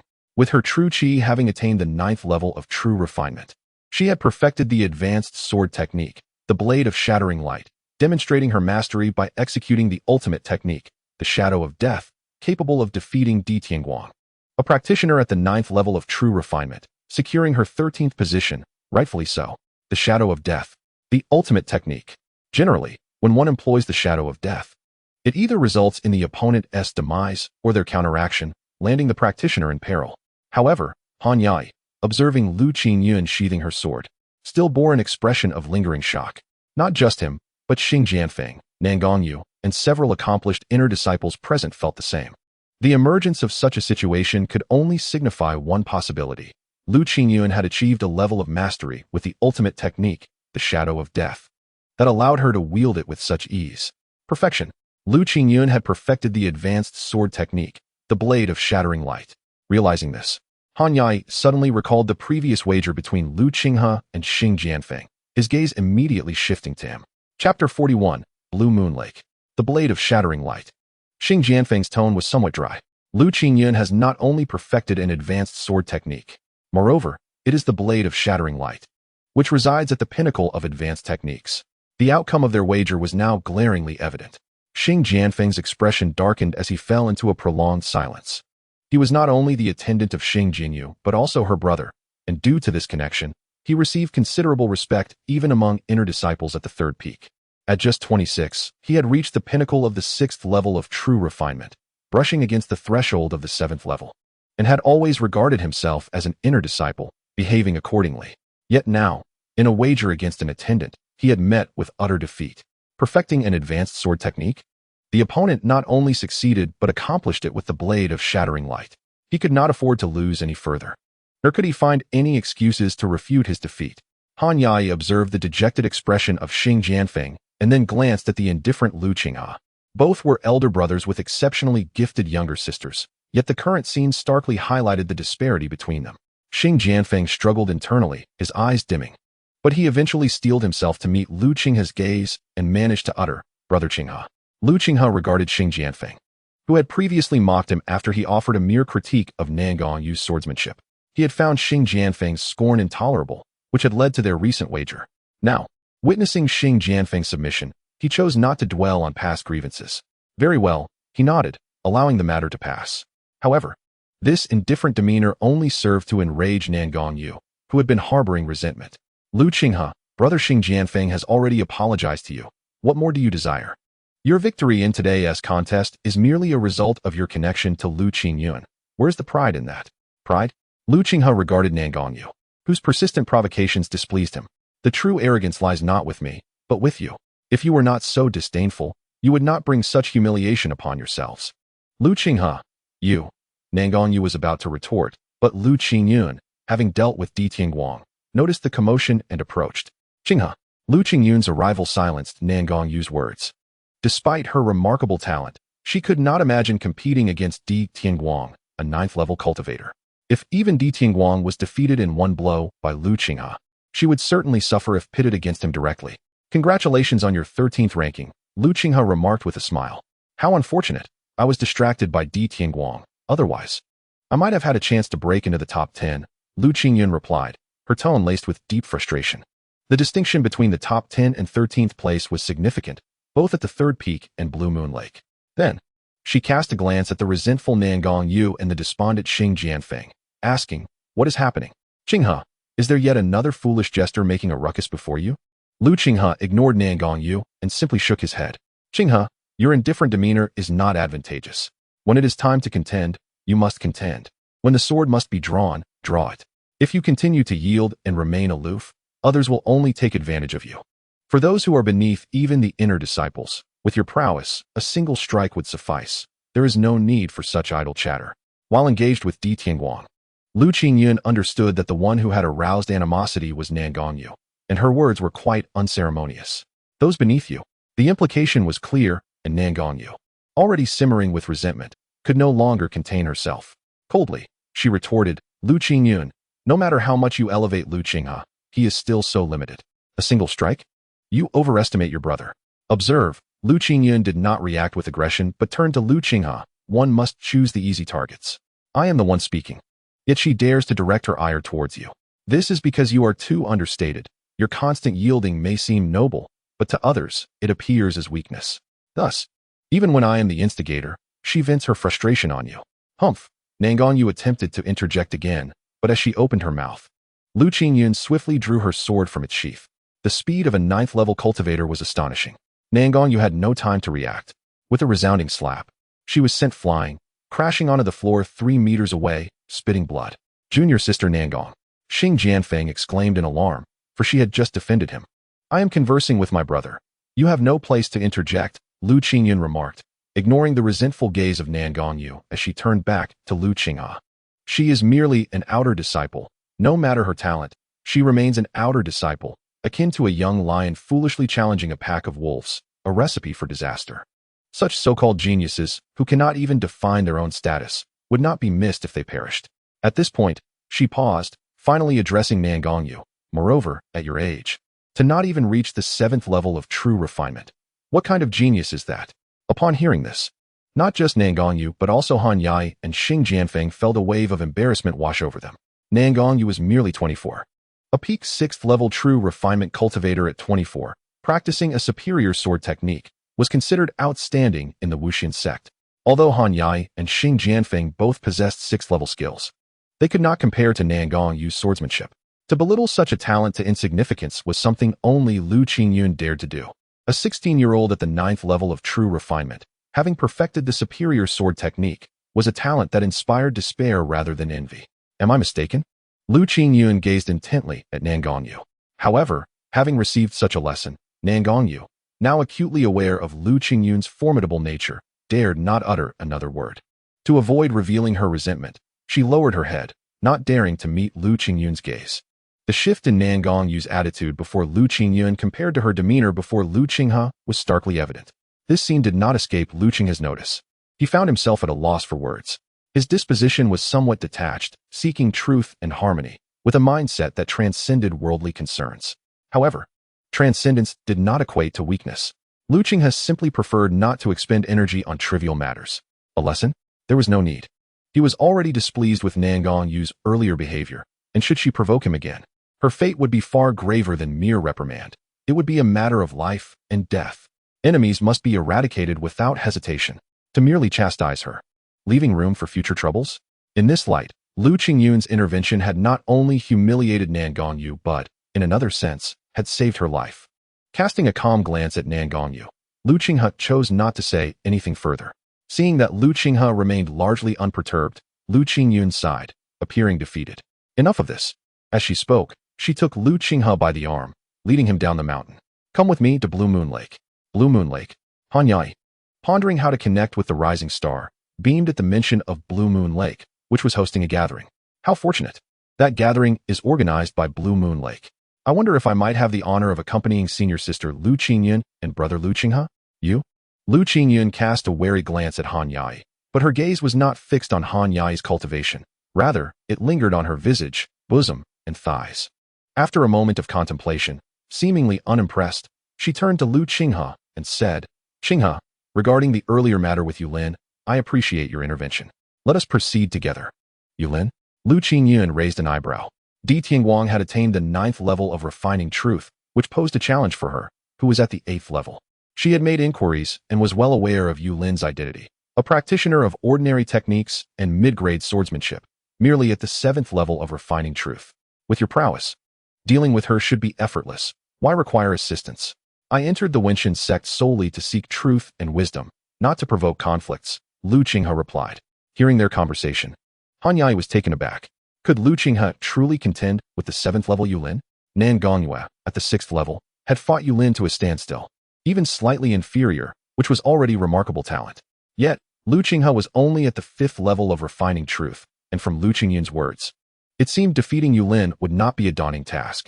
Did this imply that Lu Qinghe, at the 5th level, was superior to Nan Gongyue, who was at the 6th level? This thought stirred Han Yai's heart. Perhaps she had discovered a true genius this time. In the world of mortals, one's heart is often ensnared by conflicts. Achieving detachment from such entanglements is not merely a matter of will. Grudges and affections cannot be easily severed or rationalized.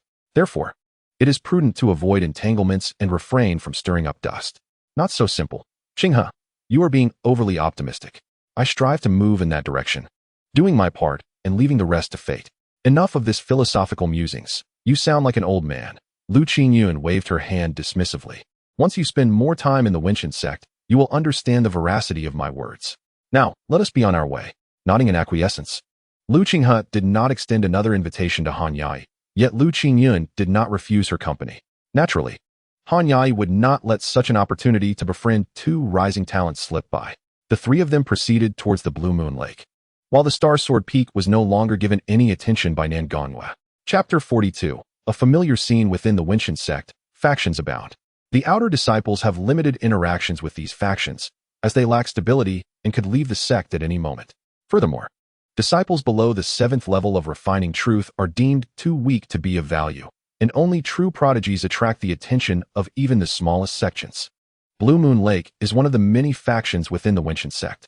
As Lu Qinghe walked alongside Lu Qingyuan, her explanations regarding the factions sparked vivid imagery in his mind. The 5 main factions, represented by the 5 sect masters, are the most powerful, with the Xianfan Pavilion, led by a sect master, being the most formidable. Below them are the 10 great schools and 15 great factions, which constitute the upper echelon, monopolizing 90% of the sect's resources. Anyone wishing to achieve success in their cultivation must rely on the resources provided by these 15 factions. With Blue Moon Lake being one of the 10 great schools, Lu Qingyuan quietly elaborated.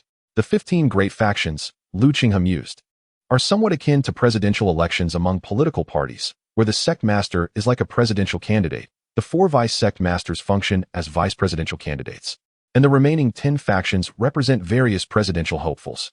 Han Yai, to which faction do you belong? Lu Qinghe inquired with curiosity. As an outer disciple and attendant, I am not even regarded by the smaller factions.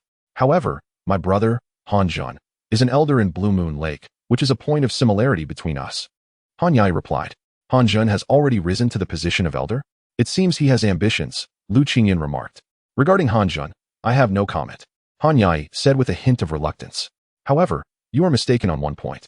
I brought Qinghe here not merely for a visit, but to facilitate his entry into Blue Moon Lake. Entry into Blue Moon Lake. Hanyai was momentarily taken aback, casting a glance at Lu Qinghe, a fifth-level refining truth disciple joining Blue Moon Lake. The outer disciples there are predominantly sixth-level talents and attendants, while the seventh-level inner disciples are classified as ordinary members. The outstanding members are those seventh-level cultivators with the ability to challenge higher levels, and eighth-level disciples follow suit. Only the top 10 among the 6 peaks can attain the status of elder, and above that are the core disciples. How can this be? Lu Qinghe interjected suddenly. No, you cannot. Lu Qingyin responded, shaking her head. I have come here to cultivate for the sake of seeking truth. Not to join a faction and become embroiled in the election for sect master or vice sect master, as that would lead to countless troubles. I fear trouble above all else. Seeking truth and wisdom? Lu Qinghe countered. Such pursuits also necessitate sufficient resources. Without them, one may spend a century in the wilderness only to find oneself reduced to dust. Resources, are they not available within the Wenshan sect? Wenshan sect? Lu Qingyin shook her head. I have previously mentioned, Qinghe, that 90% of the resources are in the hands of the 15 major factions. The remaining 10%, they go to the smaller factions. The treasures that eventually reach the disciples are invariably mundane. Mundane treasures? Lu Qinghe recalled seeing items like the hunting light jade, which seemed far from ordinary. Indeed. Have you ever encountered exquisite swords for sale in the outside world? Have you ever seen high-level techniques offered for sale? Have you ever come across the finest swordsmanship available for purchase? Upon reflection, Lu Qinghe realized he had never seen high-level techniques, while he had seen several fine swords. The existence of exquisite ones had eluded him, as he assumed they were rare or perhaps unavailable for sale. Could it be that? Seeing the realization dawn on Lu Qinghe's face, Lu Qingyin nodded. The Wuchan sword, the Xiangwei technique, and even the Guanghua swordsmanship, these were all procured through Blue Moon Lake's channels. Outside, regardless of whether you have access, the prices would skyrocket exponentially. Monopoly? Indeed. The Wenshan sect operates this way, just as the ancient kingdoms do. The truly formidable techniques, swordsmanship, and methods for opening the Yuan realm have always been held by ancient sects, royal families, and prestigious clans. For ordinary cultivators, reaching the 9th level of refining truth is already the limit. Discovering the method to open the Yuan realm is as difficult as ascending to the heavens, which underscores the necessity of having a powerful faction behind the practitioners. Listening to Lu Qingyin impart fundamental knowledge to Lu Qinghe, Hanyai found her mind opening to new possibilities. Lu Qinghe, with his exceptional swordsmanship talent and the support of a genius sister like Lu Qingyin, was on the verge of rising to prominence. If she did not seize the opportunity to befriend him now, when else would she? Lu Qingyun's words left Lu Qinghe acutely aware of the complexity of the situation. The existence of immortals in this world ignited within him an unwavering desire to seek truth and wisdom, striving to ascend to the pinnacle and survey the realm from above. However, it soon became evident that achieving such aspirations would not be a simple endeavor. Reluctant to be ensnared in the tumult of various powerful factions, he found himself compelled to engage in their affairs for the sake of cultivating his skills, mastering swordsmanship, and securing resources for his training. In this moment, he grasped the essence of Lu Qingyun's earlier teachings. I understand, Lu Qinghe nodded. That is good, Lu Qingyin replied, evidently pleased to have made him aware of the realities of life. Blue Moon Lake, situated within the inner 9 peaks, is divided into 2 major branches located at the 2nd and 7th peaks. Lu Qingyin was currently leading him to the branch at the 2nd peak. Although it resided at the 2nd peak, its actual location lay at the foot of the mountain, descending from the 3rd peak and traveling less than 10 miles. A grand complex of palatial structures came into view.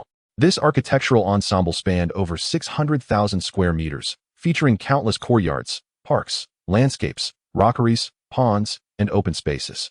At the heart of this complex lay a vast lake, seemingly the core of a formation, drawing spiritual energy from all directions, making anyone who entered feel invigorated and at ease. Every branch of Blue Moon Lake boasted a lake, serving as the core of the entire architectural formation, meticulously arranged by the high-ranking disciples of Blue Moon Lake. Here, at Blue Moon Lake, Lu Qingyun and Lu Qinghe entered, where the flow of disciples was incessant. Within the inner 9 peaks, there existed only the upper and lower branches. The upper branch governed the members associated with the 1st to 6th peaks, while the lower branch catered to those from the 7th and 9th peaks, as well as all outer disciples. The population across the 6 peaks increased in a tiered manner. The 1st peak housed just over 100 inner disciples, the 2nd over 200, and the 3rd 488. By the 4th peak, the number of inner disciples had surpassed 1,000. Altogether, the inner disciples across the 6 peaks totaled over 6,000. Including attendants and outer disciples eligible for entry into the inner circle, the total population exceeded 100,000. Even if only 1% joined Blue Moon Lake, that would still amount to over 1,000. Though it was impossible for all these disciples to remain at the Blue Moon Lake branch at all times, it was common to see 200 to 300 individuals coming and going, in addition to the staff, attendants, and servants, keeping the resident population around 1,000. Lu Qingyuan and Lu Qinghe swiftly approached a palace not far from the entrance, with Han Yai closely following. Upon entering, they found 3 teams awaiting their arrival. As Lu Qingyuan entered, all eyes turned toward him, and a young woman in her 20s nodded in acknowledgement. "Please wait," Lu Qingyuan instructed. Lu Qinghe nodded, not feeling rushed. The wait extended for an hour, during which a man and 2 women arrived at the palace, also waiting on the side. After an hour, the grand doors opened, and a middle-aged man, appearing to be in his 40s and accompanied by 3 attendants, entered the hall. Upon seeing him, the dozen or so individuals present respectfully bowed, addressing him as Brother Guzhan.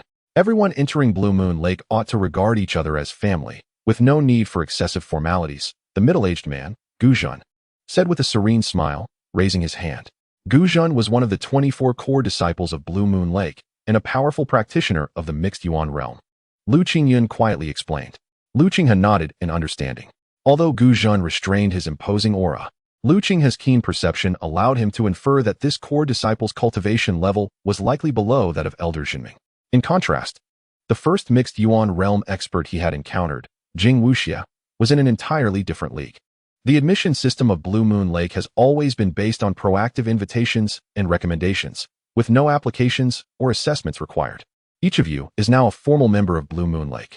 If you wish to recommend elite disciples to join, we would be delighted, Guzhan continued, gesturing invitingly. The formation has been activated, and I am prepared to accept those wishing to undergo assessment. As usual, you will engage with level 6 puppets. Each core of a puppet can be exchanged for 10 points. Accumulate 10 to pass, 30 to be deemed an excellent member, and 100 to achieve senior member status. For those over 30, the requirements double. For those under 25, they are halved, and for those under 20, they are halved again, with points multiplied accordingly. Brother, your age is precisely 20, Lu Qingyuan remarked, glancing at Lu Qinghe with a hint of regret. It's a pity that I did not make it into the top 10 this time.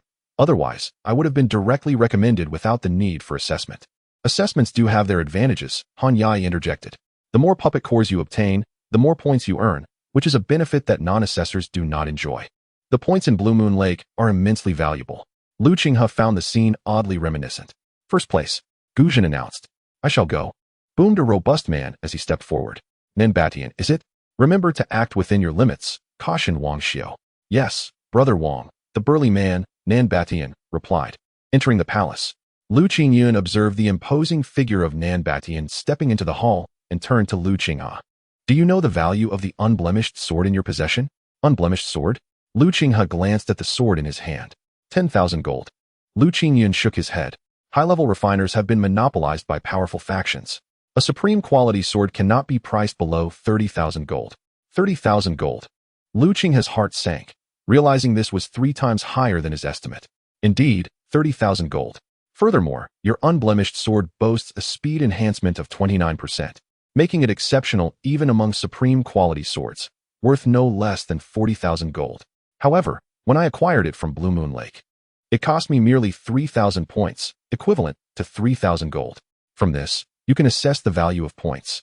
3,000 points equal 30,000 gold. At this revelation, Lu Qinghe comprehended the significant implications of Han Yai's words. 30,000 gold. It is worth noting that I once endured a decade of hardship for merely 1,000 gold. Blue Moon Lake, one of the 15 major sects, has a legacy of 630 years, during which it has produced 1 mixed Yuan realm expert of the 5th level, 6 of the 4th level, and hundreds below that. These mixed Yuan experts have left behind countless treasures and cultivation experiences, including many complete techniques for entering the Yuan realm, all of which require points and money for exchange. Lu Qingyuan continued to elaborate, adding, Qinghe, I can acquire the cultivation methods for the refining true stage of the Xian light technique for you, but the methods for the 10th, 11th, and 12th levels of refining true, as well as those for opening the Yuan realm, will require separate exchanges. Lu Qinghe nodded, contemplating the harsh realities of a monopolized society. Onward. You are merely 20 years old, and with a mere 10 puppet cores, you can double your points to obtain 200, which can be exchanged for a multitude of treasures. Notably, the splitting light and shadow sword technique requires only 600 points. At this moment, Lu Qinghe finally felt a surge of spirit. The splitting light and shadow sword technique, 600 points. If he could truly acquire 200 points, he would certainly have some close combat techniques to choose from. Lu Qingyuan.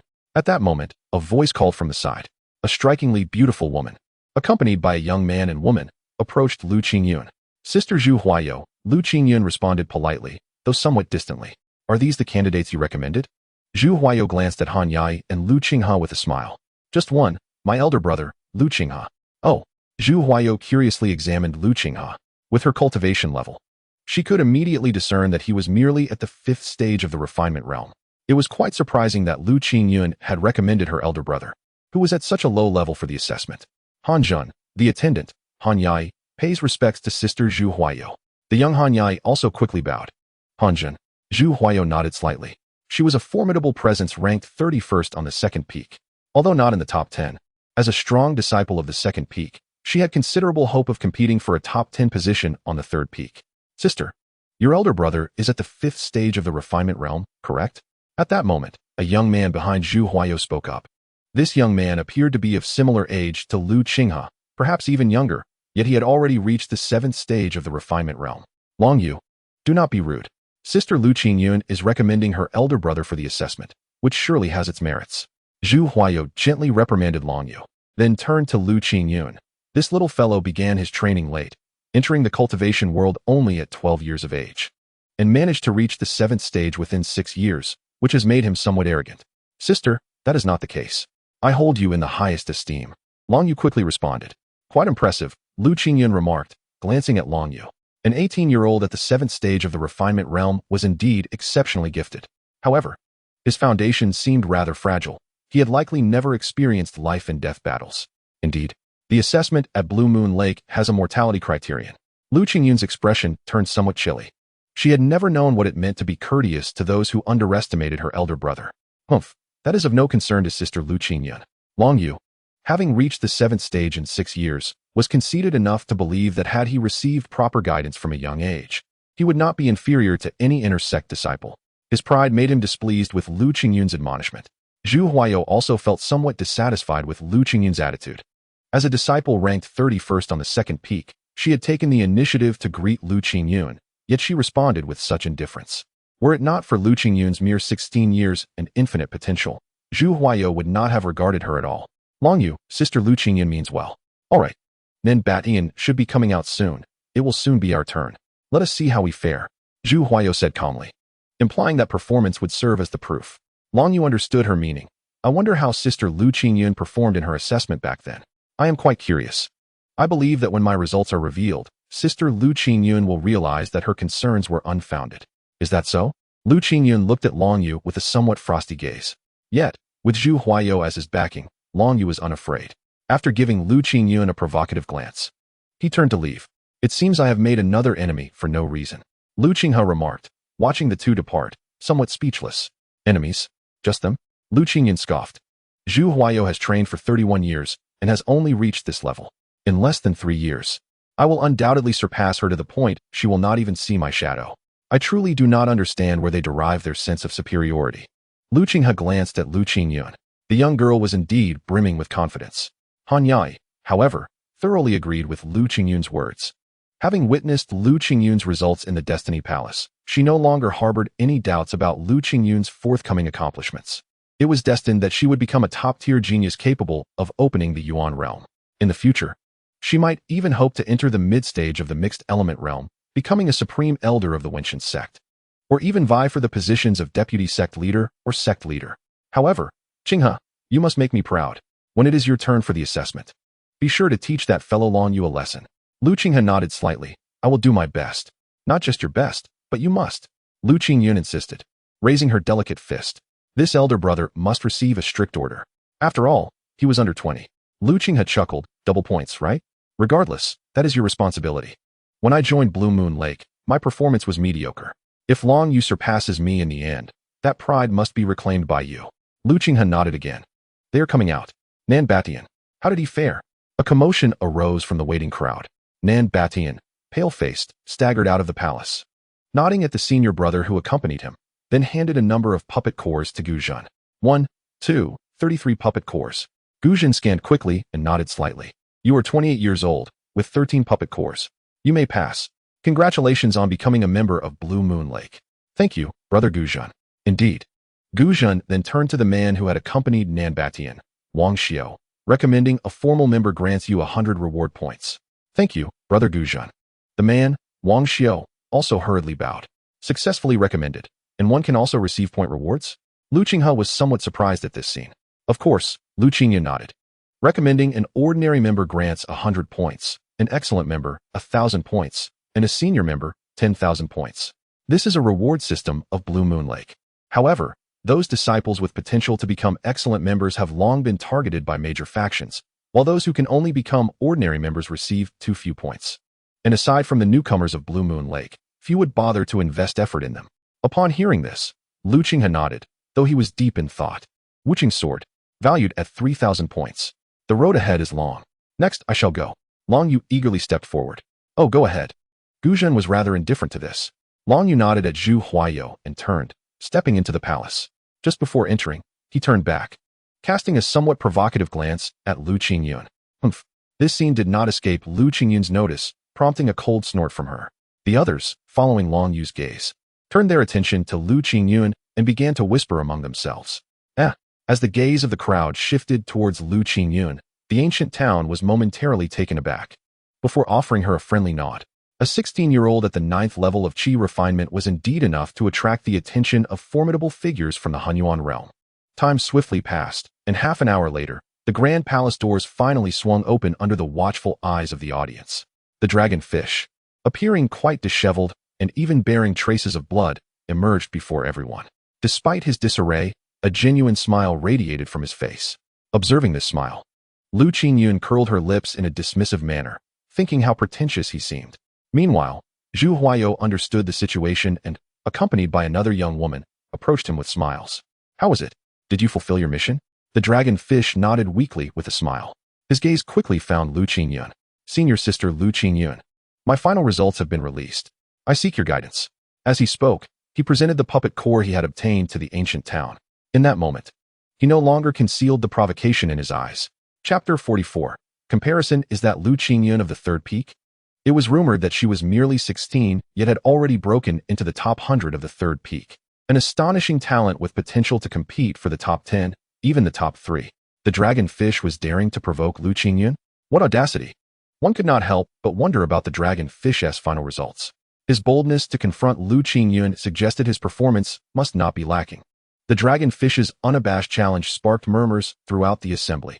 The likes of Wang Xiao and Nan Batian, who had not departed, scrutinized the interaction between Lu Qingyuan and the dragon fish. Even those close attendants accompanying the ancient town, such as the Blue Moon Lake Guards, were no exception. Well, that's quite an impressive result, the ancient town remarked as he examined the puppet core obtained by the dragon fish. 15 cores. 15? Zhu Huaiyou's eyes gleamed with surprise.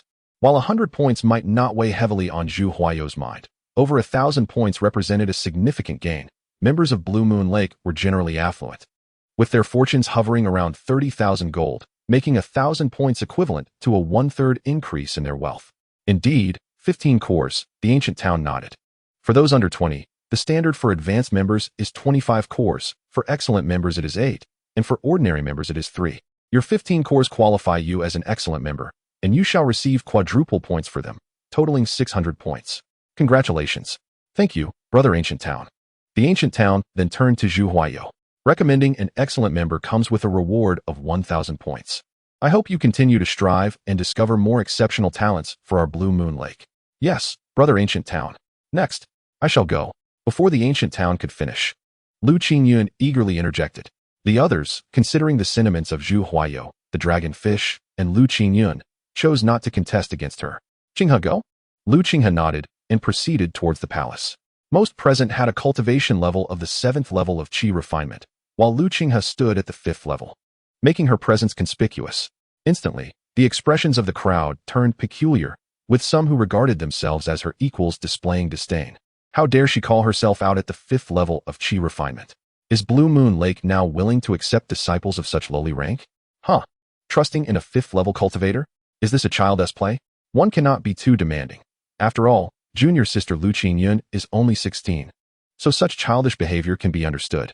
The murmurs rippled through the crowd, their faces adorned with expressions of amusement. Silence. At that moment, Lu Qingyuan's sharp voice rang out. Her clear tone, infused with the tremor of a 9th level qi refinement cultivator, echoed within the grand hall, causing a resonant buzz throughout the chamber. Who has an objection? Speak now, for I, Lu Qingyuan, will not tolerate any more whispers. Her icy gaze swept over the murmuring members of Blue Moon Lake, exuding an air of dominance. 9th level of qi refinement. Lu Qingyuan has actually reached the 9th level? While not terrifying in itself, Luo Zhan, who was also at the 9th level, marveled at the fact that she was only 16. What extraordinary talent was this? All minds buzzed with the realization, not merely due to her commanding shout, but from the overwhelming presence of her 9th level prowess. An eerie silence enveloped the hall. The previously provocative dragonfish was left momentarily dazed by Lu Qingyuan's display. Yet recalling his own results, he was reluctant to concede. He scoffed. Senior sister Lu Qingyuan, how imposing you are. We were merely discussing my results. What is wrong with that? Or are you embarrassed to reveal your own scores and wish to stifle others' discussions? What is there to hide? You only secured 10 puppet cores, after all. How laughable. I earned 15 at the same assessment in Blue Moon Lake. You over 18. With only 15 cores, what is there to boast about? If I were to take the assessment again, I could easily secure not just 15, but 160 cores. I truly wonder what merit there is in your meager achievement. Upon hearing this, everyone fell into contemplation. The dragonfish's expression shifted. That's not how it is. Back then, you only achieved 10 puppet cores, while he had 15. We should stick to the facts rather than twisting them. Stick to the facts? Very well. I am now an advanced member of Blue Moon Lake.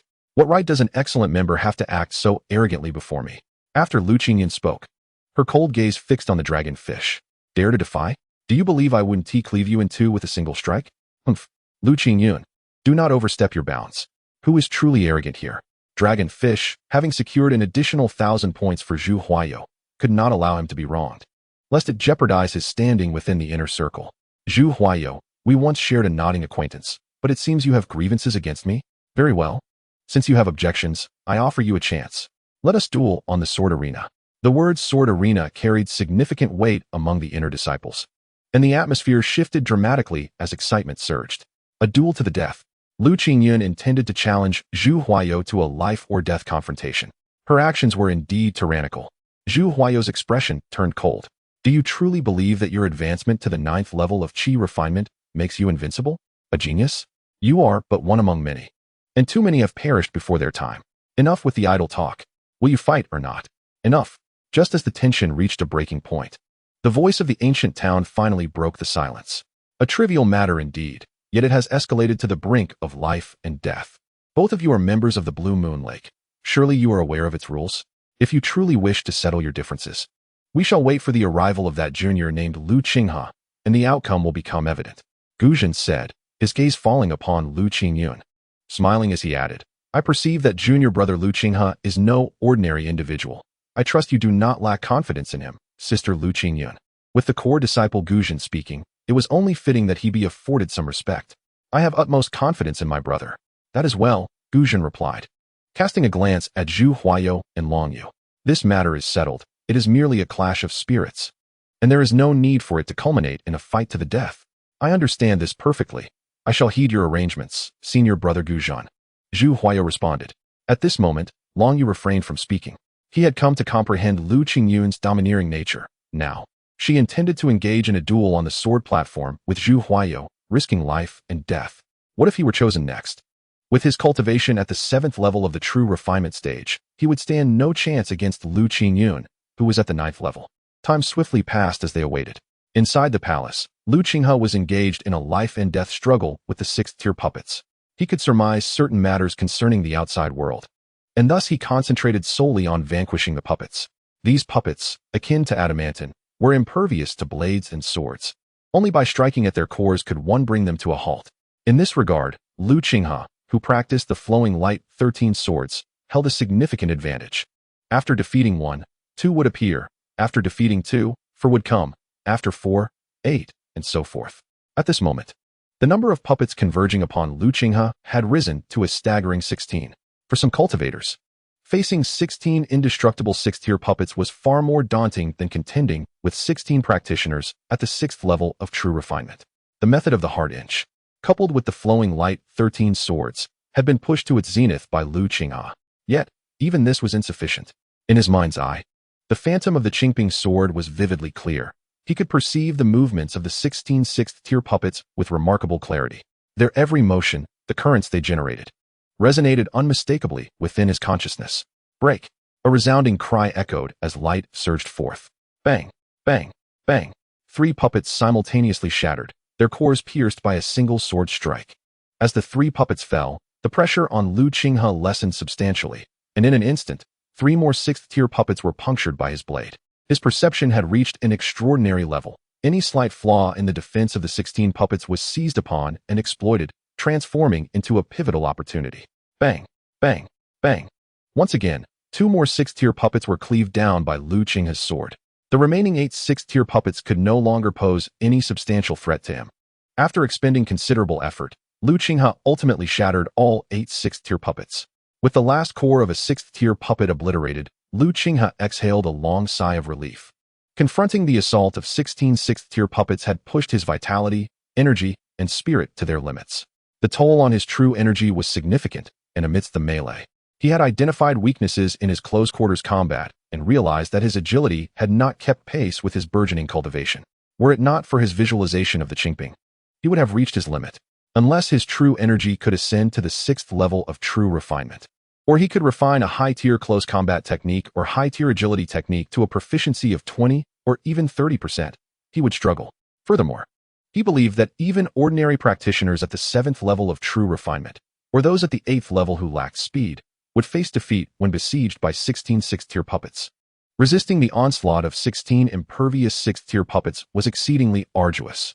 31 cores had I accumulated, yet having surpassed 20, they could not directly elevate me to a higher rank. 31 was insufficient. Thus, 50 cores. The Qingping sword's insight penetrates the minutiae. In such a unique state, I fear not an attack from my peers. Chapter 45. Results. An hour had passed. Could it be that Lu Qinghe had perished within? It seemed unlikely. Were he to falter, he would retreat within a certain range where the puppets would cease their pursuit, unless he were truly reckless and pressed on. Yet, I fear Lu Qinghe may take risks in pursuit of success. As time elapsed, whispers once again arose among the crowd.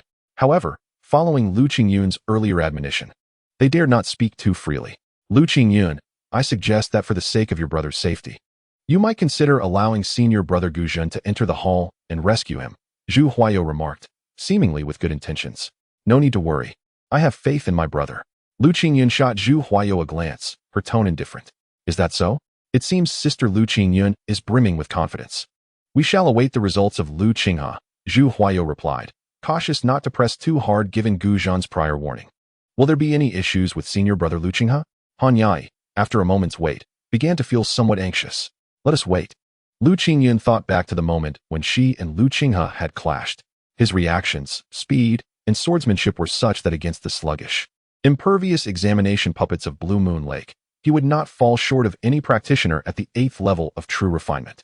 Senior brother, a disciple behind Guzhan, after a prolonged wait without seeing Lu Qinghe emerge from the palace, could not help but voice his concern. A practitioner at the 5th level of true refinement cannot possibly endure for this long, could it be? Guzhan glanced at the confidently poised Lu Qingyuan, pondered for a moment, and ultimately replied, let us wait a bit longer. There are still a few individuals awaiting assessment. Let us wait for another incense stick's worth of time. Guzhan waved his hand, suppressing the disciple's thoughts. Understood. The male disciple acquiesced and ceased to speak. Just then, the great doors of the palace finally swung open. A figure emerged from the spacious hall. Lu Qinghe. He has come out. He is alive. In an instant, The murmurs and hushed discussions among the members of Blue Moon Lake and the disciples of the Xian sect ceased as they turned their gazes toward the palace. Even Gu Zhen was not exempt from this. As Lu Qinghe stepped out from the palace, although fatigue was evident on his face from the mental exertion, to everyone's astonishment, he bore not a single wound. It was as though he had not engaged in a life-and-death battle, but rather participated in an intensive training session. A practitioner at the 5th level of true refinement emerges unscathed. Could it be he merely dozed off in the assessment hall for an hour? Seeing this scene, Long Yu could not help but chuckle, his expression revealing that the outcome was already decided. Zhu Huaiyou also wore a smile, casting a slightly mocking glance at Lu Qingyuan. The other disciples, to varying degrees, shared this sentiment, though they chose to conceal it. Lu Qinghe, how many puppet cores have you collected? Gu Zhen's expression grew solemn. Clearly feeling deceived, Lu Qinghe's appearance hardly resembled that of someone engaged in a life-and-death struggle with a 6th-tier puppet. In fact, he was not at all inferior to certain individuals. Without any intention of keeping others in suspense, Lu Qinghe reached out and extracted a handful of puppet cores. Upon seeing the 10 or more puppet cores in Lu Qinghe's hand, Gu Zhen's expression softened slightly. 12 puppet cores? Quite impressive. Achieving such a classic result at the 5th level of cultivation is extraordinary. It seems you indeed possess exceptional talent. Gu Zhen was a fair and impartial individual. Since Lu Qinghe was not wasting time in the palace, he could accept this. 12 cores were merely 12 cores. This achievement left Long Yu both surprised and yet somehow unsurprised. 12 cores, though considerable, still fell short of the standard for outstanding members. How could he possibly compare to me?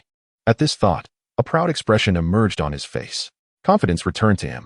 Do not rush, Lu Qinghe remarked, casting a glance at the chattering Long Yu before reaching into his pocket once more to retrieve another handful of puppet cores. This caught Gu Zhen's attention, and a smile spread across his face as he observed. 13 cores. Combined with the previous 12, that's 25 cores. At the 5th level of cultivation, acquiring 25 puppet cores is tantamount to defeating 25 6th level cultivators.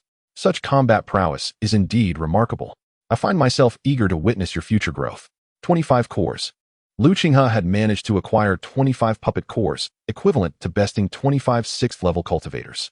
Han Yai had already regarded Lu Qinghe with great esteem, believing him to possess cultivation comparable to her own. Thus, she had previously sought to befriend him before the Hall of Destiny. However, it was now evident that his prowess surpassed mere equivalence. He had transcended it, far beyond. To attain 25 puppet cores was an accomplishment that rivaled any 7th level cultivator. At this moment, the other evaluators fell silent. The younger individuals accompanying them gazed at Lu Qinghe with a hint of reverence. Damn it, 25 cores. Long Yu's expression darkened. 25. Not only did it far exceed his own 15 cores, but Lu Qinghe, at the tender age of 20, had already qualified as an outstanding member, just like him. Lu Qinghe, you are commendable. To achieve 25 puppet cores at the 5th level is exceedingly rare in our Blue Moon Lake. You have undoubtedly earned your place as an outstanding member. Just as Gu Zhen was about to make the final announcement regarding this matter, Lu Qinghe suddenly interjected, Wait. I have more.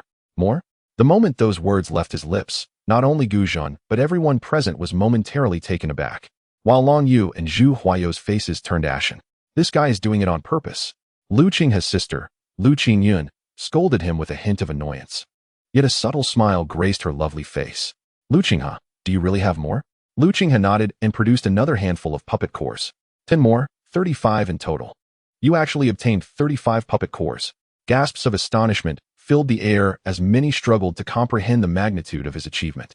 It is worth noting that even a 7th level cultivator would find it challenging to acquire 10 puppet cores, yet Lu Qinghe now held an astounding 35 cores. Was he truly a 5th level cultivator?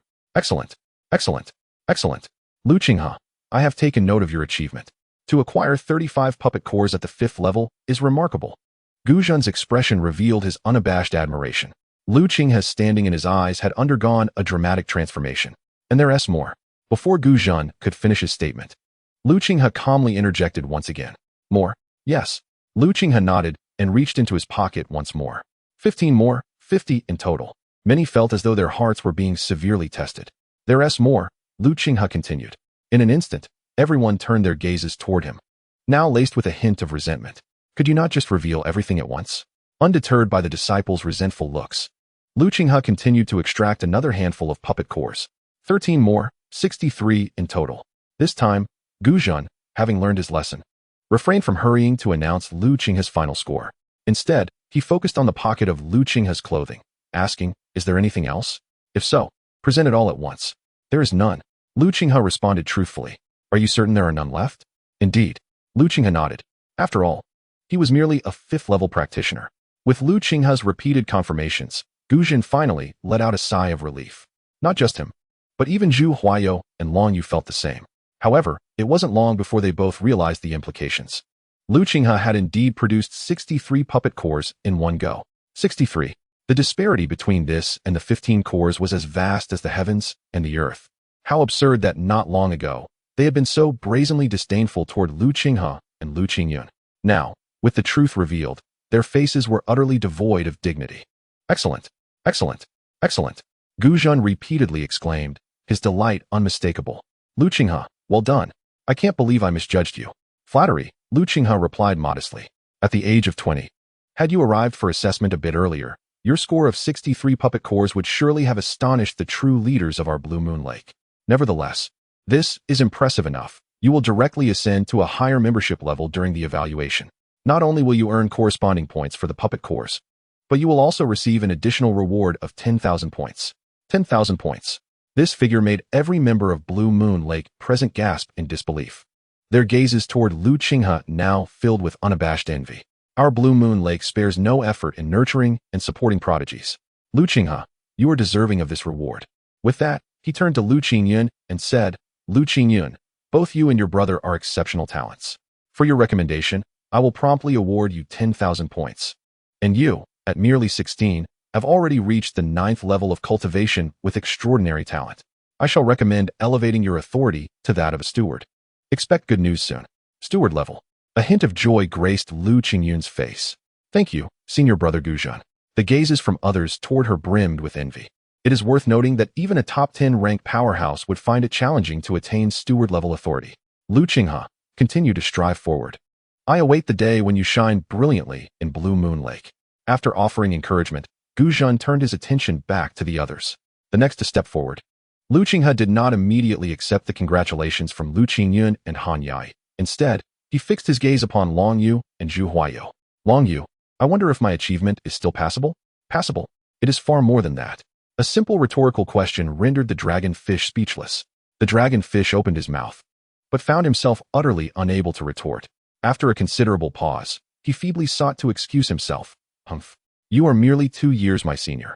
It is absurd to compare yourself to me." "Absurd?" This shameless response from the dragonfish elicited a cold snort from Lu Qingyuan. "When you were bragging about comparisons, your age was conveniently forgotten. Now you wish to invoke it as an excuse? I have never encountered such a shameless individual." "Lu Qingyuan, am I wrong?" Lu Qingyuan fixed her fearless gaze upon the dragonfish. Given her temperament, had it not been for Guzhan's previous words, she would likely have drawn her sword and taught him a lesson. "We should leave." Zhu Huaiyou observed the surrounding crowd pointing and whispering about the two of them, their faces filled with humiliation. Unable to remain any longer, he grumbled and turned to depart with the dragonfish. They had become the jest of the gathering, bringing shame upon themselves. Lu Qingyuan let out a cold snort before turning to Lu Qinghe, her face blossoming into a radiant smile. "Qinghe, splendid work. I always knew you could do it." Lu Qinghe nodded in acknowledgement. The subsequent assessments yielded no remarkable highlights. Out of the 3 participants, 2 passed smoothly. Yet their results were merely average, far from rivaling the dragonfish or Lu Qinghe. As the evaluations concluded, Guzhan instructed one person to escort Nen Batian and the other 2 successful candidates to collect their identity jade tokens. While he personally approached Lu Qinghe with a smile. "Follow me." "Thank you," Lu Qingyuan responded. The 3 followed Guzhan into a communal courtyard within the Blue Moon Lake, where an elder, having reached the mixed origin realm, awaited their arrival. Upon seeing Guzhan, the elder hurriedly approached. "President Guzhan, Minister Wang Yu, this is our newly promoted senior member of the Blue Moon Lake. I appreciate your assistance in preparing his identity jade token." Guzhan nodded to the elder. Lu Qinghe sensed that the elder also possessed mixed origin realm cultivation, yet his status within the Blue Moon Lake was evidently inferior to that of Guzhan. After all, Guzhan was just over 40, while the elder had surpassed 60, his potential already exhausted, rendering any comparison moot. "Oh, a senior member directly certified through assessment? He must be around 20 years of age, and his cultivation seems to be at the 5th level of true refinement. Precisely at 20. Is he truly at the 5th level of true refinement? Minister Wang Yu regarded Lu Qinghe with surprise. One must not judge by appearances, Guzhan remarked. Wang Yu seemed to recall a legendary figure, nodding in agreement. It appears we have another genius akin to Shimoyu. However, I wonder what choice he will make upon reaching the 9th level of true refinement. Let him decide for himself. Which type of true qi do you cultivate? The Xianguang formula. The Xianguang formula? Excellent, Wang Yu replied. The Xianguang formula is an advanced technique, its power unparalleled by ordinary methods. Very well. Wang Yu gathered some information about Lu Qinghe, busied himself for a moment, activated an identity jade token, and then presented it to Lu Qinghe. Please inscribe your life true qi upon this. Lu Qinghe accepted the jade token and infused it with his true qi. Soon, the token radiated a gentle white glow. The identity jade token of the Blue Moon Lake varies in efficacy according to rank. This particular token, forged from the Golden Dragon Radiant Jade, is suited for practitioners of the Xianguang formula. Golden Dragon Radiant Jade? The name stirred Lu Qinghe's interest. A supreme-grade precious jade? Indeed. A hint of pride graced Wang Yu's face. Our Blue Moon Lake offers this unique benefit. Every senior member is provided with a supreme-grade precious jade free of charge. Guzhan added. Junior sister Lu Qingyan has already become a steward and possesses a jade token, which is a spiritual jade. It will be reissued shortly. Precious jade, spiritual jade. Beyond that lies the elusive immortal jade. This categorization reflects not only the grades of jade, but also the tiers of most treasures. The identity ranks within the Blue Moon Lake hold immense significance. A higher rank not only grants corresponding jade benefits, but also allows access to the human and material resources of the Blue Moon Lake, and most crucially, the ability to exchange for treasures. Without sufficient authority, many treasures, though valuable, remain out of reach. Thus, Lu Qinghe sought to elevate his privileges, ensuring greater assistance in his endeavors. Guzhan smiled as he introduced Lu Qinghe. Such a promising young talent, he had no qualms about establishing a good rapport. I will. Your jade token currently holds 11,220 points, surpassing the entire wealth of most senior members. Make good use of these points to acquire resources and strive for improvement. I hope it won't be long before I hear your name once more. Holding the jade token, Lu Qinghe nodded. Qinghe, you must be eager to exchange for treasures now. Allow me to accompany you, Lu Qingyuan cheerfully suggested. Then bowed to Guzhan and Wang Yu. Masters, we shall take our leave now. Go ahead. Guzhan and Wang Yu waved their hands, watching as the two departed. Once they were gone, Guzhan sighed softly. This brother and sister duo possesses remarkable talent, especially Lu Qingyuan, who, at merely 16, has already reached the 9th level of true refinement, truly a top-tier genius. Lu Qingyuan, you say? I have just received news regarding her. Indeed, Lu Qingyuan tested at the Destiny Hall on the 3rd peak, achieving 13th place. 13th. A flash of brilliance sparked in Guzhan's eyes. You mean the 13th position on the 3rd peak? Indeed. Wang Yu nodded. Moreover, it is said that this result was influenced by a disciple at the 9th level of true refinement, but the authenticity remains uncertain. At merely 16, to have secured 13th place on the 3rd peak is indicative of having mastered a superior sword technique to perfection. Saying this, Guzhan could not help but exclaim, what an extraordinary junior sister. Indeed, such talent often brings pride, and one can expect that she will likely choose the path of the 10th level of true refinement. Yes, the 10th level of true refinement. Wang Yu responded. As they spoke of the 10th level of true refinement, both fell into silence. After a while, Guzhan sighed ruefully. I do not know whether to rejoice or lament should Lu Qingyuan choose to enter the 10th level of true refinement. Both feelings apply. Should she refrain from advancing to the 10th level, our Blue Moon Lake will undoubtedly give birth to another core disciple, likely one capable of breaking into the 4th level of mixed origin. Yet, should she choose to ascend to the 10th level, Wang Yu fell silent. Shimoyu, a prodigy of extraordinary talent, had entered the 10th level of true refinement at 18, reaching the pinnacle of the 10th level by 19. However, upon reaching that peak, the prospect of opening the origin realm seemed distant, and he remained at the pinnacle of the 10th level for 2 decades. Guzhan reminisced with a sense of wistfulness. Among my generation in the Asking Immortals sect, he was the most brilliant genius, his radiance illuminating all directions, suffocating in its brilliance. Yet now, those disciples beneath him, the strongest, have advanced only to the 2nd peak of mixed origin. Wang Yu remained speechless. I shall inform Brother Xiao Jiutian of this matter, so that Lu Qingyuan may have her name associated with him. Brother Xiao Jiutian, you say? Guzhan's words stirred Wang Yu's interest. After a moment's contemplation, He nodded.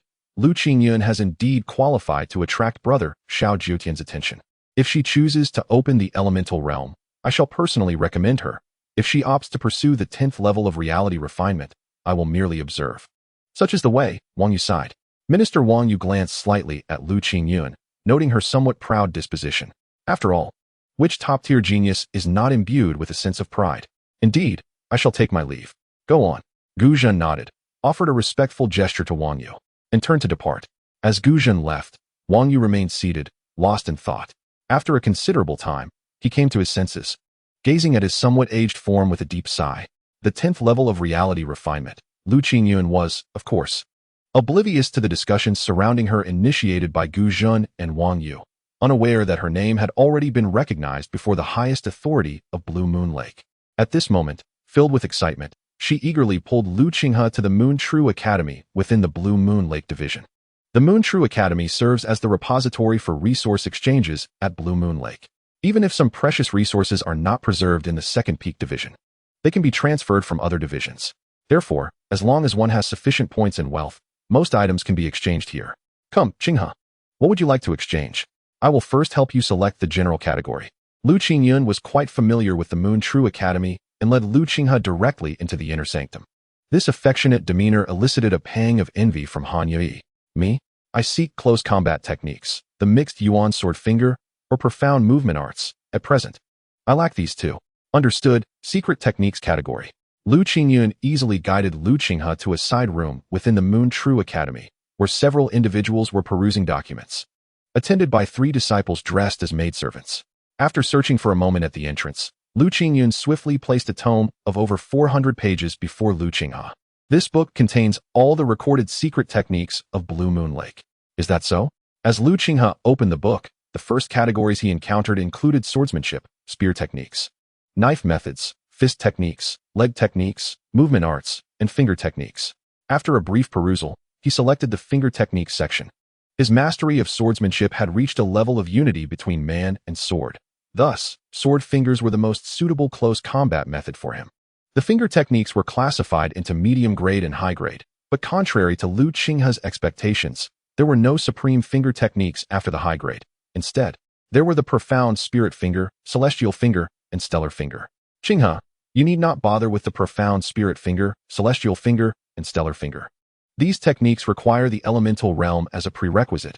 Lu Qingyuan interjected as she noticed Lu Qinghe's intent to read about the profound spirit finger. Elemental realm? Indeed. The elemental realm. Among the myriad races of the heavens, humanity stands as an exceedingly weak branch. To transcend the human limitations, countless ancient scholars have delved into texts, birthing the methods to open the elemental realm, which establishes a world of its own, harnessing the power of that world to circulate and transform the elemental energy of heaven and earth into one's own use. What connection does practicing the profound spirit finger have with the elemental realm? A significant one. The essence of the profound spirit finger lies in its resonance with the elemental realm. The degree of resonance is contingent upon the elemental realm itself. A nascent elemental realm can support a 10% resonance. Pure energy ascends while impure energy descends, giving rise to a stable elemental realm of heaven and earth, which can invoke 30% resonance with the celestial finger. Further still, once the elemental realm is fully formed, nurturing the sun, moon, and stars within, one can employ the stellar finger, achieving 90% resonance. Resonance. Lu Qinghe furrowed his brow. Indeed, resonance. Han Yi nodded. In truth, for practitioners at the mixed Yuan realm, the elemental realm becomes a domain for the circulation of elemental energy, a conduit for energy transfer, and a realm for enhancing cultivation. If we assume that the energy output of a peak 9th level reality refinement practitioner is 10, then by opening the elemental realm, utilizing it as a conduit, the energy output would be 100. Can the two be compared? 10 and 100? Lu Qinghe was momentarily taken aback, and then incredulously stated, a 10-fold disparity. 10-fold. Lu Qingyuan emphatically nodded, her tone conveying a truth. The mixed Yuan realm and the reality refinement realm are two entirely different worlds. Chapter 47. Exchange tenfold. What a staggering concept. The difference between the 7th and 6th levels of reality refinement is already significant. Typically, 10 6th level practitioners cannot contend with a single 7th level practitioner. However, under such circumstances, The density of energy within a 7th level practitioner is at most merely double that of a 6th level. A twofold energy disparity already enables a 7th level practitioner to easily face 10 opponents. Therefore, what does a 10-fold energy output disparity imply? Countless 9th level reality refinement practitioners against a single mixed Yuan realm practitioner would result in nothing less than a complete massacre, an absolute slaughter. Qinghe had encountered numerous mixed Yuan realm practitioners. The master of Snow Sword Manor, Qingping, is a mixed Yuan realm practitioner, as is the elder of the Destiny Hall, and Jing Wuxia. Even Wang Yu and Gu Zhan, whom he had seen not long ago, belong to this realm as well. These individuals, though appearing harmless, carry an underlying pressure that, to Qinghe, did not seem much greater than that of Qingyuan, Di Tianguang, or Zhu Huaiyou, who are 9th level reality refinement practitioners. Yet, he could never have imagined that behind their seemingly innocuous facades lies such formidable power capable of reducing him to ashes with a single strike. Perhaps it is time to thoroughly understand the cultivation system of this world. Previously, he had grasped the steps to cultivate within the reality refinement realm. But due to limitations of identity, status, and perspective, he remained somewhat oblivious to the existence of the mixed Yuan realm. However, at this moment, the might of the mixed Yuan realm had finally unveiled itself before him, revealing but the tip of the iceberg. Seeking immortality and the path to divinity. This world, too, harbors immortals. Qingyuan, tell me the differences among the profound spirit finger, celestial finger, and stellar finger. Qinghe stated earnestly. This feels rather complicated. Qingyuan muttered, unsure of how to articulate her thoughts. Perhaps I should explain to you, senior brother Qinghe? At this moment, Han Ye interjected. Very well, you take the lead. With Han Ye stepping in, Qingyuan, relieved of the need to structure her words, quickly departed. Qinghe, I will see if there are any cultivation resources I can utilize to expedite my ascension to the peak of the 9th level of reality refinement. I shall take my leave. If you have any questions, consult her. She is always well informed. With that, she hastily made her exit.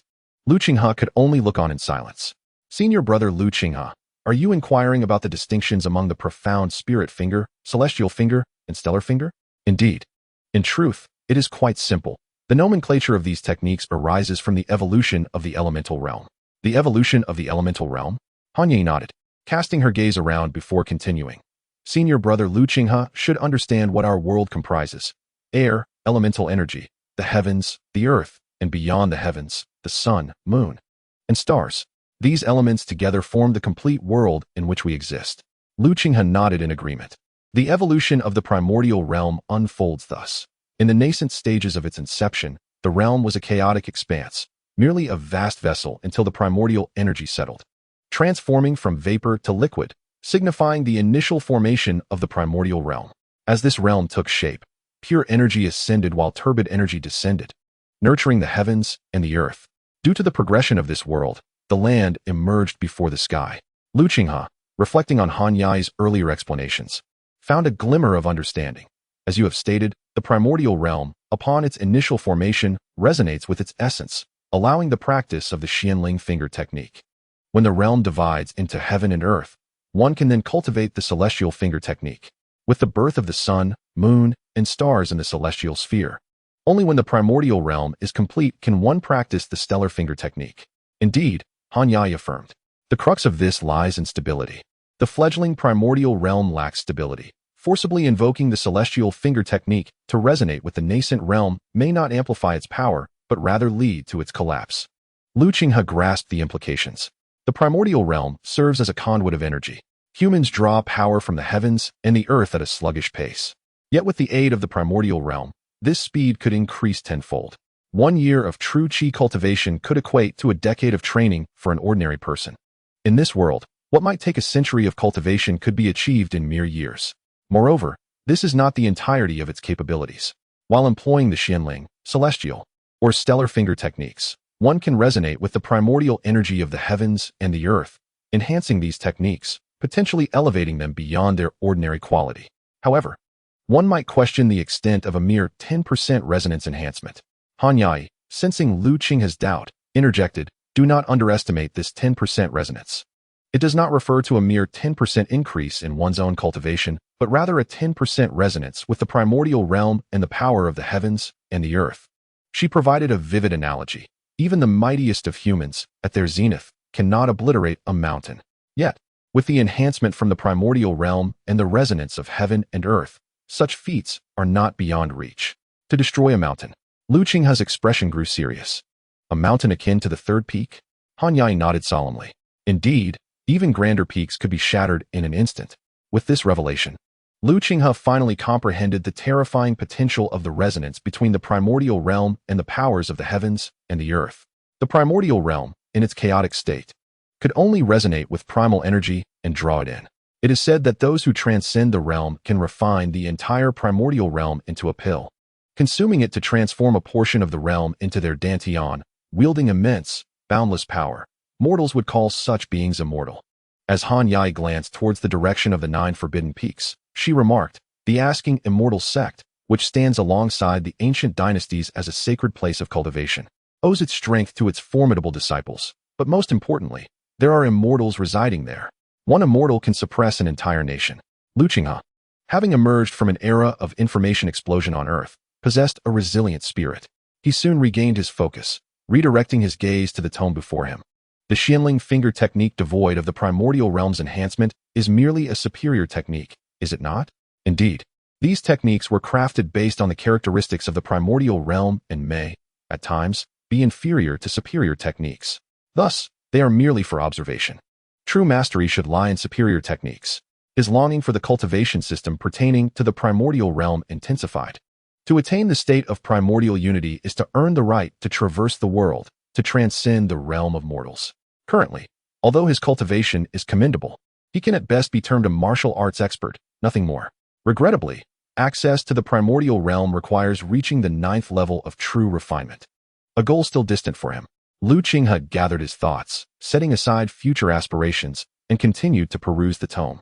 After a moment, he flipped to a certain page. I choose this superior technique, the Yuan One Finger. Han Yai gasped in surprise. Lu Qinghe harbored considerable ambition. The Yuan One Finger, among superior techniques, is regarded as one of the pinnacle techniques, even surpassing the rank of the light shadow sword technique. Should there exist exceptional techniques and finger techniques, the Yuan One Finger would undoubtedly be among them. This technique shares a connection with the celestial finger and the Tianyuan sword finger. Upon breaking through to the primordial realm, it can evolve into the Xian Yuan sword finger, offering exceptional convenience.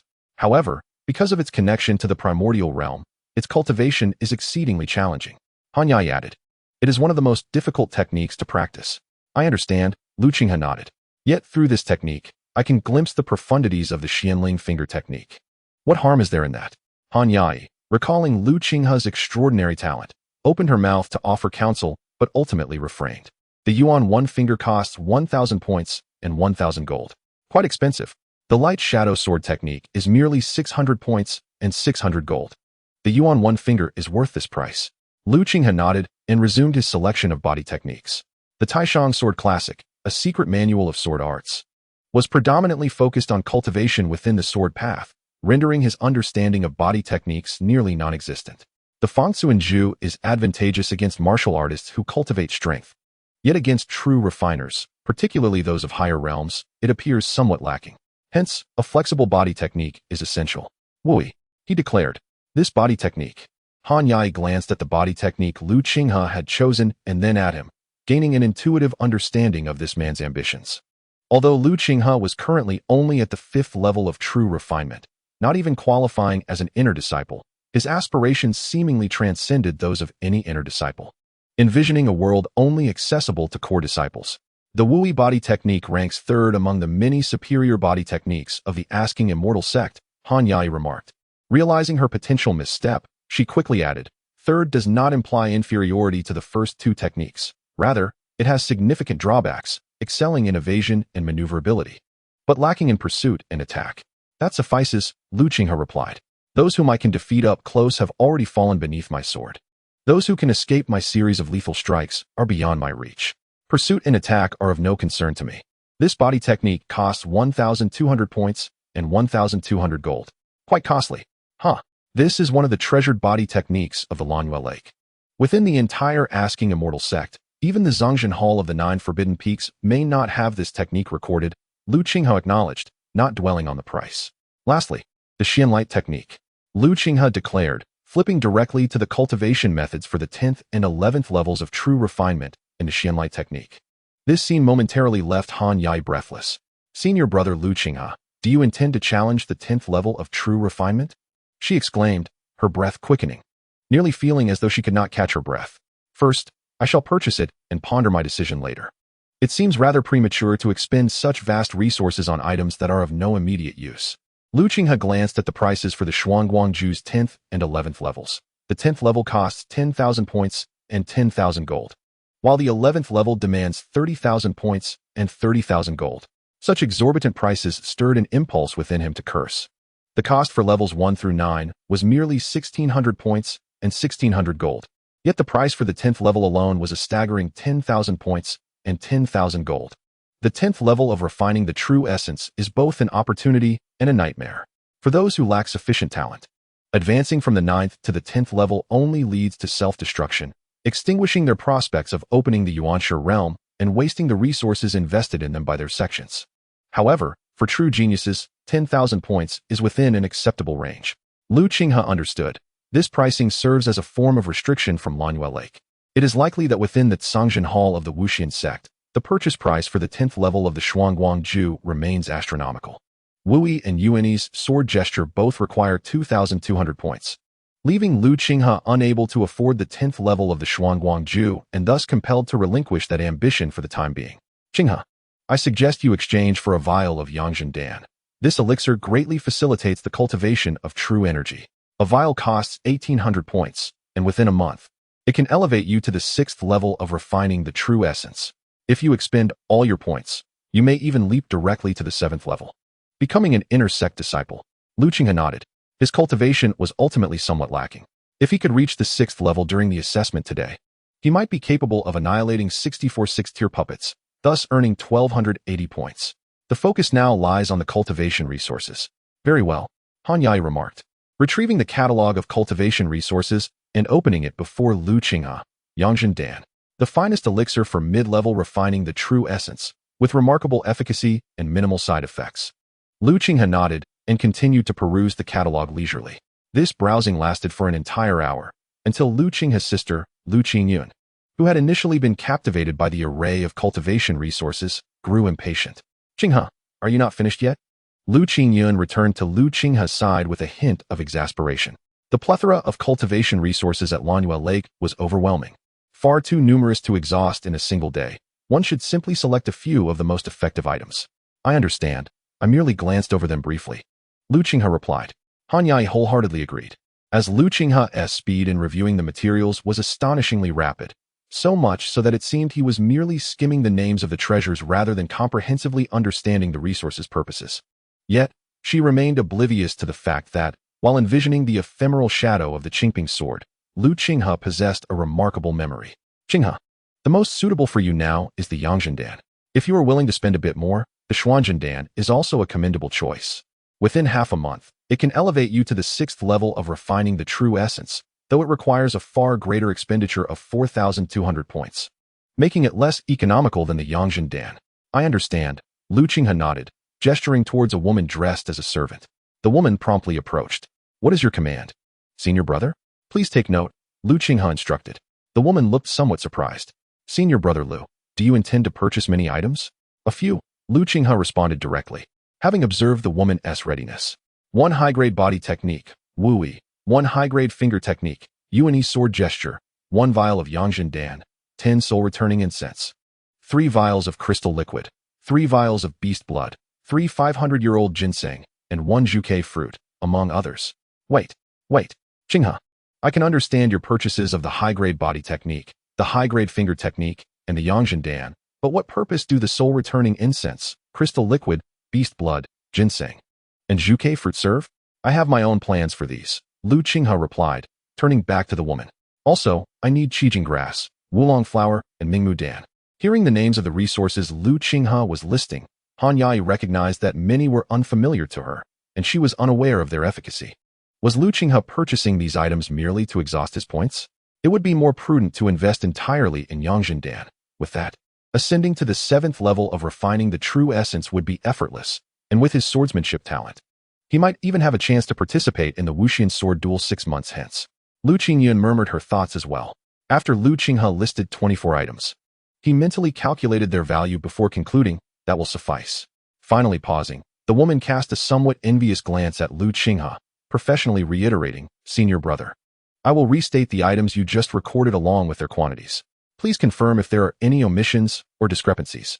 As she systematically recounted the items, Lu Qinghe noted, yes, 24 items in total, summing up to 12,200 points and 12,200 gold. Clearly, Lu Qinghe had already calculated the costs. Very well. Senior brother, shall you make the payment now? Lu Qinghe nodded. The Yuan stone mine, from which the Yuan stones were extracted, belonged entirely to Lu Qingyuan.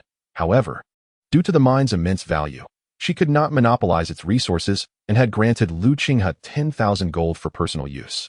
In the future, should he require Yuan stones for cultivation, he could withdraw directly from the mine. This senior brother, you have requested numerous items, some of which must be retrieved from other branches. Please provide your courtyard address. The items you requested will be delivered to your residence within a day. Certainly. Lu Qinghe replied, leaving the address for Lu Qingyuan's courtyard. Qingyuan, have you made your selections? I selected long ago. Lu Qingyuan appeared somewhat discontented. Had I known you would squander your points this way, it would have been better to transfer your points to me. I have already purchased the 10th level of the Lingyun Ju, but I still see a manual on cultivating the Lingyun Ju to the 10th level of refining the true essence and successfully opening the Yuanshe realm, which requires 3,000 points. Squander? Perhaps not a waste, Lu Qinghe remarked, turning to Han Yai. I will not attend that gathering. Han Yai nodded in understanding. After a moment, she inquired, might senior brother Lu Qinghe have any intentions of undertaking a sect mission? I have recently come across a rather intriguing task. What task? The curious inquiry came not from Lu Qinghe, but from Lu Qingyuan, the ancient royal family. The ancient royal family?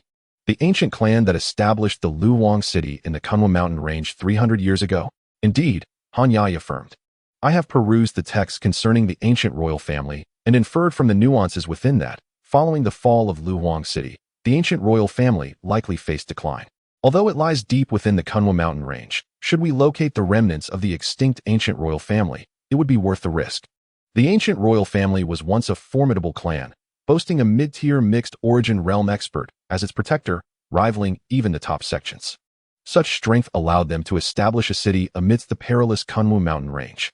Unfortunately, they were ultimately annihilated in a catastrophic beast tide, and the surviving members of the clan, oppressed by the ancient royal lineage, retreated deep into the Qingyuan mountains, eventually leading to their extinction.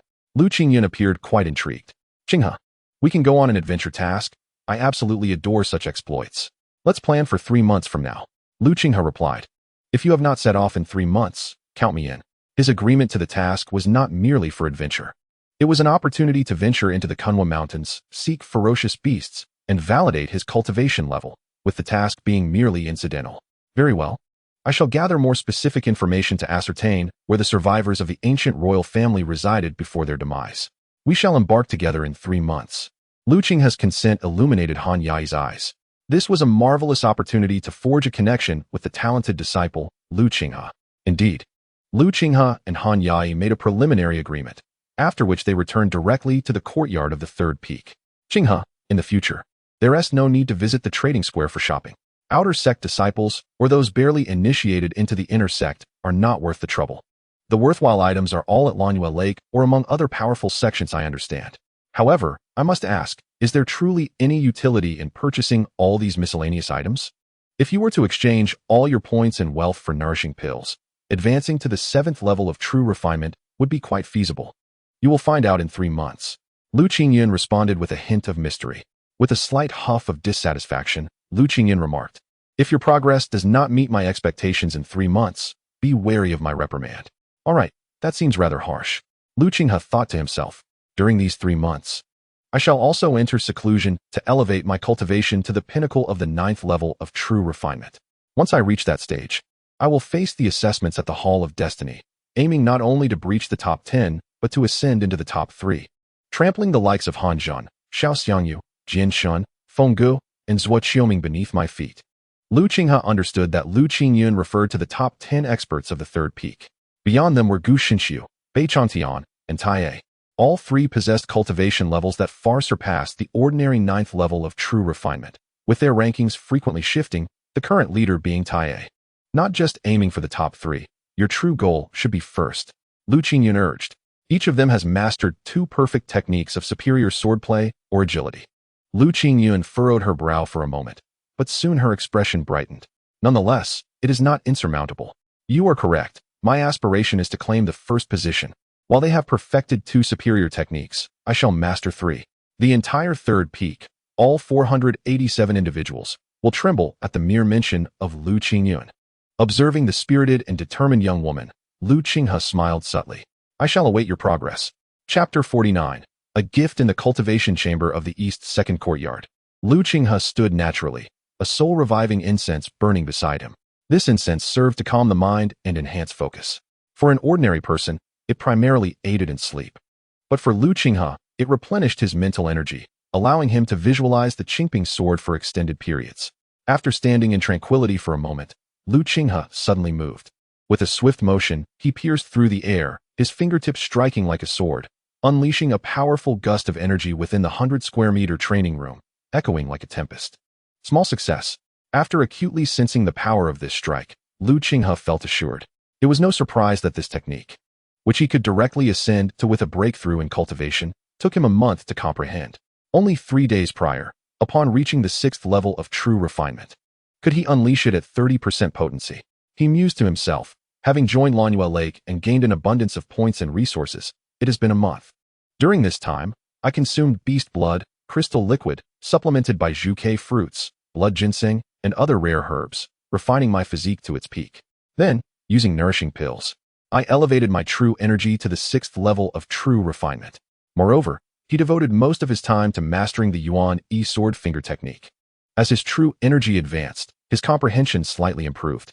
While he could not claim to learn an ordinary superior sword technique in a glance, grasping its fundamentals within a few days was certainly achievable.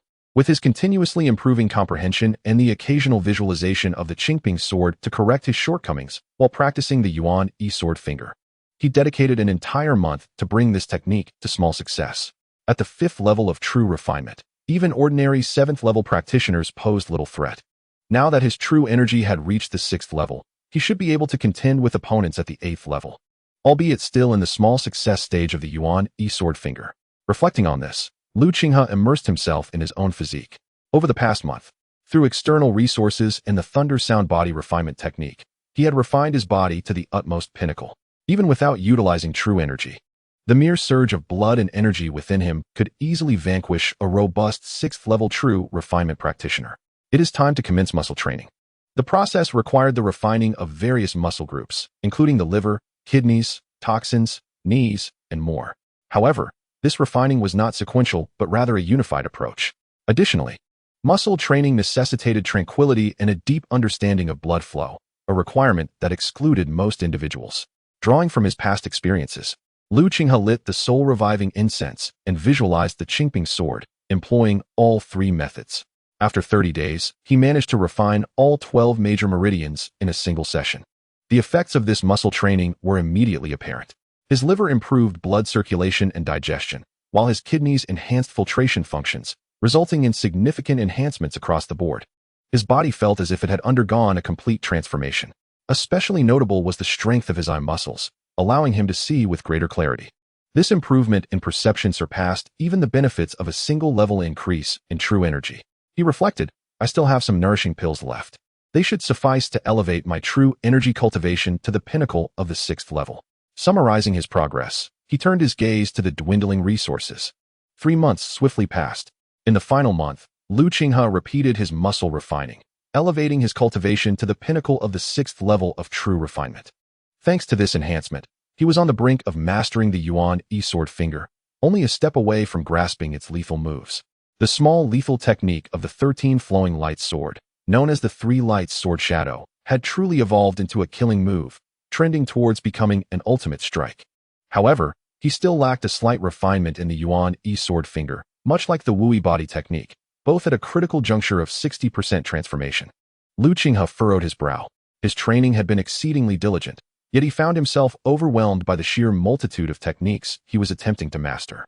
Swordsmanship, finger techniques, body movements, combined with the profound Xian Guangju, advance in unison, each extraordinary in its own right, demanding a level of energy that is far beyond the capacity of ordinary individuals. even though his comprehension surpasses that of the average person. 3 months is ultimately a fleeting span of time. The Wui body technique and the Yuan sword finger require the evolution of lethal strikes. In the crucible of combat, understanding these techniques is vastly easier than the solitary practice of seclusion. Perhaps if he were to continue in quiet meditation, he could grasp the lethal strikes of the Wui body technique and the Yuan sword finger, but he simply cannot afford to squander 6 months on this endeavor. With this thought in mind, Lu Qinghe concluded his training. The Qingyuan mountain range, a place rife with fierce beasts, is home to numerous demonic creatures, ensuring that bloodshed is never far away. Young master. Upon exiting the courtyard, a snow eagle swordsman approached him. Luo Zian.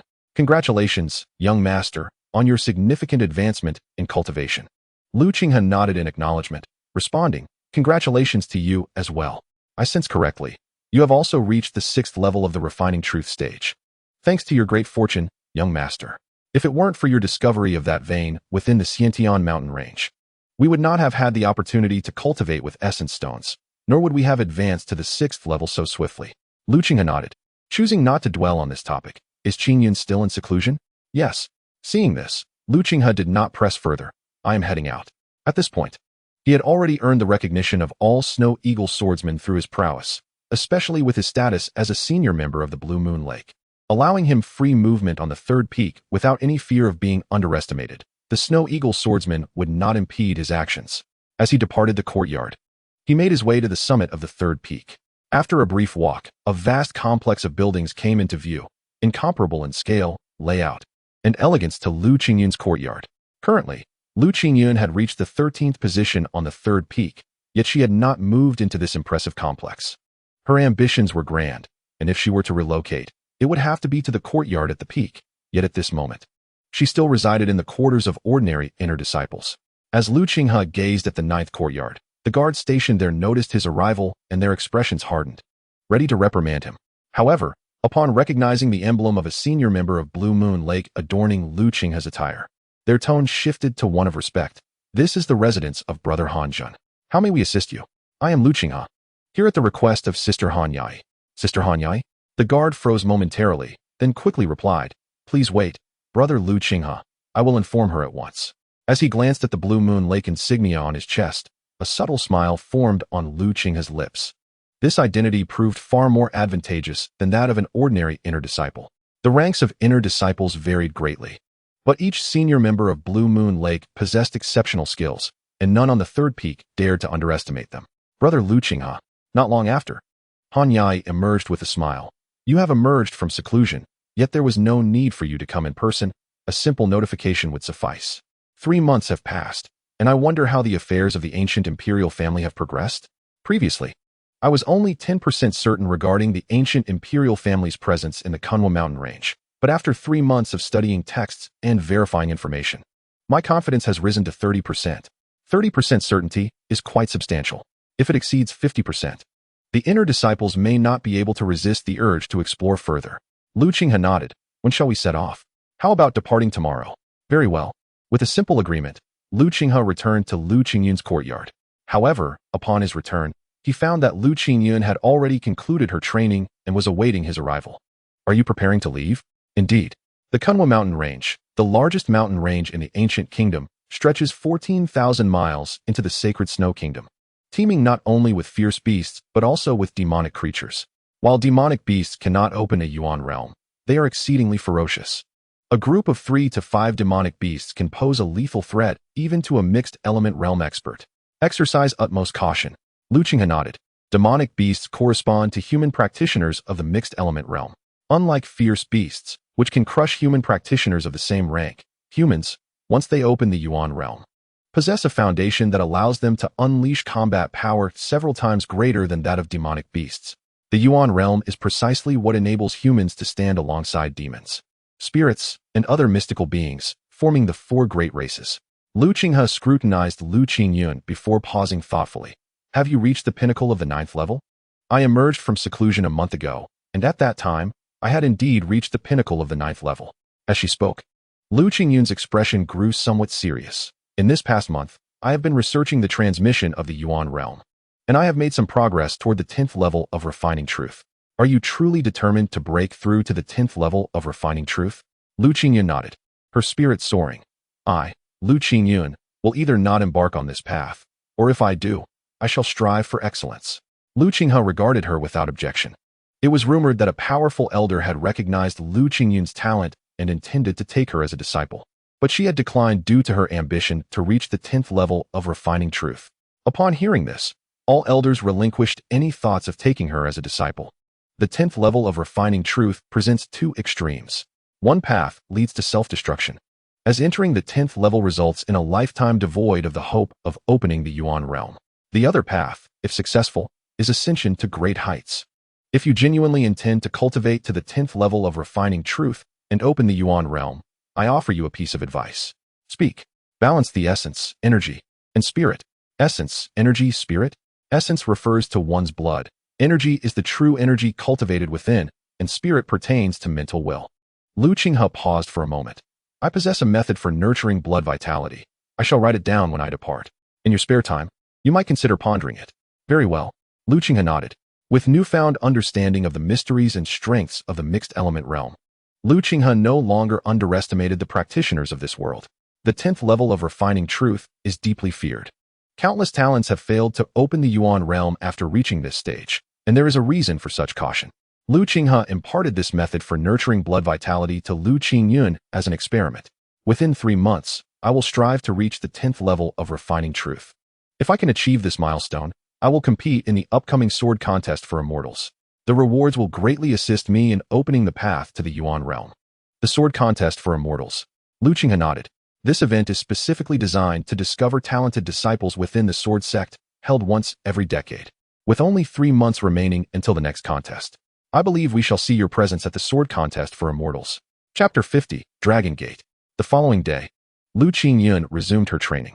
For inner disciples, the pursuit of cultivation, adventure, and the quest for opportunity had become their entire existence. Individuals like Lu Qingyuan, who adhered to such a disciplined routine, were far from rare. Refusing to be relegated to a lower status necessitated doubling one's efforts. Early the next morning, Lu Qinghe bid farewell to the Snow Eagle swordsman, gathered his belongings, and descended the 3rd peak. Upon reaching the base, he found Han Yai waiting alongside a man and a woman. Brother Lu Qinghe, you have arrived.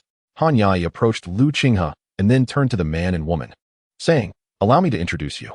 No need. The woman stepped forward, smiling. 3 months ago, during an assessment, I secured 63 puppet cores and was promoted to a senior member. The name of senior brother Lu Qinghe is renowned. The man also took the initiative to greet. I am Yingying from the Outer Peak. It's an honor to meet senior brother Lu Qinghe. Outer Peak? Lu Qinghe expressed surprise. The Outer Peak is known for gathering the most exceptional talents among the outer disciples. It is worth noting that Wang Wei, whom Lu Qinghe once regarded as a rival, was merely prominent in the 2nd peak. Yingying is a formidable figure ranked 14th in the Outer Peak and, like senior brother Lu Qinghe, practices the Shingang Ju and the Liuguang 13 swords. Han Yai introduced. At that time, I would appreciate senior brother Lu Qinghe's guidance, Yingying said humbly. Just a discussion. Lu Qinghe nodded. Is everyone here? We have invited one more person. In Longmen City, we must first head to that city to meet up with them. Then let us depart, Lu Qinghe said. Soon, a servant disciple brought over a dragon feather horse. The 4 of them mounted the horse and galloped towards the outskirts of the Wenchuan sect. Along the way, the outer disciples of the Wenchuan sect cast envious glances at them. The dragon feather horse is not something every disciple is qualified to possess. Upon exiting the Wenchuan sect, those powerful figures saw the dragon feather horse, which represented the disciples of the Wenchuan sect, and all kept their distance. Some checkpoints, upon seeing the galloping dragon feather horse, hurriedly allowed passage without a word. The immense influence of the Wenchuan sect in the ancient kingdom was evident. In less than half a day's time, they arrived at Longmen City. The beast station is ready. We just need to ride the snow sculpture to the Qingyuan mountain range. If all goes well, we will witness the sunset over the Qingyuan mountains, Han Yai said with a smile. The atmosphere felt quite relaxed. When the 4 arrived at the beast station, there were already a dozen people waiting there. The station master, the deputy city lord, the city defense minister, and several clan leaders from the city were among them. Upon Han Yai and the others' arrival, these individuals rushed forward to greet them. The deputy city lord, Shi Luoren, clasped his hands and said, the esteemed disciples of the Wenchuan sect have graced Longmen City. It is a great honor for our city. There is no need for such formalities, City Lord Shi. Han Yai politely replied. Turning to the station master, Huang Pusong, is the snow sculpture prepared? Yes, Miss Han. It is ready and can depart at any moment. Huang Pusong replied. Do the outer disciples of the Wenchuan sect receive such treatment? Lu Qinghe observed the respectful demeanor of the deputy city lord, the city defense minister, and the clan leaders, feeling somewhat astonished. Outer disciples certainly do not, and even ordinary inner disciples do not receive such treatment. However, formal members of the Blue Moon Lake do, Shuizhen explained. Formal members of the Blue Moon Lake generally reach the 9th level of the true refinement stage. And in the ancient kingdom, they could easily hold positions as city lords or deputy city lords in ordinary cities. This alone is enough to draw the attention of deputy city lord Sure. More importantly, who can guarantee that they will not one day open the Yuanshe realm? Open the Yuanshe realm. Once opened, one would immediately become a towering figure in the region, capable of shaking an entire city like Longmen. Lu Qinghe nodded in understanding. Senior brother Lu Qinghe, which disciple of the Wenchuan sect, is uncomplicated, especially those geniuses who can enter the Blue Moon Lake. Shuizhen glanced at Han Yai, who was conversing with Shi Luoren, and said, Han Yai is the princess of Qinghu County. Her father wields the power of life and death over millions. Yiming is the scion of the Yi family, a family of cultivators. I, Shuizhen, come from a military lineage. My father, Shuiyu, is a general commanding 100,000 troops on the frontier. Your Snow Sword Mountain Manor is also a top-tier force within the ancient kingdom. Our four coming to this small city of Longmen. Is it inappropriate for a deputy city lord to greet us? Shuizhen's words left Lu Qinghe speechless. He had never considered this perspective, given our status, let alone the other members of the Blue Moon Lake.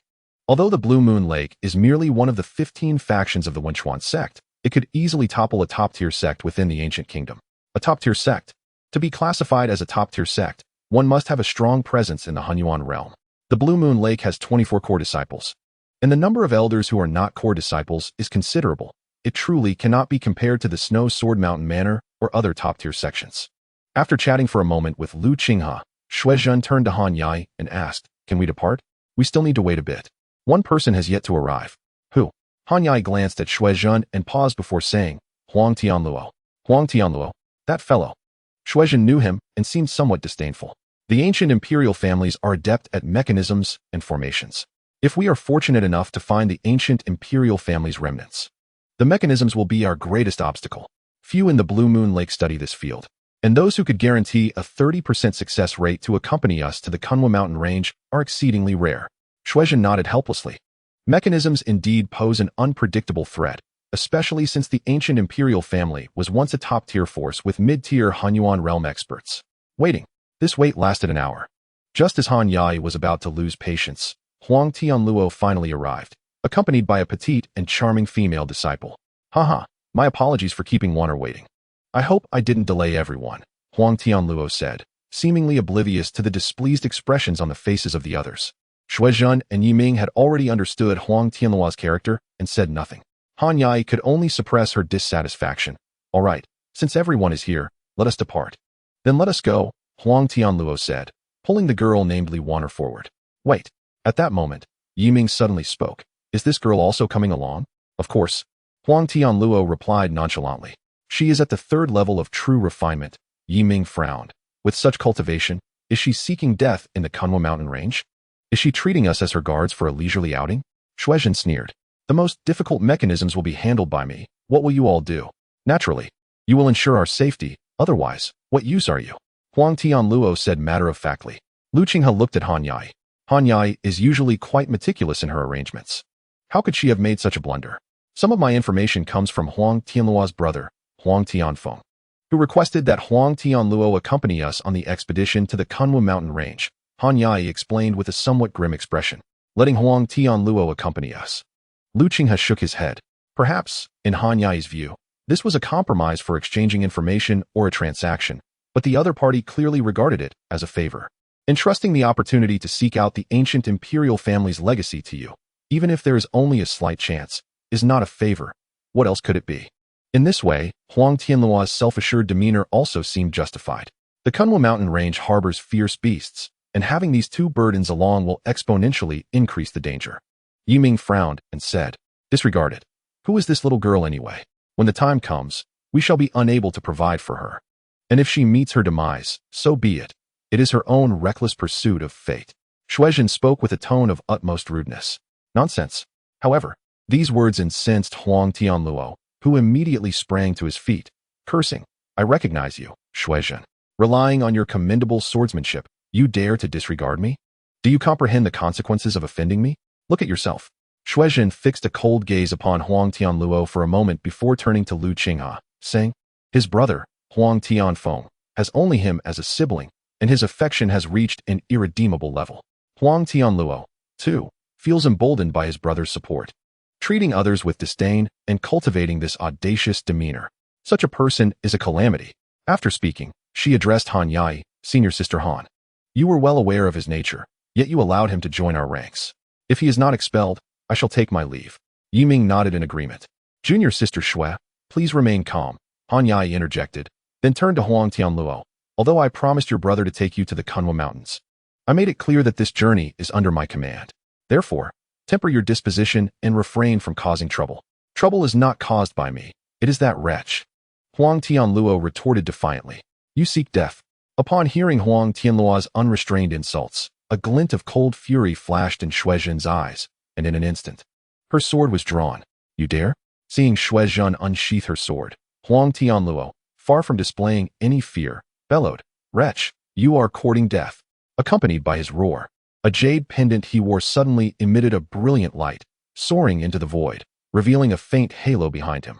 Alongside this spectacle came an overwhelming aura of pressure.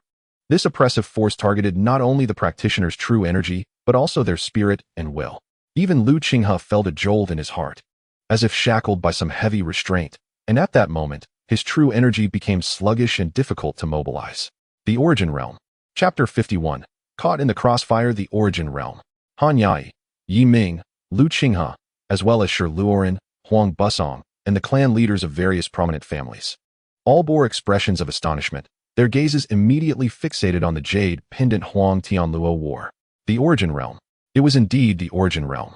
Huang Tianfeng's master was an elder of the mixed Yuan realm, who held him in great esteem and, it was said, had left behind a trace of Origin Realm power to protect his body.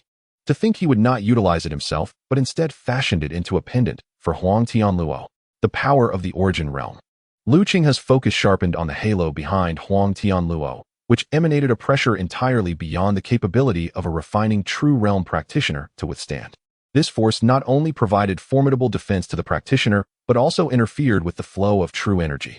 A sixth-layer refining true realm practitioner, under the influence of this halo, would likely struggle to exert the prowess of a fifth layer. Lu Qinghe had already entered the muscle-refining stage, disregarding all else. He exerted all his effort to mobilize his true energy, perhaps maintaining the strength of an initial sixth-layer practitioner.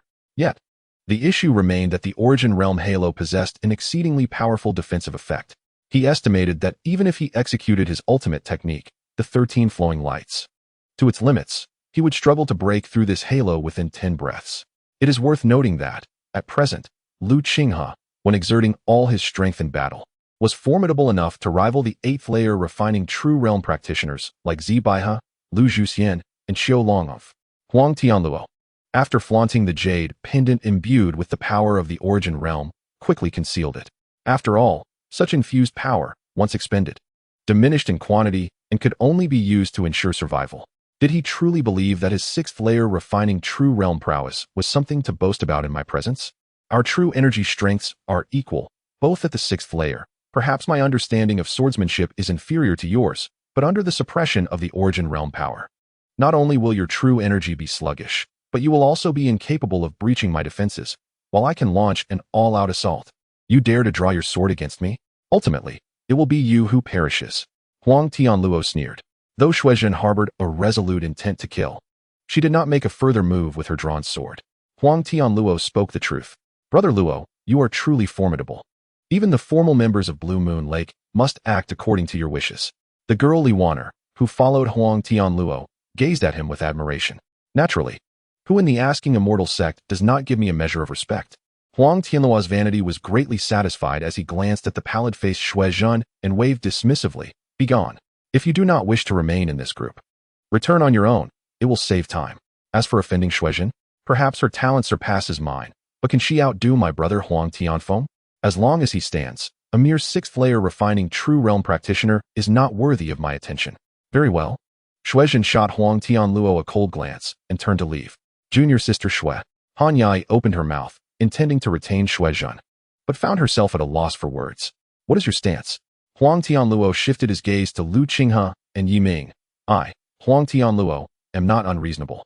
We have likely pinpointed the location of the ancient emperor clan, either deep within the Qingyuan Mountains or in a somewhat remote area, necessitating some time for travel. You will handle the clearing of the path while I manage the mechanisms and formations. Let us be clear in our divisions of labor. Yiming, having gleaned the potential location of the ancient emperor clan from prior conversations with Han Yai, acknowledged that it indeed lay within a region where 5th and 6th tier ferocious beasts roamed. With his, Han Yai's, and Lu Qinghe's cultivation levels, they would be adequate to cope with it. The true challenge lay in the unknown mechanisms and formations. Considering this, he nodded. Very well, I, Lu Qinghe, shall not pursue the treasures of the ancient emperor clan. Lu Qinghe stated calmly, glancing at Han Yai. That glance caused Han Yai's heart to flutter. Lu Qinghe, you are not going? The ancient emperor clan was once a top-tier family with a mid-stage mixed Yuan realm powerhouse overseeing it. If we can find the hidden domain of the ancient emperor clan, the rewards will undoubtedly be immense. Huang Tianluo's tone held a hint of hostility. What? If you do not go, can you compel me to join you? A glint of coldness flashed in Huang Tianluo's eyes. Yet, surprisingly, he chose to restrain himself. When we uncover those treasures, you will regret it. After that, he disregarded Lu Qinghe. I take my leave. Lu Qinghe did not linger, offering a salute to Han Yai. Senior brother Lu, take care. Junior sister Han, be cautious. Without granting Han Yai the opportunity to retain him, Lu Qinghe turned to depart. This scene left Shi Luoren and the others exchanging glances. However, they dared not comment on the internal affairs of the Asking Immortal sect or even Blue Moon Lake. Although Lu Qinghe temporarily parted ways with Han Yai and her group, he did not leave Longmen City. His true intention was to venture to the Qingyuan Mountains for training, evolving his swordsmanship into lethal techniques and ultimately into a final ultimate move. His departure was merely to create distance from Han Yai. After a day's training, he would ride the snow sculpture to set forth again. Thus, he settled in an inn not far from the beast station, quietly observing the local customs and culture of Longmen City. Longmen City, with a population of 200,000, was not as populous as Qingyuan City, yet its vibrancy was hardly inferior. Not far from Longmen City lies the breathtaking Tianlong Cliff, an ideal locale for nurturing snow sculptures.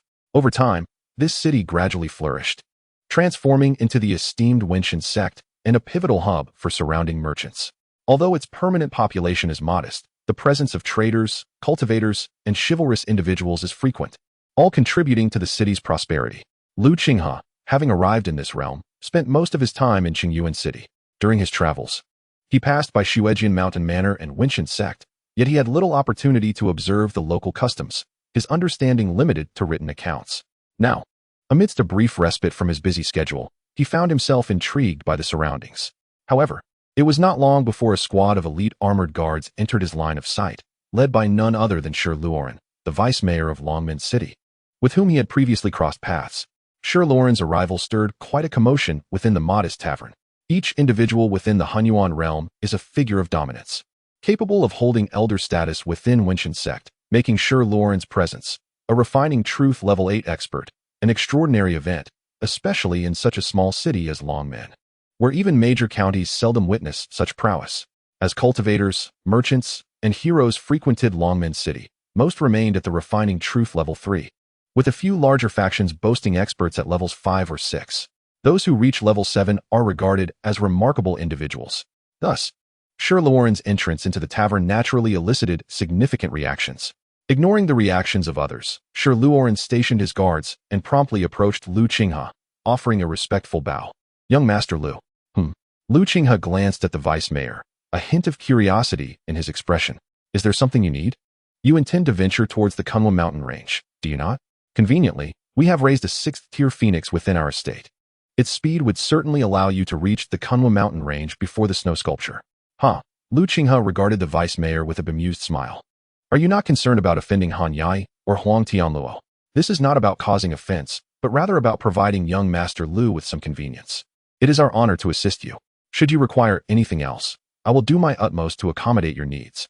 Longmen City serves as a vital thoroughfare, and there are occasionally some fine treasures to be found, Shi Luoren replied, humbly presenting his stance.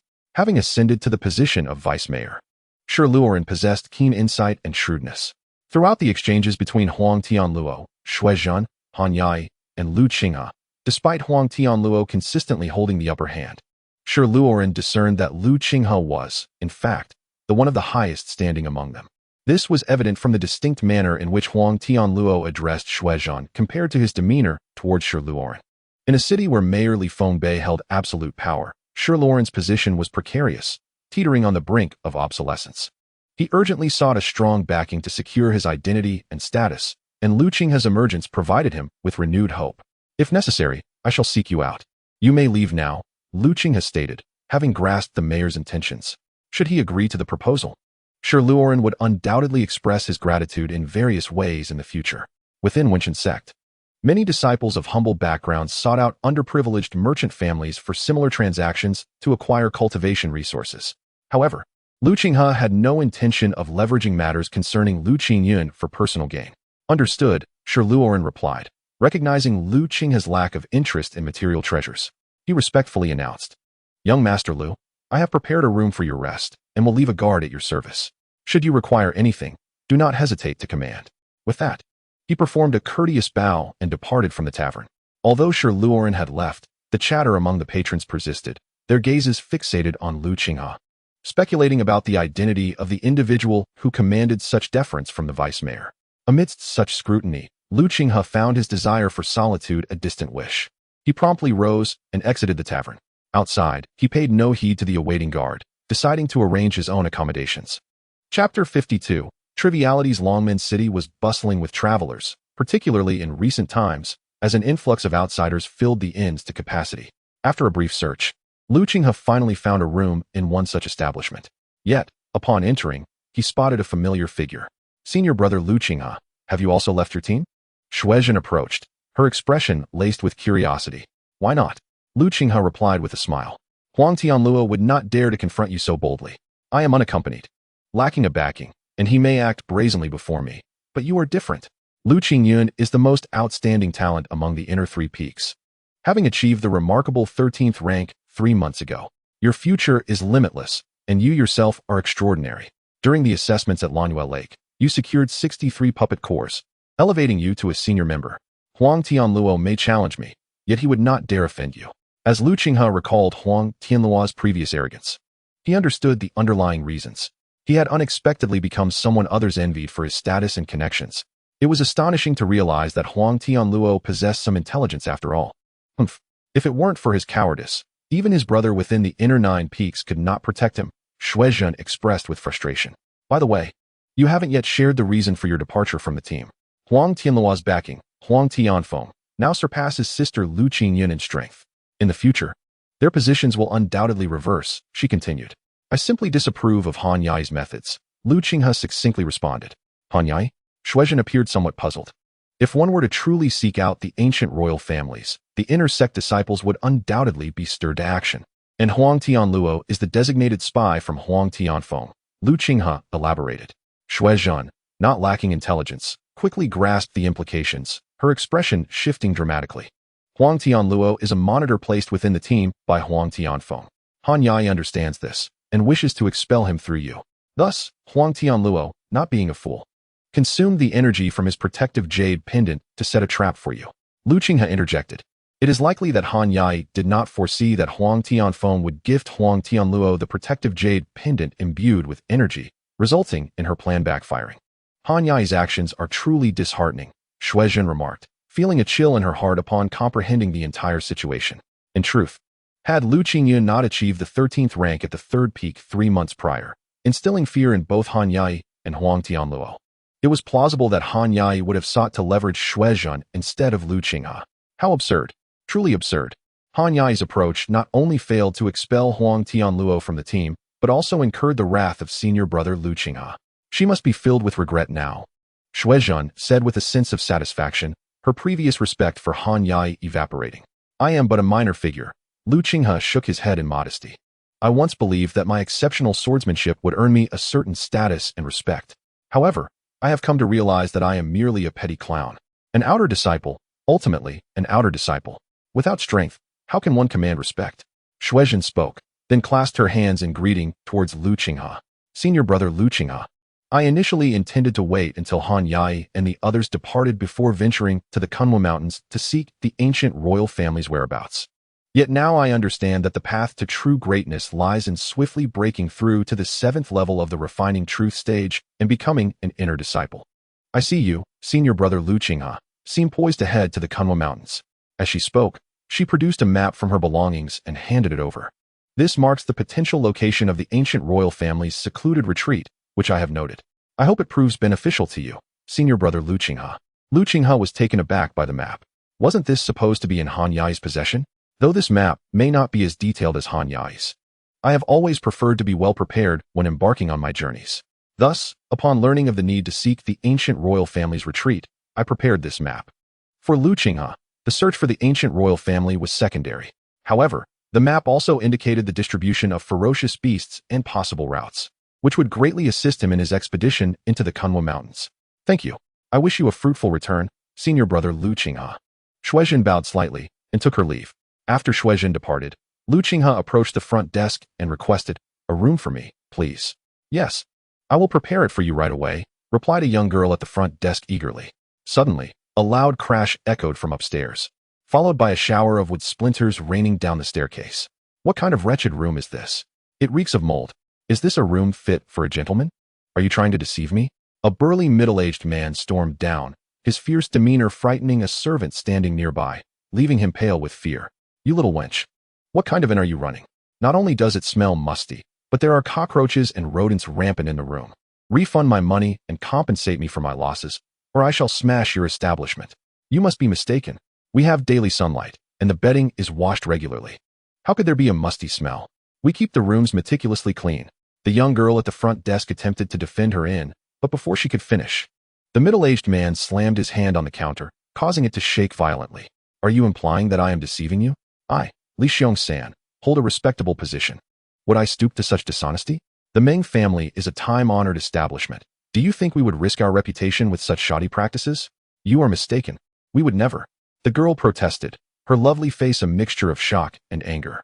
How audacious! Li Xiong-san was about to unleash another tirade when Lu Qinghe's calm voice interjected from the side. "I find this inn to be quite tidy. It should not be plagued by cleanliness issues." Li Xiong-san glared at Lu Qinghe, but upon noticing his composed demeanor and the sword hanging at his waist, he realized this was no ordinary man. The fierceness in his expression diminished significantly, and he adopted a more courteous tone. "May I ask, esteemed sir, from where do you hail?" Lu Qinghe ignored him and turned to the young girl. "Prepare my room. I am curious to see if this inn is truly as lacking as you claim." Li Xiong-san's expression shifted slightly, but Lu Qinghe's nonchalant manner left him perplexed. After a brief hesitation, he muttered, "Today, I shall let this go, but should I encounter such a situation again, I will not hesitate to ruin the Meng family's reputation." With that, he turned and exited the inn. As he left, he glanced back, feigning concern yet issuing a warning. "Esteemed sir, the Meng family's inn has been quite troubled lately. If you desire a comfortable and safe stay, it would be wise to seek accommodations elsewhere. Is that so?" Lu Qinghe replied nonchalantly. Unable to discern anything further, Li Xiong-san departed swiftly. "Thank you, sir," the girl said, bowing respectfully once Li Xiong-san had left. "It is of no consequence," Lu Qinghe acknowledged, glancing at her. "Lead me to my room." "Yes," she replied, guiding him upstairs. Soon, they arrived at the finest room in the inn. "What do you think of this room, sir?" Lu Qinghe surveyed the space and nodded slightly. "It is satisfactory." He then instructed her, "You may leave now." "Yes," she replied, watching as he turned to enter the room. A sense of familiarity washed over her, and she couldn't suppress her curiosity. "Sir, do we know each other? Perhaps I simply possess a common appearance," he chuckled lightly. "Also, please summon the guard waiting outside." "The guard?" The girl recalled a man who resembled a guard accompanying Lu Qinghe, but had remained outside the inn. "Yes, I will do so immediately." She hurried downstairs without asking further questions. Outside the inn, the guard assigned to Lu Qinghe by Deputy City Lord Shi Luoren stood patiently, maintaining a rigid military stance. "Sir," the girl addressed him politely, "the gentleman requests your presence upstairs." Upstairs, the guard was momentarily taken aback, but soon a look of astonishment crossed his face as he hurried into the inn, eager to reach the room before the occupant grew impatient. He was well aware that the individual inside was someone of great importance, deserving of the utmost respect. "Miss, that man's attire seems rather familiar." A timid servant remarked upon the girl's return to the front desk. "Familiar?" The girl paused, feeling a flicker of recognition. Suddenly, a light bulb went off in her mind. Wait, that attire resembles the personal guards of the Deputy City Lord. I had the fortune of accompanying my brother to a banquet hosted by the Deputy City Lord's daughter. And at that time, the Deputy City Lord himself was present, accompanied by his guards for protection.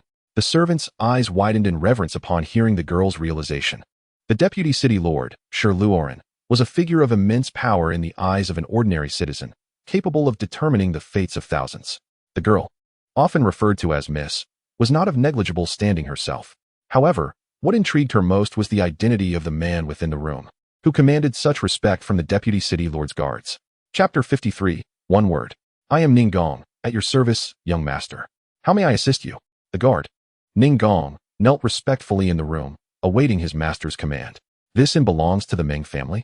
Indeed. Is there anyone named Meng Fifan? What the young master states is true. Such a person indeed exists. Meng Fifan is a student at Qingyuan Academy in Qingyuan City and has recently gained admission to the illustrious Qinghe Academy, causing quite a stir in Longmen City. The Meng family even held a grand banquet to celebrate this achievement. Has he ascended? Lu Qinghe felt a flicker of realization in his heart. Upon hearing about the admission examination, he recalled that it had already been a year since he arrived in this world. Speak of the Meng family, Lu Qinghe inquired calmly. He made this connection after seeing the woman who always accompanied Meng Fifan, as well as the mentions of the Meng family by Li Xiong's family. This woman, Lu Qinghe had encountered in the student dormitory, always by Meng Fifan's side. In the past, after Lu Qinghe lost the title of the first swordsman of Qingyuan Academy, all the sycophants who once surrounded him avoided him like the plague, except for Meng Fifan, who offered him some words of caution, advising him to be wary of Bei Hanjin's revenge. It was a trivial matter, a detail so small it could be overlooked. Yet, Lu Qinghe felt a sense of gratitude. Human connections can be so simple. The young master's inquiry pertains to the recent troubles faced by the Meng family? Lu Qinghe nodded. This matter involves Meng Yanner, the Meng family's legitimate daughter. The origin of the issue is rather straightforward. Meng Yanner was originally betrothed to Luo Zhengdong of the Luo family. However, after the Luo family fell from grace, the engagement was annulled, leaving Luo Zhengdong humiliated and prompting him to leave Longmen City to forge his own path. It turns out that Luo Zhengdong possesses great fortune. 3 years later, he returned to Longmen City, not only having reached the 6th level of the refinement realm, but also having joined the ancient sword sect as an inner disciple. Lu Qinghe was aware of the ancient sword sect, a first-rate power located south of the Eternal Dynasty, comparable in scale to the Shuejin Mountain Manor. Now, he must seek to regain his honor and avenge past grievances. When Meng Yanner canceled the engagement due to the Luo family's decline, Luo Zhengdong aimed to bring ruin to the Meng family. With a powerhouse like him at the 6th level of the refinement realm, the resurgence of the Luo family is inevitable. Some forces that previously had grievances with the Meng family are seizing this opportunity to strike, leaving the Meng family in a precarious situation. Is that so? What is the scale of the Luo and Meng families? Both the Luo and Meng families are merely second-tier families within Longmen City, lacking high-level refinement realm experts. The families repressing the Meng family are similarly situated. When Yingying called out Meng Fifan's name, he realized that Lu Qinghe was likely acquainted with him and seized this opportunity without hesitation. Young Master Lu, this matter seems somewhat trivial. Would it not be better to have it handled by our city lord's office? Lu Qinghe nodded. That is acceptable. Should the ancient sword sect seek trouble, they need only mention my name. Yingying was overjoyed at the prospect of establishing a connection with Lu Qinghe and quickly responded. Indeed, before young Master Lu departs Longmen City tomorrow, I shall ensure you receive a satisfactory response. Go, Lu Qinghe dismissed him. Yingying suppressed his excitement and promptly exited to report this good news to Deputy City Lord Luoren. Upon receiving the news, Luoren was filled with a mix of surprise and delight. He had already gathered some information about Lu Qinghe, and learning that he was a senior member of the Blue Moon Lake was enough to instill caution in the city lord. Furthermore, there were rumors of a remarkably gifted sister of his, merely 16 years old, who had already reached the pinnacle of the 9th level of the refinement realm. The opportunity to form a connection with such a promising disciple from the Wenqing sect was nothing short of a tremendous fortune for him. As for Luo Zhengdong possibly being an inner disciple of the ancient sword sect, preposterous. Would the ancient sword sect dare to challenge the Wenqing sect? A few elders dispatched by the Wenqing sect could easily overwhelm the ancient sword sect. In an instant, Luoren's faction sprang into action. He even used this opportunity to forge alliances with the Minister of City Defense and several family heads who had previously encountered Lu Qinghe and recognized his exceptional status. This not only significantly bolstered his own power, but also ensured that the city lord's family, the Li family, would think twice before acting against him. This was the influence wielded by Lu Qinghe's identity. As long as he maintained his status as a senior member of Blue Moon Lake, this alliance would remain unshakable. Longmen City is merely a city of over 200,000 inhabitants. Within this city, families with high-level refinement realm practitioners are considered first-rate, while those with mid-level practitioners belong to the second tier. Families with only low-level refinement realm practitioners, or even one or two at the third level, are referred to as third-tier, minor, or inconsequential families. The Meng family consists of one practitioner at the 5th level of the refinement realm, 4 at the 4th level, 11 at the 3rd level, and several individuals at the 1st and 2nd levels. Altogether, the family comprises over 100 members, when including servants, guards, and those managing businesses in various locations. The total number reaches 300, qualifying them as a robust second-tier family. Yet, at this moment, the Meng family is shrouded in a cloud of despair. Due to the family's misfortunes, various industries have suffered repression, and servants, guards, and subordinates alike have faced threats to their personal safety, forcing them to leave the Meng family. Shops owned by the Meng family have begun to shut down, consolidating within Longmen City. Even the stores within the city are beset by troubles, causing the managers to fear for their safety and compelling them to have family members personally oversee operations. In such circumstances, the once bustling Meng family estate now lies desolate, with the number of individuals wandering its courtyards dwindling from over 100 to merely 30. Bang! A heavy sound echoed in the Meng family's conference hall as an elder stood up, his anger palpable. The Luo family has gone too far. We have already humbled ourselves in seeking peace, and yet they persist in their aggression, intent on our complete annihilation. This elder is Meng Xinggong, the strongest member of the Meng family, possessing strength at the 5th level of the refinement realm. Surrounding him are over 20 family elites, each with no less than the 2nd level of the refinement realm, some filled with righteous indignation, others gripped by fear, and some consumed by anxiety. Among them stands Meng Fifan, who, at the peak of the 3rd level of the refinement realm, is also part of the high-level decision-making body, sitting alongside several uncles at the 4th level. It is not only the Luo family that seeks to deal with us. The Xie family, Su family, and Zhao family are similarly plotting in the shadows. Each of these families possesses strength not inferior to ours. With the 3 families joining forces and Luo Zhangdong leading the charge, we are utterly defenseless. The speaker is Meng Wuchang, the current head of the family and one of the 4 4th-level practitioners. We have already lowered ourselves to such an extent, even allowing Yen'er to personally apologize and offer to marry as a concubine. Yet it seems that Luo Zhengdong truly intends to leave us no avenue for survival. Meng Xiang, with his eyes closed, appeared pale as he listened. Behind him, a beautiful young woman could no longer contain her tears.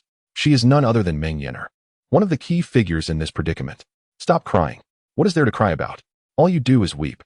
If it weren't for you, how would our Meng family be facing such calamity today? The attendees, already on edge, found their anger ignited further by Meng Yen'er's incessant weeping, prompting several to loudly rebuke her. Third uncle.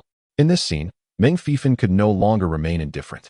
Meng Yen'er, his sister, was at the center of this turmoil, and he could not turn a blind eye. This situation could not entirely be blamed on Yen'er. After all, you have always emphasized the importance of social standing. Haven to you? The Luo family has fallen from grace, and you deemed Luo Zhengdong unworthy of Yen'er, thus initiating the annulment of their engagement. Now, all the blame has inexplicably shifted onto Yen'er. If not her, then who else should be blamed? It is evident that you have coddled her, leading to today's calamity. At this moment, the elder Meng Zhun turned his gaze toward Meng Fifan. This matter indeed stems from your lineage. Meng Fifan, are you not a student of the Qinggyuan Academy, a place renowned for its formidable talents? Could you not summon a couple of powerful classmates to intervene on our behalf? We would not hesitate to pay any price for the sake of the Meng family. Yes, Meng Fifan, this situation arose because of your sister, and you ought to bear this responsibility. They pressed on. Qinggyuan Academy is filled with experts.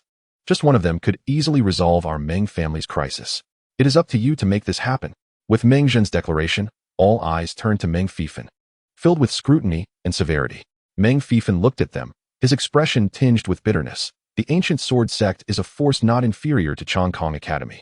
In fact, if not for the official backing of Qinggyuan Academy, the ancient sword sect may even surpass it. Luo Jingdong has reached the 6th level of true refinement and is undeniably a core disciple within the ancient sword sect. Only the top 10 elites of Qinggyuan Academy would have the privilege to engage with him. How could someone of my standing, being new to the academy, possibly forge connections with such core figures? Upon hearing Meng Fifin's words, the glimmer of hope in everyone's eyes swiftly dimmed. They understood that they were asking for the impossible. Could it be that you truly do not know anyone capable of resolving our Meng family's predicament? Meng Fifin sighed in resignation. However, a name did come to mind. Yingying. She had entered Qinggyuan Academy a year ago and, due to the dean's favor and her own efforts, had advanced to the 6th level of true refinement, placing her among the top 10 disciples. If she were to intervene, the crisis would undoubtedly be resolved. Yet, their acquaintance was merely superficial, and it was primarily due to Lu Qinghe. As Meng Fifin remained silent, a heavy atmosphere of despair enveloped the discussion hall, permeating the Meng family. Just when the tension reached its peak, a commotion erupted from outside. "What is happening?" exclaimed the clan leader, Meng Wuchang, as he sprang to his feet with a thunderous voice. The Meng family felt as if they were stretched taut like a bowstring, with even the slightest disturbance capable of snapping it and leading to their downfall. "Lord Shi is visiting." A young member of the family arrived, his face a mask of panic and urgency. "What did you say? Speak slowly." "Lord Shi is coming to our Meng family, along with the Minister of Defense, General Lu, President's son, and the heads of the Zhou and Wang families?" Meng Wuchang questioned, his tone filled with disbelief. It was not only him. The others, Meng Xiang, Meng Fifin, and even the elder Meng Zhen, shared the same incredulity. Each of these individuals was someone the Meng family could only aspire to. Each held high-ranking true refiners under their command. Especially Lord Shi, who was not only an 8th-level true refiner, but also wielded significant influence in Longmen City. His allegiance commanded a formidable following of high-level true refiners. "Yes, they have all come, including President Fong from the Dragon Sword Association and the Wu family from the west side of the city," the young member continued. But his voice faded as the others rushed out of the discussion hall.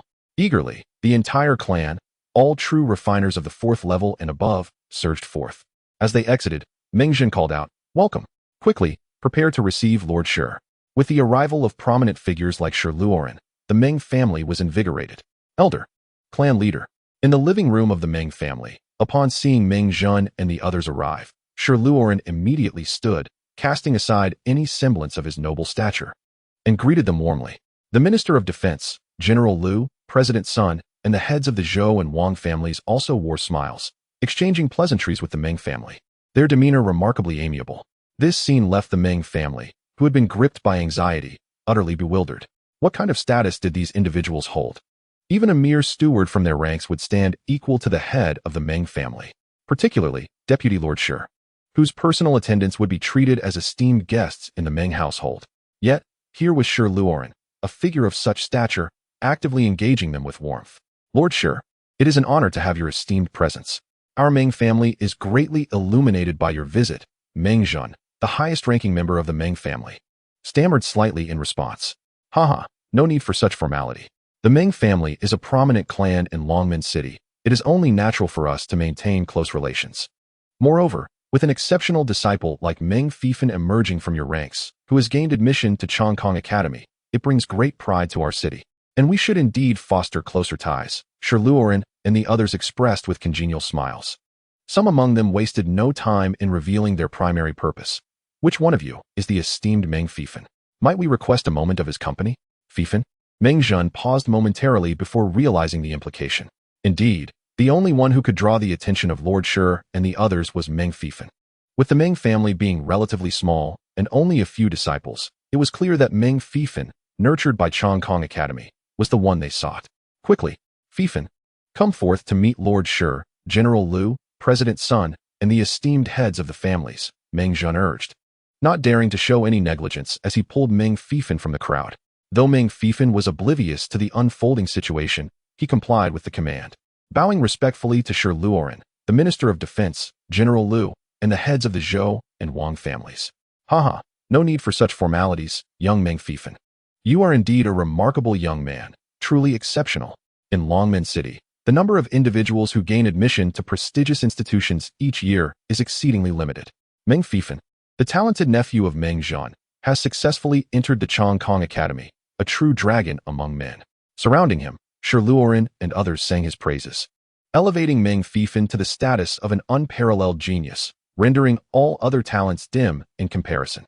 Meng Zhen, Meng Wuchang, and others gazed at Meng Fifan, their expressions shifting, bewildered by the unfolding scene, uncertain of its implications.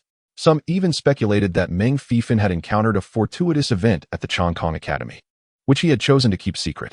Those who had previously reprimanded him were now filled with anxiety, fearing that his newfound prominence would breed resentment towards them. After a moment of admiration, Luoren seemed to recall something and suddenly declared, "Oh, our first meeting with the esteemed Meng Fifan naturally warrants a proper greeting." With that, he clapped his hands. At once, 2 armored guards entered, dragging a figure from outside and unceremoniously tossing it before the Meng family like a discarded rag doll. The figure, bloodied and battered, had limbs seemingly shattered, collapsing to the ground and emitting pitiful, incoherent groans, though still alive. This shocking turn of events left the Meng family in a state of confusion. However, when Meng Wuchang first recognized the fallen figure, he exclaimed in disbelief, "Luo Zhengdong. This is Luo Zhengdong from the Luo family." Meng Yin, who had previously wept, now shouted, "It is indeed Luo Zhengdong. I encountered him earlier today, where he humiliated me. It is because of him that our Meng family has faced such dire straits, nearly abandoning all but a few core enterprises in Longmen City. I would never mistake him." The middle-aged man, referred to as the third uncle by Meng Fifan, concurred emphatically, "Indeed, it is Luo Zhengdong." Observing the astonished expressions on the faces of the Meng family, Luoren nodded slightly. "I hear that Luo Zhengdong and his kin have been ungrateful, causing trouble for our esteemed Meng Fifan. Thus, we took it upon ourselves to incapacitate him and bring him before you, hoping you do not hold it against us for our interference." His words confirmed their suspicions. In that moment, Meng Zhen, Meng Wuchang, Meng Xiang, Meng Yin, and the others felt as if they were in a dream. Luo Zhengdong, their greatest adversary, a prodigy capable of bringing the Meng family to ruin, a core disciple of the ancient sword sect, had been rendered powerless and presented to them, and it was the esteemed Deputy City Lord, Luoren, who had personally intervened. Deputy City Lord has acted swiftly, eliminating the root of our troubles in Luo Zhengdong and his family, while we can merely follow behind to clean up the remnants," remarked the head of the Zhou family, stepping forward and signaling for more to be brought in. With a wave of his hand, 2 more formidable members of the Zhou family dragged in another figure, the head of the Zhao family. Upon seeing the unconscious middle-aged man being brought in, Meng Wuchang could not suppress another cry, his heart racing. The Zhao family had once been a significant threat, and while Luo Zhengdong might have attempted to dismantle the Meng family alone, he could not eradicate them entirely. The Zhao, Su, and Xie families had played crucial roles in their plight. "We have dealt with the major players. What we have captured now are merely minor nuisances," sighed the head of the Wang family, shrugging. At his command, 2 more individuals were brought forth. The head of the Xie family. The sight of the captured middle-aged man left Meng Zhen, Meng Wuchang, Meng Xiang, Meng Yin, and indeed all members of the Meng family in a state of shock. The Xie and Zhao families were formidable in their own right, yet their leaders now lay before them, helpless and moaning in agony. "Now that all the key figures are present, I shall graciously offer them to you," remarked President Sun with a smile. Without needing further instruction, 2 more individuals were brought forth. Finally, the head of the Su family. Now, all the significant adversaries, the incapacitated Luo Zhengdong, members of the Luo family, and the heads of the Xie, Su, and Zhao families, had been brought before the Meng family. "Esteemed Meng Fifan, these individuals dare to show disrespect towards you and your sister, Meng Yin, and thus deserve to be taught a lesson. Their families, even if not yet dissolved, are on the brink of ruin. I trust that tomorrow, these families will cease to exist, and you may deal with these individuals as you see fit." Luoren, as the leader, articulated these formalities, his intent clear. Though he mentioned leaving the matter to Meng Fifan and the Meng family, every gaze was fixed upon Meng Fifan. It was evident that Luoren and his companions had come for him. At this moment, Meng Fifan's mind was still reeling, as were the others. "Well, it has indeed been a fortunate occasion to meet the young hero, Meng Fifan. It seems the Meng family has pressing matters to discuss, so we shall take our leave," Luoren said, smiling at the bewildered crowd, not intending to elaborate further. "Meng family head, let us keep in touch. Our Chamber of Commerce has a silk channel that needs expansion, and I understand the Meng family is well versed in this area, which may present opportunities for collaboration. Oh, Meng family head, I must take my leave. Young Meng Fifan, you should visit our Zhou family more often. My 6th daughter holds quite an admiration for you," he added as he prepared to depart. The others followed suit, Exchanging polite farewells with the Ming family as they exited, they left in haste, while the Ming family remained in stunned silence, unable to regain their composure. After a considerable time, once Shi Luoren and his entourage had departed, the cries of the fallen family heads on the ground roused Meng Zhan, Meng Wuchang, and Meng Xiang from their stupor.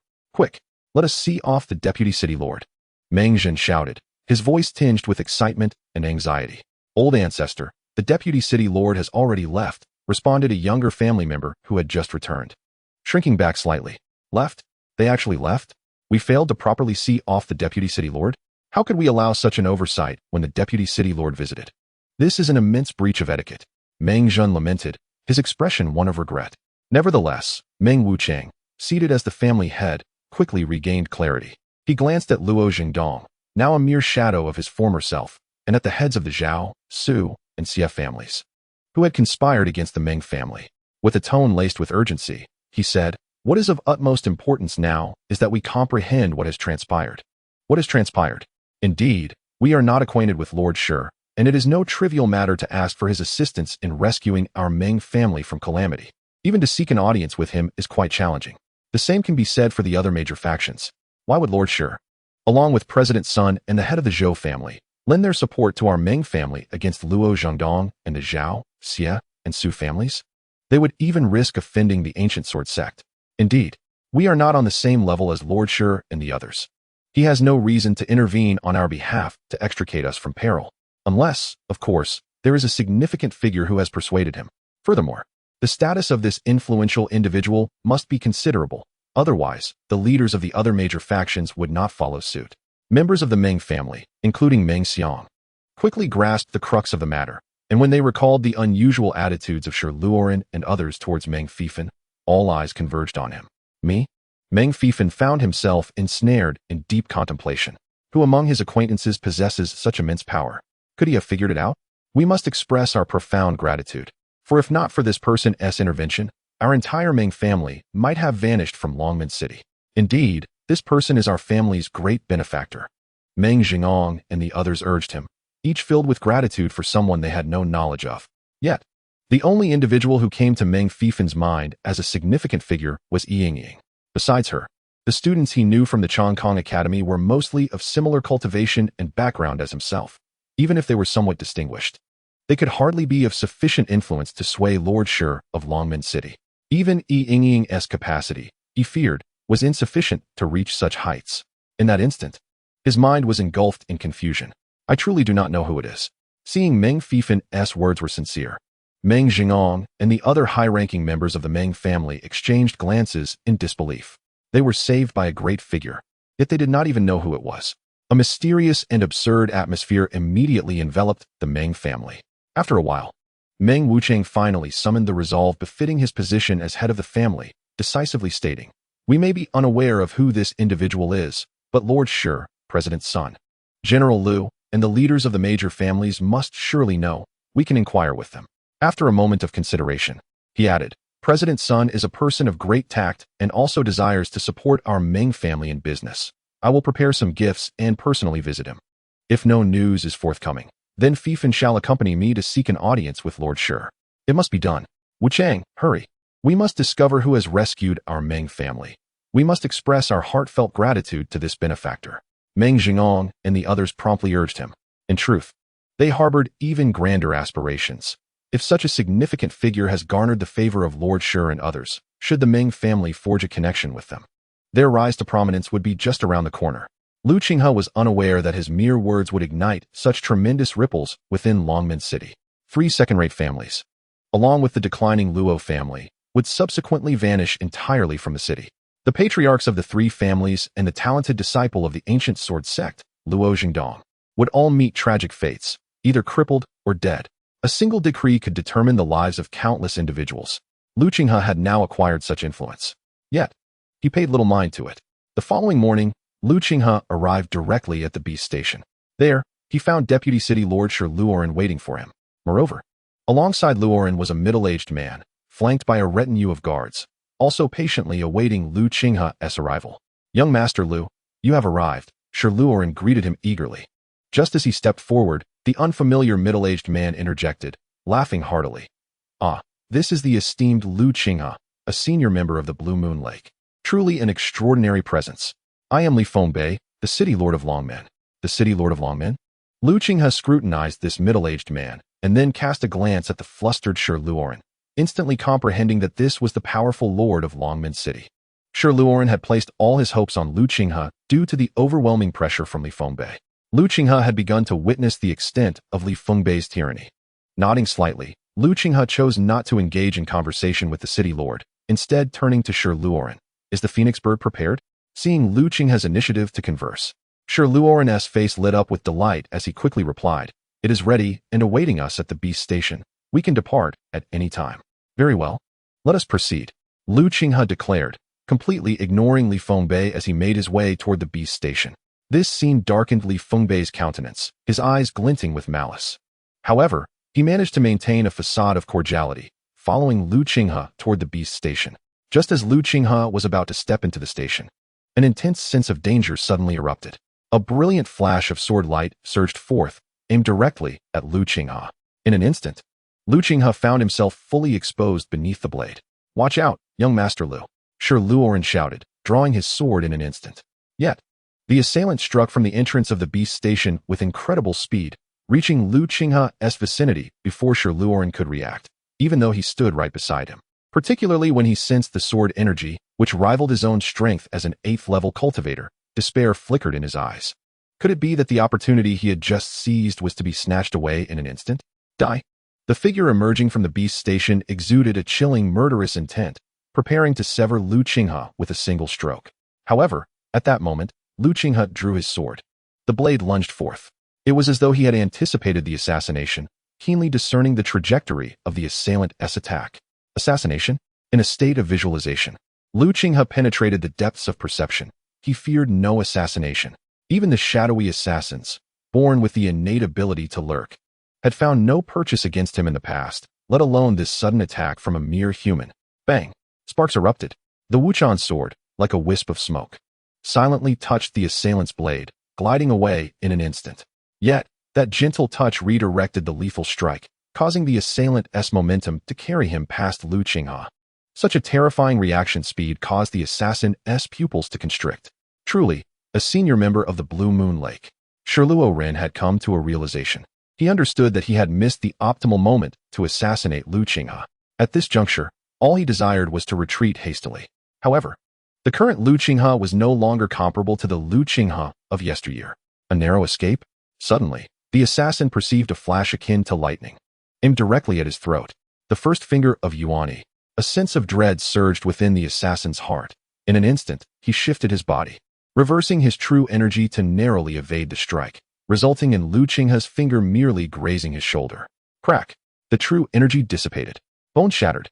Although he had swiftly harnessed his true energy, the lateral movement had drained most of his strength, and he ultimately could not fully defend against the blow. His shoulder was instantly shattered under Lu Qinghe's strike. Flee!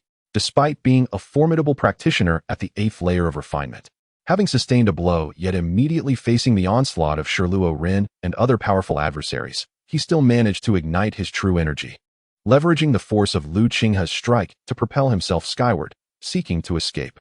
Yet, what unfolded before him was a streak of light, a radiance surpassing the limits of visual perception. The flash appeared in an instant before the assassin's eyes, leaving him bewildered as to its potency. However, as he leaped into the air, having distanced himself from the circle of battle, a chill instantaneously enveloped his throat. Next, he beheld blood, copious amounts of blood. Then, he saw a body, a headless form that continued to surge forward, seemingly intent on escaping. That was his own body. Decapitation. He had been beheaded, slain by a sword strike so swift that his visual nerves could not react in time. A dignified practitioner at the 8th layer of refinement had been felled by a cultivator at the 6th layer. In that fleeting moment of comprehension, boundless terror welled up in the assassin's eyes. He opened his mouth to utter something, but the next instant, the severance of all neural pathways led to a collapse of his consciousness, drowning him in darkness. Chapter 56. The Golden Dragon Sword King Shi Luoren swallowed all the words he had meant to express as the assassin's severed head soared through the air. Not just him. Those who were either feigning concern or sincerely wishing to rescue Lu Qinghe, including City Lord Li Fengbei and heads of various families, were momentarily paralyzed. halting their actions as if time itself had ceased. After a prolonged silence, Shiluo Ren was the first to regain his senses, inhaling sharply. An eighth layer of refinement. The prowess exhibited by the assassin was unmistakable to Shiluo Ren, affirming his status as a formidable practitioner, especially given the assassin's mastery of swordsmanship. He was not a weakling among the eighth layer practitioners. In this scenario, where such a powerhouse had stealthily attempted to assassinate Lu Qinghe, a mere sixth layer cultivator, he had not only failed, but had also forfeited his own life. This was utterly unbelievable. Considering the situation, had Shiluo Ren been in Lu Qinghe's place, facing this eighth layer assassin, his outcome would have been clear: death. Even Li Fengbei, at the ninth layer, would have faced mortal peril if assaulted by an eighth layer cultivator, let alone seizing the opportunity to counterattack. Such reflexes, such swordsmanship, such combat prowess. No wonder Lu Qinghe, despite his youth, could ascend to a senior position within the Blue Moon Lake. In that realm, practitioners at the seventh layer could only attain ordinary membership, whereas senior members invariably possessed the might of the ninth layer.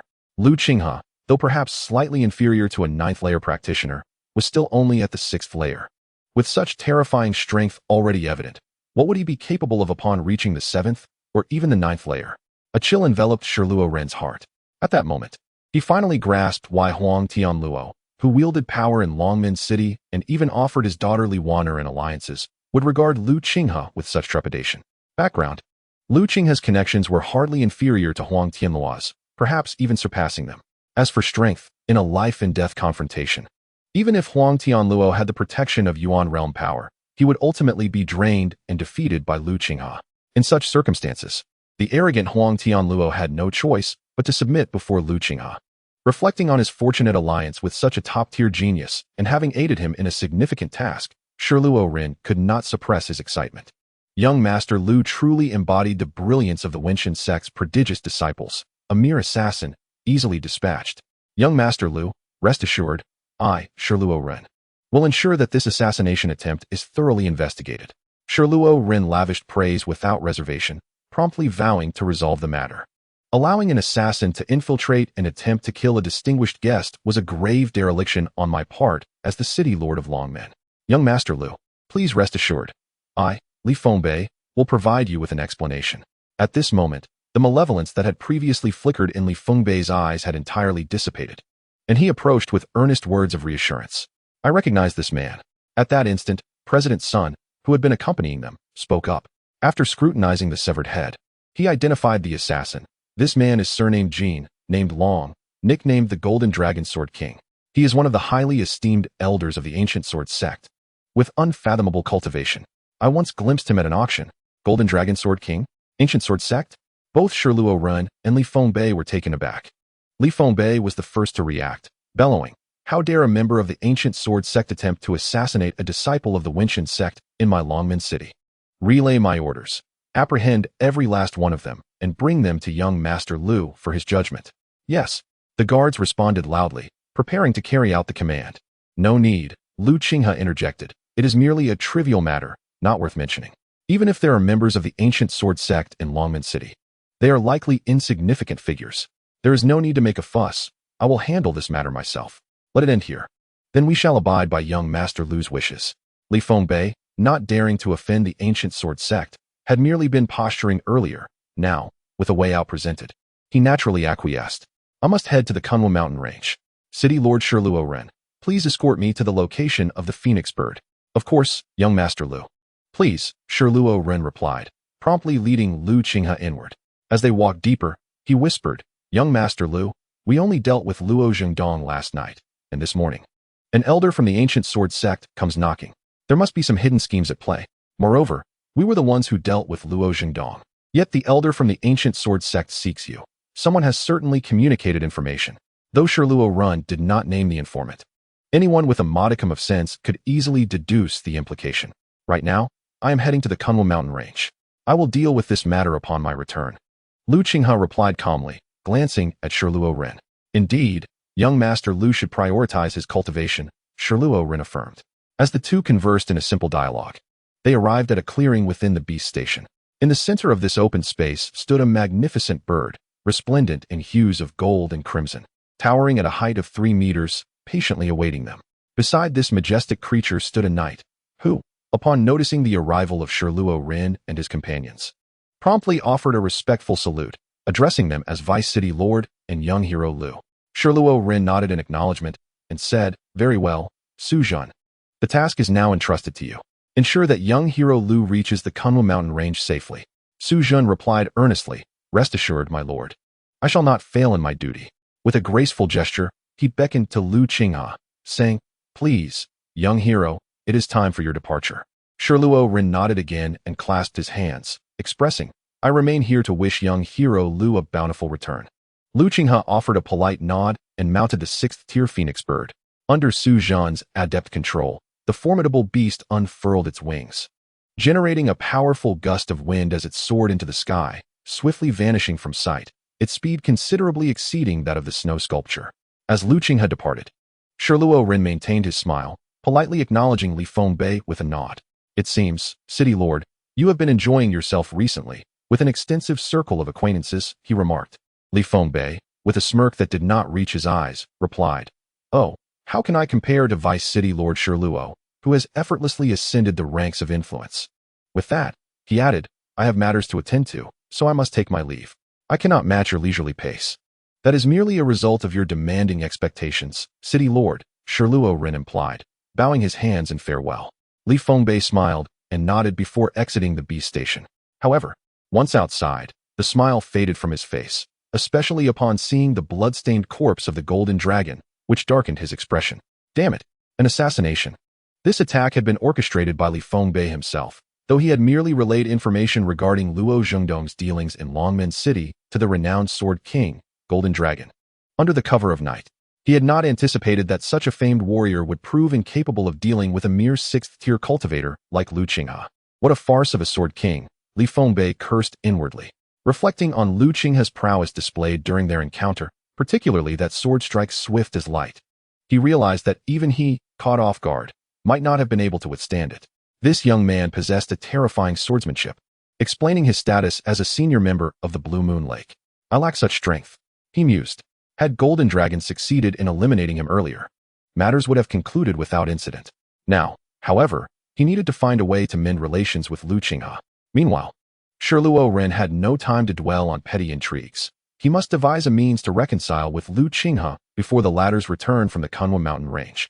Otherwise, his position as the Lord of Longmen City would be jeopardized.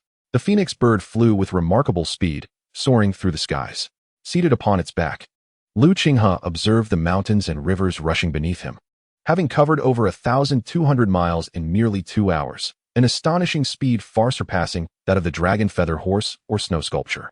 Nonetheless, flying beasts were inherently more challenging to tame than the dragon feather horse. Within the Xianwen sect, core disciples, elders, and true disciples traveled by flying beasts, while some powerful elders even trained demonic beasts as their mounts. However, not every inner disciple had access to flying beasts. Ahead lay the Qingyuan mountain range, home to even more formidable flying beasts. Periodically, aerial demonic creatures would sweep through the skies, making it perilous for any who ventured too far. Thus, Suzhan could only escort young hero Lu to the outskirts of the mountain. "Fear not. Once we approach the mountain's perimeter, we shall descend," Suzhan respectfully assured. "Very well," Lu Qinghe responded. As they neared the outskirts of the Qingyuan mountain range, Suzhan guided the phoenix bird down gracefully. He then produced a jade box, stating, "In the heart of the Qingyuan mountain range, it is easy to become disoriented. Losing one's way is trivial, but straying into the territory of demonic beasts is far more serious. Upon learning of your journey to Qingyuan mountain, City Lord Shiluo prepared this precise compass for you." Young hero Lu. Lu Qinghe glanced at the offering, but did not refuse. "City Lord Shiluo is quite thoughtful. I believe he will be pleased to assist you." "Young hero Lu," Suzhan said, bowing his hands. "I shall wait for you in Qingyuan town, just outside the mountain range. When you wish to return to Longmen City, simply seek me there." "No need. My stay in Qingyuan mountain may extend for several months." "You may return," Lu Qinghe replied decisively. Suzhan, sensing Lu Qinghe's firm resolve, refrained from insisting, saying, "Very well, I wish you a fruitful journey." With a nod, Lu Qinghe propelled himself forward into the depths of the Qingyuan mountain range. Chapter 57. Any news? In the Meng family hall, as the head of the Meng family, Meng Wuchang, entered, those waiting within, including Meng Zhengong and Meng Xiang, rose to their feet. President's son has gone to the beast station. I have not seen him, but I have sent Meng Qi to inquire about the matter. The beast station? Meng Zhengong paused, quickly grasping the implications. Of course, a significant figure must be traveling via flying beasts. Has a notable personage arrived in Longmen City? A notable figure? Meng Wuyo, who had a fair understanding of affairs in Longmen City, suddenly realized something. His expression shifted, and he exclaimed, "It must be young Master Huang Tianlu of the Qingyuan sect. His brother is one of the top inner disciples, said to be on the verge of opening the Yuan realm and becoming a Hunyuan realm powerhouse. Such a person could undoubtedly shake the very foundations of Longmen City." The Qingyuan sect? Huang Tianlu? Meng Fei Fan interjected, "Do you know young Master Huang Tianlu?" Having finally obtained a clue, all eyes turned to Meng Fei Fan, eager for his response. Huang Tianlu? How could that be? Meng Fei Fan smiled wryly, shaking his head. Huang Tianlu is a formidable figure at the 6th tier of refining truth. Even our city lord is eager to curry favor with him, going so far as to have his daughter, Li Waner, accompany him. Such a notable individual would not recognize someone like me. Not Huang Tianlu. The words of Meng Fei Fan left Meng Zhengong, Meng Wuyo, Meng Xiang, and Meng Wuchang momentarily taken aback. Then who could it be? A look of confusion spread across their faces once more.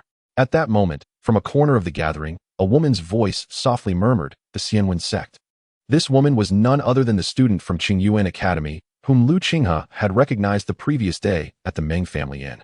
She met Meng Fifan at Qingyuan Academy, where their love blossomed. As Meng Fifan's status within the Meng family ascended, she naturally found herself qualifying to step into the hall of discussions. The Wuxian sect indeed had a commendable associate in Afan, which was pertinent to the matter at hand. However, as she spoke, a familiar silhouette from the previous day suddenly flashed through her mind, accompanied by the city lord's personal guard. At this realization, she couldn't suppress a gasp. William? In an environment where everyone was lost in quiet contemplation, her exclamation inevitably drew the attention of most in the hall. Meng Fifan's gaze immediately fell upon her. Lu Qinghe. Lu Qinghe. That person is Lu Qinghe. At last, she finally recalled the identity of that familiar figure. Lu Qinghe? Meng Zhengong expressed slight astonishment, inquiring, "Who is Lu Qinghe?" Lu Qinghe? A hint of surprise flickered in Meng Fifan's eyes. Lu Qinghe? During my time at Qingyuan Academy, I resided not far from him and indeed had some interactions. William, what have you deduced? Lu Qinghe. It is indeed Lu Qinghe. Yesterday, I encountered him at the inn, accompanied by a guard who served him closely, that very guard being the personal attendant of city Lord Shi Luoren. William hastily recounted her observations. He even had the city lord dispatch his personal guard to attend him? Meng Zhengong quickly turned to Meng Fifan, questioning, "Who exactly is Lu Qinghe?" Lu Qinghe is our foremost swordsman at Qingyuan Academy, unparalleled in swordsmanship and uniquely gifted, Meng Fifan replied, though uncertainty loomed in his heart. Though Lu Qinghe possessed extraordinary talent, the notion that he could influence Deputy City Lord Shi Luoren to curry favor with him seemed a stretch. Afan, do not forget Lu Qinghe's sister, Lu Qingyuan. At the mention of Lu Qingyuan, the prodigious young lady, Meng Fifan felt a tremor in his heart. While Lu Qinghe might not sway City Lord Shi Luoren's decisions, Lu Qingyuan, a 16-year-old inner disciple from the Snow Sword Villa, undeniably held significant influence. Just then, a junior member of the Meng family rushed in, exclaiming, "I have gathered information. President's son, along with City Lord Shi and even City Lord Li, have all gone to send off a young noble." "Who is that young noble?" Meng Wuchang urgently inquired. "Lu Qinghe. That young noble is Lu Qinghe. Lu Qinghe. It truly is Lu Qinghe. He has saved our Meng family." As the identity of their benefactor was unveiled, the higher-ups of the Meng family erupted in astonishment. Moreover, I witnessed a remarkable spectacle. The Golden Dragon Sword King from the ancient sword sect came seeking vengeance, only to be slain by young Master Lu Qinghe with a single sword stroke, his body severed. Meng Qi eagerly recounted his first-hand experience. The Golden Dragon Sword King? He is an elder of the ancient sword sect at the 8th level of refinement. Slain in a single stroke. Young Master Lu Qinghe possesses such prowess? Meng Fifan felt his perception of Lu Qinghe being utterly overturned. I saw it with my own eyes. Meng Qi asserted passionately, his eyes filled with genuine admiration. Truly deserving of being a genius of the Wuxian sect, the Golden Dragon Sword King attempted a stealthy assault. Yet not only did he fail to harm young Master Lu Qinghe, but was instead vanquished by him. Such extraordinary swordsmanship is astounding. I never imagined that someone of our age could achieve such a level of mastery. The Golden Dragon Sword King. Meng Fifan murmured the name. Recently, the Meng family had been cornered by Luo Jingdong, with the ancient sword sect playing a significant role in their plight. Thus, the Ming family held knowledge of the ancient sword sect's formidable figures. The Golden Dragon Sword King was indeed a genuine 8th-level refinement powerhouse. How could Lu Qinghe, having only left Qingyuan City for a mere year, now possess the ability to slay such a strong foe? For a moment, Meng Fifan almost doubted that they were speaking of the same individual. Afan, could it be that Senior Lu Qinghe has indeed reached the capability to slay an 8th-level refinement powerhouse? Wu Yan inquired, her voice tinged with trepidation. An 8th-level refinement. What a terrifying existence. A mere 6th-level refinement Luo Zhengdong could nearly bring the entire Ming family to its knees, let alone an 8th-level powerhouse. Even Deputy City Lord Shi Luoren was merely at the 8th level of refinement. Meng Fifan too found it hard to believe, yet.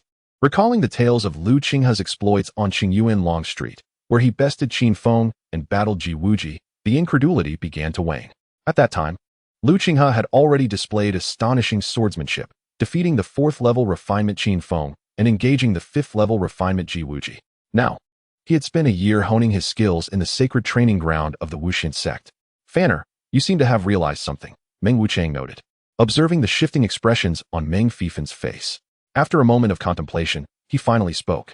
It is likely that Senior Lu Qinghe has secretly aided our Meng family. Meng Fifan gradually accepted this reality. However, as you say, that Lu Qinghe is merely a student at Qingyuan Academy.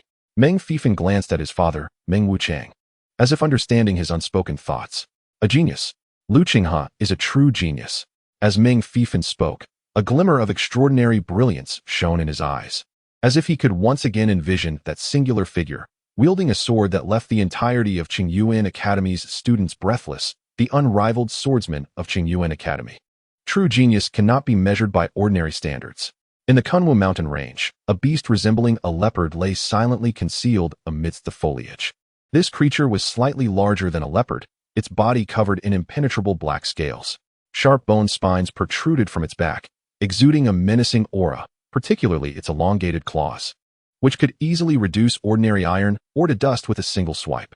At that moment, the beast, shrouded by the underbrush, fixated its gaze on a figure standing not far ahead, seemingly assessing the danger posed by its potential prey. After several minutes of stillness, the unmoving target prompted the beast to make a decision. Its forelegs bent slightly, exposing fangs capable of crushing a sword. Attack mode. Boom. Dust erupted. In an instant, the beast unleashed a terrifying speed. The 15-meter gap between it and its target vanished in the blink of an eye, its velocity akin to a flash of lightning. Faced with such a horrifying hunting speed, even a 7th-level refinement powerhouse would likely have no time to react. Clang! Just as the beast, moving with unbelievable swiftness, was about to capture its prey, the still figure in the center, in a sudden burst of energy, drew its sword. It was 1 strike. It was also 13 strikes. Whoosh! A brilliant light flashed. The black beast was swift, but this strike was swifter. This strike seemed to shatter the void itself. As the black beast lunged towards the figure, it ruthlessly pierced the sturdy, dark scales on the beast's head. The clash between the sword and the beast's armor resonated with a faint metallic sound, echoing 13 times. The 13th strike converged, manifesting a resounding 14th. With a swift thrust, the sword penetrated. However, the massive inertia generated by the beast's attack was poised to collide with the figure. In a critical moment, the figure inexplicably vanished in a flash. Ethereal and elusive, the tremendous force of the beast's impact missed its target entirely. Utilizing the momentum of the black beast's charge, the long sword deftly sliced along the wound that had been inflicted upon the beast's skull, rampaging downwards until it severed the creature's tail vertebra, nearly cleaving the beast in twain.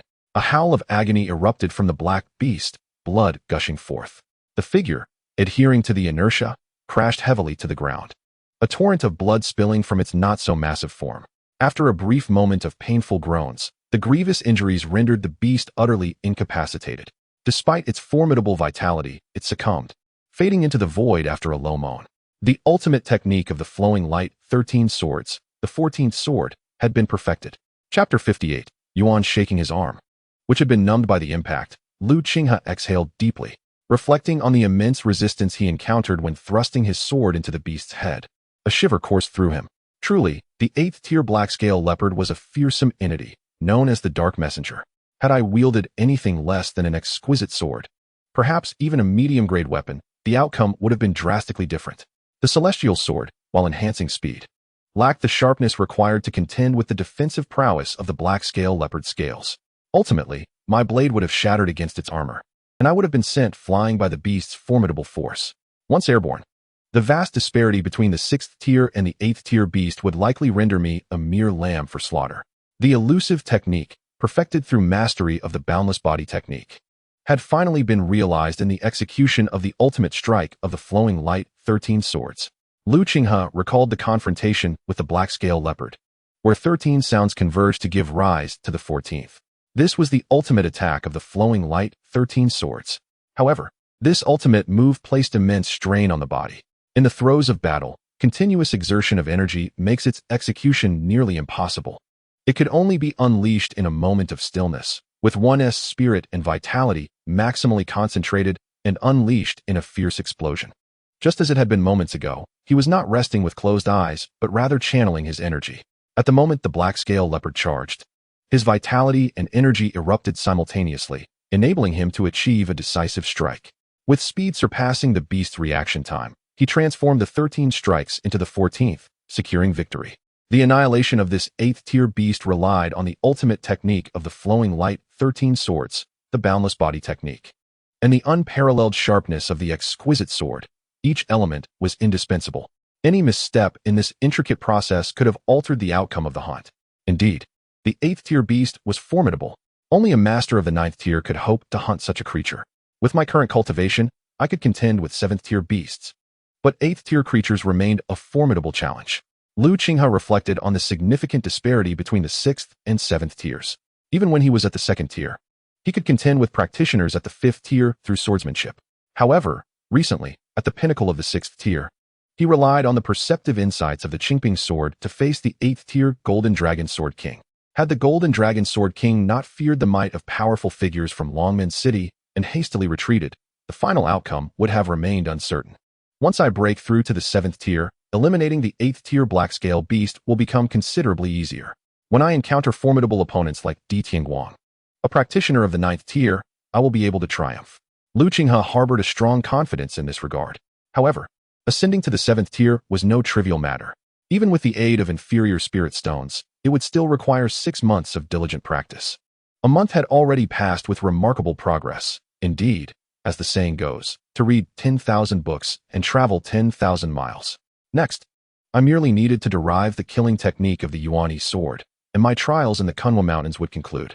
Leaning against a tree, Lu Qinghe focused on circulating the energy in his injured arm. He had now spent a month in the Qingyuan Mountains, during which he had slain no fewer than 100 5th and 6th tier beasts, including 4 advanced creatures that fell to his sword. His progress was evident. Suddenly, as he was alleviating the strain in his arm, he sensed the sound of footsteps and pursuit nearby. Someone was approaching.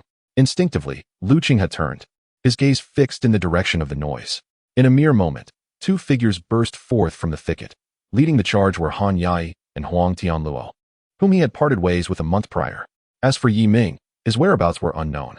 "Brother Lu Qinghe," Han Yai exclaimed, visibly shocked to encounter him here.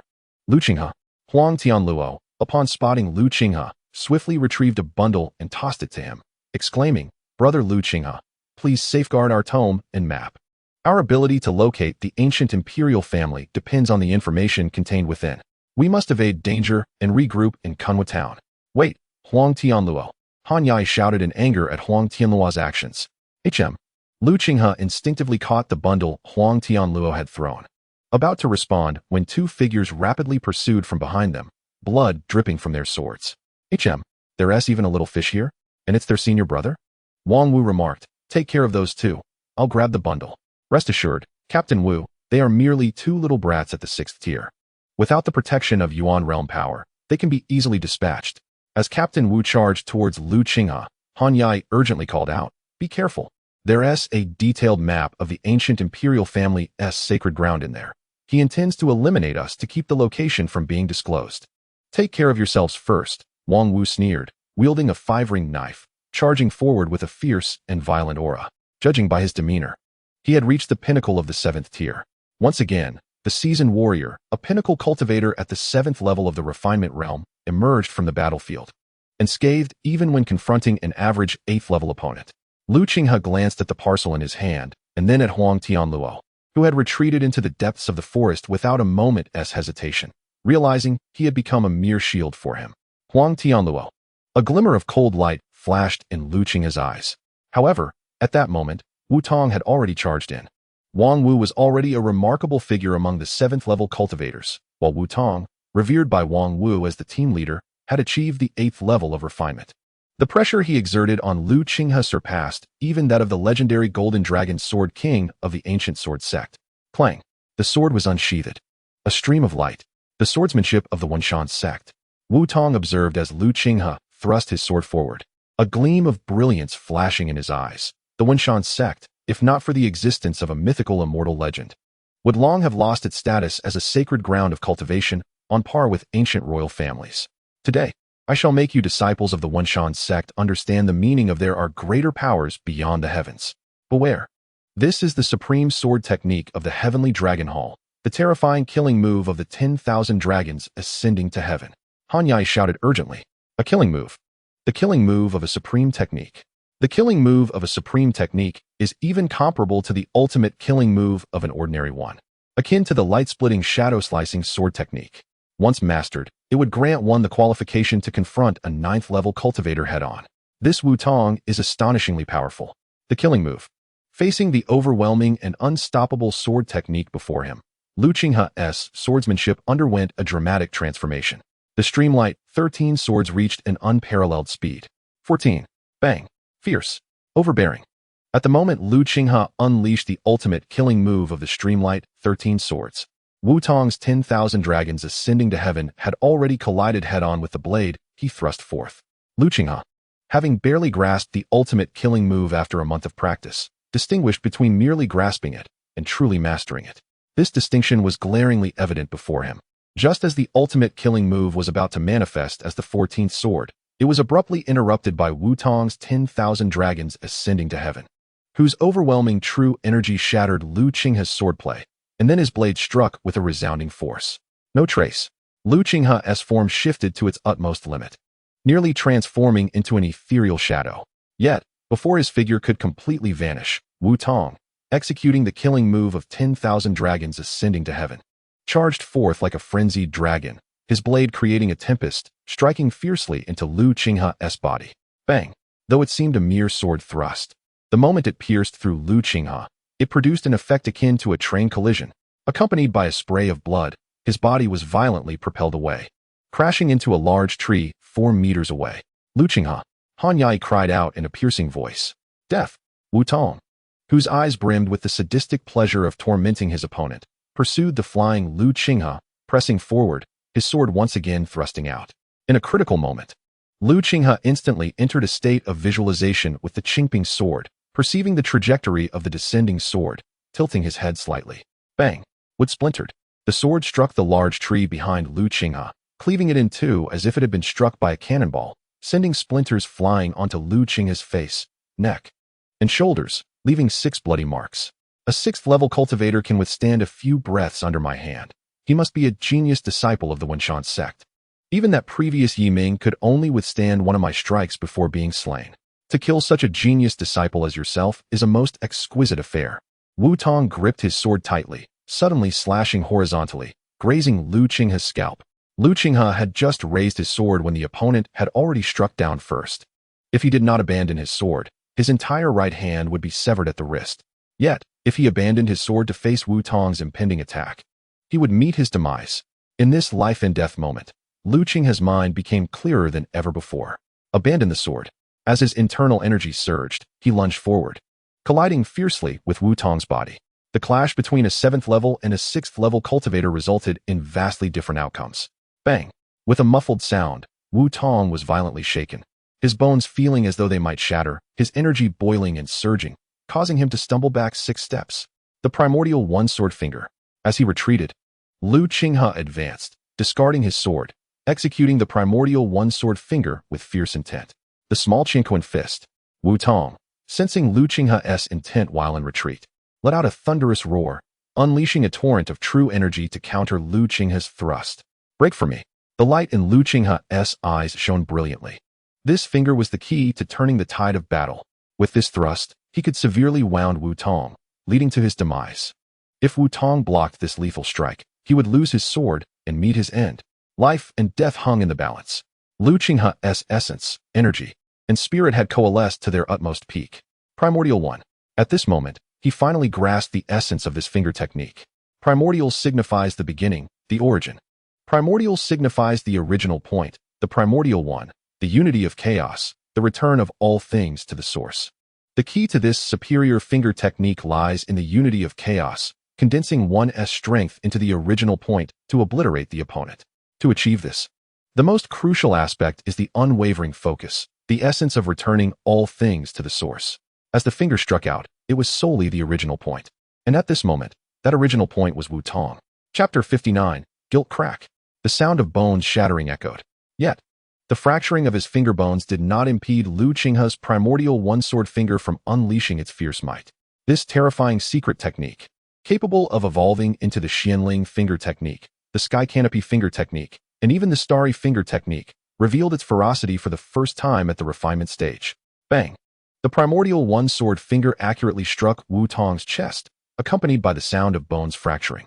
Wu Tong, in the midst of his retreat, bore an expression of disbelief, as if he could not fathom being injured by a sixth-level cultivator.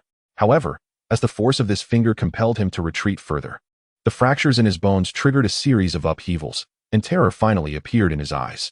Bones, piercing through his organs. Wu Tong almost immediately mobilized his true energy, striving to stabilize his injuries. But how could Lu Qinghe afford him that opportunity? The agony of his shattered finger bones seemed to fade into oblivion as the previously discarded dustless sword, with a tremor, soared back into his grasp. True energy detached. That was something only a seventh-level cultivator could achieve, yet at this moment, it manifested in the hands of Lu Qinghe, a sixth-level practitioner. "Captain, be careful," Wang Wu, who had been suppressing Han Yai, exclaimed in alarm upon seeing Lu Qinghe charging towards Wu Tong. A mid-tier cultivator, Wu Tong, forcibly suppressed his injuries as he beheld Lu Qinghe charging towards him with a fierce determination, executing the 10,000 Dragons ascending sword technique once more.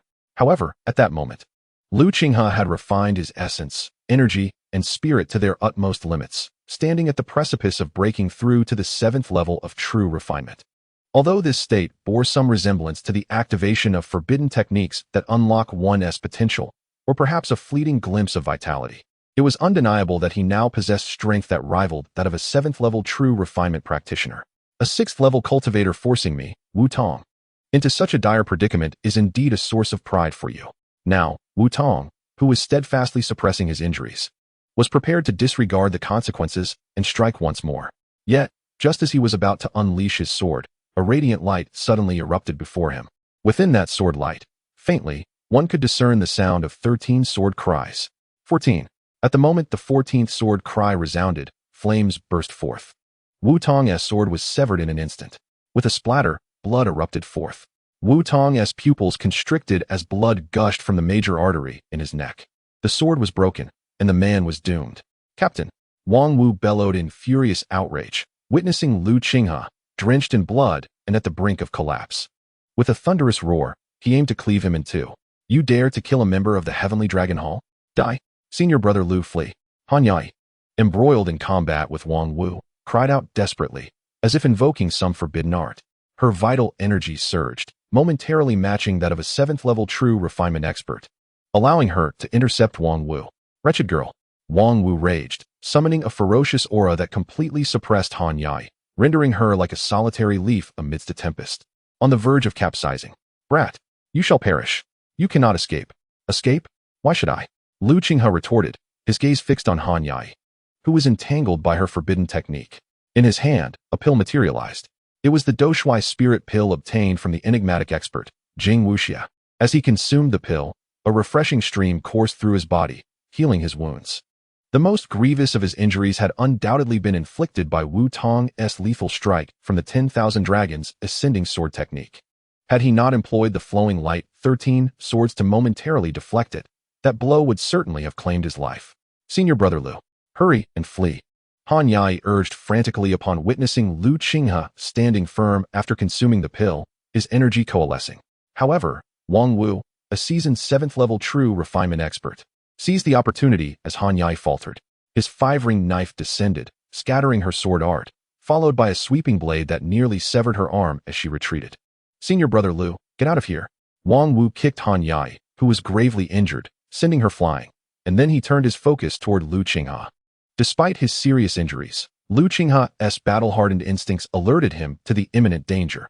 If he did not eliminate Lu Qinghe now, it might very well be his own life at stake. Pay with your life for my brother Wu Tong. Wang Wu advanced, his knife technique reaching its zenith, exhibiting a tendency to evolve into a killing strike at the mastery level. However, just as he was about to strike Lu Qinghe, a fountain of blood erupted from Lu Qinghe's wound, the blood exuding an astonishing heat that vaporized the surrounding air. This sudden and bizarre phenomenon caused Wang Wu's expression to shift dramatically, and he instinctively retracted his blade. In that instant of hesitation, Lu Qinghe struck. The sword was unleashed. Flowing light appeared. Accompanying this was the echo of 13 overlapping sword cries. 14. The ultimate killing move of the flowing light, 13 swords. Wang Wu instantly recognized the technique Lu Qinghe was executing. It was the same strike that had just claimed Wu Tong's life. The ultimate killing move. The power of such a technique was enough to instill fear even in a 9th-level true refinement expert. Retreat. Wang Wu, who had retracted part of his blade, instantly transformed his attack into defense. Bang! The clash of blade and sword erupted in a shower of sparks, drawing upon his instincts honed in the crucible of battle, and his prior sense of impending doom. Wang Wu managed to block this strike, this ultimate move of the superior sword technique. He had withstood a blow that even 9th-level true refinement experts would find challenging to counter. I blocked it. I actually blocked it. A surge of uncontrollable ecstasy spread across Wang Wu's face. He could hardly believe that as a peak 7th-level true refinement expert, he was overwhelmed with joy at having blocked a strike from a mere 6th-level cultivator. However, just as the jubilance washed over him, intent on further striking down the exhausted Lu Qinghe, a sword tip suddenly protruded from his chest. The joy on Wang Wu's face abruptly ceased. Behind him, Han Yai, bloodied and disheveled, gripped the sword's hilt, her eyes filled with a frenzied determination. Han Yai, in the end, he fell to the hands of one he deemed incapable of withstanding even a few of his strikes. He, along with Captain Wu Tong, had come to hunt 2 insignificant pests who had obtained the map to the ancient royal family's sacred site, only to meet their demise here at the hands of 2 mere 6th-level cultivators. Your lord will avenge us, Wang Wu murmured through a mouthful of blood, struggling to utter these words. With a swift motion, Han Yai withdrew her sword, and the body of Wang Wu, a peak 7th-level true refinement expert, collapsed lifelessly to the ground. As Wang Wu fell, Han Yai staggered backward a few steps, leaning against a small tree, collapsing to the ground, devoid of the demeanor expected of an exemplary outer disciple of the Xian sect. Senior brother Lu, I'm sorry for dragging you into this. Han Yai gazed at Lu Qinghe, who was gravely injured and at risk of losing his life without proper treatment, her eyes filled with remorse. Yet, Lu Qinghe paid her no mind. Huang Tianluo, he muttered, his eyes icy and piercing. Huang Tianluo, it is because of him that this calamity befell me, leading Wu Tong to pursue me relentlessly, resulting in my current predicament. I have never faced such a significant setback since arriving in this world. This matter is far from over. Seeing Lu Qinghe's silence, Han Yai felt embarrassed to speak further. Her gaze fell upon the azure sky above, lost in thought. Then, as if recalling something, a sorrowful expression crossed her face. Just now, you could have escaped when Wang Wu turned his attention towards me. Why did you not leave? As Han Yai was lost in thought, Lu Qinghe's voice suddenly broke the silence. Han Yai gathered her thoughts, cast a glance at Lu Qinghe, and with a bitter smile remarked, is there any point in discussing this now? I have invoked a forbidden technique, forcing my true energy to the 7th level of refinement, leaving me nearly incapacitated. And you, even if your injuries are not fatal, such severe wounds will prevent you from leaving the Kunwu mountain range alive. It matters. I need to understand the reason. The reason? Han Yai averted her gaze, her expression heavy with sorrow akin to that of a person facing death. I simply feel a sense of guilt. Guilt? Yes, there is no lofty reason behind it. It is merely that. Guilt, Lu Qinghe repeated softly, while Han Yai fell into silence. Whether due to lack of interest or strength, she leaned against a tree, quietly awaiting the arrival of death. Suddenly, Lu Qinghe's voice resonated again, accompanied by a pill-like object. To know guilt, to discern right from wrong, one should not easily succumb to death. With a soft thud, Han Yai accepted the pill without scrutinizing it closely, merely shaking her head. The forbidden technique I invoked is called the primordial unraveling technique. Once employed, it is nearly beyond salvation. Do not waste your elixir. How can you know without trying? Han Yai's gaze fell upon the pill Lu Qinghe had offered, and she quickly discerned its extraordinary nature. Perhaps you can still be saved. Chapter 60. The Sacred Ground of the Ancient Royal Family, the Doshui Spirit Pill, unknown and great, possessed remarkable efficacy. Both Lu Qinghe and Han Yai were gravely injured, but under the healing properties of the Doshui Spirit Pill, they recovered significantly within 2 hours. And after a day of recuperation, they were entirely restored. Even the well-versed Han Yai marveled at such a miraculous elixir. I never expected that senior brother Lu would possess such a treasure. You saved your own life. Lu Qinghe replied as he retrieved a package thrown at him by Huang Tianluo. Upon opening it, he revealed a map. The sacred ground of the ancient royal family? Indeed. Han Yai nodded, her tone tinged with nostalgia. At this moment, I finally comprehend why the ancient royal family established a city within the Qingyuan mountain range. Is it because of the sacred ground? Yes, we have discovered the secluded refuge of the ancient royal family, but shortly after our arrival, another group followed us here. Lu Qinghe glanced towards the direction where he had fought against Wu Tong and others. Them? They are merely pawns. Pawns. Lu Qinghe's expression sharpened. Although Wu Tong was at the 8th level of refinement, he was superior to the likes of the Golden Dragon Sword King of the Ancient Sword Sect and Shi Luoren, the Deputy Lord of Longmen City. Even Xiao Long, Lu Zhuxian, and Zi Baihe would fall short before him. To consider such a formidable figure merely a pawn was astonishing. They are all under the command of young Master Qingquan. Young Master Qingquan, are you unaware of the names of the 10 great young masters? Lu Qinghe shook his head.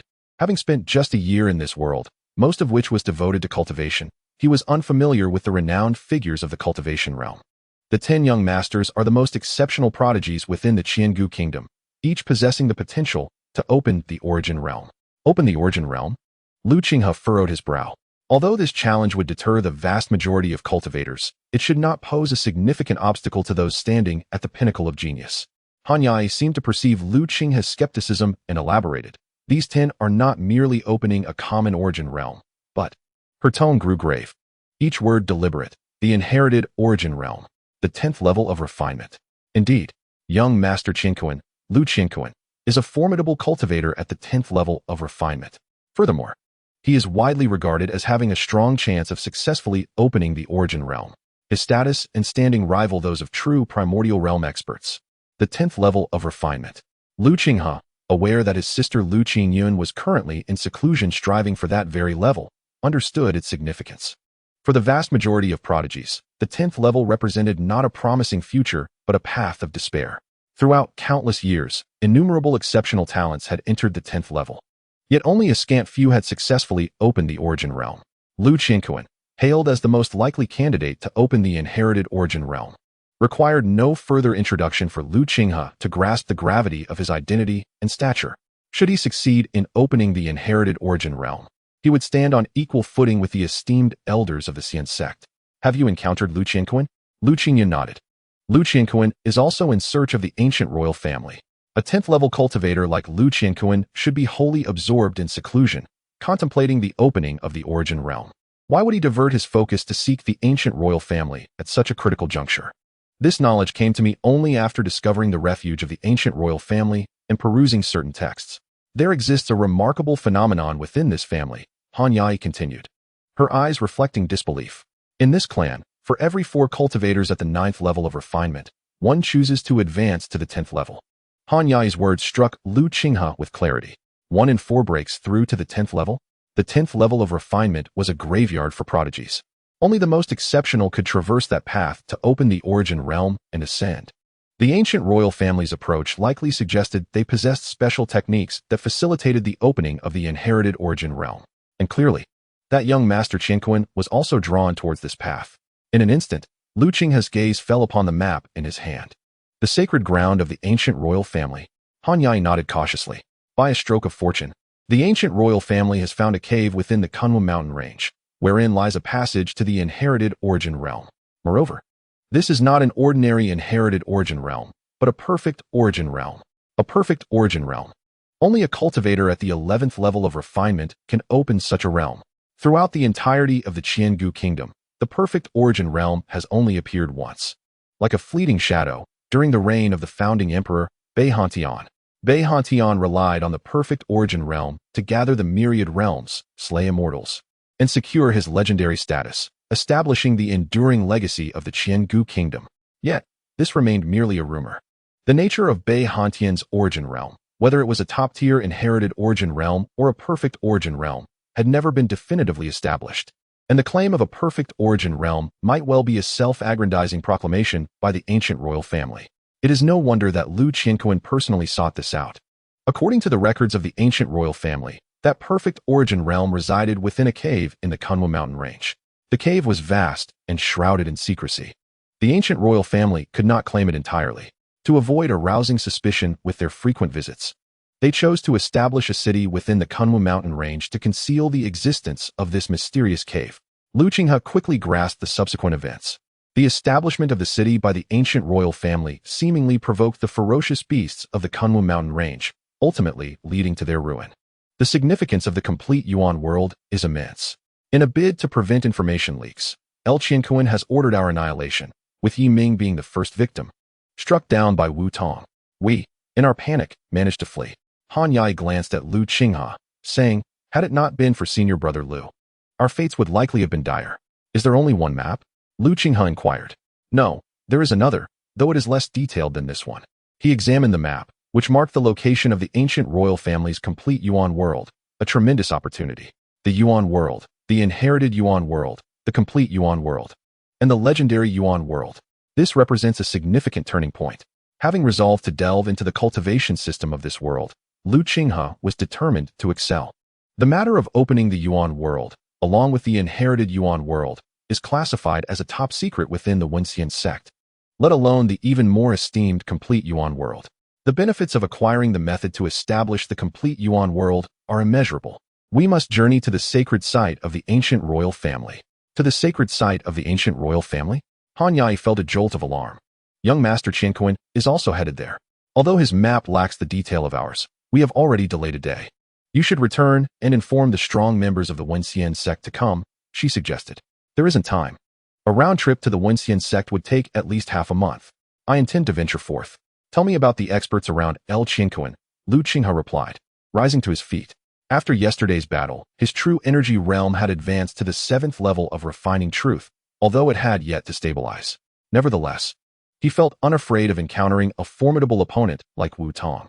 This was also the reason he dared to venture into the sacred site of the ancient royal family, risking the wrath of young Master Qingquan. Young Master Qingquan himself is formidable, having reached the peak of the 10th level of refining truth, mastering the supreme top-tier sword technique. The Celestial Dragon Zen sword and the Grand Qingquan fist, both perfected to their fullest extent. His refining method, the dragon technique, is a treasured inheritance from the Celestial Dragon Hall, surpassing even the Xian Guang technique. At this point, Han Yai shook her head, her eyes dimming. Not to mention Wang Wu and Wu Tong. Even senior brother Han and the top 10 experts from our third peak would easily fall before him. To him, ordinary 9th-level refining truth practitioners are as helpless as slaughtered livestock. With a top-tier sword technique and a grand-level fist technique, coupled with the highest cultivation methods, he indeed represents a dauntingly powerful adversary. However, Lu Qinghe's ambition lies in the complete Yuan world, seeking to seize it rather than confront him directly. Are there any other strong contenders? To maintain secrecy, young Master Qingquan has not brought many experts. Wu Tong stands as the strongest among them, with 4 others remaining. Each is as powerful as Wang Wu, and they are all loyal and fearless combatants. Thus, the only threat stems from young Master Qingquan himself. Lu Qinghe calmly stated this, initially believing that young Master Qingquan surrounded himself with numerous 9th-level refining truth practitioners, particularly exceptional talents among their ranks. Had that been the case, he would have weighed his options more carefully. However, Han Yai cast a glance at Lu Qinghe, a bitter smile forming within her. Perhaps only a prodigious swordsman like Lu Qinghe could afford to dismiss high-level refining truth practitioners such as Wang Wu. Memorizing the information from the map, Lu Qinghe declared, I shall take my leave first. Senior brother Lu. Han Yai had intended to accompany him, but reflecting on her cultivation gap with Wang Wu and the others, her words transformed into a cautious warning. Nodding, Lu Qinghe soared into the air, vanishing in the blink of an eye. After a brief moment, witnessing Lu Qinghe's departure, Han Yai leaned against an ancient tree, concealing her form as she sat down, a bitter expression on her face. Her mind drifted back to their first encounter, when Lu Qinghe had just entered the 4th level of refining truth. Despite his remarkable swordsmanship, he had still been outmatched by her. who was at the peak of the 6th level. Yet now, even in her prime, if she were to use the Hunyuan technique against Lu Qinghe, she feared she would be vanquished in an instant. Lu Qinghe had now attained the qualifications to converse with her powerful ally, Han Jun.